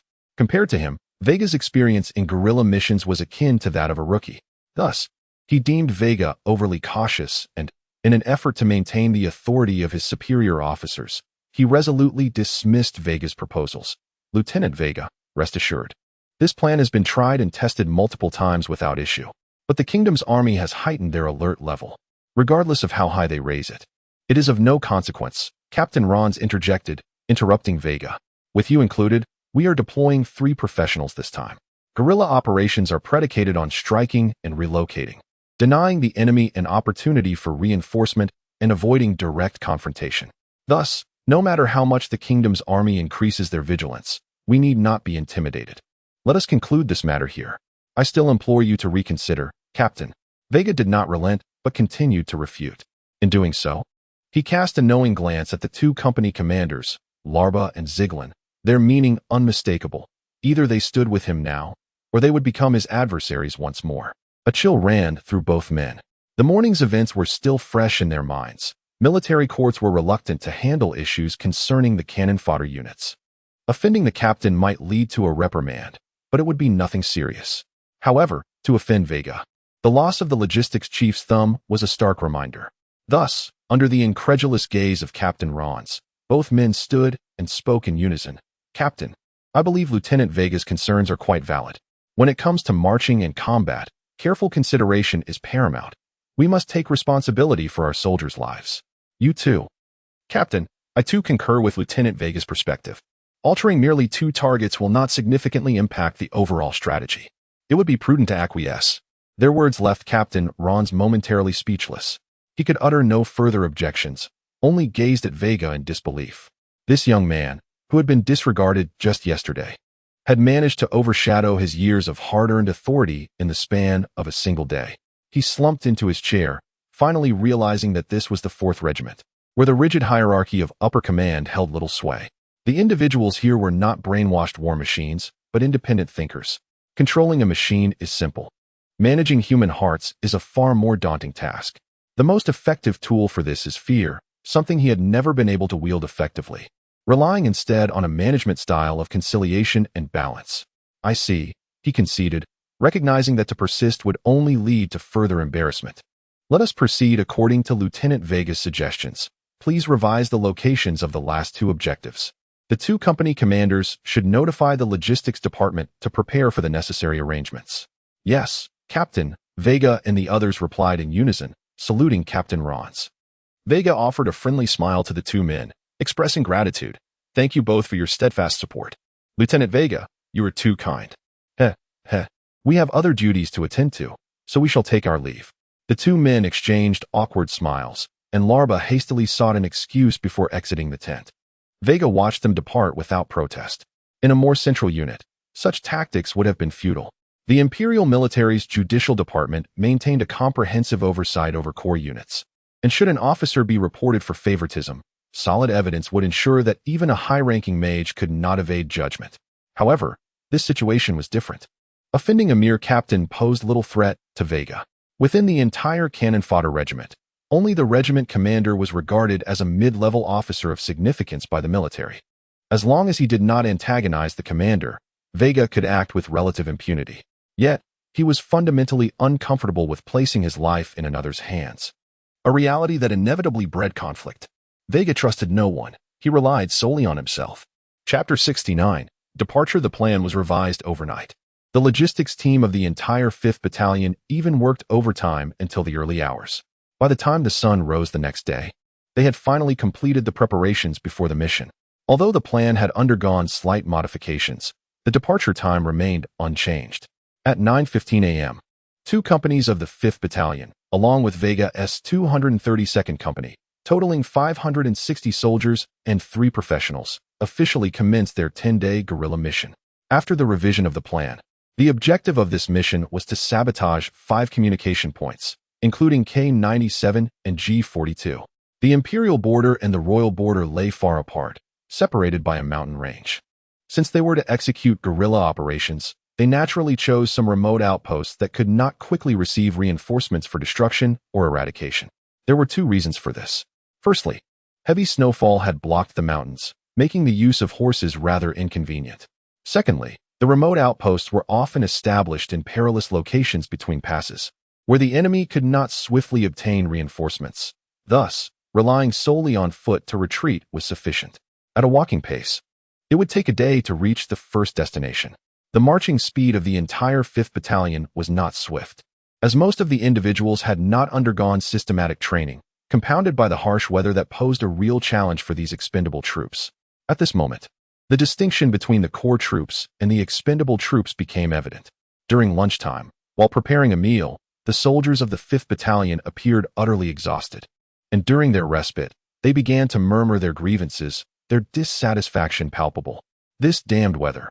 Why did the commanders choose to set out on such a day? One soldier lamented, recalling how a member of the neighboring squad had broken his leg that morning. Damn it, I loathe these cold, hard rations. At this rate, I'm not sure if we can even reach the royal border, let alone execute our mission. Just look at those core troops. Why do they appear unfazed? I suspect they're merely putting on a facade. It won't be long before their true colors show. In stark contrast to the expendable troops, the soldiers of the 232nd Company maintained their composure, exhibiting no signs of discomfort. They adhered to the principle of silence during meals, diligently consuming their unappetizing yet filling lunch. Discipline, habit, morale, and strength. Each factor outclassed the untrained militia, and anyone comparing these 2 units would discern the stark differences in spirit, energy, and resolve. This was only to be expected, although some core troops had yet to participate in significant battles or border skirmishes. For them, this level of marching was trivial compared to their regular training, to say nothing of the fact that, provided supplies were sufficient, they could endure not just a 10-day mission, but even 1 or 2 months under these conditions. Thus, under the envious gazes of the 5th Battalion's officers and the incredulous expressions of their soldiers, Veiga's troops marched with the discipline of iron, maintaining a steady pace. As they neared the royal border, they made no unnecessary sounds or movements. In the core troops, during marching operations, only officers of various departments were permitted to relay orders, without the officer's approval. No one was allowed to utter a word or make any superfluous movements during non-rest periods. Indeed, they were the core troops. The commander of the 5th Battalion glanced at his own troops and then at Veiga's, shaking his head in self-deprecating amusement. If only my battalion could be as obedient as the core troops, we wouldn't need to make so many unnecessary preparations for this mission. You need not belittle yourself. Commander, came the reply. Perhaps, Commander Ron said, harboring little hope. He pulled out a map and stated, relay the order to rest in place for 30 minutes. After half an hour, we will march swiftly to launch a surprise attack on K-97, catching them off guard. Understood. The adjutant conveyed the command to the entire battalion. Veiga furrowed his brow at the order, walking towards the commander's direction.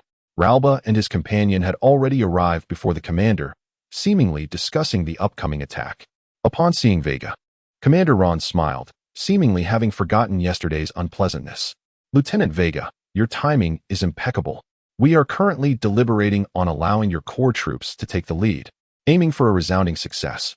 After a pause, Ron suddenly realized that Veiga possessed even greater authority in this context. Of course, if you find it unsuitable, you may also serve as a flank, handling simple support tasks, though your military achievements may be comparatively diminished. That is certainly acceptable, Ralba remarked awkwardly, offering a friendly smile. We have participated in such missions several times. The Royal Army's rabble will naturally flee at the sight of our numbers. The alert level of the Royal Army has changed significantly, Veiga cautioned. Ziglin, brimming with confidence, responded, change is easy, but nature is hard to alter. While your core troops excel in execution and combat capability, we, the 4th Regiment, are quite confident in our understanding of the Royal Army. With the conversation reaching this point, Veiga refrained from further comment. After some consideration, he ultimately stated, My subordinates are not well acclimated to executing nighttime missions, so I prefer to take on the flanking support role. The task of leading should indeed be entrusted to your experienced troops. Ziglin and Ralba's faces lit up with delight. The military accolades of the vanguard certainly surpassed those of the flanking support. They quickly exclaimed, "We appreciate your understanding, Lieutenant Veiga. We shall hasten our march to aim for the destruction of the first target before nightfall." Veiga nodded and departed. He did not vie for the position of vanguard, for he remained unconvinced that the royal army, under strict martial law, would abandon their positions simply due to a numerical disadvantage. Moreover, the royal army would be waiting to strike, while the 5th Battalion, after a day of rapid marching, was already at the brink of exhaustion. As long as the royal army's commander possessed even a modicum of insight, even if they could not win, they could certainly ensnare the 5th Battalion before retreating, as the weary 5th Battalion lacked the fundamental capacity for pursuit. Nevertheless, given the overconfidence of the 5th Battalion, Veiga resolved to allow them to scout ahead. Chapter 70. A casual victory, overcast skies. The howling cold wind. As the light began to fade, the troops of the 5th Battalion set forth towards the kingdom's watchtower K-97, the first objective of their mission. Originally, the plan allowed for a delay until the following day to initiate the attack. However, recognizing the value of swift action to avoid protracted uncertainty, Captain Rons of the 5th Battalion ultimately resolved to launch an immediate offensive. The vanguard was entrusted to Larba's company, with over 200 men from Ziglin's command forming the center, while Veiga's company was relegated to a supporting role on the flank. The focus of this battle was not on Veiga's 232nd Company, but rather on the 2 companies of the 5th Battalion, totaling 400 soldiers. As this unit advanced in relatively orderly formation, they were detected by the forces of the United Kingdom from over 2,000 meters away, thanks to their own patrols. The Imperial troops did not halt their march. Even as exhaustion began to set in among the soldiers, Rons commanded them to quicken their pace. The watchtower loomed near. Under normal conditions, the sight of over 500 guerrilla troops from the Imperial army would have prompted a hasty retreat from the kingdom's forces. Yet today, the kingdom's troops stood resolutely in formation, their golden lion flag snapping in the wind. Blocking the path was a contingent of approximately 200 soldiers from the United Kingdom, their numbers less than half that of the guerrilla unit. Yet they were clad in standard combat uniforms and wielded the finely crafted steel rifles reserved for the kingdom's elite forces. Setting aside their equipment, the sheer aura of vitality and resolve radiating from this unit marked them as a formidable core force, even an elite one. The combat effectiveness of the 5th Battalion soldiers paled in comparison to this unit.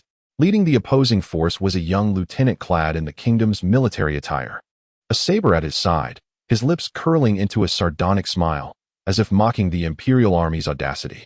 The 2 armies halted, facing each other from a distance. Seizing the moment, Veiga scrutinized the kingdom's lieutenant. Their eyes met, and Veiga's heart raced. He realized he could not discern the true strength of this officer. As a level 4 apprentice, if he found it difficult to gauge the lieutenant's capabilities, it was certain that the opposing officer possessed at least the prowess of a level 5 apprentice. This battle boded ill. Veiga had not anticipated such fortuitous misfortune, encountering such a formidable garrison right from the outset. He cast a glance towards Captain Rons and the 2 company commanders.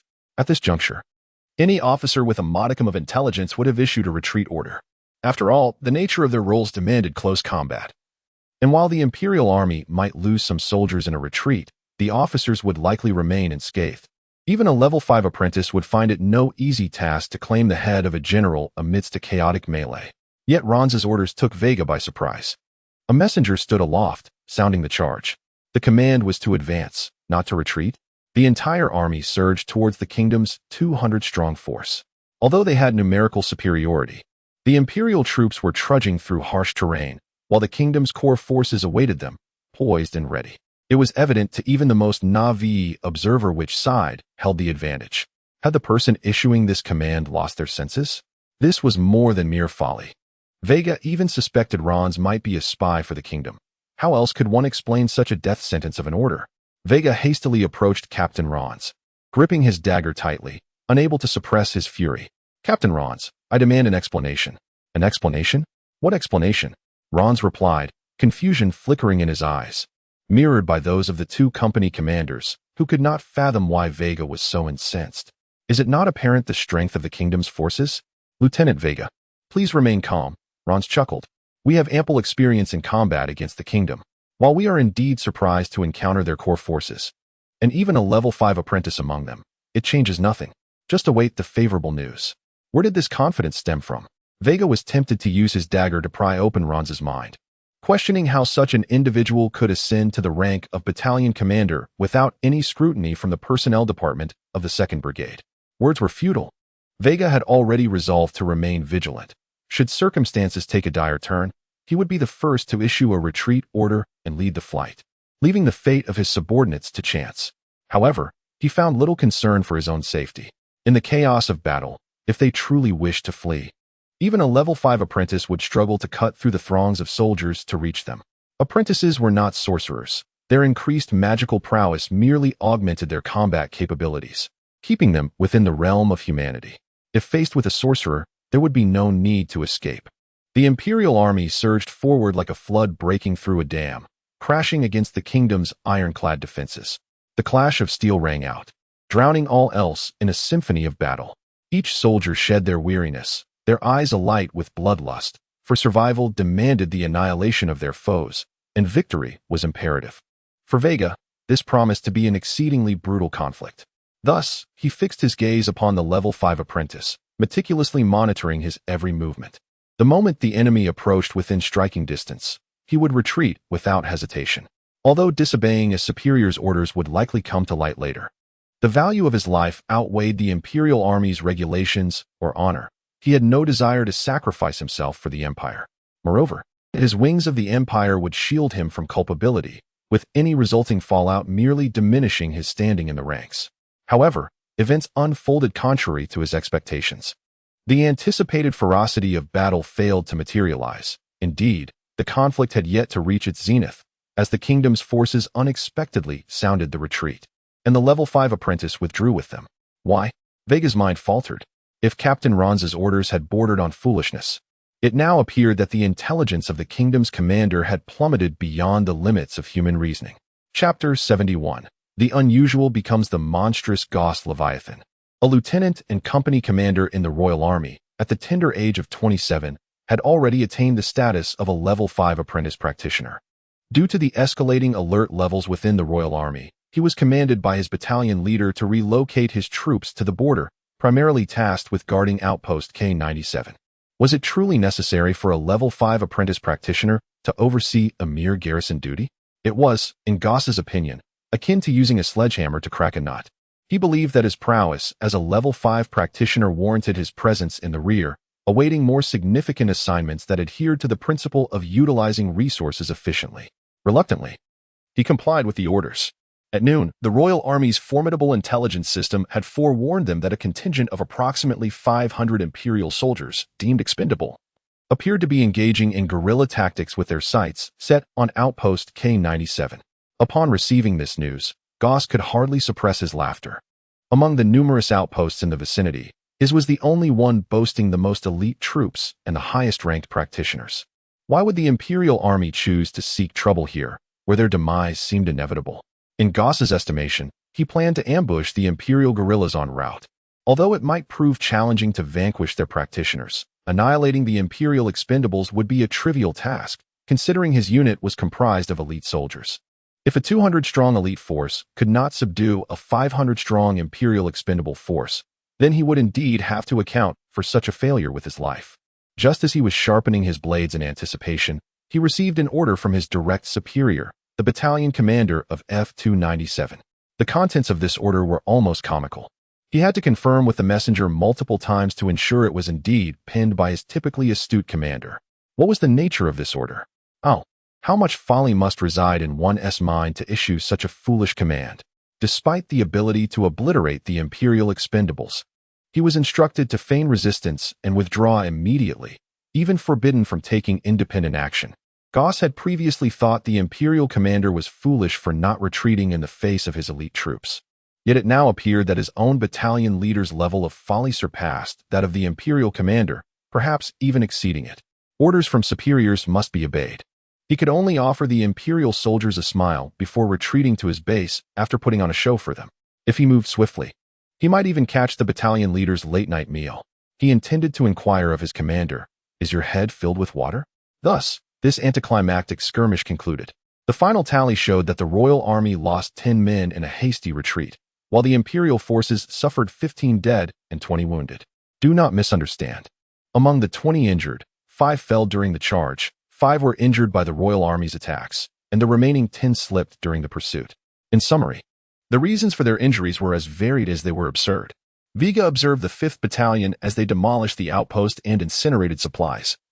Still perplexed as to why the royal army, clearly in a position of advantage, had chosen to retreat, a decision that defied all logic. This victory felt surreal to Veiga. He could scarcely believe that the royal army's commander had truly descended to such depths of folly. Lieutenant Veiga, 5th Battalion Commander Rance said, puffing out his chest with a grin, "Are you curious as to why the royal army retreated so abruptly?" "Indeed," Veiga replied. "I would be grateful if you could enlighten me, Commander." "Haha." Rance chuckled, stroking his waxed mustache with pride. "When it comes to combat experience against the royal army, our 5th Battalion possesses a slight edge. Throughout my military career, I have executed guerrilla operations 5 times. And each occasion has seen the royal army abandon their posts at the mere sight of us. There are 2 reasons for this. First, the overwhelming numerical superiority quells any desire for resistance. After all, garrison forces are not typically formidable. Even if some units may outclass us, annihilating us would come at a significant cost. The risk of retreat is merely a loss of resources, whereas the risk of confrontation is self-evident. And the second reason, it is well known that the royal army cannot compete with the imperial forces in terms of strength. They have always been undermanned, even reluctant to sacrifice their expendable troops. Thus, lacking absolute certainty, they would never engage us in earnest combat. Veiga seized the moment to inquire, "So, you imply that the royal army was merely testing us?" Once they discerned the cost-benefit ratio was unfavorable, they retreated immediately? Though lacking concrete evidence, that is indeed the likely scenario, Rance confidently nodded. Even with a level 5 apprentice practitioner on their side, they would soon find their magical reserves depleted by 500 soldiers. Moreover, we have 3 practitioners here. In a true fight to the death, the losses would be mutual. Any prudent individual would avoid such a scenario. Pausing momentarily, Rance added as he prepared to depart, "We have come to understand the royal army's nature through repeated encounters. Lieutenant Veiga, during this mission, simply obey my orders, and you shall not err. I look forward to a pleasant collaboration." "Indeed, one must comply with superior orders," Veiga responded, though his words belied his thoughts. Satisfied with Veiga's promise, Rance took his leave. Veiga accepted the 5th Battalion commander's assertions with reluctance. Yet, was it truly so? Veiga felt an unsettling sense that something was amiss. While it was true that a level 5 apprentice practitioner could be exhausted by 500 soldiers, perhaps even 400 would suffice, such an assertion did not apply universally to every practitioner. Even so, the opposing forces were evidently core troops, possibly even stronger than typical elite units. With such a force, dismantling the 5th Battalion of militia should pose no challenge. Additionally, under the cover of their troops, the level 5 apprentice practitioner would not need to fear being surrounded and drained of magical energy. They could maneuver freely, directly targeting the officers. In such circumstances, even his company would likely face complete annihilation. None present, be they the 2 company commanders or himself, would dare engage the enemy while their magical reserves remained intact. They would need to retreat to a safe distance to ensure their own safety. In conclusion, unless the royal army's commander was utterly devoid of sense, the royal army, despite their inability to contain the 3 practitioners, could certainly have decimated the entire guerrilla unit, including the battalion commander. Chapter 72. Continuous victories. With the resounding roar of flames engulfing the sky, the first objective has been successfully destroyed. Although Veiga finds the victory of this battle rather perplexing, filled with numerous oddities, it is an undeniable fact that they have made progress on 1/5 of their mission. At this juncture, Veiga suppresses his bewilderment. Upon observing the joy etched upon the faces of the 5th Company, he feels a tinge of regret. Not only did he fail to garner significant military merits from this battle, but he also did not encounter any low-ranking practitioners to enhance his mental acuity. Veiga can only place his hopes on the remaining 4 targets, if they can secure at least 3 practitioners among them. Lost in thought, he is abruptly interrupted by a messenger bearing orders from the company commander, instructing him to organize his troops for a retreat alongside the main force.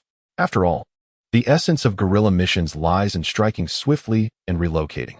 The primary tactical approach involves creating disruption and inflicting damage on the enemy with elusive maneuvers. Should they be too slow, it could lead to dire consequences at the hands of the royal army. The site for their encampment had been preordained. Upon reaching their destination, it was already past 9 in the evening. Life on the march is vastly different from that at their base. The soldiers hastily consumed their rations before succumbing to sleep. Despite the flimsy tents failing to shield them from the biting cold, after a day of arduous trekking and a fierce battle, each soldier fell into a deep slumber. Veigar, however, could not find rest. Tossing and turning, he stepped out of the tent to gaze at the moonless sky. A profound and ineffable sensation lodged in his throat. Difficult to swallow. Even now, he remains convinced that today's battle was shrouded in mystery. Lieutenant Veigar, still awake at this hour? The sudden voice shattered Veigar's reverie. It belonged to Captain Zygrin. Rubbing his hands together to ward off the chill, he lit a cigarette and remarked, "I understand you harbor doubts regarding today's engagement. However, as the company commander stated, this is characteristic of the Royal Army. It is prudent to heed the commander's advice. There is no need to be overly cautious with the rabble of the Royal Army. The outcomes of cautious and reckless strategies bear no significant difference. Excessive caution only leads to unnecessary expenditure of time and resources." He inquired with a hint of curiosity, "Why did you feel compelled to share this with me? Do you not despise me?" "Despise you? My dear sir, that is merely a jest. It is simply a matter of fortune." Veigar smiled faintly, "Yet, Captain Zygrin, your prowess is quite commendable. What brings you to serve in the 4th Regiment?" "It is hardly a secret that cannot be disclosed," Zygrin sighed. "Both I, Ralba, and Commander Rons have failed the political scrutiny of the personnel department at the brigade level, the reasoning being insufficient psychological fortitude." I deem this merely a perfunctory excuse." By the end of his statement, Zygrin's expression had morphed into one of palpable disdain. "Political scrutiny? I see." Veigar glanced into the night, inhaling deeply from his cigarette and exhaling a thick plume of smoke. "Lieutenant Veigar, I urge you to retire early. Tomorrow brings new tasks to undertake. Even with all that has been said, I must implore you to follow the commander's orders. Though he is not a practitioner, he possesses extensive experience in operational command." "I understand." Bidding farewell to Zygrin, Veigar finds that although the captain's words have not entirely dispelled his unease, he begins to regard Commander Ron's orders with newfound seriousness. Perhaps he is indeed correct. The following day, in accordance with the established plan, the objective was to sabotage the 2nd outpost, G42. The 2 outposts were not far apart. A swift march would take merely half a day. Although the entire guerrilla unit arrived near the outpost, they refrained from launching an immediate assault. Instead, they took refuge in a pre-designated hiding spot to regroup, which lasted a full day. According to the combat experience of Captain Rons, typically after an adjacent outpost suffers destruction, nearby outposts would be on high alert for 24 hours, and the Royal Army would temporarily dispatch reinforcements. Therefore, it was imperative not to initiate an attack during this period, lest it result in dire consequences, a lesson learned through bloodshed by Captain Rons. However, there was no cause for concern. Given the Royal Army's inherent lack of manpower, this state of heightened vigilance would not exceed 24 to 48 hours. As long as they launched an assault after the 48-hour mark, success was virtually assured. Everything unfolded precisely as Captain Rons had predicted. On the evening of the 3rd day of the mission, the guerrilla forces executed a surprise attack. This time, they encountered no resistance from the Royal Army, which fled in disarray. The 2nd objective of the mission was declared accomplished, with the sole regret being that Veigar had yet to eliminate any royal operatives. The mission continued. Following the same strategy, Captain Ron successfully sabotaged the 3rd outpost on the 6th day, advancing the mission progress to 3/5 completion. These 2 objectives proved significantly simpler than the first, as the Royal Army retreated without even a modicum of resistance. The only issue was that the garrison at the outpost comprised the core troops. Yet, after 3 consecutive victories, Veigar became increasingly indifferent to whether the Royal Army was composed of expendable forces or elite units. He gradually lowered his guard and began to place some trust in Captain Ron's seemingly irrational yet remarkably practical commands. At times, experience indeed surpasses theory. However, it was precisely after the destruction of the 3rd objective that Captain Rons convened another meeting and proposed to reject Veigar's earlier plan of seeking distant targets. Citing the dwindling time, he intended to revert to the original plan based on proximity. During the meeting, Veiga furrowed his brow as he regarded Rons and the others. Caught in a dilemma. Chapter 73. Agreement. The crackling of the bonfire sent sparks dancing into the night. 3 members of the 5th Battalion, along with Veiga, gathered around the fire to convene a meeting. Before the discussion reached its midpoint, Rons proposed a modification to the plan. His suggestion was to reinstate the last 2 objectives determined by the principle of proximity, which Veiga had vehemently opposed in the past, leveraging his considerable influence to forcibly alter the established agenda. Ordinarily, Rons, given his position, could have made such decisions unilaterally. However, due to Veiga's superior authority, he could only broach the subject as a matter of consultation during the assembly. This approach also reflected Ron's character. He was not a dictatorial officer. Naturally timid and an ordinary man, he preferred to present his ideas and deliberate with his subordinates before reaching a conclusion, regardless of the gravity of the matter at hand. Yet, one must not underestimate Rons. Serving as a low-ranking officer in a battalion often regarded as expendable posed its own challenges. Yet he managed to earn the respect and loyalty of his professional subordinates over several years, showcasing his remarkable managerial skills. He often employed a strategy of persuasion and balance when overseeing his team. Rons had a particular penchant for substantiating his viewpoints with established facts. For instance, despite Veiga's initial vehement objections to his plans, Rons was compelled to acquiesce to the proposed changes.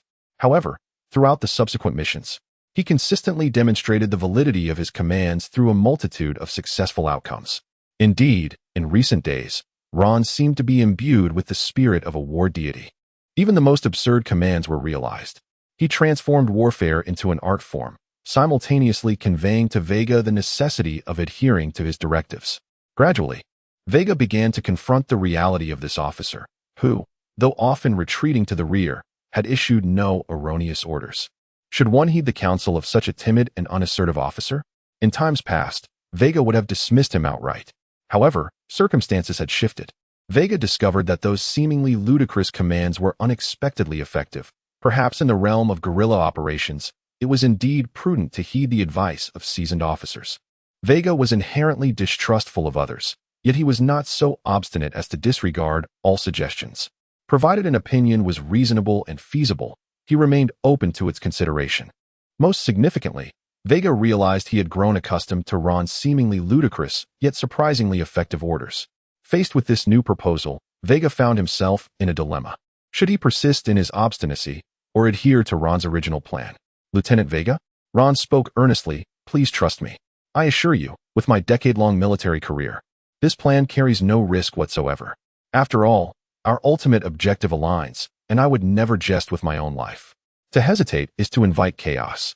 Veiga extended his right hand toward Ron's. From now on, I shall rely heavily on your leadership, Captain. It is a pleasure to work together. A flicker of pride flashed in Ron's eyes as he reciprocated the handshake. The meeting concluded. After a week of diligent effort, he had regained his voice within the battalion. This was his method of management. Although his limitations precluded him from instilling fear or reverence in the face of established facts and time, anyone would willingly obey his commands due to his impeccable decision-making. This phenomenon elucidated why, despite the presence of more than 5 professional officers in the 5th Battalion, Rons remained the sole authoritative voice. The following day, the guerrilla forces set forth towards their 4th objective, a watchtower designated H91 by Rons. This location was but a day's journey from the previously destroyed outpost, and with a brisk march, they could arrive in approximately 8 hours. Originally, Veiga had been opposed to this choice, based on the pattern of destruction of the previous 3 watchtowers. The enemy had at least a 30% chance of deducing their location. Should the royal army lay in ambush here, the consequences could be dire. The imperial troops marched with precision, advancing towards the watchtower. Within a short span, they could discern the rough outline of the enemy's outpost. Veiga unsheathed his short dagger.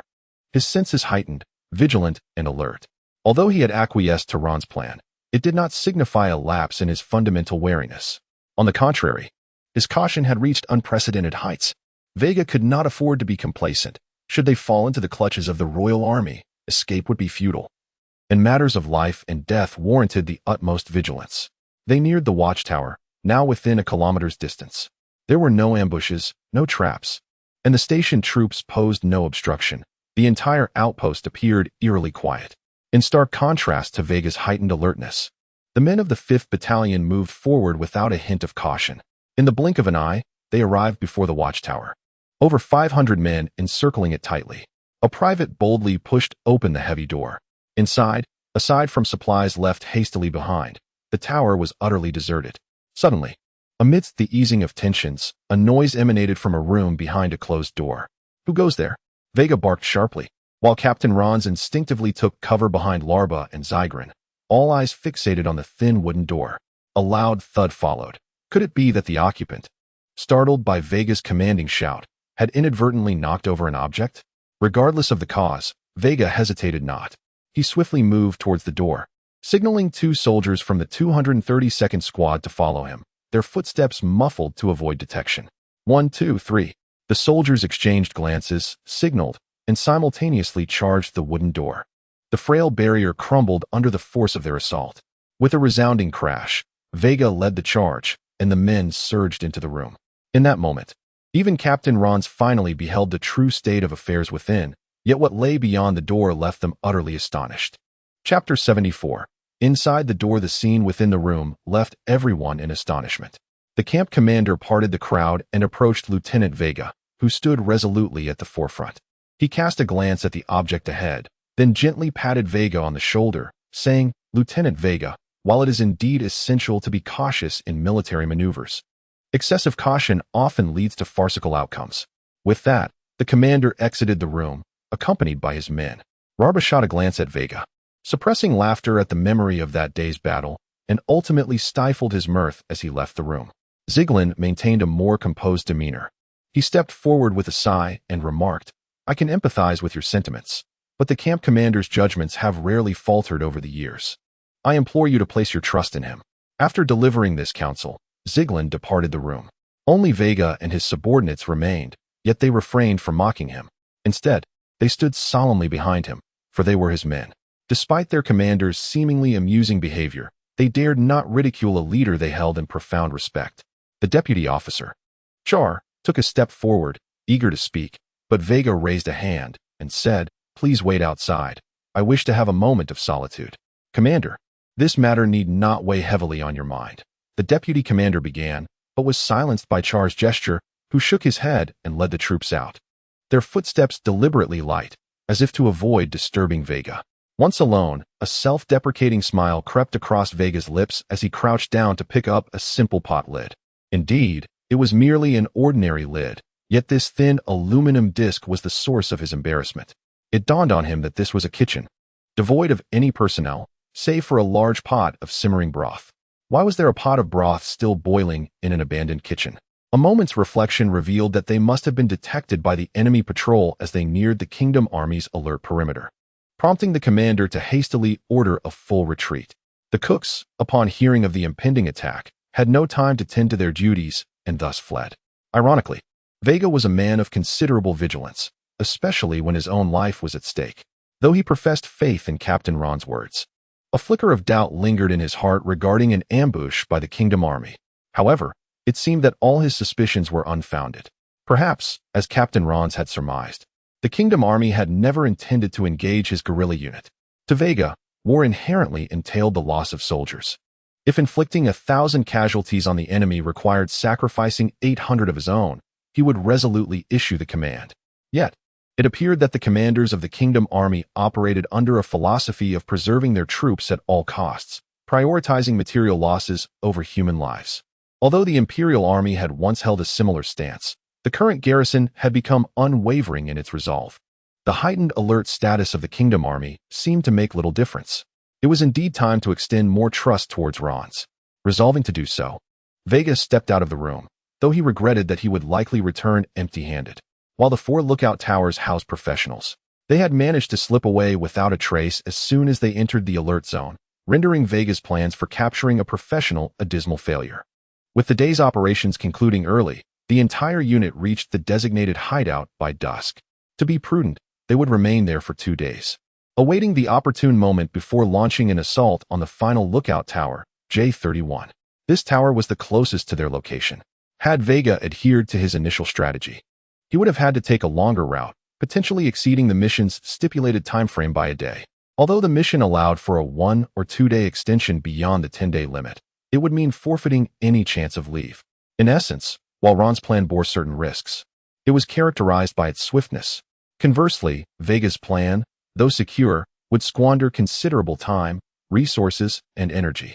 Such superfluous measures were vehemently opposed by Ron's. 2 days slipped by swiftly, and the guerrilla unit finally faced their ultimate confrontation.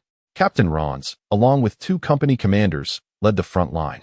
Perhaps it was the collective awareness that this was the final battle that spurred the soldiers to march at a pace considerably swifter than during previous missions. The hideout lay approximately half a day's journey from the lookout tower, and fueled by high morale, they completed the 6-hour trek in just 4.5 hours. J-31 was now within sight. Captain Ron's halted, gazing at the distant tower with a heart full of reflection. Including this mission, it marked his 6th execution of guerrilla operations. Attention! Ron's raised his sword for protection, pointing towards the lookout tower. All troops, charge. Target J-31. All for the glory of the Empire. Chapter 75. Luring the enemy deeper. All for the glory of the Empire.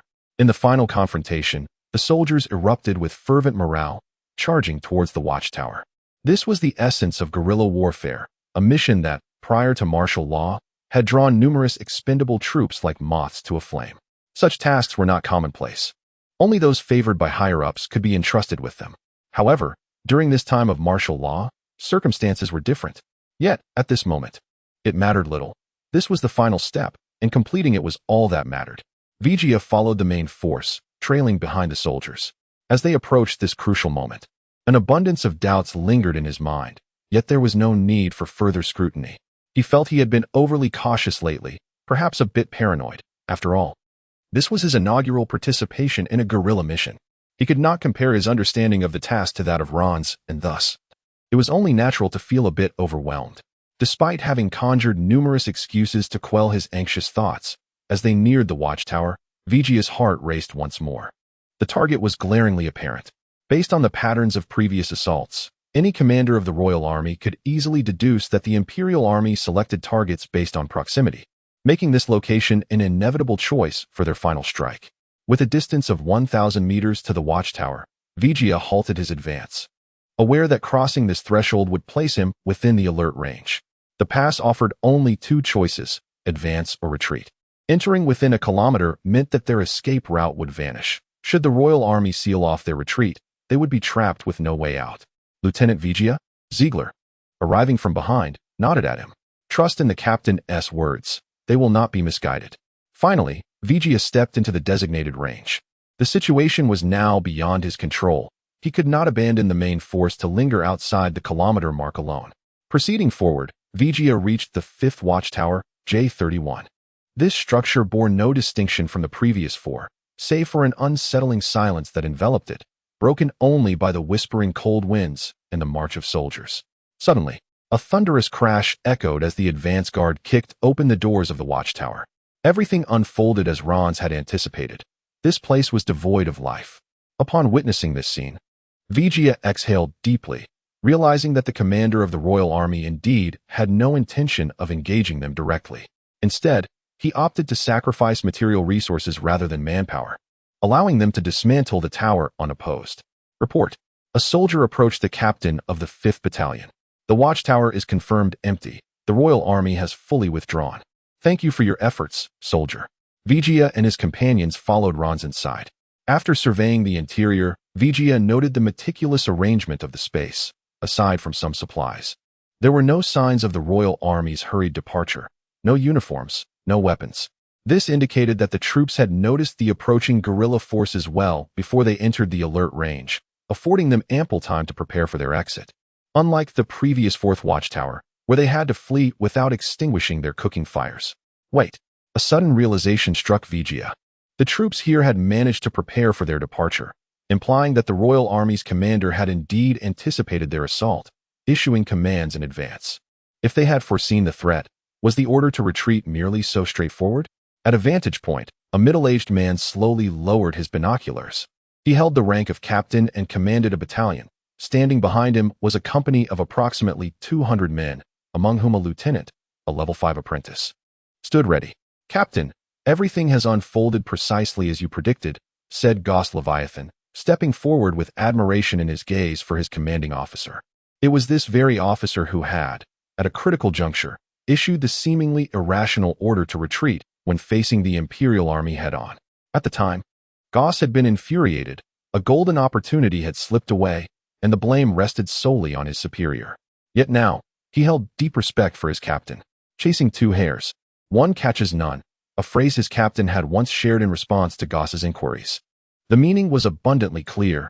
It was utterly impossible to secure the watchtower while annihilating the Imperial army simultaneously. Thus, he had devised an ambush to ensnare the Imperial forces completely. What does it mean to ensnare completely? It signifies leaving no one behind, including the 3 professionals of the Imperial army. From the outset, the Royal Army's objective was never the mere 500-strong guerrilla unit. They understood that to undermine the Imperial army fundamentally, they needed to eliminate a significant number of professionals. Previously, the Royal Army had deployed a mage squad to catch the Imperial forces off guard, resulting in substantial losses among their professionals. Captain Du Swill of Battalion F-297 was an ambitious man. He recognized that vanquishing a mere guerrilla unit would yield little military merit. Only by slaying the professionals of the Imperial army could he garner considerable accolades and ascend the ranks. While obliterating a guerrilla unit was relatively straightforward, eliminating professionals proved to be a daunting task. Relying solely on an elite company could easily defeat the guerrilla forces, and with Goss Leviathan, a level 5 apprentice, it would have been feasible to annihilate the entire unit. However, one certainty remained. Goss Leviathan would be unable to ensure the capture of the 3 professionals from the Imperial army. Thus, the order to retreat was issued. The sacrifice of 3 watchtowers had allowed him to glean the patterns of the Imperial army's target selection. Yet, further observation was necessary. When the Imperial army proceeded to demolish the 4th target as he had surmised, he recognized that the opportunity had arrived. A day prior, he had brought his entire battalion and borrowed 3 professionals from a brother battalion to await the arrival of the Imperial army at J31. Luring the enemy deeper and encircling them for annihilation, that was Du Swill's plan. Now, with a total of 7 professionals, 200 elite soldiers, and 800 core troops of the Royal Army, they had sealed all escape routes, rendering the guerrilla forces of the Imperial army trapped in a snare of their own making. Chapter 76, Surrender? Veigar sensed something was amiss. A chilling wave of unease coursed from his feet to his heart. He hastily addressed Captain Rons. Captain Rons, to avoid prolonged uncertainty, we must dismantle the lookout and retreat swiftly. Patience, Lieutenant Veigar, Rons chuckled lightly. Though our time is indeed limited, we can afford a few hours. Let us thoroughly inspect the lookout before we withdraw. Indeed, Lieutenant Veigar, echoed Larba. What if the Royal Army has left behind crucial intelligence? Ignoring Veigar's advice, Captain Rons declared, we will retreat in half an hour.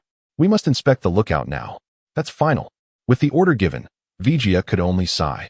After all, Rons had repeatedly issued absurd commands that led to victory. Surely, his last seemingly reasonable command would not falter, especially as the mission approached its conclusion. Report. Report. A soldier suddenly burst in. Seeing Captain Rons, he seemed to find his anchor. Captain, it's bad news. Calmly, speak slowly, Rons urged, trying to steady the soldier. The soldier took a deep breath and continued. We've spotted a large contingent of the Royal Army approaching, approximately 1,000 strong, now within warning distance. They will reach us in mere minutes. What? Ron's complexion drained of color. How can this be? How could they assemble such numbers here in such a short time? It would take at least a day to mobilize 1,000 troops. With a flurry, Rons pushed past the others and rushed out of the lookout. What met his eyes was a sight to behold. The 1,000 strong Royal Army advancing in 5 formations from all directions, armed to the teeth, their morale high, clad in combat gear reserved for elite units. Their intentions were evidently hostile. Retreat. Immediately retreat. Ron's voice boomed, hoarse from urgency. Despite the command, no one moved. Rons, like a desperate gambler, seized a nearby soldier by the collar, demanding, why aren't you following my orders? I command you to retreat at once. Ziglin stepped forward, urging calm. Captain, please, we must remain composed. Our escape route has been cut off by the Royal Army. We have no way out. We are surrounded. Rons collapsed onto the ground, finally confronting the grim reality, muttering, Why would the Royal Army know our movements? Why? 232nd Company. Prepare for battle. Veigar disregarded Ron's and issued orders to his unit. Why were they aware of our location? This question was redundant, had they adhered to his strategy. Utilizing the guerrilla unit's mobility, the Royal Army would not have discerned their patterns to set an ambush here. If Veigar's assumptions were correct, the Royal Army's elaborate ruse, feigning retreat and abandoning the lookout, was merely to lower their guard. Their true target was not the guerrilla unit, but rather the 3 professionals present. That meant Veigar had no avenue of escape. His only option was to prepare for a breakout. If the number of professionals among the Royal Army's 1,000 troops was limited, there remained a slim chance for survival. Time slipped away. The Royal Army stood merely 100 meters away. At the forefront was an ordinary officer, a captain, accompanied by a level 5 apprentice professional, one Veigar had encountered during their first mission. It was evident that this officer was in command. Coughing repeatedly, the officer appeared unwell. "It is a pleasure to meet you all. I am Sever." Veigar and his comrades remained silent, weapons raised and tense.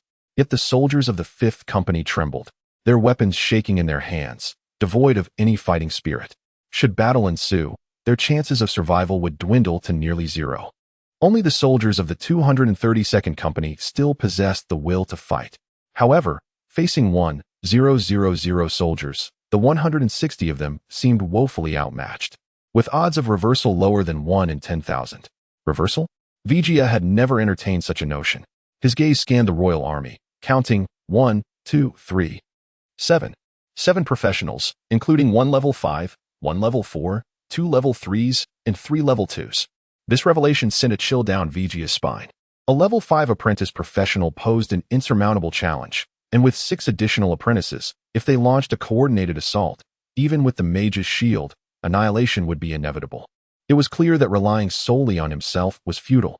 Veigar turned his attention to Larba and Ziglin with their combined efforts. There might still be a glimmer of hope, albeit a minuscule one. Yet the adversaries were clearly intent on eliminating the professionals. Was it not worth struggling against death? However, at that moment, Ziglin and Larba exhibited no trace of morale. They appeared utterly despondent, as if resigned to their fate, lacking even the will to fight back. At such a critical juncture, should they not at least make an attempt to resist? Veigar could not fathom why the soldiers of the 5th Company showed no spirit. One would expect them to rise to the occasion when cornered, fighting fiercely for survival, as losing one would be unfortunate, but taking 2 would be a gain. Bang, bang, bang. Just as Veigar contemplated, he witnessed the soldiers of the 5th Company dropping their weapons. They knelt in surrender. The soldiers of the 5th Company committed an act he could scarcely believe. Veigar was unaware that this was the 5th Company, a unit of expendables. Confronted with the specter of death, they bore no inclination for heroism. In guerrilla operations, when surrounded, their instinct was not to resist, but to surrender. Having capitulated before the battle even began, only the soldiers of the 232nd Company and the Royal Army remained standing. In such dire circumstances, even expendables could serve a purpose. Veigar turned to Captain Rons, realizing that only he, as the commander, could rally the troops and rekindle the fighting spirit of the 5th Company soldiers. "We surrender," Captain Rons declared, slowly lowering himself to his knees, an act mirrored by Larba and Ziglin, the 2 professionals. Chapter 77, Division and Surrender. This unexpected turn of events took Veigar by surprise. In the lexicon of the Empire's elite forces, the concept of surrender had never existed. Even if one lacked exceptional talent, one was at the very least expected to possess the resolve to face death. The principle of either victory or death was the first and most crucial lesson in the systematic training of the Empire's military. This lesson instilled in every new recruit the unwavering belief that, in any battle, even to the last man, surrender was utterly inconceivable for an Imperial soldier. Perhaps the cannon fodder units had not undergone such indoctrination. However, as officers, Rons, Larba, and Zygrin could not have escaped the rigors of basic training. Where the Empire maintained a zero-tolerance policy toward surrender, the weight of honor bound them. Furthermore, a lifetime as a prisoner of war would likely render them unable to hold their heads high, subjecting their families to societal disdain, a fate that could be described as worse than death. 85% of them hailed from the cannon fodder units, and when faced with the choice of death, many would not consider their families, let alone embrace any sense of Imperial honor. They often resorted to surrender. observing the three officers from the 5th Battalion. Veigar finally comprehended the implications of the psychological assessment from the personnel department during the political review. The psychological fortitude of these three men was only suited for cannon fodder units. Should they command the elite forces, they would likely lead their subordinates to kneel and surrender at the first sign of danger. Coughing, Duseville raspingly declared, on behalf of the Royal Army, "I accept your surrender and will accord you the treatment of prisoners of war as per international conventions." This statement momentarily alleviated the tension among the 5th Battalion. However, the subsequent declaration sent their hearts racing. Duseville continued, "Of course, this is contingent upon your complete disarmament and surrender." The young officer and his subordinates seemed reluctant to relinquish their weapons, thus rendering Duseville's acceptance of their surrender impossible for the time being. All eyes turned to Veigar and his troops. 5th Battalion Commander Rons quietly urged, "Lieutenant Veigar, what are you waiting for? Command your men to lay down their arms. Even if you wish to die here, do not drag the 5th Battalion down with you." Veigar tightened his grip on the dagger. Surrender had never crossed his mind. To surrender would mean that everything he had fought for would be in vain. The Empire would never allow a holder of the Imperial Wings to surrender, for the Imperial Wings represented one of the highest honors of the Empire, a disgrace to which no one would dare subject this honor.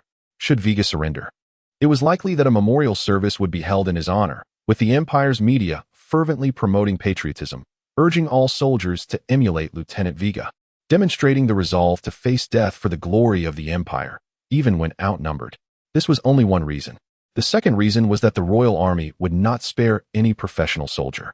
Understanding this, Veigar resolutely declared to Duseville, in the dictionary of an Imperial soldier, "There is no word for surrender.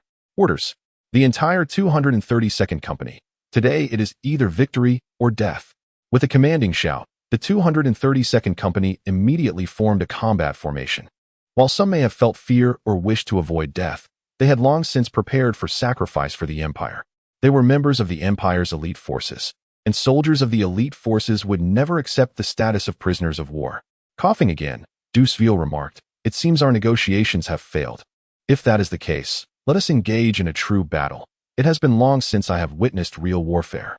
Please do not disappoint me." The Royal Army's pikes were pointed toward Veigar, and the battle was on the brink of igniting. "Wait, please hold on a moment," the 5th Battalion commander quickly interjected. "That young man's words do not hold weight. I am the highest-ranking officer here. My declaration of surrender signifies the surrender of our forces. I beg you not to misunderstand." "Oh." Duseville glanced at Rons and said, "It appears your subordinates are unwilling to heed your commands. I will grant you 10 minutes. If there are still any standing who refuse to surrender, I will initiate an immediate attack." This was a ploy to incite fratricide. Any discerning eye could see through this third-rate scheme, yet its effectiveness was unexpectedly potent. Faced with the threat of death, the 5th Battalion commander shouted at Veigar, "Lieutenant Veigar, as the highest officer here, I command you to lay down your arms and kneel and surrender. Obey my orders." "I refuse. Do you wish to condemn us all?" This retort ignited the fury of the entire 5th Battalion, their gazes fixed angrily upon Veigar. Under the threat of death, Larba and Zygrin, the two company commanders, even stood up, brandishing their weapons and threatening, "Lieutenant Veigar, it is the duty of a subordinate to obey the orders of their superior. Do you intend to defy the commander's orders?" Commander Rons advanced before Veigar, declaring, "Lieutenant, obey the orders." With the commander's ire rising, the soldiers of the 5th Battalion began to revolt. These scoundrels from the elite forces wished to see us perish. "Brothers, if we eliminate these elite miscreants, we shall survive. Let none impede our surrender." The soldiers of the 5th Battalion reclaimed their weapons, their spirits ignited. Yet curiously, their weapons were not aimed at the enemies of the Empire, the Royal Army, but rather at their own comrades of the 232nd Company. Though the enemy had yet to strike, chaos already reigned within. This dramatic turn of events brought a knowing smile to the face of Duseville, commander of the Royal Army. By inciting the Imperial forces to turn on each other, he could reap the heads of 3 professional soldiers without losing a single man. His losses were merely a few watchtowers, a bargain that could hardly be deemed a loss. Chapter 78. Expelling external threats while ensuring internal stability. The fear of death is an innate aspect of human nature. When faced with the trials of life and death, even brothers may turn against one another. The soldiers of the 5th Battalion, already lacking in loyalty to the Empire, unhesitatingly aimed their weapons at the 232nd Company, for it was they who obstructed their path to survival. As the commander of the 232nd Company, Veiga became the target of their ire. No matter how amicable their demeanor had been during their march, when confronted with the specter of death, the moment Veiga threatened their interests, they would launch an immediate assault against him. For in killing Veiga, they could become prisoners of the royal army and thus cling to life, whereas opposing the royal army would surely lead to certain death. Lieutenant Veiga, I will say this only once more, Battalion Commander Rons pronounced each word with gravitas. Now, lay down your arms and kneel and surrender to the royal army. If you refuse again, I will order the troops to attack you. My answer remains unchanged. No matter how many times you ask, Veiga replied, slightly raising his right hand to adjust his military cap adorned with the Empire's insignia. I am a soldier of the Empire, and in the lexicon of an imperial soldier, the word surrender has never existed. The imperial eagle flag flapped fiercely in the cold wind, and all soldiers of the 232nd Company erupted in a resounding roar for the glory of the Empire. Their fervor was so overwhelming that it extinguished the nascent morale of the 5th Battalion. Larba, Ziegler, the commander of the 5th Battalion, pointed at Veiga. I order you to execute Lieutenant Veiga on the spot for refusing to comply with orders. Understood, they replied. Though they knew they were no match for Veiga and still bore the shadows of fear from their previous encounter, they felt compelled to confront him. The terror of death drowned out their fear of Veiga himself. With the strength of two, they believed they held a slim chance against him. After all, Veiga had merely concealed his true abilities before, catching them off guard. However, against the 7 professionals of the Royal Army, they realized they had no hope at all. Are you truly going to oppose me? Veiga asked, brandishing his dagger with a mocking smile. Do not blame me for failing to warn you. Surrender may spare Rons from death, but for the two of you, it will only lead to certain doom. Their advance faltered. Larba trembled as he questioned. What do you mean by that? Larba, do not waste time with him. Kill him. Rons interrupted, urgency lacing his voice, as if fearing that Veiga would elaborate further. Yes, Commander, Larba replied, unwavering in his obedience. Yet Ziegler, exhibiting a greater composure, seized Larba's arm to halt him and turned to Veiga, pleading, Lieutenant Veiga, please clarify your meaning. Larba, Ziegler, I command you to execute Lieutenant Veiga immediately. Rons's voice rang out again, this time tinged with panic as he, like Veiga, had discerned the Royal Army's true objective regarding the professionals. Matters of life and death, Ziegler stated. He did not heed Rons's command. Instead, he earnestly addressed Veiga, please. Lieutenant Veiga, enlighten us. Though we wish to survive, we do not want to die without understanding our fate. Do you not see it yet? Veiga replied, a sardonic smile playing on his lips as he glanced at the Royal Army's Deucevel. Their aim has always been us professionals. Even if we surrender, the Royal Army may spare the ordinary soldiers, but they will never show mercy to professionals. What? Larba and Ziegler's expressions shifted dramatically. They turned to Rons, pleading, Commander, please tell us, is what Lieutenant Veiga says true?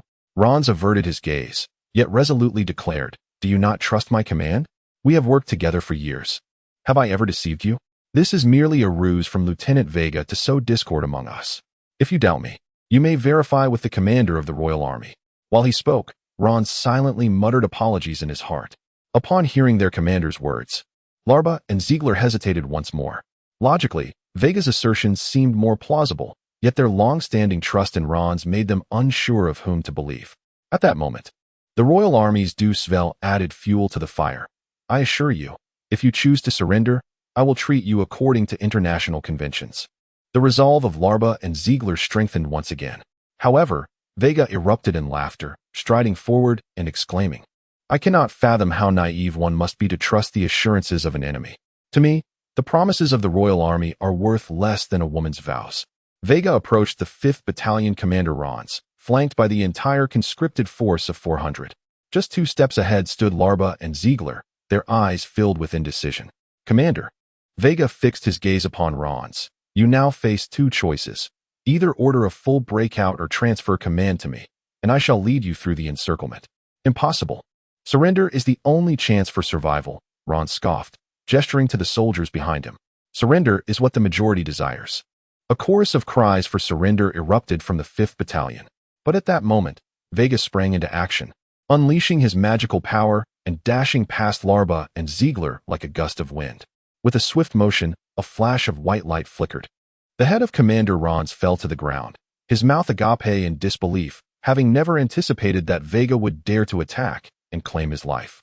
Not only had Ron's not foreseen this, but even Larba and Ziegler were utterly unprepared for Veiga's audacity. In the ranks of the conscripted, violating a superior's command might be overlooked by a military tribunal. But to kill a superior was to challenge the very core of military discipline, a transgression so grave that execution would be deemed just. Veiga remained unfazed, his right hand still clutching the bloody dagger as he turned his gaze to the conscripted soldiers. Imperial parasites. You now face the same two choices.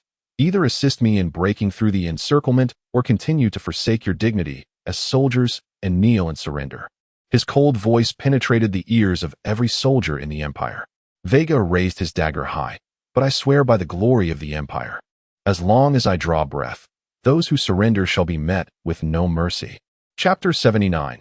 United against a common foe, surrender or face death at the hands of Veiga before capitulating.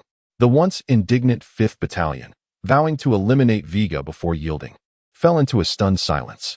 That 11-year-old child, or rather, the demon masquerading in the guise of a child, was merciless in wielding his blade not only against enemies, but also against comrades who dared to defy him. Fear once again spread like wildfire. Surrender might offer a glimmer of survival, yet no one could guarantee that their heads would remain intact for even a heartbeat longer, as this diminutive officer had already severed the head of their highest commander. If he showed no mercy to his superiors, what chance did they have? With surrender leading to certain death and resistance equally fatal, it seemed far better to die with fervor, at least earning the title of martyr to safeguard their descendants. At last, the Imperial forces united against a common enemy.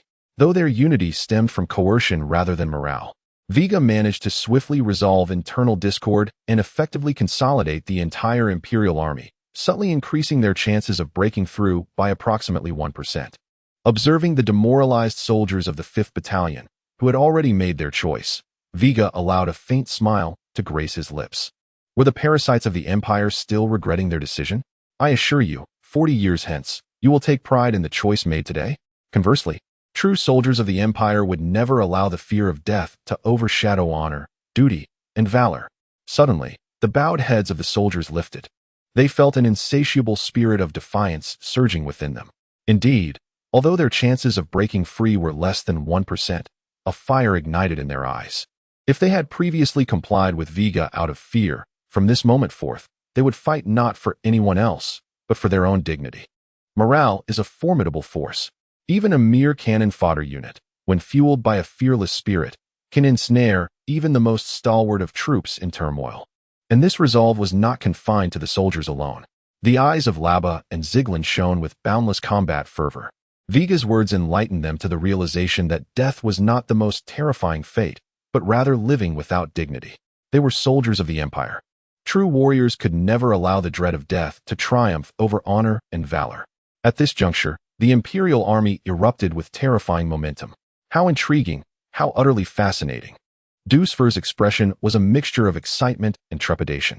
In any nation, the murder of a commander by subordinates is an unforgivable sin. Yet this child officer showed no hesitation in severing the head of a commander who sought to surrender. In less than 3 minutes of conversation, Veiga had dismantled his scheme, turned the tide of battle, and united the entire force against a common foe. Mere coercion would not suffice to instill fear in Dusfer. With just a few words, he ignited a spirit within a unit that had previously surrendered at the first sign of conflict, an intensity that even seasoned troops could not replicate, instilling profound concern in Dusfer. A fearless unit of cannon fodder could very well rival an average corps force. For the spirit of fearlessness compensates for any lack of combat prowess. Coughing to dispel the lingering tension, Dusfer issued the command to attack. Advance, leave none alive. With a crisp sound, the heavy crossbow was drawn and aimed at the Imperial forces. 7 professionals simultaneously unsheathed their weapons, fixing their gaze upon Veiga and his companions. The whistling sound of arrows slicing through the air marked the commencement of battle. Abandoning all defenses, the entire army charged forth. For the glory of the Empire. Amidst the roars, the Imperial forces surged ahead. Arrows rained down, painting the scene with splashes of blood. Yet, the Imperial forces successfully weathered the storm of arrows and clashed head-on with the Kingdom army.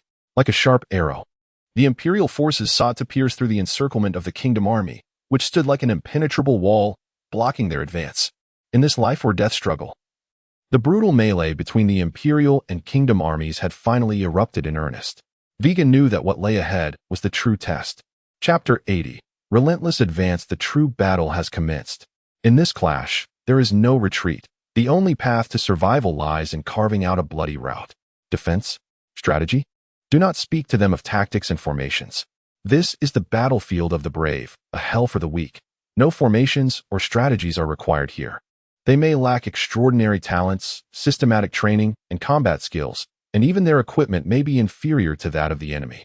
Yet their unwavering resolve to face death surpasses that of anyone else. Peter is an ordinary soldier, devoid of even a rank. Prior to enlisting, he was an unemployed youth, unable to find work, languishing at home. His motivation to join the military stemmed from a desire to prove himself, to show everyone that he was not worthless. However, paralyzed by an overwhelming fear of death, he abandoned the new recruit training camp from the outset and was assigned to the 4th Regiment of the 2nd Brigade at the border, which, to put it kindly, is a regular army regiment. To put it bluntly, it is a regiment of cannon fodder. Among the multitude of these expendable soldiers, he is the epitome of a mere pawn, often subjected to ridicule. Such a person, when war breaks out, would surely be among the first to perish on the battlefield. And indeed, war has erupted. He was the first to lay down his weapon and kneel in surrender, yet he felt no shame. Life is paramount above all else. Even becoming a captive and dragging down his family is preferable to losing his life, especially since surrender was an order from his commander. However, his commander was soon killed. The one who murdered his superior was a temporary subordinate, reportedly from the elite forces, a child, perhaps around 10 years old, with a delicate visage and a small frame. He was of a size similar to Peter's younger brother. The sight of such a child being thrust onto the battlefield is utterly unfathomable, yet in this dire situation, the young officer displayed no fear. Instead, he radiated a brilliance akin to the sun, mercilessly slaying the superior officer who had attempted to surrender, admonishing them not to let the fear of death overshadow their honor and the might of the Imperial army. If such a child continues to fight, what reason does Peter have to surrender? He seized his long spear anew. He charged towards the elite forces of the kingdom. Braving a hail of arrows, he pressed forward, forgetting fear, forgetting death. Kill, kill, kill. With spear in hand, Peter surged ahead. Did comrades fall around him, struck down by arrows? Fear or trepidation? Apologies. But there is no time for fear now. He must forge ahead. A soldier clad in battle gear from the kingdom stood before him. Without hesitation, he pierced the throat of his opponent. Battle gear? What a precious piece of defensive equipment, one that his expendable unit had never even had the chance to touch. Yet here lay the enemy, adorned in fine combat attire, now lifeless beneath his spear. The armor may shield your body, but it cannot protect your throat. Behold how wretched your demise has been. Peter's eyes brimmed with crimson. To think that killing could be so simple, that war could indeed erase cowardice and fear. He found himself enamored with battle, relishing the exquisite sensation of his spear plunging into flesh. He yearned to claim more lives, for he could wield the spear, unhesitatingly reaping life after life. He even wished to confront those who once mocked him, grasping their collars to demand, "Will you mock my cowardice now?" Oh, yet another enemy stands before him. No, 2 or 3, perhaps even more. If they are countless, then let them be so. Their numbers will not intimidate me. Alas, it seems I have lost my left hand. No matter, it is of little consequence. I still possess my right hand and my sharp teeth. Pain, a euphoric burn. This taste, akin to aged wine, is one that will surely ensnare you.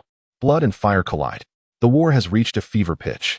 Dusver anticipated everything, yet he could not foresee that a third-rate, no, a bottom-tier unit could manifest such formidable combat prowess, propelled solely by their relentless courage, fiercely contesting his forces. Is this still a regiment of cannon fodder? With a modicum of training, they could easily rival elite troops, a band of brave souls. Ultimately, the elite and core units merely employ psychological manipulation to render their soldiers oblivious to the fear of death, instilling in them a willingness to fight for the glory of their homeland. Their superiority over the expendable troops arises from their resolve to die for the Empire. Combat skills, systematic training, and superior equipment serve merely as adjuncts. Yet this unit, which had been prepared to surrender, has unleashed a terrifying momentum. They may not fight for their country, but their battle for personal honor and dignity is far more fearsome than any patriotic cause. If this continues, it will only lead to greater losses. Dusver commanded several professionals. It is time for you to act.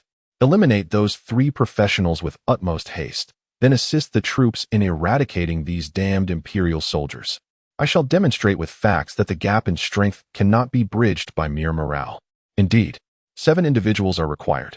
The highest level professional on site is a level 5 apprentice. Ghost Leviathan.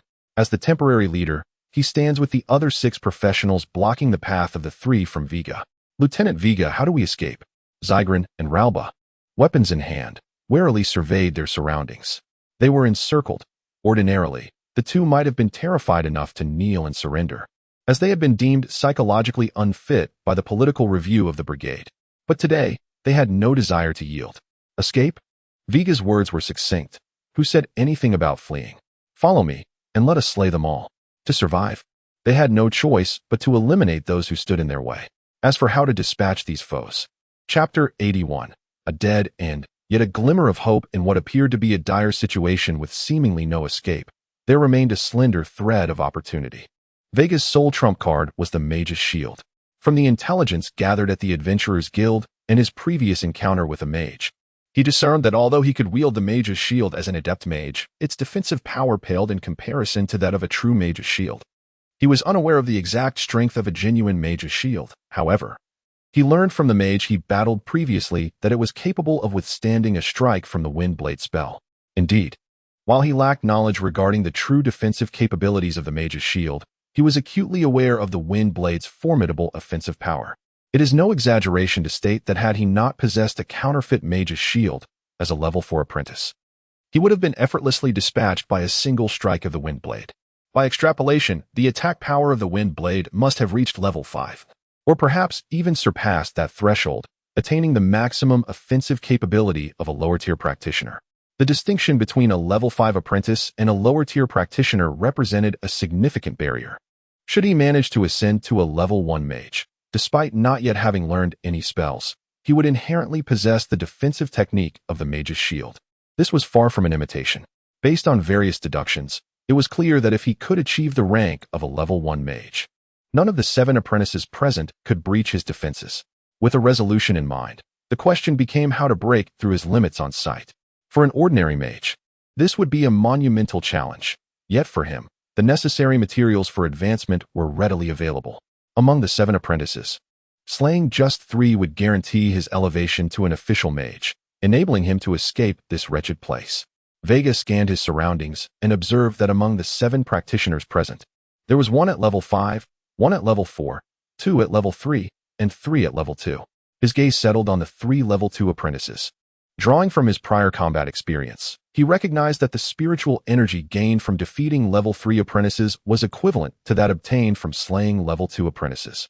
Thus, there was no need to gamble with higher level foes. Even so, eliminating 3 level 2 apprentices posed its own challenges, as the remaining 4 would not idly stand by while their comrades fell to Veiga. At this juncture, the roles of Ralba and Ziglin, whom he had previously spared, became pivotal. Veiga signaled to the duo, a gesture understood by Ziglin and Ralba, indicating the need for cover. In other words, when the battle commenced, they were to coordinate their efforts to provide support, regardless of Veiga's intentions. With a shared glance of understanding, Ziglin and Ralba acknowledged his signal. Having come this far, they had no choice but to trust in Veiga. The battle erupted not with an offensive from the 7 royal soldiers, but with Veiga suddenly unleashing his magical energy as he charged toward one of the level 2 apprentices, his dagger drawn. Watch out, Ghost Leviathan hastily warned, prompting the other practitioners into action. They were swift, yet Veiga was swifter. He aimed a lethal slash at the neck of the first level 2 apprentice. His level 4 prowess sufficient to claim victory in an instant. However, the timely assistance from his allies was on its way. The 2 nearest level 3 apprentices were already closing in. Should Veiga not transition from offense to defense, even if he succeeded in slaying the level 2 apprentice, he would pay a heavy price. Veiga pressed on, undeterred, for he knew that Ziglin and Ralba would provide the necessary cover. With unwavering focus, he unleashed his magical energy and swiftly severed the neck of the level 2 apprentice, the disparity in levels rendering the foe utterly defenseless. A warm surge of power flooded his mind. Without hesitation, Veiga dashed toward the second level 2 apprentice. Time was of the essence, and he had to race against death. However, just then, while Ralba and Ziglin managed to fend off the attacks of 2 practitioners, Ralba, being merely a level 2 apprentice, was struck and sent flying by a blow from a royal soldier, losing all combat capability and slipping into a semi-conscious state. Ralba, Ziglin, witnessing his comrade's plight, faltered.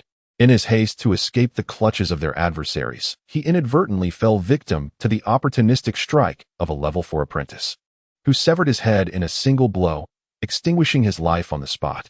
The situation deteriorated rapidly. Within a mere minute, Ziglin had fallen, and Ralba was incapacitated, leaving Veiga isolated and vulnerable. Cursed be his luck, he had assumed that Ralba and Ziglin would be able to hold out until he dispatched the second level 2 apprentice, after which he would utilize the mage's shield to catch the third practitioner off guard and secure his ascension to a mage. Yet, it appeared he had overestimated their abilities while severely underestimating the prowess of the royal soldiers. Fortunately, Veiga had arrived at the second practitioner's side. Yet, the level 4 apprentice was now less than 2 meters behind him. Even if he succeeded in eliminating the second practitioner, the likelihood of being struck down by the incoming foe was all too real. At this juncture, he had no choice but to reveal his trump card. Veiga surged forward, unleashing a torrent of magical energy as he targeted the heart of the second practitioner. The level 4 apprentice scoffed, perceiving Veiga's actions as a desperate gambit to exchange his life for another. With sword raised, the level 4 apprentice prepared to strike at the unguarded Veiga from behind. With his speed, this blow would surely claim Veiga's life before he could dispatch the level 2 apprentice. Bang! The mage's shield, as if endowed with a will of its own, intercepted the lethal strike. This brief pause allowed Veiga to seize the moment and secure the head of the second practitioner. Impossible. The level 4 apprentice stood frozen, astonished by the sudden appearance of the mage's shield. As a practitioner, he was well aware of what it represented, the nightmare of all practitioners. While the enemy was momentarily stunned, Veiga wasted no time. He sprinted toward the third practitioner, not targeting the distant level 2 apprentice, but rather the closer level 3 apprentice. If he could eliminate this final foe. Boom. Just as the thought crossed his mind, a figure blocked his path, declaring the end of his jest. Combat technique, dual strike. Gauss Leviathan, a level 5 apprentice, did not hesitate. He wielded his great sword downward, employing the technique to shatter Veiga's mage's shield, the immense force sending Veiga sprawling several meters away. Bang! The sheer inertia caused Veiga to tumble across the ground before finally regaining his footing, blood trickling from his forehead, his right hand nearly rendered useless. The combined might of a level 5 apprentice and combat technique had nearly cost him his life. Under the circumstances, it was clear that the prospect of slaying another royal soldier was an impossibility. Chapter 82. The true shield of the mage if one were to encapsulate Veiga's predicament in a single phrase. Despair at the end of the road would be the most fitting. His right hand was exhausted, his body sluggish, and even the simple act of standing had become a formidable challenge. A strike from a level 5 apprentice, wielding martial techniques, had imparted a crushing lesson to this level 4 apprentice, who could scarcely afford to learn such techniques. He had exerted himself to the utmost.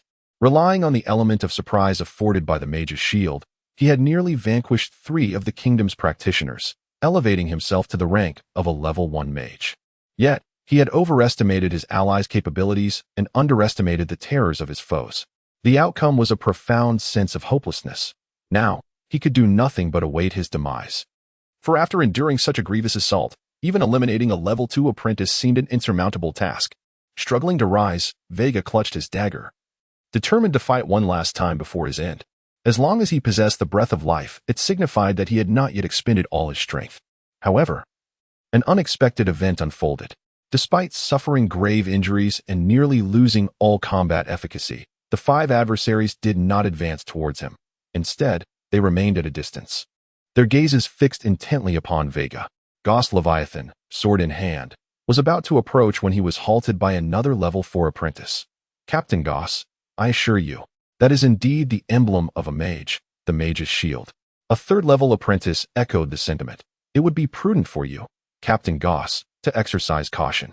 Although your strike appeared remarkably effective, it could very well be a ruse orchestrated by the mage. Mages are notoriously enigmatic. It would be wiser for us to confront him together. The third-level apprentice raised his sword, clearly wary of Veiga. For practitioners were to mages what ordinary individuals were to practitioners. This was the fearsome reputation of mages. Merely displaying a single symbol was sufficient to instill trepidation in those beneath them. Veiga was not a true mage. Even his mage's shield was a mere imitation. Yet, a simple mage's emblem was enough to render the practitioners hesitant.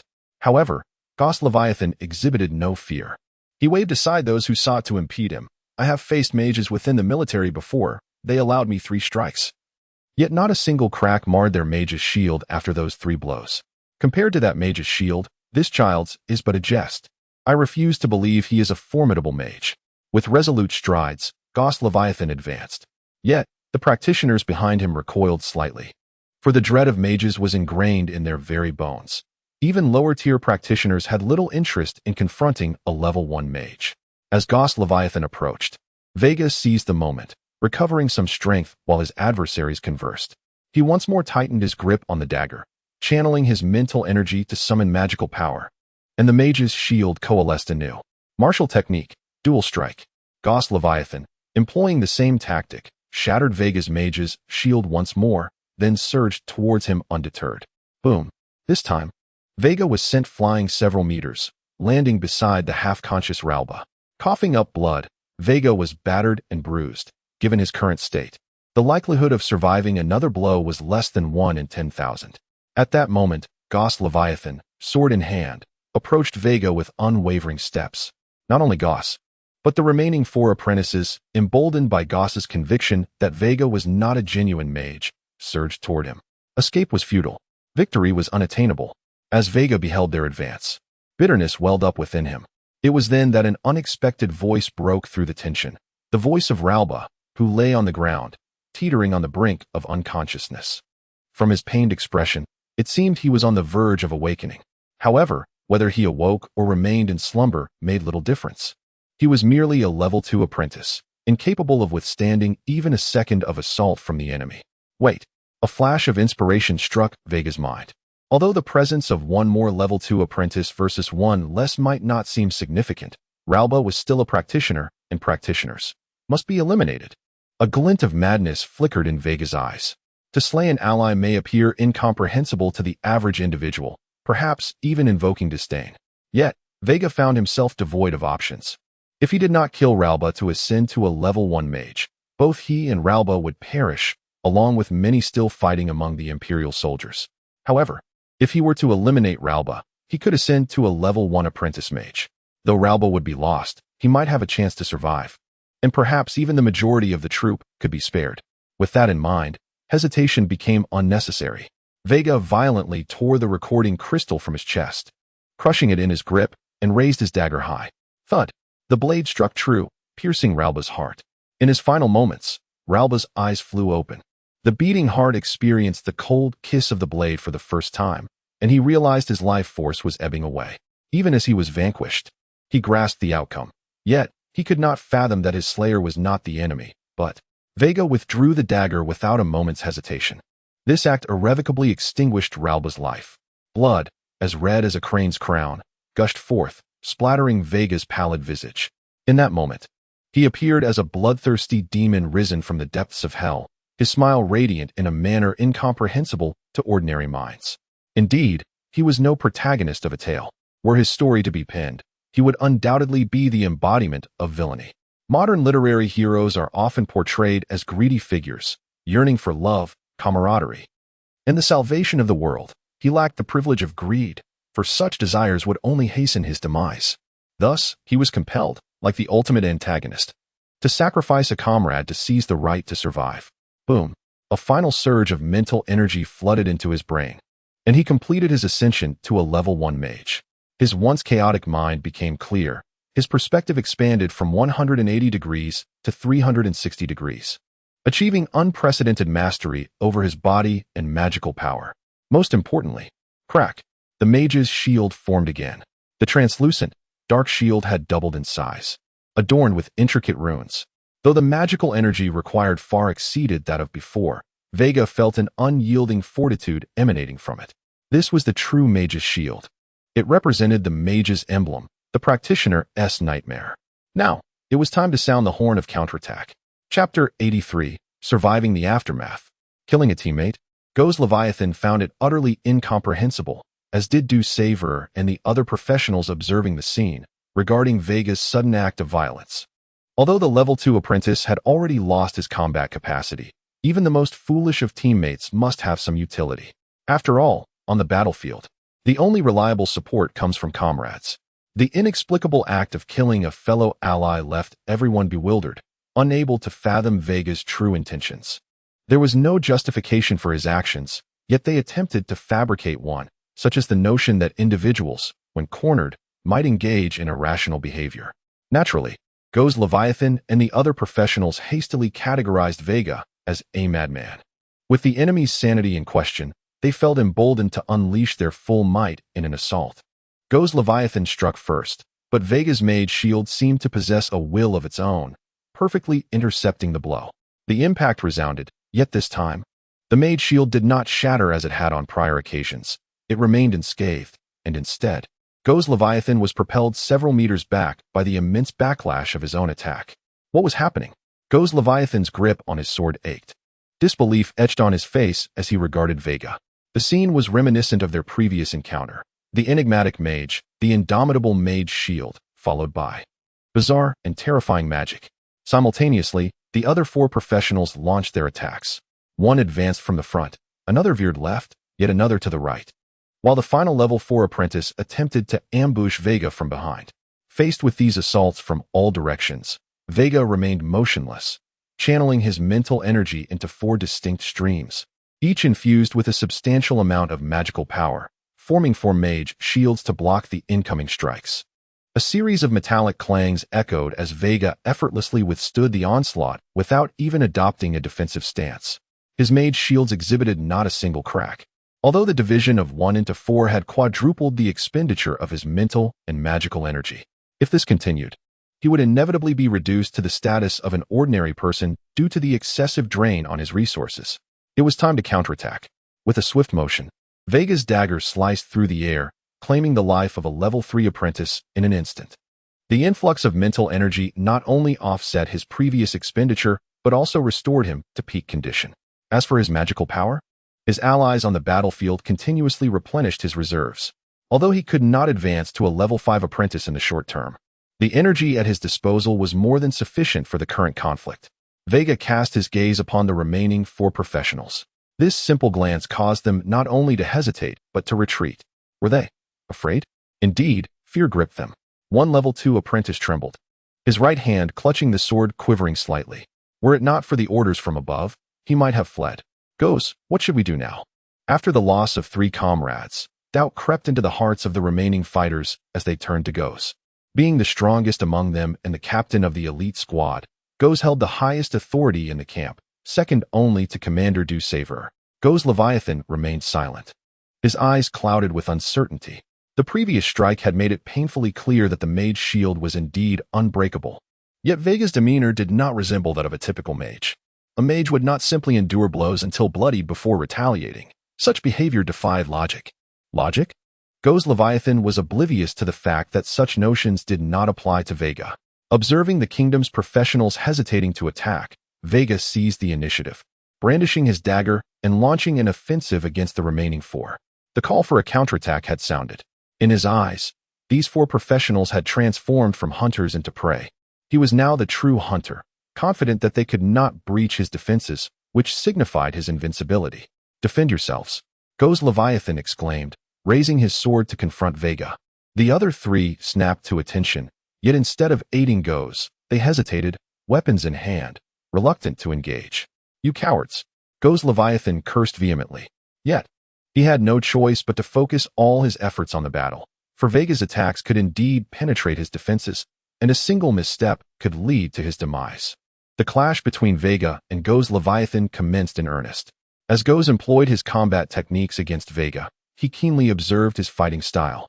The conclusion he reached was that while Veiga possessed no magical abilities, he was also impervious to Go's strikes. This indicated that Veiga was merely a newly initiated mage who had yet to learn any spells. Understanding this, he shouted, "Don't just stand there." He is a newly promoted mage. He cannot wield magic yet. Everyone, attack together. If we deplete his mental and magical energy, victory will be ours." Upon hearing Ghost Leviathan's words, the remaining three mustered their courage and charged at Veiga in unison. However, the idealism of their plan clashed with the harshness of reality.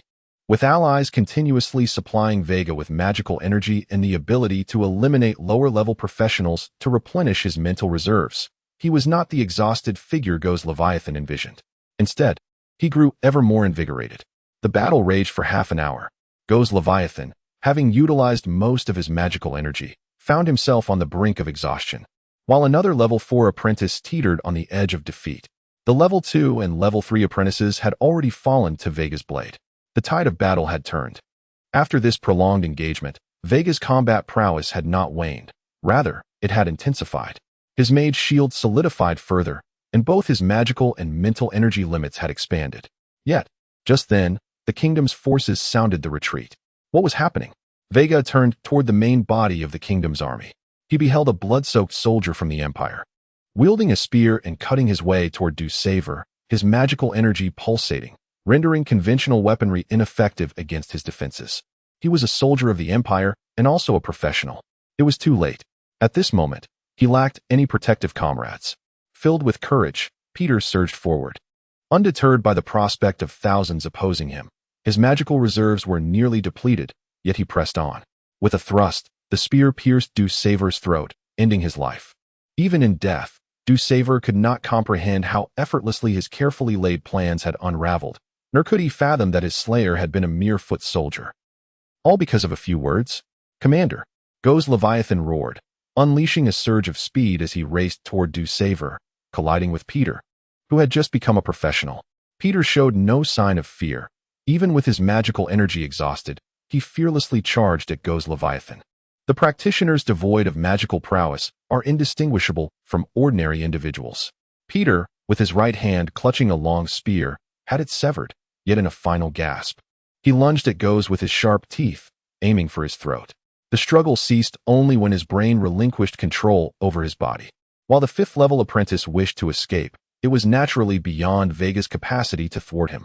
However, for a 4th-level apprentice to evade Veiga's relentless pursuit was nearly an impossibility. As Peter's head fell, Veiga simultaneously claimed the life of the 6th apprentice. Surveying the battlefield, despite the kingdom's forces boasting superior numbers and strength, the Imperial army had suffered grievous losses, with nearly 9 out of 10 having perished. Yet, the kingdom's upper echelon was left with only Ghost Leviathan, the highest commander having succumbed on the field. The battle had reached its conclusion. Following the prior orders of Captain Duswell, Ghost Leviathan led the remnants of the kingdom's army in retreat. The kingdom's forces withdrew, while the Imperial army, though desirous of pursuit, found themselves powerless to do so. It is challenging to declare a definitive victor in this clash. The kingdom sustained minimal soldier losses, yet suffered a significant depletion of practitioners, while the Imperial army, although managing to break through, had but a mere fraction of survivors. If one were to identify a winner, it would undoubtedly be Veiga. Through this battle, he had finally ascended to the rank of a mage. Chapter 84. Suspension 1 week later, in the officers' quarters of the Kalani North District. Indeed, he was being forcibly suspended by the division headquarters pending investigation. The rationale was straightforward. Although any discerning individual could see that Veiga had not committed a genuine wrongdoing at that moment, he had nonetheless contravened the command to surrender issued by his superior and had taken the drastic step of killing that officer, an act that unequivocally breached the fundamental tenets of Imperial military regulations. Under such circumstances, the division headquarters, taking into account Veiga's status as the bearer of the Empire's wing, swiftly suspended his current duties to prevent further escalation of the situation and established a specialized investigative team to scrutinize Veiga's actions. Despite the gravity of the situation, it was not as dire as it seemed. Fortunately, the moment when Veiga eliminated Ralba on the battlefield had not been recorded by the crystal. Otherwise, even if the division or the military headquarters wished to shield him, he would ultimately face a military tribunal. Nonetheless, Veiga had become notorious within the Third Army. While the issuance of the Empire's wing was confined to a limited circle, the news of Veiga's unilateral execution of a superior officer had spread like wildfire throughout the entire Third Army. Officers and soldiers alike regarded Veigar with trepidation, viewing him as a formidable threat. The act of killing a superior officer was unprecedented. Thus, Veigar's fearsome reputation proliferated swiftly throughout the ranks. Whenever they encountered someone bearing such a mark, they would invariably choose to steer clear. Unbeknownst to Veigar, he was oblivious to the notoriety surrounding him. At that moment, he was dressed impeccably, en route to the Guild of Professionals, specifically the mage section. In a rare indulgence, he even hired a carriage to expedite his journey to the guild, eager to hasten his ascension to becoming a mage. Through the carriage window, Veigar beheld the bustling marketplace. Could this be considered a blessing in disguise? The proximity to the border allowed him the opportunity to enhance his abilities at will.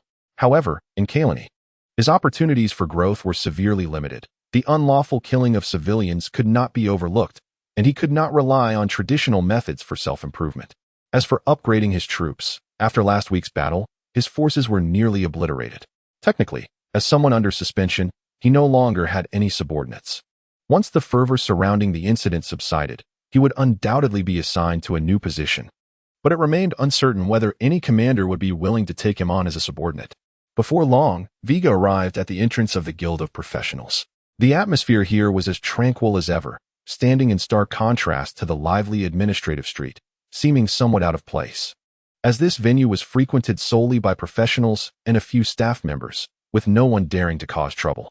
Skillfully, he opened the door and made his way toward the mage section. "Ah, Corporal Veigar, Lieutenant?" A melodious voice rang out, belonging to Dani, who had previously met Veigar and gifted him a dagger. She was clearly taken aback to encounter him at this moment, and the fact that he had risen from corporal to lieutenant in just a few short months left her momentarily speechless. "Lieutenant Dani." Sister Dani." Veigar felt a twinge of embarrassment, but recalling that interpersonal relationships were an essential course, he boldly referred to her as sister. After all, having a sister in logistics could prove advantageous. At the very least, the dagger she gifted him had been immensely helpful. Such a good boy. Dani playfully bent down to pinch Veigar's cheek, treating him not as a professional officer, but rather with the affectionate demeanor of an older sister towards her younger brother. Ahem. Veigar awkwardly cleared his throat. While he was indifferent to the cheek pinching, the alluring sight before him made his face flush, and the obliviousness of his lower half nearly brought him to tears. After pinching Veigar's cheek, Dani mused, "How is it possible that you have such fair skin while battling on the front lines every day? It's truly enviable. I am a man." Veigar attempted to protest against the use of fair to describe him, only to be met with Dani's laughter. "You are but a little boy. Don't claim to be a man. Are you here to amuse your sister?" "I." Veigar began to retort, but Dani's expression shifted as she continued. "By the way, are you here at the Guild of Professionals to obtain your certification for upgrading your profession? Although I'm off duty, I shall make an exception for you, dear brother Veigar. I am not here for certification, rather." "Wait a moment." Dani's face lit up with a radiant smile as a playful glint appeared in her eyes. "Let me guess, is it that you miss me too much?" "No, of course, it's because I miss Sister Dani," Veigar instinctively affirmed, realizing he had inadvertently validated her playful banter. However, Veigar's little ruse was clearly transparent to Dani. "Brother Veigar, don't mimic those insufferable men outside with their frivolous flattery. I am not some Na'vi girl. By the way, I prefer those older than myself." Veigar was left speechless. Dani, undeterred by his embarrassment, confidently stated, "You must be here at the Guild of Professionals to seek a new weapon or perhaps acquire a combat skill. Let me assist you, dear brother." "No, that's not it." Veigar clarified his intention. "I am here to certify as a mage." "What? You mean, certify as a mage?" Dani Burton's smile froze on her face, and for the first time, she displayed such a lack of composure in front of Veigar. Chapter 85. The Certified Mage. Certified Mage? Dani exclaimed, her voice barely contained. She recalled that merely months ago, Veigar was but a level 1 apprentice, and it was she who had certified his status. Had it not been for her father's special instructions, she would have scarcely considered showing Veigar any particular kindness, as she had encountered countless practitioners. A level 1 apprentice hardly warranted such attentiveness. Her father, Ganther Burton, had once informed her of Veigar's considerable potential and room for growth, suggesting that he might even ascend to the rank of mage in a few years. Thus, she was advised to look after him. While she found Veigar endearing, she had never anticipated that his capacity for growth would manifest so dramatically. Within mere months, he had truly awakened as a mage. Such talent had not graced the Empire in ages. Surely, he must be jesting. Danny, if there's nothing urgent, I shall proceed inside, Veiga stated, his figure vanishing into the teleportation array leading to the Mage zone. Danny realized that Veiga was not indulging in the whims of childish vanity, for the Mage zone was a unique area within the Practitioner Guild, established since the inception of the Empire. This enigmatic realm was rumored to have been constructed by the Imperial Mage Corps at a cost surpassing that of the entire guild. To enter the Mage zone, one must infuse mental energy into the teleportation array. In other words, only mages were permitted entry. This extraordinary locale epitomized the distinction of mages. That young practitioner, no, that Imperial officer, had truly become a genuine mage. Danny grasped the magnitude of Veiga's potential, which had far exceeded her father's estimations.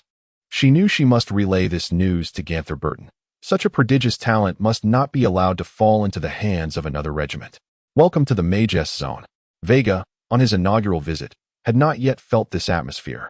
However, now, imbued with the mental energy of a level 1 mage, he deeply sensed the profound and self-assured aura emanating from Shano.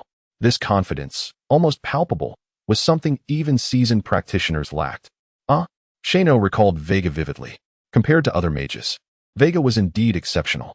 I wish to undergo mage certification once more, Veiga announced abruptly, disrupting Shano's train of thought. Although he had anticipated various possibilities, he had not expected Veiga to return merely a month later to apply for mage certification again. With the intensity of mental energy from the previous evaluation, it was inconceivable that even a prodigy could elevate their mental strength several-fold in such a short span. Logically, it would take Veiga at least 2 to 3 years to advance to a formal mage. Therefore, Shano found it hard to believe that Veiga had already reached the level 1 mage threshold. He was even somewhat irked by Veiga's seemingly frivolous pursuit. Shano refrained from uttering any harsh words. Instead, he slightly retracted his smile and gestured for Veiga to proceed. Lieutenant Veiga, you are surely aware that before certifying you as a mage, we must first test your mental energy strength. If your mental energy does not meet the required standards, I cannot, out of respect for your status as an Imperial hero, make an exception. Of course, Veiga nodded, replying, as a soldier of the Empire, adhering to the rules is our duty. Thank you, Lieutenant Veiga, for your understanding. Let us commence. Lieutenant Shano indicated the crystal ball on the table, encouraging Veiga to place his hand upon it. Veiga was already well acquainted with the process. He placed his hand on the crystal ball, and a jolt coursed through his mind as the orb began to radiate a faint dark light. The glow, though still subtle, was noticeably more intense than before. 1. Level 1 mage strength of mental energy. The composure of Lieutenant Shano evaporated. His eyes widened in disbelief as he leaned closer to the crystal ball, muttering, impossible. There must be an explanation. In just a month, to elevate his mental strength several times over? From any perspective, this defied logic. Despite the existence of precious elixirs that replenished magical and mental energy, none could enhance the strength of mental energy or the upper limits of magical capacity. The solitary method for augmenting mental energy was through meditative practice. Thus, it was evident that this Lieutenant Veiga had surpassed all the prodigies Shano had ever witnessed, reaching an extraordinary level of growth. Clearly, Veiga was a genius whose initial mental energy was remarkably low but whose cultivation speed was astonishingly rapid. Such a talent's future was undeniably bright. Shano donned a more amicable smile, addressing Veiga. Congratulations, Lieutenant Veiga. Your mental energy strength has reached the level of a level 1 mage. I hereby officially present you with your mage certification. Your records will now be classified as top secret, and I will submit your information to the personnel department of the 3rd Army Group. You may request a transfer to a brigade-level mage team or choose to remain in your current position. He then stood and approached a nearby shelf. After a brief search, he retrieved a parchment inscribed with intricate runes, stating, "This is the Empire's recorded level 1 dark arts spell, Shadow Technique. The method of learning involves infusing your mental energy into the runic page of the Shadow Technique and absorbing the essence of each rune. The disappearance of the first rune signifies your mastery of the spell. Subsequent disappearances indicate your increasing proficiency. When all runes vanish, it will signify your complete comprehension of the Shadow Technique." With hands trembling from excitement, Veiga accepted the runic page. He understood that from this day forth, he had finally crossed the threshold into the realm of magic. Chapter 86. The unattainable portal. The yellowed parchment was inscribed with runes, This was the coveted magic. The shadow art that Veigar had yearned for a month prior. Once employed, the shadow art would enable him to manipulate his shadow within a radius of 200 meters, with the shadow possessing strength equivalent to his own practitioner level. As long as Veigar's mental and magical energies were not depleted, this shadow would nearly possess the capability of immortality. With this magic in his arsenal, coupled with the fact that the shadow art's effectiveness in the darkness was augmented by 150 in stealth and offensive power, Veigar could test the waters against unknown adversaries using his shadow, eliminating foes when possible, and if not, leveraging the shadow's attributes to exhaust them, or retreating if necessary. Dark magic has always been renowned for its enigmatic nature and formidable single-target combat prowess. Practitioners of dark magic are referred to as shadow mages or trickster mages. While they may lack the sheer destructive force of elemental mages, their unpredictability and subtlety often grant them superior maneuverability, particularly in assassination missions. Additionally, due to the relative rarity of this attribute, shadow mages are particularly esteemed within military ranks. Of course, no problem, Shano replied with a smile. Following Shano's earlier guidance, Veigar closed his eyes and channeled his mental energy to comprehend the runes on the parchment. As his mental energy surged, the only thing he perceived in the pitch-black void was the parchment in his hand. However, the runes appeared in stark black and white. He felt intuitively that if he could permeate every rune with his mental energy, merging it with the runes, he could master the magic to its zenith. Yet, despite his efforts, he could not breach the first line of defense of the parchment. What should he do? Veigar was not one to surrender easily. He continued to infuse the parchment with his mental energy, attempting to overwhelm its defenses with sheer force. Regrettably, he failed. He had not anticipated that exhausting all his mental energy would still yield no breakthrough against the thin parchment. It was disheartening that not a single rune was comprehended. Lieutenant Veigar. Lieutenant Veigar? The call from outside interrupted Veigar's thoughts, prompting him to open his bleary eyes and glance around in confusion. It was Shano speaking.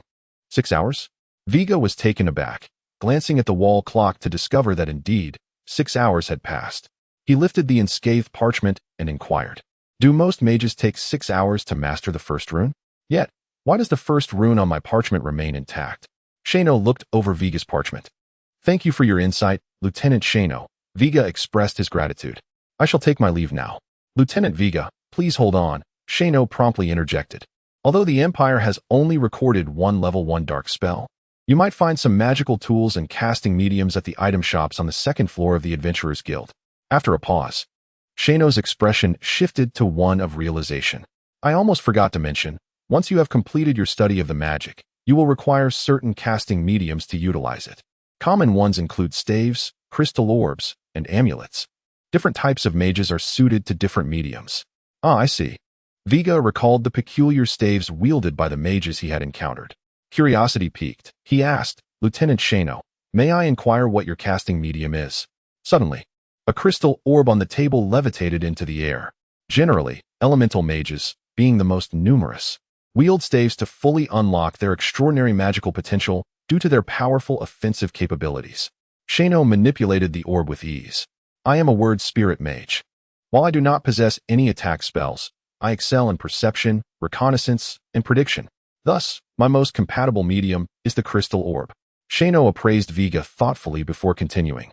"As for you, Lieutenant Veigar, I recommend a medium that is compact and versatile, as it aligns well with the characteristics of a shadow mage, deceptive, agile, and adaptable. They not only excel at long-range attacks, but also often disguise themselves to engage in close-quarters combat, particularly during assassination missions." "Thank you very much, Lieutenant Shano." After expressing his sincere gratitude, Veigar exited the mage area. "Good luck to you." Shano smiled as Veigar departed. Once Veigar vanished from sight, Shano murmured to himself, "It seems the divine is equitable. While granting you unparalleled mental energy cultivation speed, it has also bestowed upon you a slower than normal spell cultivation rate." Unaware of the extent of his sluggish training pace, Veigar stepped out of the mage area and glanced at the sky, realizing it was still early evening. He made his way to the second floor. Although his magic had yet to be perfected, addressing his equipment needs was paramount, for without a casting medium, a mage cannot wield their magic. Upon reaching the second floor, Veigar bypassed the weapon shop he had previously visited and entered a nearby item store. "Welcome. I am in need of a suitable casting medium," Veiga stated, articulating his request. The conversation drew the attention of other adventurers in the shop. A child of around 10, adorned with an iron cross and the wings of the Empire, wielding a short dagger. Is this the mage Lieutenant Veiga? One wondered aloud. Wait, isn't he supposed to be a practitioner? Purchasing a casting medium. Could he have just completed his mage certification? As the patrons exchanged puzzled glances, one of the Academy officials brightened with realization, perceiving an opportunity.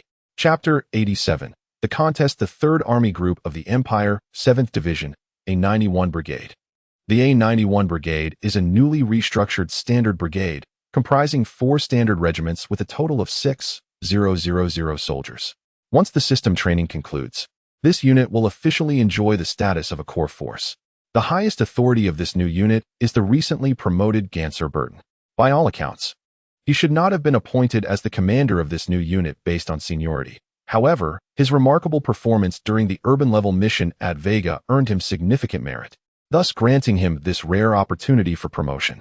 Seated at his spacious desk, Ganser Burton surveyed his new office with satisfaction. It was larger, more spacious, brighter, and tidier than his previous one. He had long believed that he would never rise through the ranks again. Yet he found himself fortunate to have encountered such an outstanding subordinate as Veiga.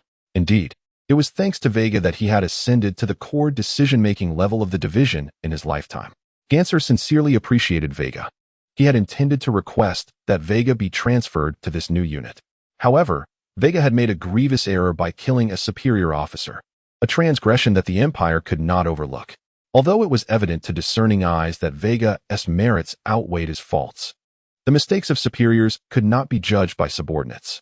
Even if a commander had surrendered, only a military court or higher authorities could judge him. The authority of superiors was sacrosanct.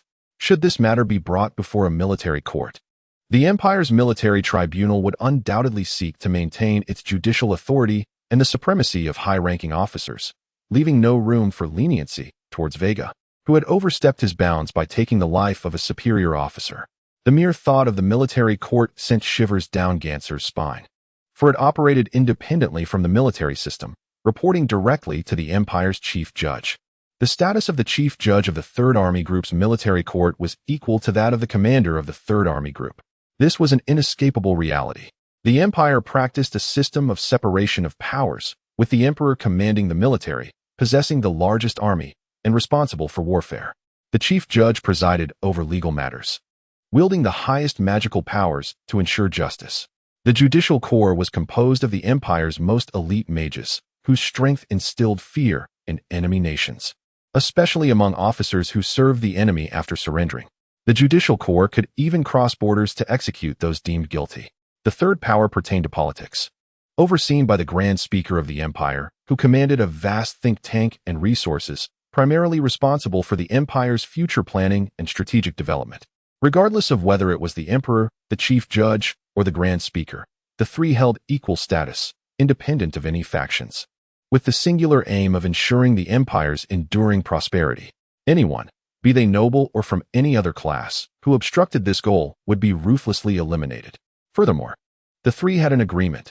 No party was permitted to encroach upon the jurisdiction of another, and any disputes should be resolved by majority vote among the three. This was the reason for Ganser's hesitation regarding Veiga's transfer to his current unit. At that moment, his daughter, Dani Burton, hurried into his office. "Father," she said, catching her breath before continuing succinctly, "Lieutenant Veiga is undergoing mage certification." "What?" Ganser Burton stood up abruptly, incredulous. "That's impossible. He only became a professional this year." "Where did you hear this?" "I saw him enter the mage area with my own eyes," Dani replied confidently. Ganser's expression shifted. Once someone entered the mage area, the information could not be mistaken. The reason the core force was termed as such was due to the presence of mages. Mages were vital strategic resources, and the military granted them considerable freedom. Although his brigade had already established a mage squad, any mage wishing to transfer would typically have their request approved without hesitation by the division's personnel department. His unit was in dire need of a mage with a strong sense of belonging. The opportunity to recruit Veiga, a promising subordinate, would undoubtedly stabilize his position within the unit. The significance of a mage was enough for Ganser to overlook any potential risks. He stood up eagerly and directed his aide. "Prepare the mounts. I will personally invite Lieutenant Veiga."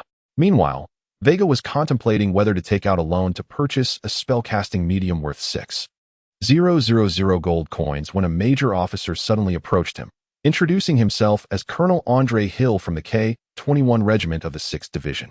Lieutenant Veiga, it is a pleasure to meet you, Andre smiled. I am Colonel Andre Hill of the K-21 Regiment of the 6th Division. Lieutenant Veiga of the 3rd Regiment of the 7th Division, saluting the commander, Veiga quickly responded with a salute.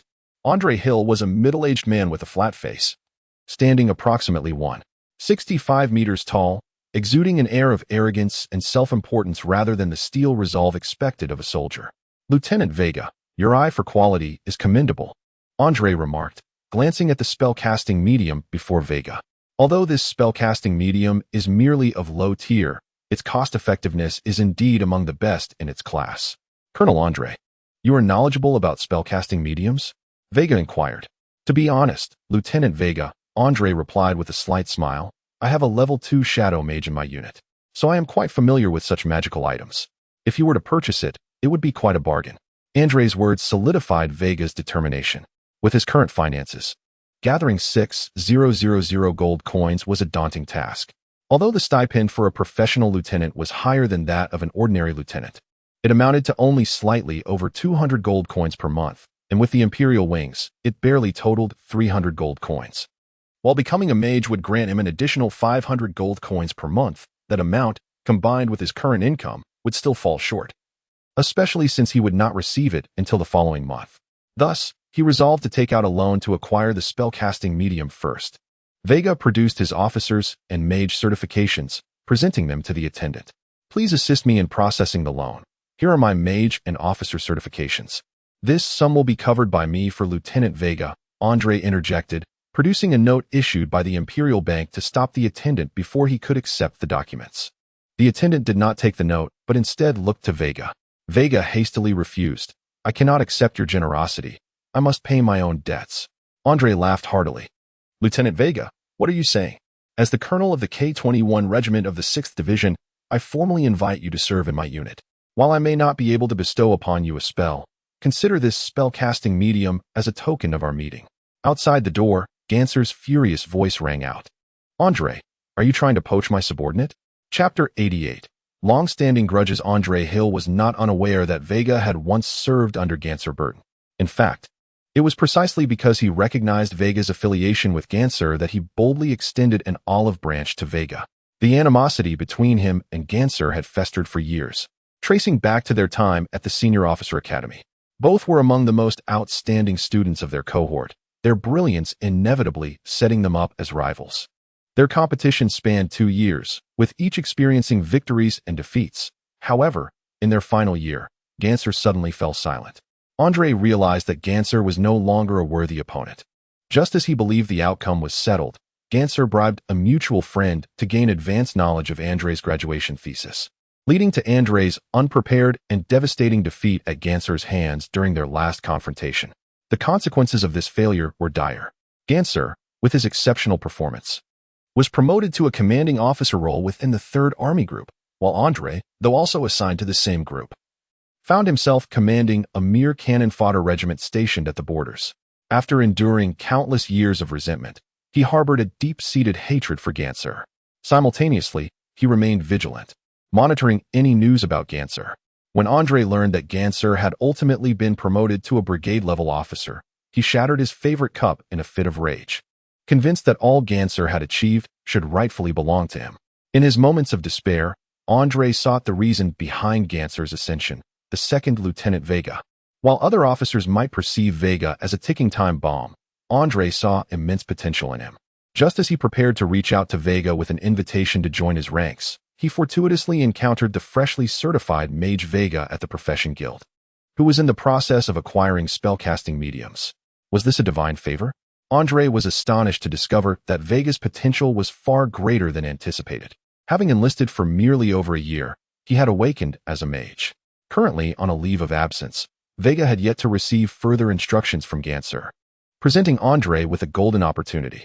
Without hesitation, he extended an offer to Veiga, knowing that if Veiga agreed, the higher personnel department would not obstruct a mage's transfer to his unit. The addition of a second mage would significantly enhance his brigade's prestige and provide a natural advantage in competing for major missions.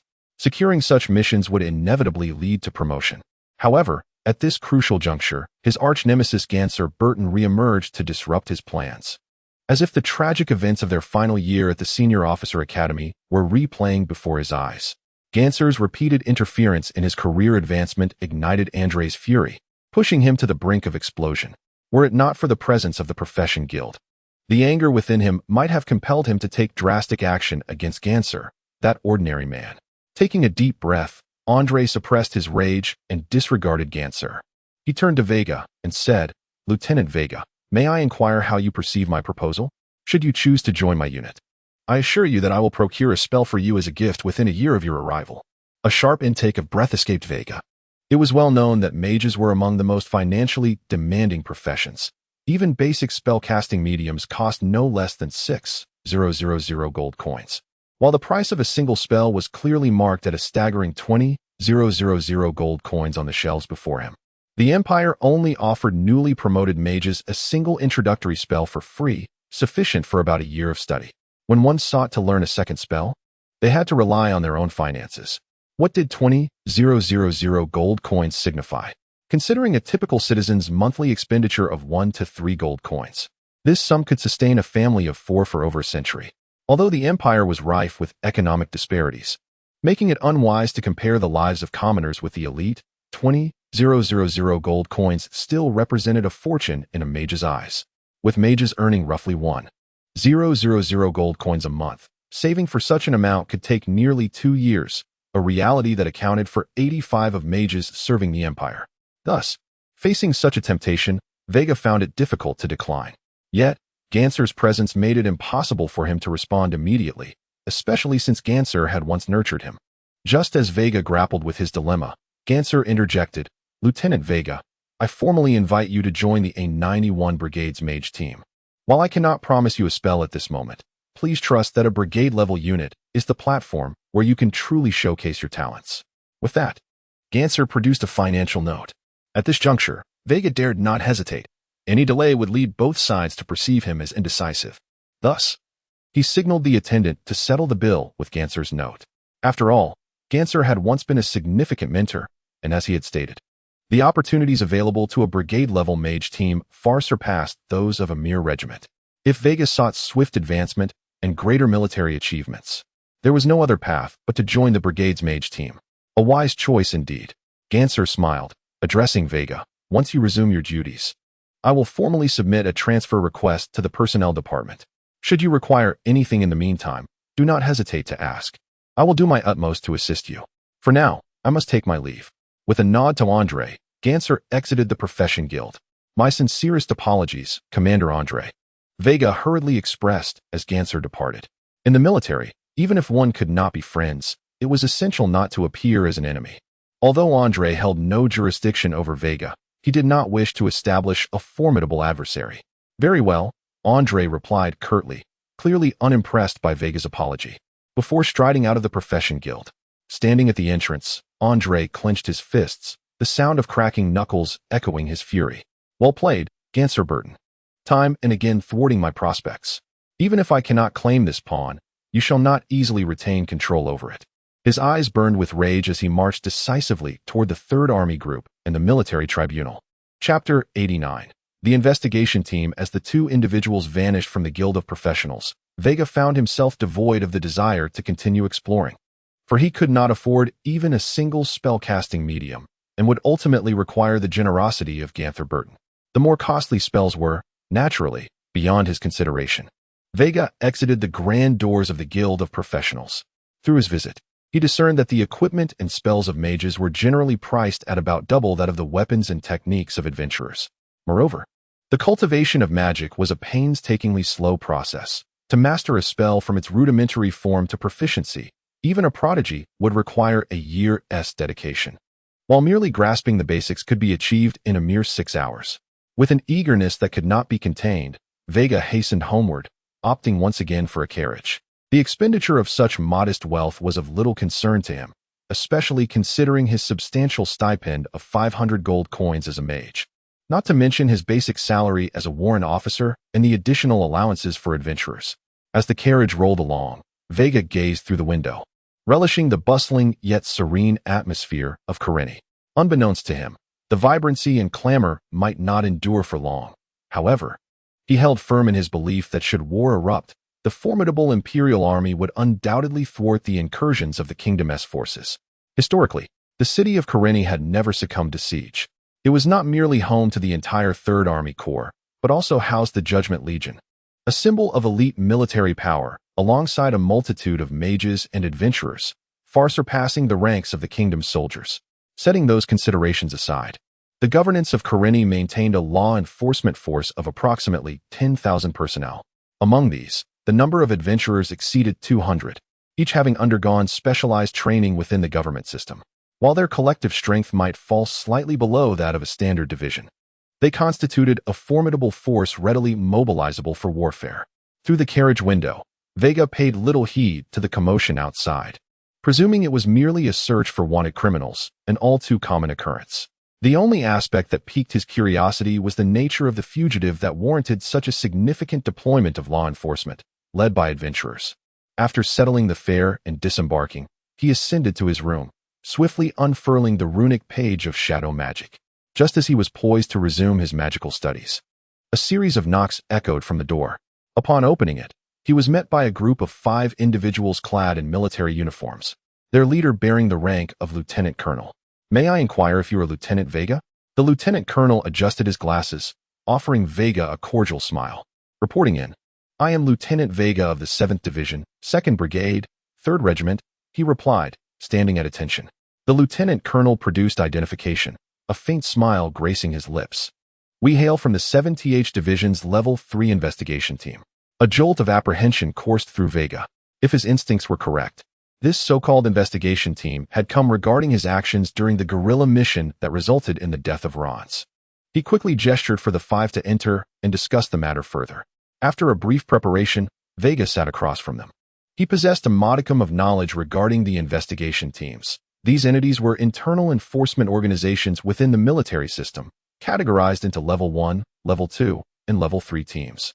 With Level 1 overseeing matters above the regiment level, Level 2 addressing those above the battalion level, and Level 3 handling issues at the battalion level and below. The appearance of the investigation team signified that his ultimate judgment had arrived, and Veiga felt a tightening in his chest. "Lieutenant Veiga, there is no need for alarm," the lieutenant colonel reassured him. Upon hearing there would be no further penalties, Veiga exhaled in relief, promptly stating, "I have applied to join the mage team of the A91 Brigade. I appreciate your efforts. Thank you for your service," Veiga said as he rose to see the lieutenant colonel and his team off. Only when their figures had disappeared did he finally relax. It seemed he had navigated this incident unscathed. If the division sought to protect him, they would likely dispatch the investigation team to appease the officers and soldiers, allowing the fervor to subside before arranging for his reinstatement. While the investigation team might be perceived as a fearsome entity by ordinary soldiers, those with insight understood it was merely a convenient tool wielded by the military system.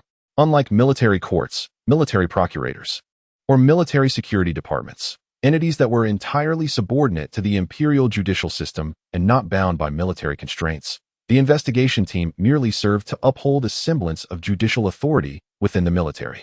In essence, while the investigation team was a daunting organization for the average officer and soldier, it functioned as a manageable instrument within the military hierarchy, established to maintain the military's dwindling judicial prerogative. It appeared that some form of agreement had been reached between the upper echelons of the army and officials of the judicial system, as the establishment of this unofficial organization faced little vehement opposition from the judicial authorities. The investigation team undertook the responsibilities of investigation, adjudication, and sentencing, remaining silent as long as no objections were raised to the military courts or other judicial bodies. Thus, Veiga naturally believed that all was well. However, the following morning, a group of unexpected visitors arrived at his doorstep. Chapter 90. Military Prosecutor's Office. The Imperial Military Prosecutor's Office stands as a parallel institution alongside military tribunals and the Military Security Department within the Empire's judicial system. Its primary function, as the name suggests, is to oversee and prosecute. It not only supervises the operational procedures of all entities within the judicial system, including military courts, but also wields prosecutorial authority over the entire armed forces. Furthermore, it possesses independent investigative powers and the right to approve arrests. However, with such extensive authority comes a significant limitation. Like the military security department, it lacks the power of adjudication. Only military tribunals possess the authority to render judgment. And after the investigation and evidence collection, the military prosecutor's office and the military security department cannot directly adjudicate offenders. They must file public prosecutions with the military tribunal and attend court as the prosecution. These three entities fall under the empire's judicial system, mutually restraining yet complementing one another, thereby regulating the operations of the entire military. The Third Army Group comprises 3 levels of prosecutors' offices. The Level 1 Military Prosecutor's Office oversees officers of division rank and above. The Level 2 Military Prosecutor's Office supervises officers of battalion rank and above, and the Level 3 Military Prosecutor's Office is responsible for monitoring officers below regiment rank and soldiers. As dusk fell, Andre arrived at the entrance of the Level 3 Prosecutor's Office. A mere few hundred meters away lay the site of the Level 3 Military Tribunal of the Third Army Group. He inhaled deeply. Armed with guerrilla operation footage obtained through his regiment-level authority from the archives of the Third Army Group, he intended to involve the Military Prosecutor's Office in this matter. Since he could not secure Veiga as his pawn, Andre was even less willing to allow his nemesis, Ganther Burton, to acquire him. This was the very reason he risked jeopardizing his future by presenting irrefutable evidence to the Military Prosecutor's Office. It is crucial to note that the Level 3 investigation team of the 7th Division, under orders from the division headquarters, had already initiated an investigation, signaling to the outside world that they intended to protect Veiga at all costs, with no one permitted to interfere. Thus, Andre's decision to bring evidence to the Military Prosecutor's Office to report Veiga signified a complete disregard for the 7th Division's authority. Although his own 6th Division had a strained relationship with the 7th Division, and the commander of the 7th Division had no direct jurisdiction over him, offending a general of division rank as a mere regimental officer could very well spell the end of his career. The flicker of anger in his eyes vanished once more. Andre did not regret his decision. The following morning, an unexpected group of visitors arrived at Veiga's door, prosecutors from the Imperial Military Prosecutor's Office. Veiga had not anticipated that individuals from the Military Prosecutor's Office would come to seek him out, given that a Level 3 investigation team from the division had already intervened. It was generally assumed that the 3 main bodies of the judicial system would refrain from delving deeper into the case, unless a possibility crossed his mind. If someone had lodged a complaint with the Military Prosecutor's Office and submitted evidence, then, to uphold the integrity and authority of the judicial system, the Imperial Prosecutor's Office could not turn a blind eye to Veiga's transgressions against military law. Second Lieutenant Veiga, greetings, said the young prosecutor. Greetings, prosecutor, Veiga replied. Despite a foreboding sensation gnawing at him, he maintained a composed demeanor, meeting the prosecutor's gaze without displaying any signs of trepidation, refusing to bow to the authority that the prosecutor wielded. The young prosecutor furrowed his brow, clearly displeased with Veiga's attitude. It was evident that he expected a modicum of reverence from Veiga, who appeared unfazed by the prosecutor's unique power. Did this young officer not recognize his identity? Clearly not. Any soldier could discern his rank from his uniform. This meant that Veiga, fully aware of the prosecutor's status, chose not to exhibit the requisite humility expected of those under investigation. Suppressing his dissatisfaction, the prosecutor looked down at Veiga and stated, Second Lieutenant Veiga, I come on the orders of the senior prosecutor of the Level 3 Military Prosecutor's Office of the Third Army Group to inquire about the fundamental details regarding the guerrilla operations. I kindly request your cooperation. Despite the polite wording, his tone was quite rigid. Acknowledging the prosecutor's demands, Veiga gestured for him to proceed. Faced with the overwhelming circumstances, he understood that resisting cooperation would not be wise, especially considering the 6 mages accompanying the prosecutor, who were certainly not to be underestimated. It was often said that the imperial judicial system possessed the most advanced military might, and the mere deployment of a prosecutor's squad implied a standard configuration of 7 mages. The group entered the rather cramped room, with the young prosecutor taking a seat directly across from Veiga while the other 6 stood behind him. The prosecutor produced a stack of documents and asked, Second Lieutenant Veiga, during the previous guerrilla mission, your temporary commanding officer, the captain of the 5th Battalion of the 2nd Brigade of the 7th Division, order to surrender. However, you disobeyed his command and killed him on the spot. Is this correct? Veiga, unyielded by the prosecutor's imposing presence, chuckled lightly. A stalling tactic, is it?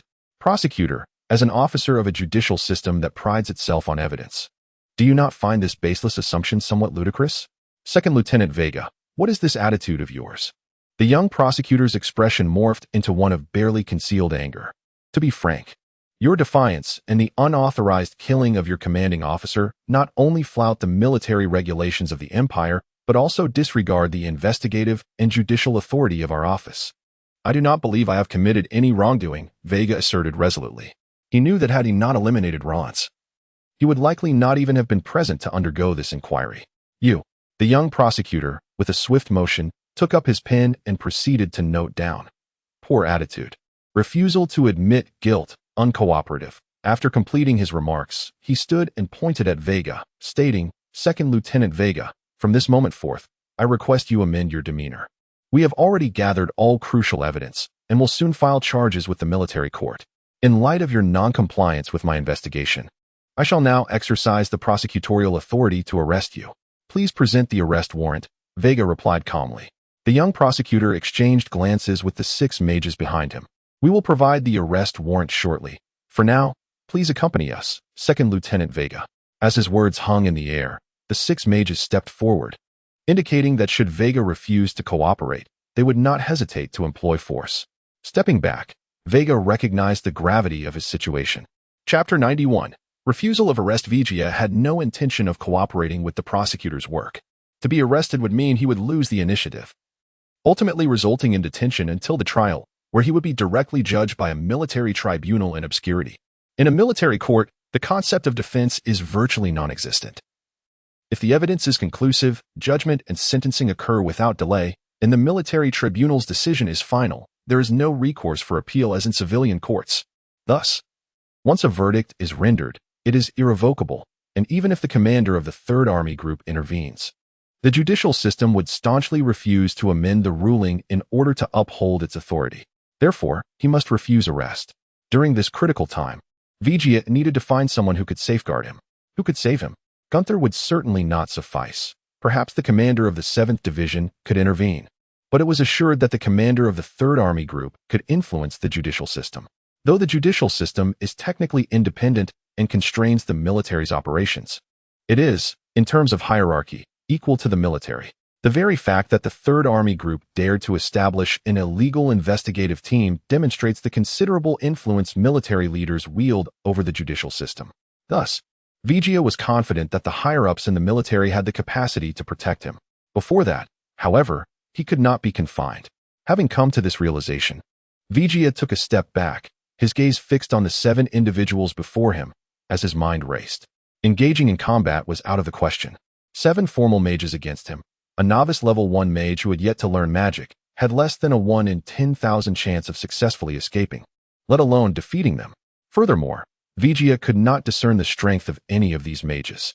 The judicial system was a stronghold of advanced military power, particularly the Judicial Legion under the Military Security Department, which, although few in number, consisted entirely of high-level mages.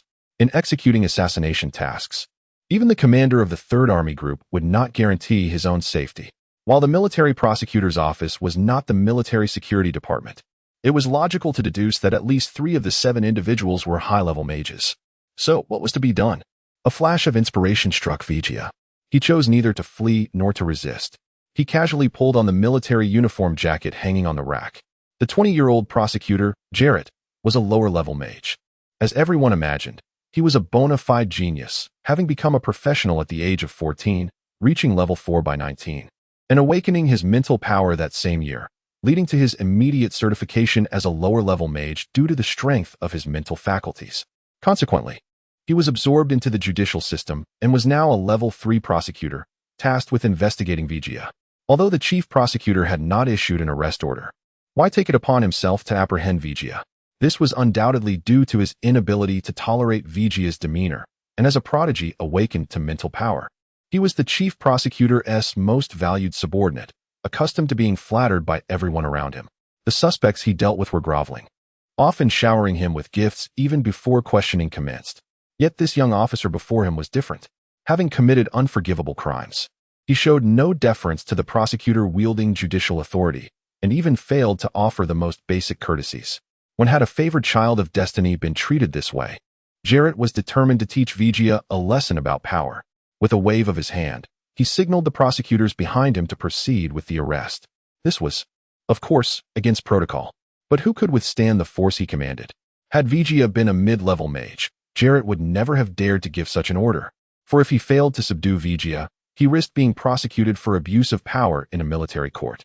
Unfortunately for him, Veigar was not a mid-level mage. Thus, capturing Veigar entailed no risk. He merely needed to complete the necessary paperwork afterward. This was the source of Jarrett's confidence. Everything was unfolding according to his plan. Now he awaited the response of the young officer before him.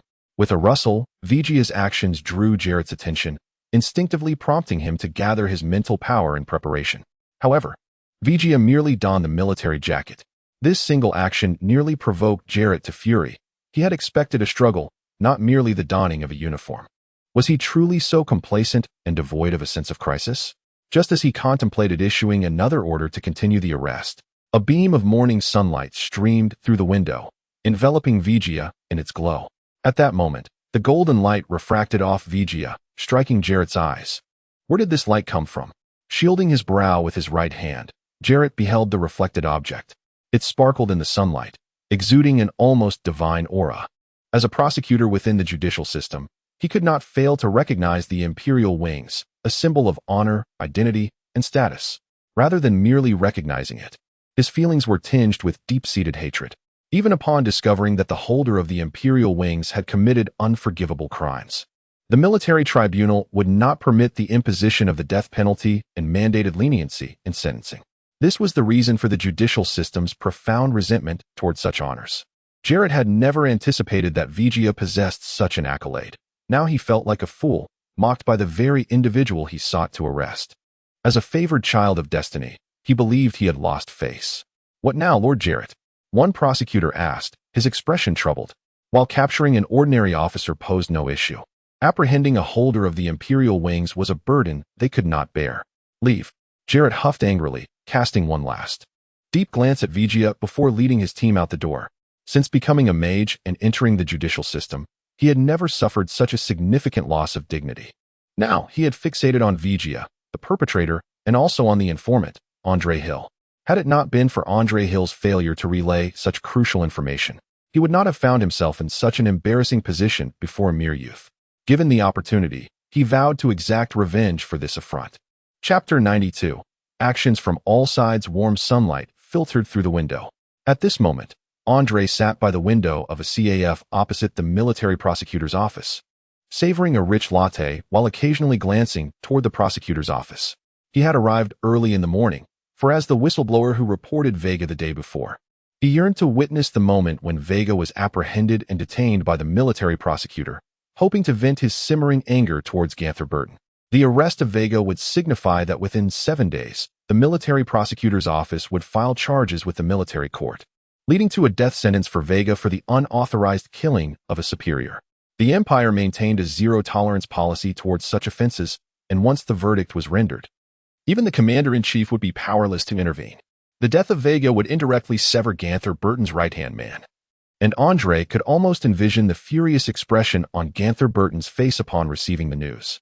He spotted Ganther from afar as a team of 7 prosecutors approached the entrance of the prosecutor's office. Where was Veigar? Andre searched, but found no trace of him. Suddenly, he stood up, spilling his coffee on the table, and hurriedly made his way outside. Sir. A waiter rushed after him, attempting to stop Andre. Your bill has not been settled yet. Andre pulled out a coin, not even glancing at its denomination, and thrust it into the waiter's hand. No need for change. With that, he quickly headed toward the prosecutors. Excuse me, esteemed prosecutors, may I have a moment? Despite his inner turmoil, Andre adjusted his demeanor, appearing calm and courteous. I am the whistleblower regarding the case against Lieutenant Veigar. Might I inquire about the latest developments in this matter? As he spoke, he stepped forward with a smile, discreetly slipping a 1,000 gold banknote to Jarrett. To Andre's surprise, Jarrett, who had cheerfully accepted his 1,000 gold note the day before, now refused his offering and shot him a hostile glare. Hostility? Andre was taken aback. Just yesterday, they had conversed amicably, and now Jarrett seemed to want his head. As Jarrett entered the prosecutor's office, Andre quickly grabbed the arm of the last prosecutor, stealthily passing him the banknote. The final prosecutor hesitated momentarily, but ultimately accepted the note without revealing his thoughts. Overjoyed, Andre whispered, "I will be waiting for you in the CAF across the street." The prosecutor nodded and hurried into the office. Andre waited until noon. Just as he began to doubt whether the prosecutor would act, the man finally appeared in the CAF. The waiter brought 2 cups of hot coffee. Andre gestured for the prosecutor to sit. "The latte here is exceptionally rich. I hope you will enjoy it." After taking a sip, the prosecutor looked at Andre and said, "I will give you 15 minutes. "Very well," the prosecutor continued, glancing around before detailing the entire process of the case. 15 minutes later, as the prosecutor concluded his explanation and stood to leave, he remarked to Andre, "It seems you do not wish for that lieutenant to survive. In fact, our esteemed prosecutor Jarrett shares a similar disdain for him. However, as long as he holds the Empire's wings, even if we bring charges to the military court, he will likely receive a lenient sentence. The best outcome may only be dismissal from the military. Please, esteemed prosecutor, guide me." The prosecutor's eyes revealed a hint of difficulty. "If you could strip that lieutenant of his Empire's wings," he coughed lightly and quickly exited the CAF. Watching him leave, Andre furrowed his brow. He understood that the Empire's wings were among the highest honors, but he was unaware that such honor could influence an independent judicial system. As time passed, Andre's frown gradually relaxed. He suddenly stood up and hastily walked toward the door, only to be intercepted once more by the CAF's waiter, the reason for which was self-evident. As Andre's figure vanished into the street, on the 3rd floor of the military prosecutor's office, Prosecutor Jarrett gazed out the window and quietly asked, "How is the situation progressing?" "Report, esteemed prosecutor." A prosecutor who had interacted with Andre stepped forward. "As per your instructions, I have subtly suggested to Colonel Andre what actions he should take. While we cannot interfere with the military's internal affairs, his demeanor suggests he will comply without issue. You have done well." Jarrett nodded in satisfaction and continued, "Conduct a discreet investigation on Colonel Andre. Once we have extracted what we need from him, let us also present him to the military court." "Yes, esteemed prosecutor." The prosecutor exited the office. With a swift motion, Jarrett drew the curtains, picked up 2 banknotes from the table, and murmured to himself, "We shall add a charge of bribery later. It is a pity to waste these 2,000 gold notes." Greed and retribution defined Jarrett's modus operandi. Meanwhile, Veiga remained oblivious to the storm brewing around him. However, he understood that once entangled with the judicial system, escape would not come easily. The current predicament was beyond his control. Dressed in full regalia, with his magical medium and weapon in hand, he abandoned his lunch and hurried toward the 91st Brigade of the 7th Division of the 3rd Army. Initially, Veiga contemplated seeking assistance directly from the division headquarters, reasoning that Ganther Burton might be powerless against the colossal judicial system, given his recent promotion to brigadier and his limited influence within the military. However, considering that Ganther would be his direct superior and his own lowly status within the division, Veiga decided to first approach Ganther for help, hoping that Ganther would report the matter to the division. He now pinned his hopes on his potential as a sorcerer, awakened at the age of 11, and the Empire's wings to sway the highest commander of the division, Olcott Owen. Chapter 93. Seeking help. An hour later, Veiga arrived at the A91 Brigade to meet with Ganther Burton. He fervently hoped that, considering their long-standing relationship and the growth they had experienced together, Ganther would personally intervene on his behalf to seek assistance from the headquarters. Relying solely on his own strength to combat the formidable judgment system was simply untenable. "Second Lieutenant Veiga, the brigade commander requests your presence." A guard emerged from the office doorway, gesturing for Veiga to enter. Having known Veiga for some time, Ganther would naturally not refuse such a request. With a creak, the door opened and closed behind him. Veiga obeyed Ganther's instructions, taking a seat at the desk, their eyes meeting from across the room. "Second Lieutenant Veiga, is there something of great importance you wish to discuss?" Ganther inquired amiably. "Whether it pertains to personal matters or otherwise, please feel free to speak candidly. As I promised during our time at the Professionals Guild, I shall not turn away from any request within my capacity." "Thank you, Brigade Commander." Veiga felt a flicker of hope and began to recount the entire sequence of events. 15 minutes later, the smile vanished from Ganther's face, leaving an oppressive silence in the office. Although Veiga had not explicitly stated his intentions, it was evident even to the most obtuse observer that he sought Ganser's assistance in appealing to the headquarters for intervention in the judgment system, a task far beyond his current capabilities. However, Ganser was reluctant to assist Veiga. As one of the newly inducted members of the Core Command, his foundation was still precarious, and his influence was consequently limited. Moreover, Veiga was entangled with the entire judgment system. The headquarters had already faced significant pressure to dispatch an investigative team on his behalf. To confront the judgment system directly would be a daunting task, and it was doubtful that Veiga's value was sufficient to warrant such a risk. Indeed, value was the crux of the matter. Veiga's boundless potential existed only as a promise of the future. Were he a higher-ranking or even an advanced star mage, the headquarters would undoubtedly go to great lengths to ensure his safety, regardless of his silence. Regrettably, he was merely a newly awakened first-level mage at present. As for the Wings of the Empire, that had become a relic of the past. It was already commendable that they could assist Veiga, the Empire's hero, in preserving his life. After all, there exists a phenomenon where once a person departs, so too does their warmth. Honor may embellish a reputation, but cannot provide sustenance in times of need. To rely on past accolades while gazing towards the future is a delusion of self-deception. Despite this, Ganser did not outright refuse Veiga's request. Merely facilitating communication with the headquarters regarding the matter posed no significant issue. Whether the headquarters would ultimately confront the judgment system on Veiga's behalf remained to be seen. Regardless of the outcome, Ganser resolved to remain a passive observer this time. Attaining his current position had not been easy. Every senior officer harbored their share of secrets, and he had performed numerous commendable deeds over the years. Engaging with the judgment system for Veiga's sake would be unwise. With his mind made up, he replied, "Very well." Veiga exhaled a sigh of relief as he rose and exited the office. Ganser's assurance had instilled a modicum of confidence in him. Although Ganser's influence was limited, he had at least gained entry into the decision-making echelon of the headquarters. If he were willing to exert considerable effort on Veiga's behalf, the situation could potentially improve significantly. The Third Army, 6th Division Headquarters. Enderhill emerged with a radiant smile.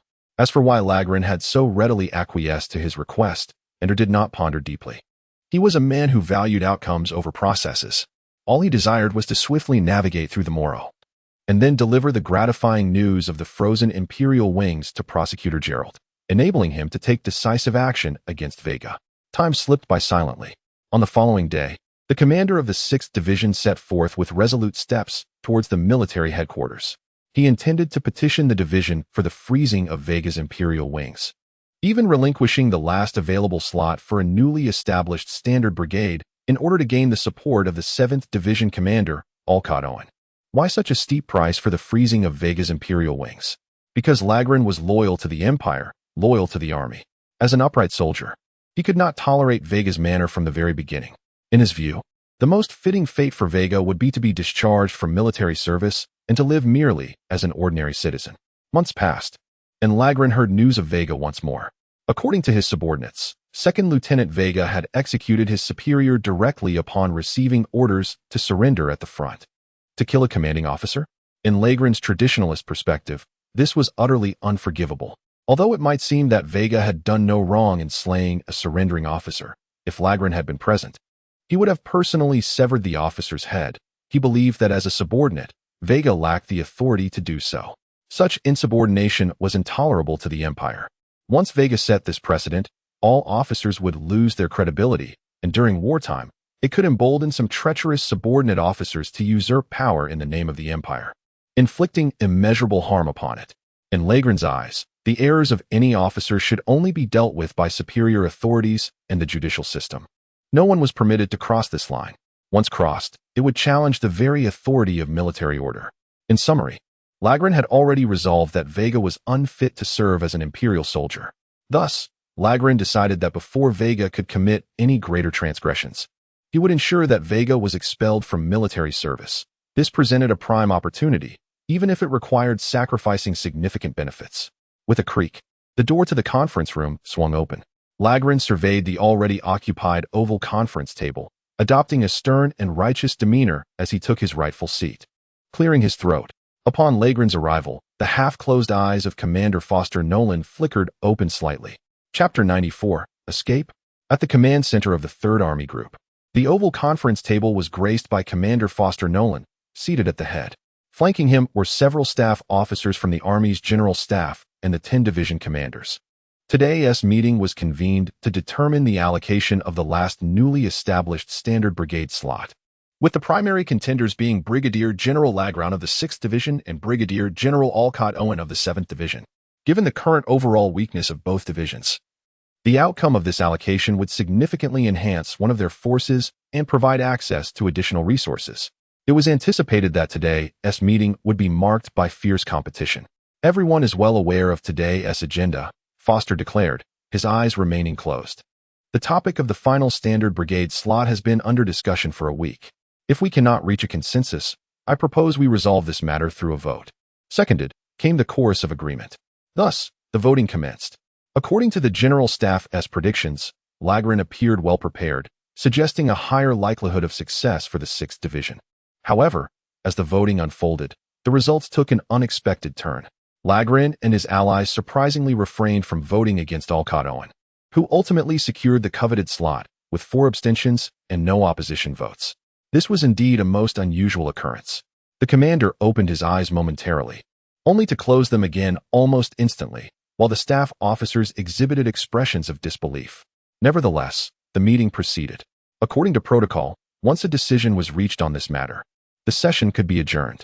Yet, no one rose to leave. Even the 10 division commanders, typically the quickest to depart, remained seated in their chairs. Ahem, the commander intoned in a languid voice. Shall I wait for you to propose a new topic? Your Excellency, you are most astute, Lagron replied, producing a document and signaling an aide to present it before Foster Nolan. Lieutenant Veiga? Foster's expression shifted to one of surprise. He certainly recalled Veiga well, but he had not anticipated that the young officer's dossier would again grace his conference table, and this time it bore troubling news concerning his entanglement with the judicial system. Although the military had triumphed at the Carini Triumvirate Summit, leading to the establishment of an investigative committee, this did not mean Foster Nolan was willing to confront the judicial system over a mere Veiga.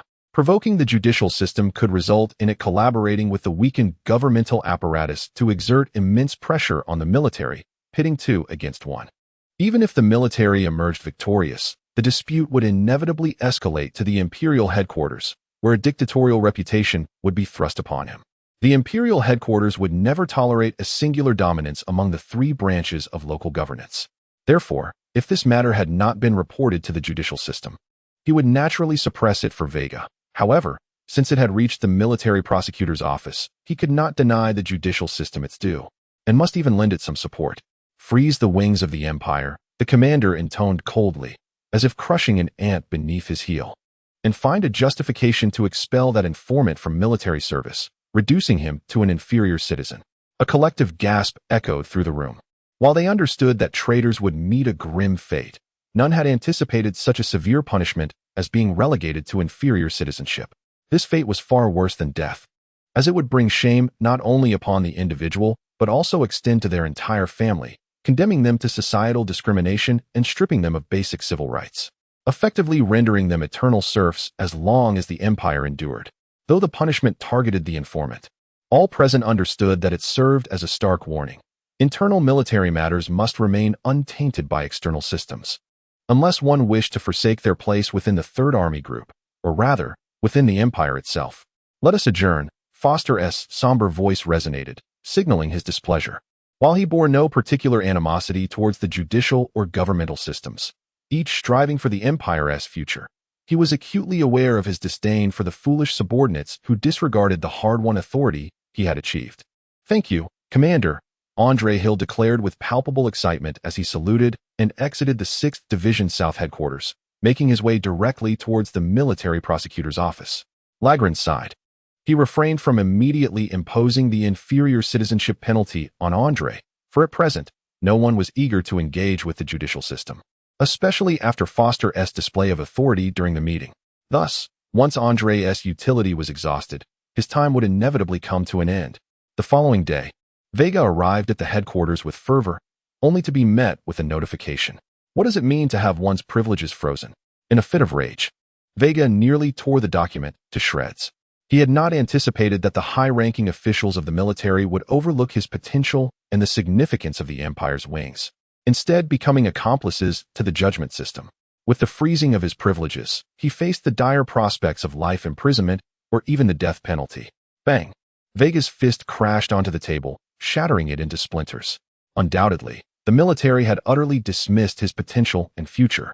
In the face of the colossal judgment system, the military ultimately chose to sacrifice him to maintain the current situation in Carini. Indeed, he was merely a lowly second lieutenant, foolishly believing he could elicit support from the military. How laughable! He had forgotten that in this world, governed by the survival of the fittest, one could only rely on their own strength. The weak who cling to the powerful will inevitably be discarded without mercy by their stronger counterparts, ultimately ground to dust by the unforgiving world. He needed power. Only by becoming strong could he seize control of his own fate. The so-called life of ease obtained by depending on the powerful was nothing more than a fragile illusion, easily shattered. This world harbors no notion of a smooth-sailing existence. If such a thing existed, it would undoubtedly be built upon an invincible foundation of strength. Had he awakened to this reality too late? In the face of such dire straits, what could he do? Flee? Commit treason? No. What an arrogant notion it is to believe that merely changing one's environment could yield better opportunities. There is no pure land in this world. Veiga had no intention of evading his predicament, for evasion would resolve nothing. If he were to perish due to such absurd circumstances, it would only prove that he was an inconsequential man. This is the city of dead ends. It is time for him to create an uproar. When no one is willing to assist him, he must rely solely on himself. Veiga vowed to confront this crisis head-on, and one day, he would rise above the rules, making those who have abandoned and rejected him aware that they would either perish in their denial or submit beneath his feet, struggling to survive. Chapter 95. The Free Mage exiting the A91 Brigade. Veiga would forever be haunted by the expression in Brigade Commander Ganther Burton's eyes upon receiving the notification. What sort of gaze was that? It resembled that of a wealthy merchant who, having inadvertently shattered a cherished porcelain cup, feigns sorrow and heartbreak, yet harbors no intention of mending it. For while the cup may be exquisite, it is not irreplaceable. Veiga comprehended. His potential would indeed be acknowledged. But like that porcelain cup, he would be unceremoniously discarded at the slightest imperfection, for the Empire was rife with prodigies. He was not an irreplaceable entity. However, if he were to become a singular existence, then no one could cast him aside, much like when he acquired the Carini communication map, prompting the regiment to invoke the Empire's Special Operations Protocol to rescue him. In essence, to navigate this crisis, he must render himself indispensable. As for what lay beyond this peril, the pressing concern was how to convince the military that he was not to be forsaken. Did he possess any unique attributes? Potential? Honor? Such traits were interchangeable, and it had been demonstrated that the military would not spare him for such trivialities. As he ambled towards the officers' quarters, Veiga pondered deeply. Time was of the essence. Once the news of the Empire's wings being frozen reached the judgment system, the military prosecutor's office would undoubtedly come knocking again. With his meager strength, he could hardly contend with a fully fledged mage.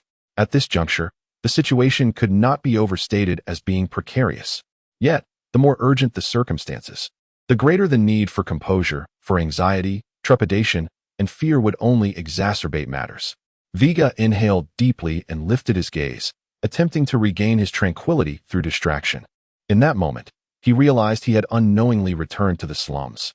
However, unlike his previous venture deep within, he merely stood at the street's edge, gazing towards the alley leading into the impoverished district. There, he spotted 3 garbage bins lined up in a row, the very place where he had once fought with a stray dog for scraps to survive. Though not a proud memory, it was a symbol of shame. Yet he had emerged victorious in his inaugural battle, traversing this otherworldly realm, ultimately seizing the remnants of a meal and sustaining his life. He absolutely could not perish here. Veiga's resolve solidified further, and he instinctively took 2 steps towards the garbage bins. As he approached, a disheveled figure darted from the shadows, lunging towards the recently discarded leftovers. It was a child, of a size comparable to his own. Just as the child charged towards the bins, a stray dog, which had been lurking, also lunged forth. The dog's speed was remarkable, yet the child's was evidently swifter. The child, undeterred by the dog, kicked it aside, causing the cowardly creature to retreat with its tail between its legs. Moved by nostalgia, Veiga hesitated to intervene. Indeed, not everyone was as feeble as he once was. What he had to fight for might be effortlessly claimed by others. Just as he resolved to silently depart, he suddenly caught sight of the child's face as it turned towards him. Their eyes met. The child, having just sent the stray fleeing, appeared to witness an unspeakable terror. Abandoning the remnants and sprinting towards the slums with unprecedented speed. The child was Beret. Originally, Beret had managed to escape due to the mercy of Colonel Lagrin of the 6th Division, and Veigar had almost resigned himself to never encountering him again. Considering Beret's cunning nature, unless subjected to a thorough search, locating a child within the vast expanse of Carini would be an arduous task. Yet, he had not anticipated crossing paths with Beret here once more. He had no intention of pursuing him, for Beret was merely a small fugitive. Even if he captured him, it would not alleviate his own dire circumstances, and time was a luxury he could scarcely afford. What? For the Empire? First and foremost. He held little loyalty to the Empire, which was on the verge of forsaking him. Did it expect him to stand vigil until the bitter end? As Beret began to vanish from view, Veigar paused for a few seconds before deciding to follow. Perhaps it was merely a distraction to regain his composure. Or perhaps a desire to glimpse the state of an old acquaintance, or even a fleeting thought of eliminating him to acquire a modicum of magical power. Veigar trailed behind at a leisurely pace. This pursuit extended for over 2 hours, during which Veigar observed Beret circling the slums, seemingly wary of being followed and deliberately doing so. As a professional, a mage no less, Veigar could easily track an ordinary individual without them ever sensing his presence. After 2 hours of futile evasion, Beret finally stopped before a dilapidated house, knocking in a peculiar pattern, 3 long and 1 short. With a creak, a door, worn and drafty, swung open. A middle-aged man appeared, his form obscured by a tattered black cloak, rendering it impossible to discern his physique, though he had not obscured his face, allowing Veigar a glimpse of his pallid complexion. This man bore injuries. Veigar keenly sensed the severity of the situation. With a cautious glance around, Beret entered the house, and as the door closed behind him, Veigar's pupils contracted. In that fleeting moment when the man raised his hand to shut the door, Veigar caught sight of a staff held in the man's other hand. This was no ordinary staff. The energy crystal embedded at its apex unmistakably signified that it was a mage's staff. Why would a mage be in contact with Beret? Judging by the man's attire, he evidently did not belong to the military establishment, nor to the judgment system or governmental mages. Typically, an injured mage would seek immediate medical attention. Yet this individual had not done so. Could it be a free mage reluctant to serve the Empire? For only a free mage might be impoverished enough to afford such minimal medical care. Chapter 96. A glimmer of hope in a dilapidated, drafty house. Beret collapsed into a chair and gulped down a glass of water. With a resounding thud, he slammed the empty cup onto the table, gritting his teeth as he uttered a few cursed words. Damn that Veigar. It was impossible for Beret to contain his fury, for this was not the first time Veigar had sabotaged his plans. From the inception of the orphan organization, Veigar had ignored his coaxing and vanished inexplicably. Later, during the Great Purge, he showed no mercy, not only obliterating Beret's future, but nearly extinguishing his life as well. Fortunately, he had feigned helplessness and evaded disaster. Although subsequently branded a fugitive, Beret had managed to live comfortably in Carini, thanks to his naturally inconspicuous physique and adept skills at disguise. After all, he had once been a street child, and securing mere subsistence came easily. Yet, he was unwilling to resign himself to such a fate. Having tasted the heights of success, he could not bear to revert to being a mere street urchin. During this time, he had actively sought to connect with surviving spies from other districts and the northern sector, leveraging his role as a spy for the United Kingdom, in a bid to rejoin the espionage organization and serve his country once more. However, his endeavors were met with obstacles. His identity had been compromised, with wanted posters plastered across every alleyway, leaving no safe contact willing to reinstate him. Some even contemplated silencing him permanently. Beret finally realized he could no longer remain in Carini. He resolved to find a way to escape the city, yet he was uncertain about breaching the multiple inspection checkpoints. Exposing his fugitive status would likely lead to a grim demise. For the sake of survival and a return to prominence, Beret had already devised a plan to navigate past the inspection lines and flee Carini. Under the cover of darkness, he began scouting for vulnerabilities in the city's defenses. However, the fortifications of Carini were as impenetrable as a fortress, with no apparent blind spots, especially at the gates, rumored to be guarded by a sorcerer. The nighttime curfew was exponentially more stringent than during the day. This sorcerer was an operative of the United Kingdom. Burii recognized the unique insignia on the sorcerer, as it was known only to the United Kingdom's espionage network. Even soldiers and officers from the United Kingdom's army would not recognize it. How had a sorcerer from the espionage system managed to enter the city? To Burii's knowledge, the number of operatives from the United Kingdom's espionage organization in Carini could be counted on one hand, and higher-tier sorcerers were virtually non-existent. Any moderately skilled operative attempting to enter Carini would face exhaustive scrutiny, let alone a sorcerer. Even the most basic level 1 sorcerer could not escape the Empire's inspection lines. This presented an opportunity. Burii astutely perceived that this injured sorcerer must hold considerable standing within the espionage organization. If he could save him, the connection might allow Burii to re-enter the espionage system. He rescued the sorcerer, and as they conversed, everything unfolded as Burii had anticipated. The sorcerer indeed held a significant position within the espionage organization, as he was not affiliated with Carini's espionage network, but instead belonged to a branch of the United Kingdom's espionage system. More importantly, this sorcerer had risked his life to infiltrate Carini to deliver a letter to the head of Carini's espionage organization, but his identity was compromised, and he barely escaped with his life. Now, two factions were on his trail: the Third Army of Carini and the Law Enforcement Division of the Carini government system. The Third Army sought the sorcerer to uncover his intentions, while the Law Enforcement Division was acting under the orders of Bruno Whalen, the head of the Law Enforcement Bureau, who was also the leader of Carini's espionage organization. However, the sorcerer dared not reveal himself, for if the Third Army reached him first, all would be lost. Upon learning the backstory, Burii helped conceal the sorcerer while searching for an opportunity to discreetly contact the Law Enforcement Division without the Third Army's notice. How is everything proceeding? The middle-aged sorcerer inquired urgently as Burii set down his cup. Burii shook his head. Lord Ellison, you may not be aware, but while the Law Enforcement Division is plentiful, the military presence is substantial as well. Evading the military's gaze to reach the Law Enforcement Division is nearly impossible. I nearly lost my life today, and our dinner plans have vanished. Thank you for your efforts, Lord Ellison sighed. Had I not been assaulted by the Empire's military sorcerer, resulting in a severe mental injury rendering me incapable of using magic, I would not have been reduced to this state. After this ordeal, I will ensure you are taken to the Gaxali City branch. Thank you, Lord Ellison. Burii felt a surge of joy. As long as he could escape the wretched place of Carini, he was confident he could rise again. Just then, a loud crash echoed from the doorway. Boom. The breezy, broken door shattered in response. As the dust settled, a young child stood there, brandishing a dagger with a radiant smile. The entirety of their conversation had been overheard by Veiga. Upon learning that the sorcerer was not a free mage, but a member of the kingdom's espionage organization, he realized there must be significant implications at play. The Empire's territory was inhospitable even to foreign operatives, let alone a sorcerer. The audacity to risk death by entering Carini indicated something of grave importance. Should the intricacies of this situation pertain to the very survival of Carini, possessing first-hand intelligence would render Veiga an irreplaceable asset. Even without making requests to the military, the higher-ups might proactively ensure his safety. However, the sorcerer's power instilled trepidation within him. He had yet to master shadow techniques, and if he recklessly exposed himself without assessing his own strength, he could easily perish.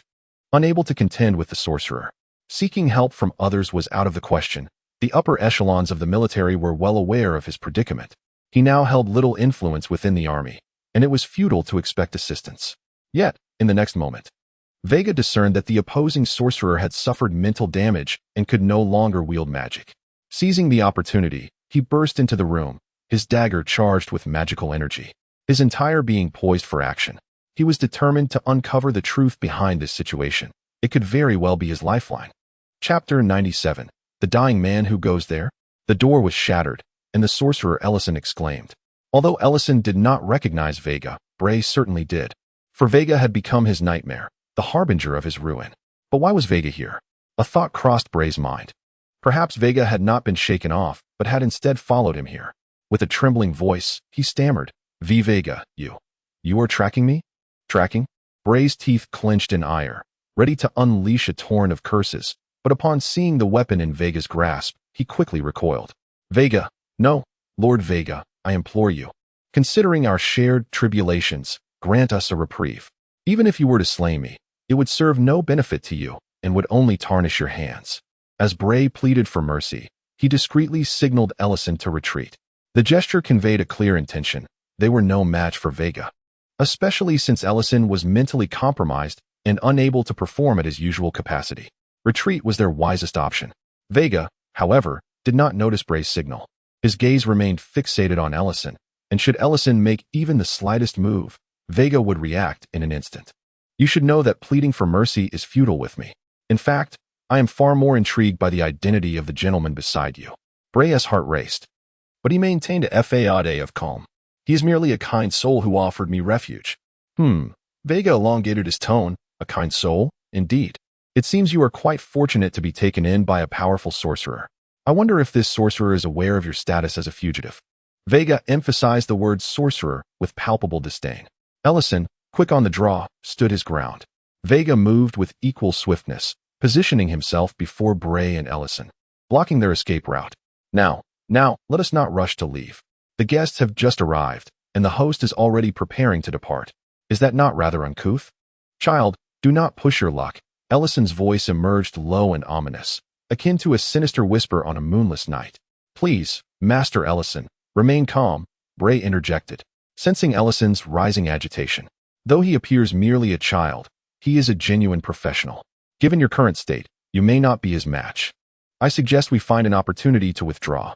"Oh," Ellison's gaze flickered at Bray's words. "So it turns out you're merely a professional." Before he could finish, Ellison suddenly drew a dagger from his waist and lunged at Veiga. Had Veiga been any ordinary professional, he might have been caught off guard by such a sudden assault. Yet Veiga had remained vigilant. He intercepted Ellison's strike with deft precision. Bang! Bang! After a brief clash, the two separated. Ellison scoffed. "I expected more from you. It turns out you are merely a level 4 apprentice, even without magic. As a level 5 apprentice, defeating you would be a trivial matter." Veiga was undeterred. He smiled brightly. "It seems you are not unable to use magic, but rather unwilling." "Damn you," Ellison muttered through clenched teeth. "What else did you overhear outside?" "Everything you needed me to hear, and a little more," Veiga replied, launching an attack of his own. Bang! The two were soon entangled in combat. Thanks to Veiga's initial advantage and nimbleness, he temporarily suppressed Ellison, leaving him struggling to counterattack. "Child, do not overstep your bounds." Ellison began to retaliate. "Even in my weakened state, defeating a level 4 apprentice is well within my reach. I advise you to withdraw before you lose your life here." Veiga pressed on. "Are you finally feeling anxious?" "Humph, since you seek death."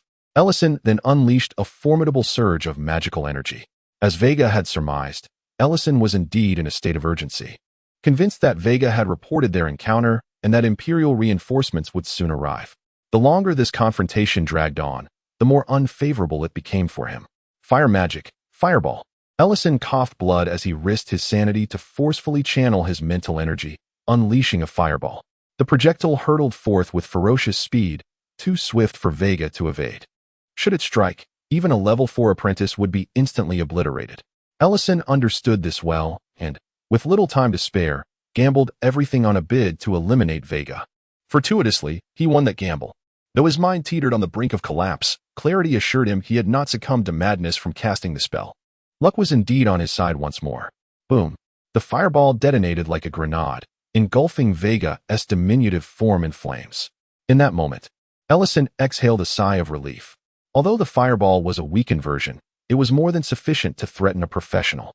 Yet just then, the blazing inferno parted like a curtain, revealing a small figure emerging unscathed. A translucent shield repelled the flames. Veiga shot forward with the swiftness of an arrow, aiming straight for Ellison.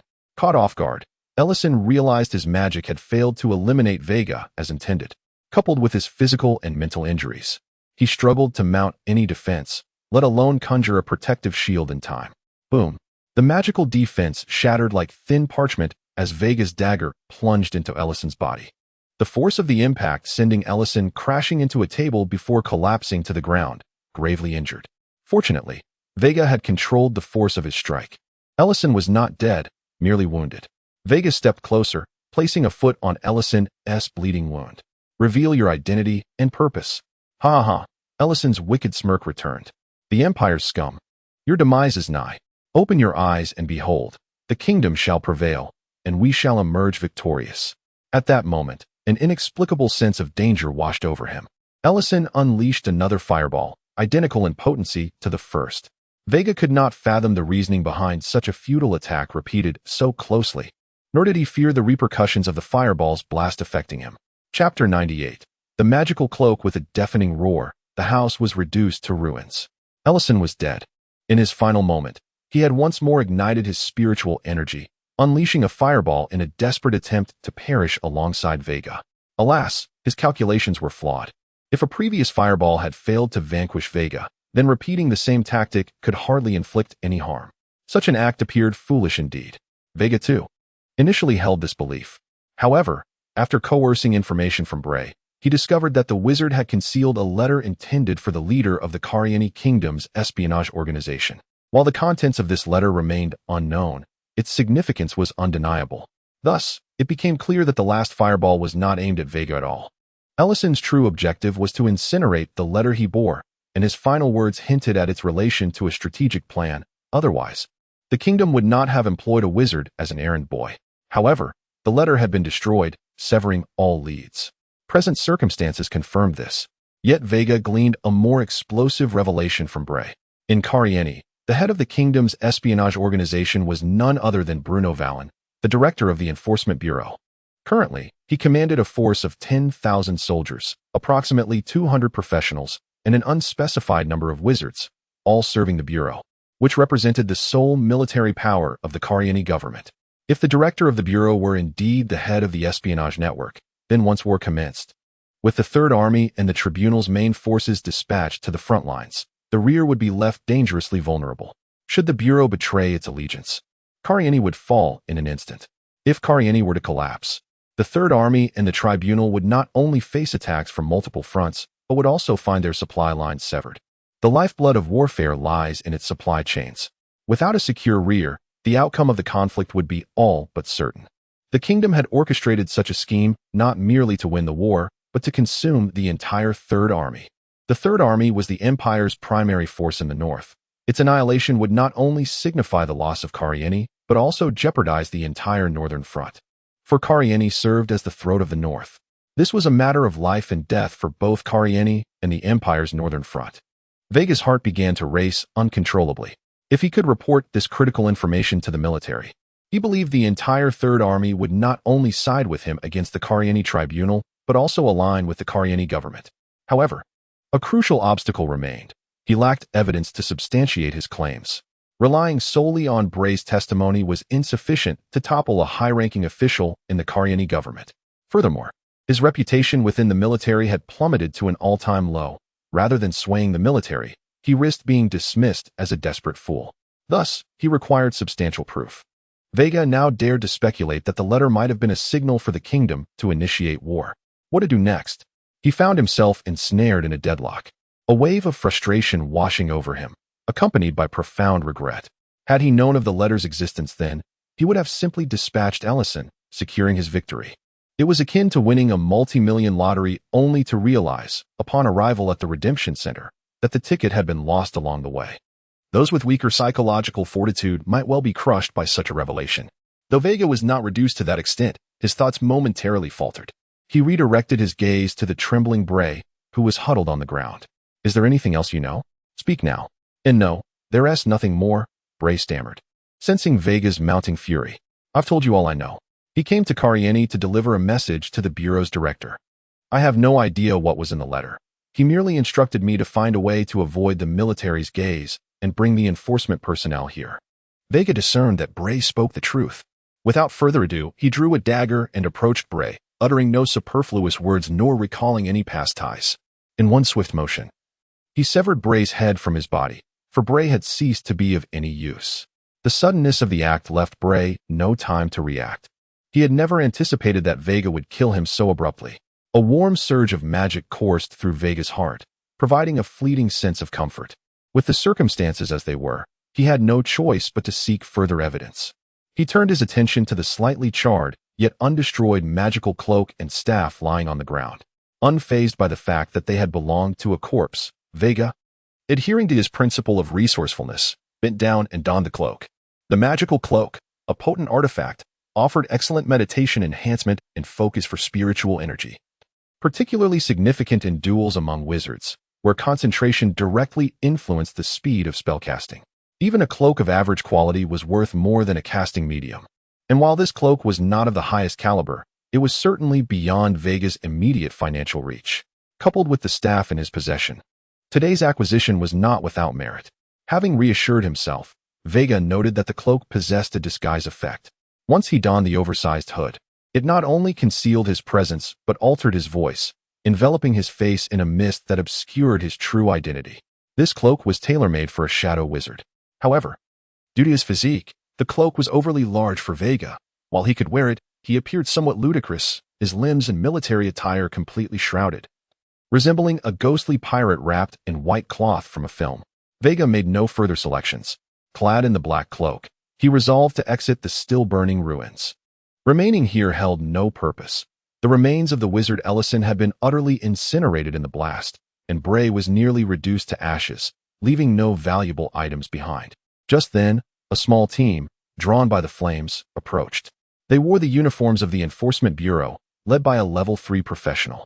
Veiga displayed no signs of surprise. In the city, all matters fell under the Bureau's jurisdiction, and given the explosion and fire, they were bound to arrive promptly. As they drew nearer, Veiga remained motionless. But the leading Level 3 professional wore an expression of disbelief. His gaze fixated intently on the collar of Veiga's cloak, where a barely visible, unique symbol rested. Chapter 99. Deception. At the collar of the cloak, there lay a unique symbol, akin to the arcane runes inscribed upon an ancient page, which the uninitiated might merely perceive as a decorative motif. However, Captain Uri of the Enforcement Brigade 079 was far from ordinary. As a pivotal civil servant within the Enforcement Bureau, he had been assimilated into the espionage organization of the Kalini United Kingdom 6 months prior, having eliminated the foolish and oblivious individuals at the behest of the director. Thus, as a spy, he was well acquainted with this symbol. It served as a proprietary insignia for members within the spy network. Its presence indicated whether one was an ally, greatly mitigating the risk of infiltration by opposing factions. As the symbol changed monthly, upon first sighting the emblem on the cloak, coupled with the attire and staff of Veiga, he recognized an uncanny resemblance to the target described by the director and the military.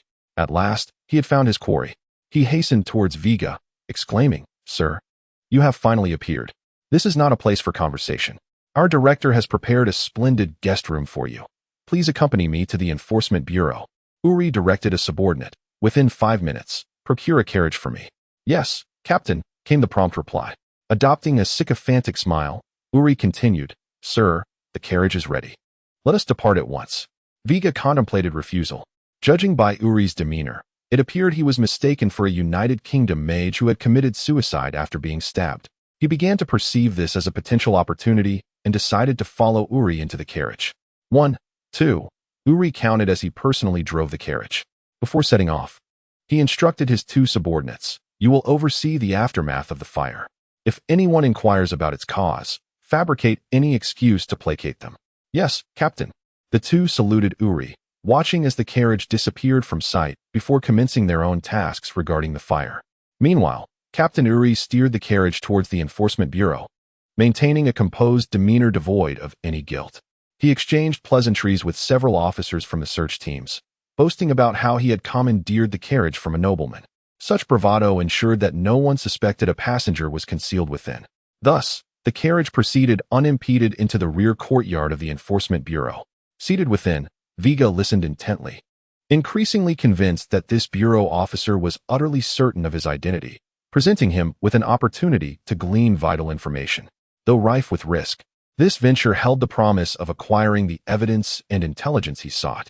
However, infiltrating the enemy's headquarters was perilously dangerous, should his identity be unveiled. He might not even have the luxury of choosing his demise. Regret could still be an option.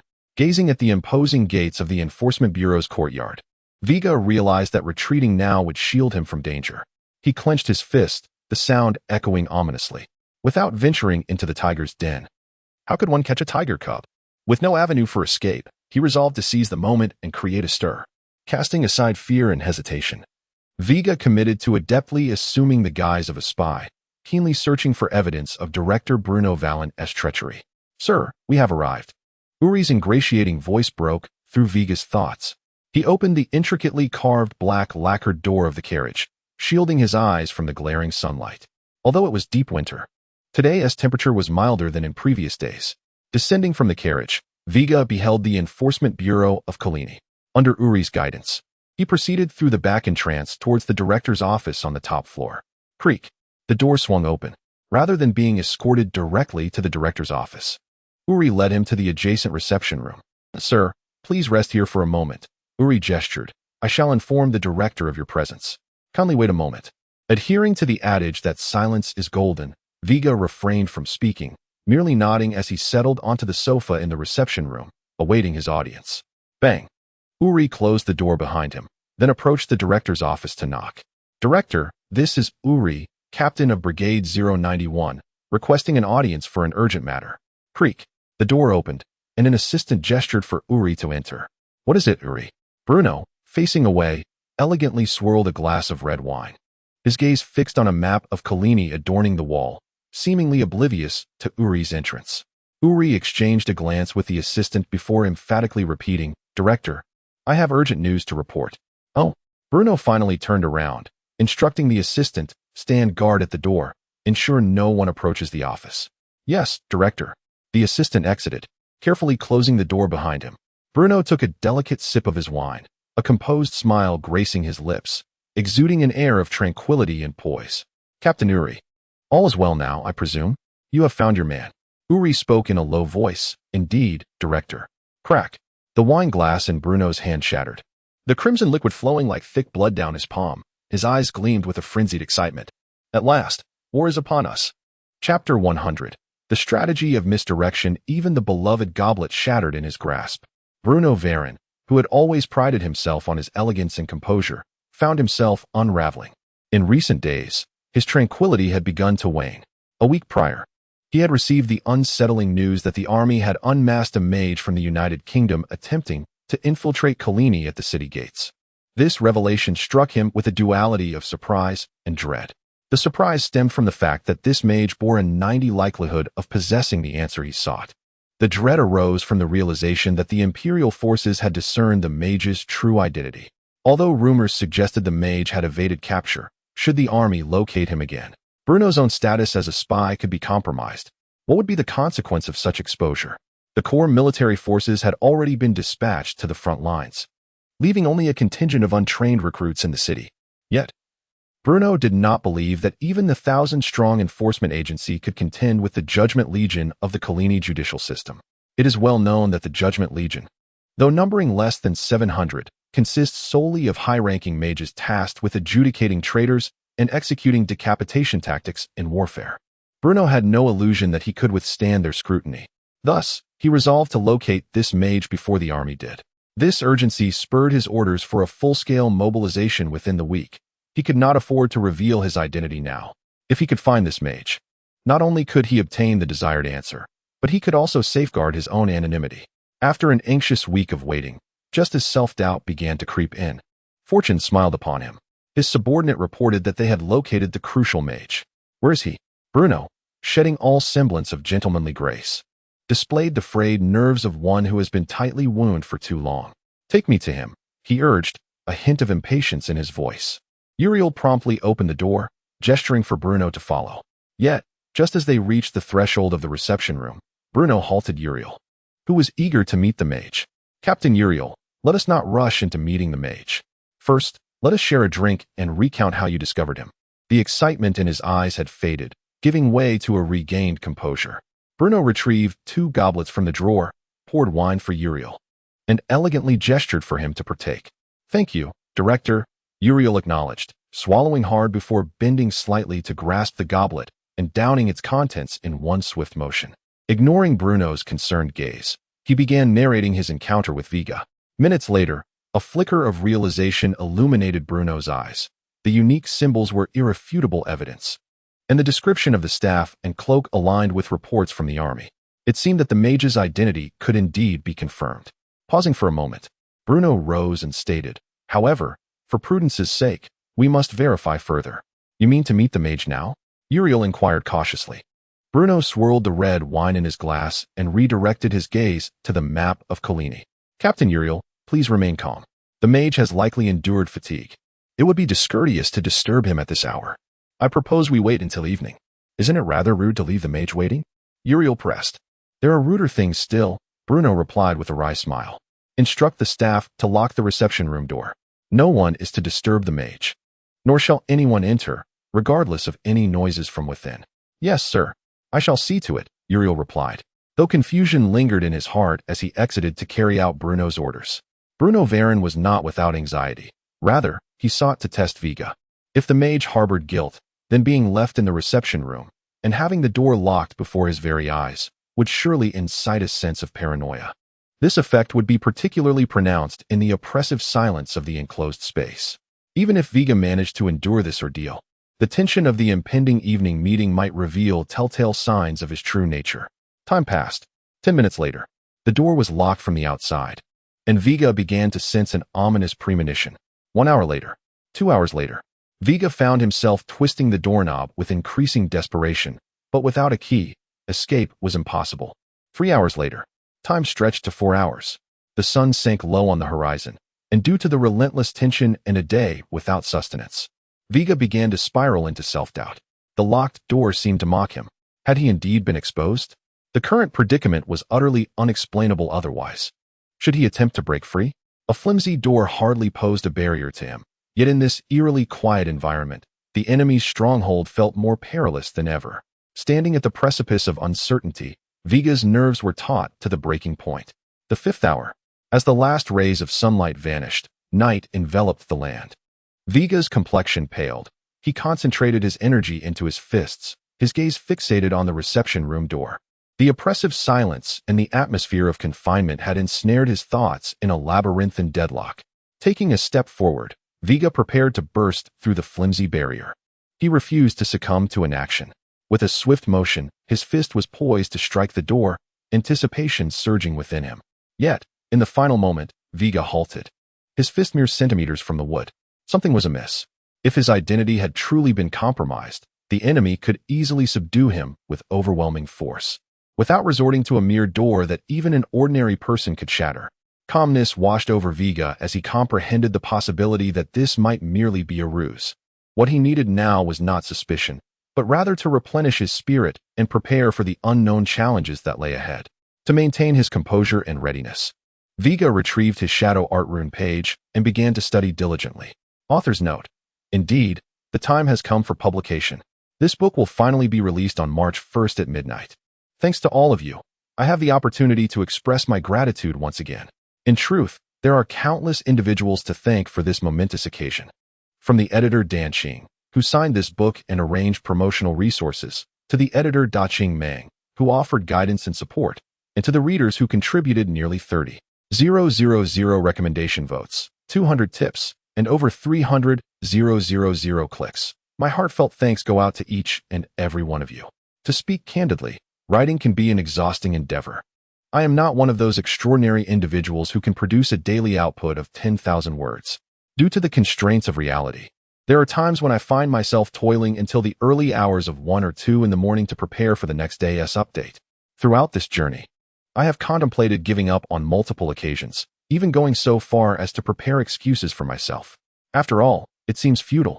It is a struggle that yields no financial reward, and if writing becomes too burdensome, I could simply cease.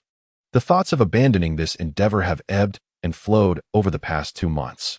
However, each day, as I behold the numerous votes of recommendation from you all, I am reminded that if so many cherish this book, then sacrificing a little of my own time to bring a smile to others is undoubtedly a worthwhile investment.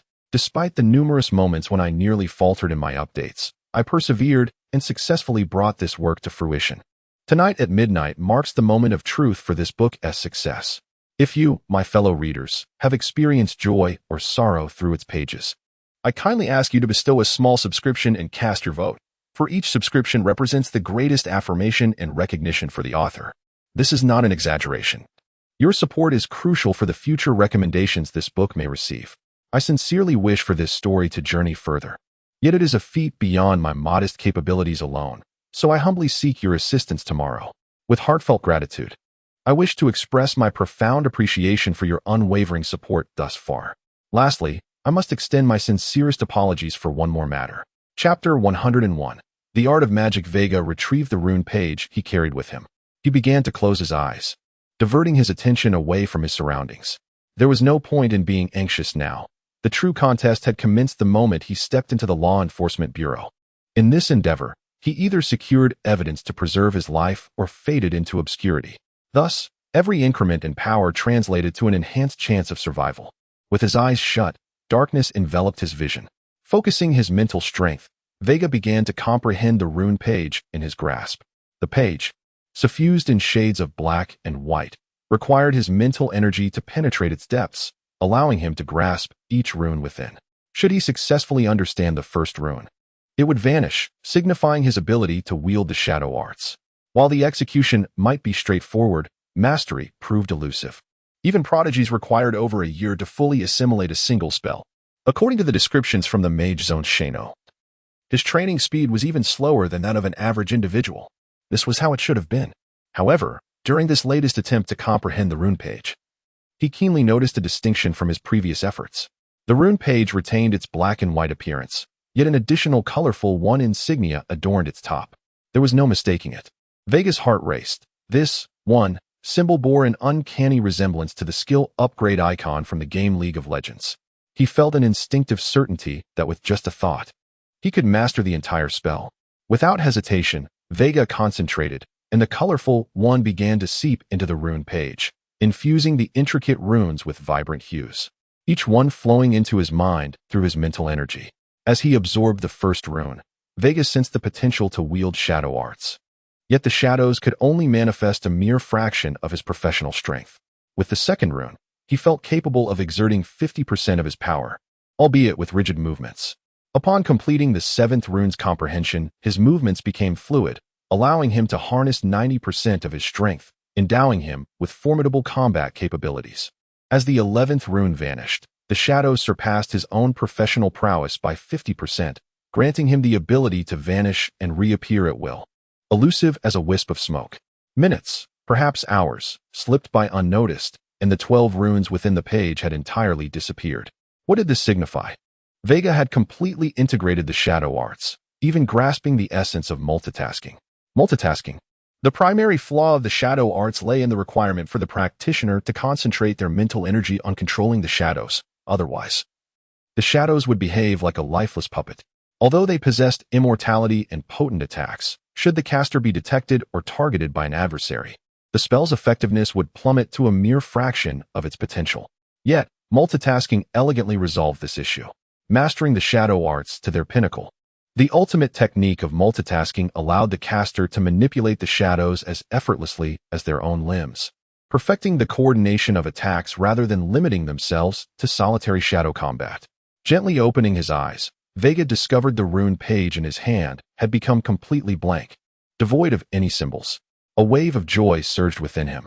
At last, he had mastered his first spell, the shadow arts. The rhythmic pulsing from the shadows beneath him clearly indicated that with a mere thought, his shadow would instantly materialize, revealing the enigma and formidable prowess of a shadow mage to his adversaries. Why had he ascended to such mastery of the shadow arts with such ease? This meant that the tally of kills now belonged to him.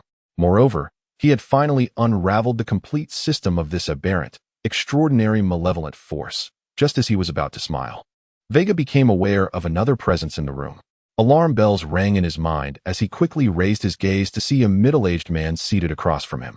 Meticulously groomed, this gentleman exuded an aura of sophistication, his lips perpetually curved into an elegant smile as he expertly held a wine glass.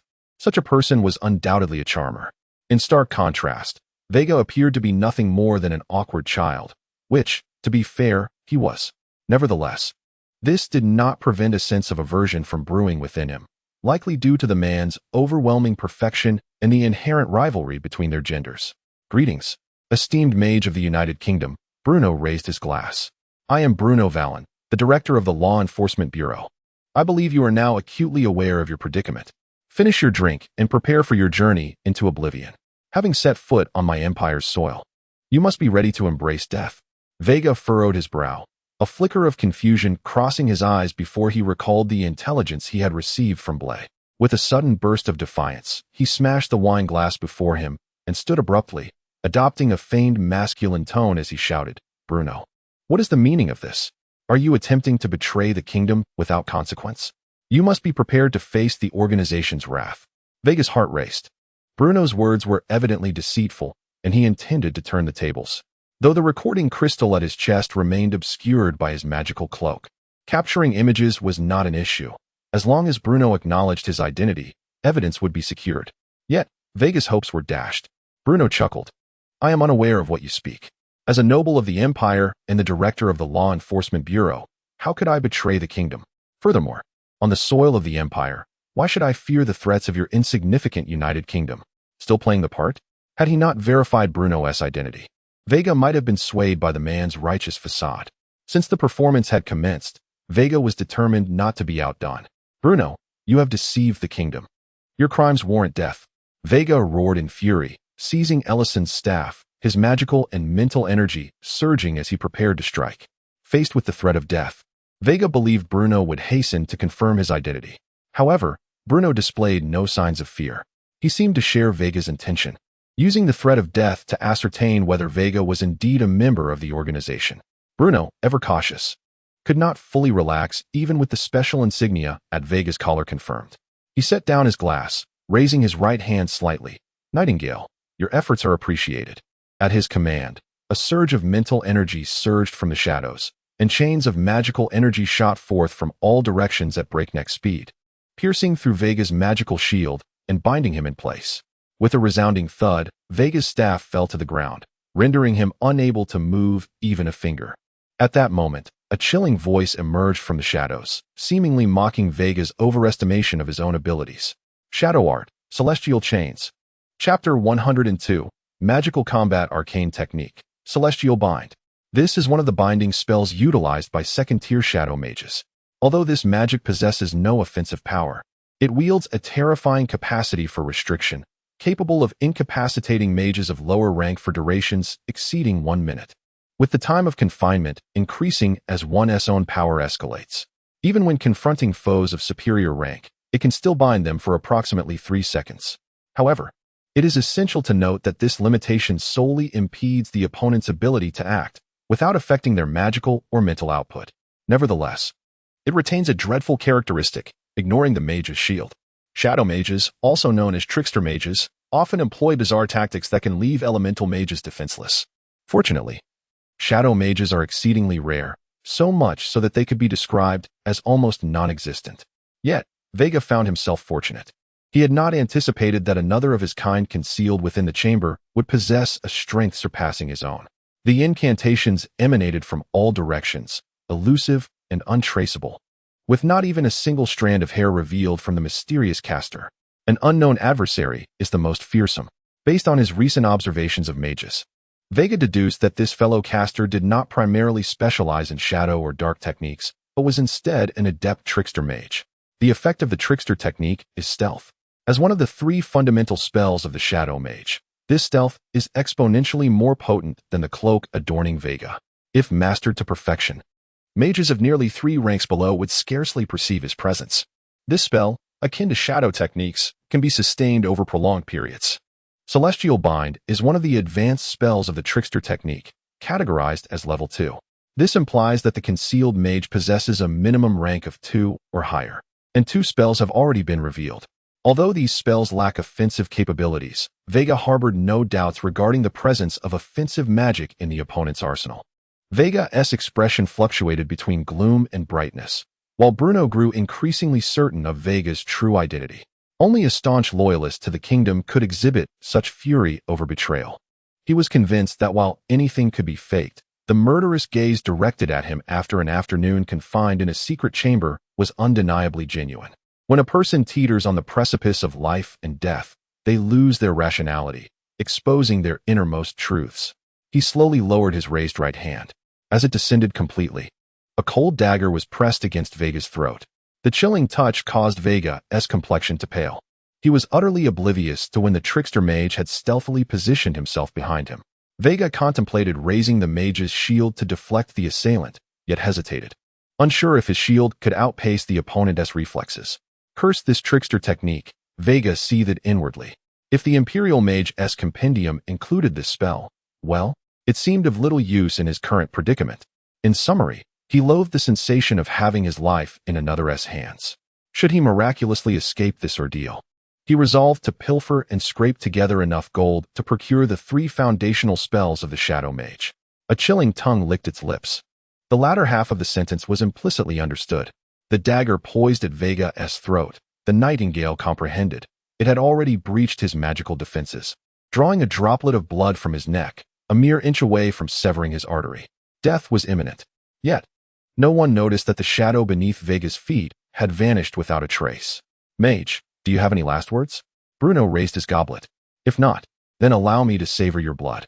As he spoke, he took a step forward, yet that step felt as heavy as lead. He could neither lift it nor dare to.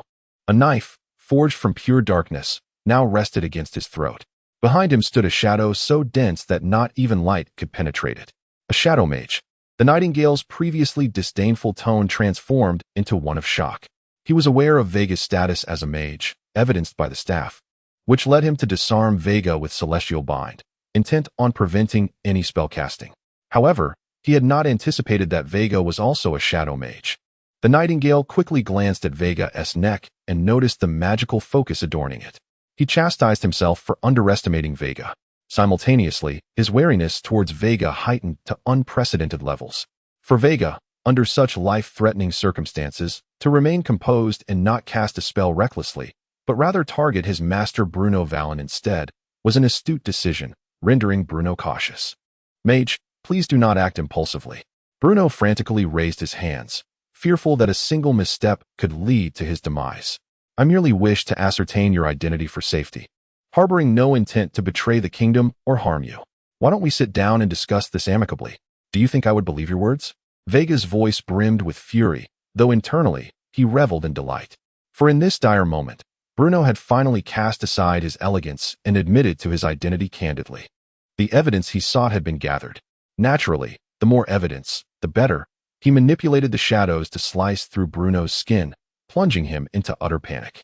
Please, mage, hold, Bruno exclaimed, feeling the sharp sting at his throat. I assure you, I harbor no intention of betraying the organization. My entire Valen family has relocated to the kingdom of Kasurai. I, Bruno, would never jest with the lives of my kin. Best not to deceive me. Veiga's tone shifted to one of hesitation, following Bruno's words as a stepping stone. Noticing the slight shift in Veiga's demeanor, Bruno seized the opportunity, signaling the nightingale to withdraw as a gesture of sincerity. The nightingale huffed but complied, lowering his dagger and stepping back, feigning indecision for several seconds. Veiga finally dispelled the shadow technique. As the threat to his life dissipated, Bruno exhaled deeply. He promptly saluted Veiga with a military gesture, declaring, Mage, I, Bruno Valen, Chief of the Kingdom's espionage system, Kalini Division, extend my highest respect to you. Your journey has been arduous. The Kasirai Division is codenamed 007. Veiga returned the military salute and began to weave a tale of his own. Chapter 103. Speaking without restraint in the Galasiri City branch, designated as 007. He possessed little knowledge of the United Kingdom's espionage system. However, he knew that the city closest to Karieni was Galasiri, and thus he casually mentioned it, as there was no better alternative available. As for the risk of exposure, humanity has always believed only in what they wish to believe. The prior tests had alleviated all doubts from the other party. Now, as long as Veiga did not say anything too outrageous, Bruno would generally be inclined to trust him. Even if he did say something absurd, Bruno might assume Veiga was merely jesting. 007. Bruno's lips twitched, as if he wished to inquire further, but ultimately he closed his mouth. He certainly did not know when the kingdom's espionage system began using numbers as code names, yet he harbored no suspicions about Veiga, for Veiga's identity had been indisputably confirmed. Furthermore, coming from Galasiri City, he was naturally at the forefront of the organization. It could very well be a new nomenclature adopted by the organization. Mr. 007. Bruno's lips curved slightly. He found the code name somewhat ludicrous. Then, upon observing Veiga's ghostly attire, he felt that the reality was even more ridiculous than the title itself. What instructions do you have for me, General Bruno Valen? Veiga intentionally included both name and title, aiming to gather more audio evidence. Ahem. Veigar cleared his throat with a raspy voice. I have been sent here with important matters to convey, but this information is meant solely for your ears. As for other unrelated individuals, Veigar glanced around the room, either deliberately or inadvertently. He noticed that the enigmatic sorcerer had vanished once more, and with his abilities, he could not detect a trace of the other.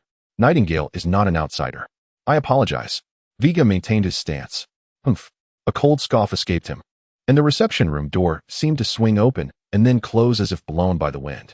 During this brief moment, Veigar saw no one, yet he sensed that something was amiss in the room, evidently indicating that Nightingale had departed through the reception room's door. Once again, Veigar experienced the terror of the sorceress arts. Mr. 007, may we speak now? Certainly. Upon hearing Veigar praise his exquisite wine, Bruno's eyes sparkled with delight. He elegantly lifted another glass from the table and poured half a cup, then, with the grace of a gentleman, pushed it towards Veigar while gesturing invitingly. His gaze towards Veigar transformed into one of friendliness. Veigar lifted the wine glass. He appeared composed, quiet, and self-assured, yet inside, he was in a state of utter turmoil. From the moment Bruno inquired about his purpose, Veigar had employed every tactic to buy time while contemplating how to articulate a response that would satisfy Bruno, allowing him to extricate himself swiftly and utilize the gathered evidence to barter with the military for his due rewards. The conversation took a swift turn.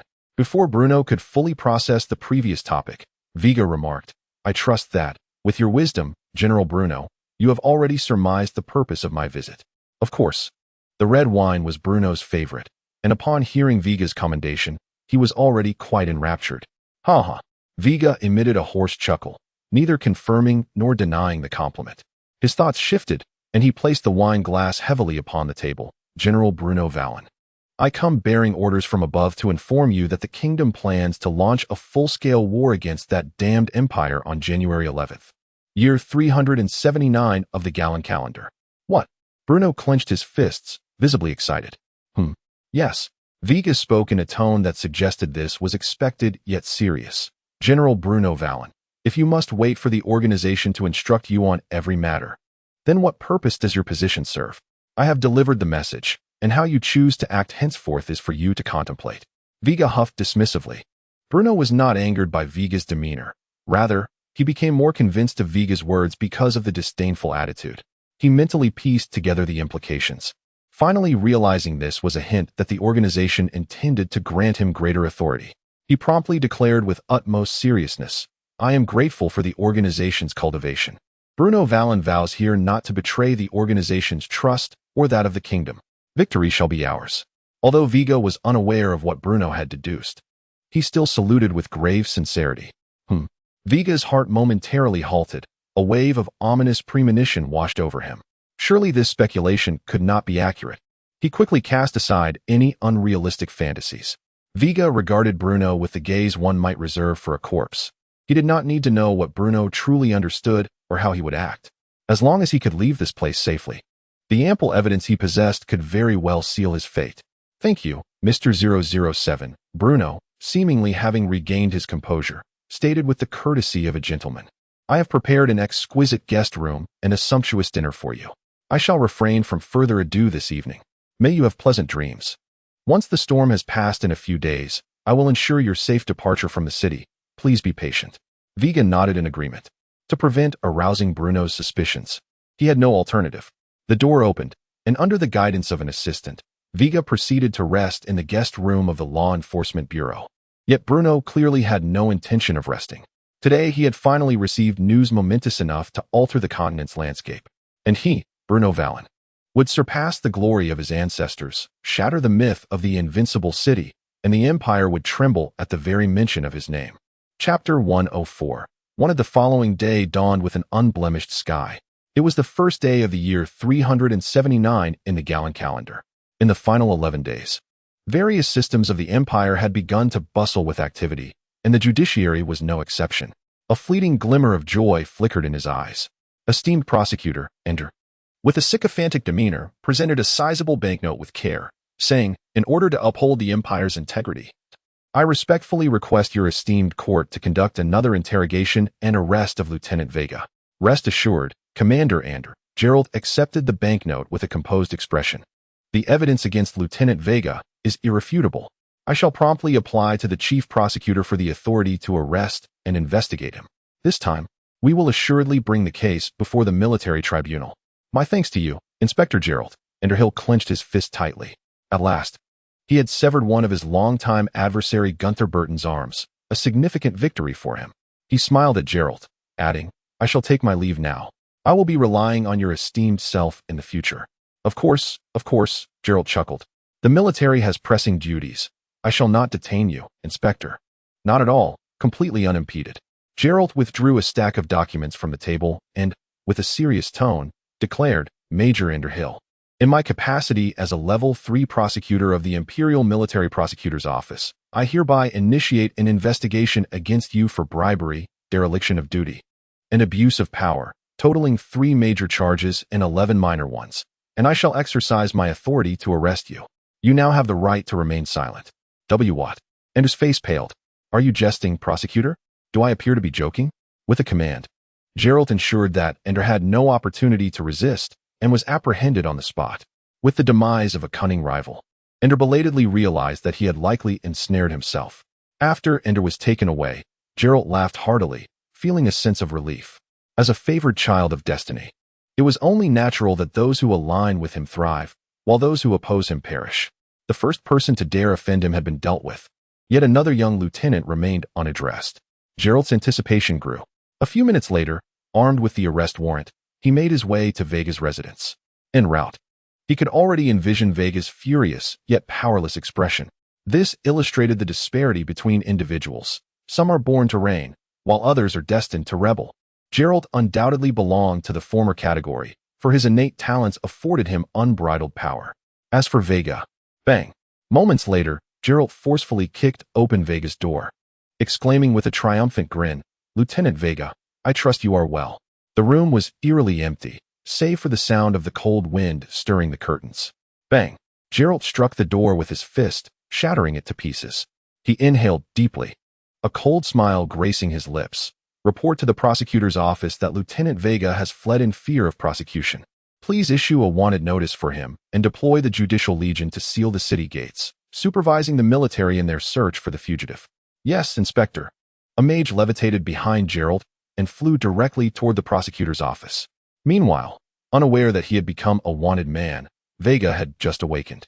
The reason he had slept in until midday was that the previous night, in order to conceal his identity, he had neither bathed nor removed his foul-smelling magical cloak, eventually tossing and turning in bed until late into the night before falling asleep. Knock, knock, knock. Strictly speaking, he did not wake naturally.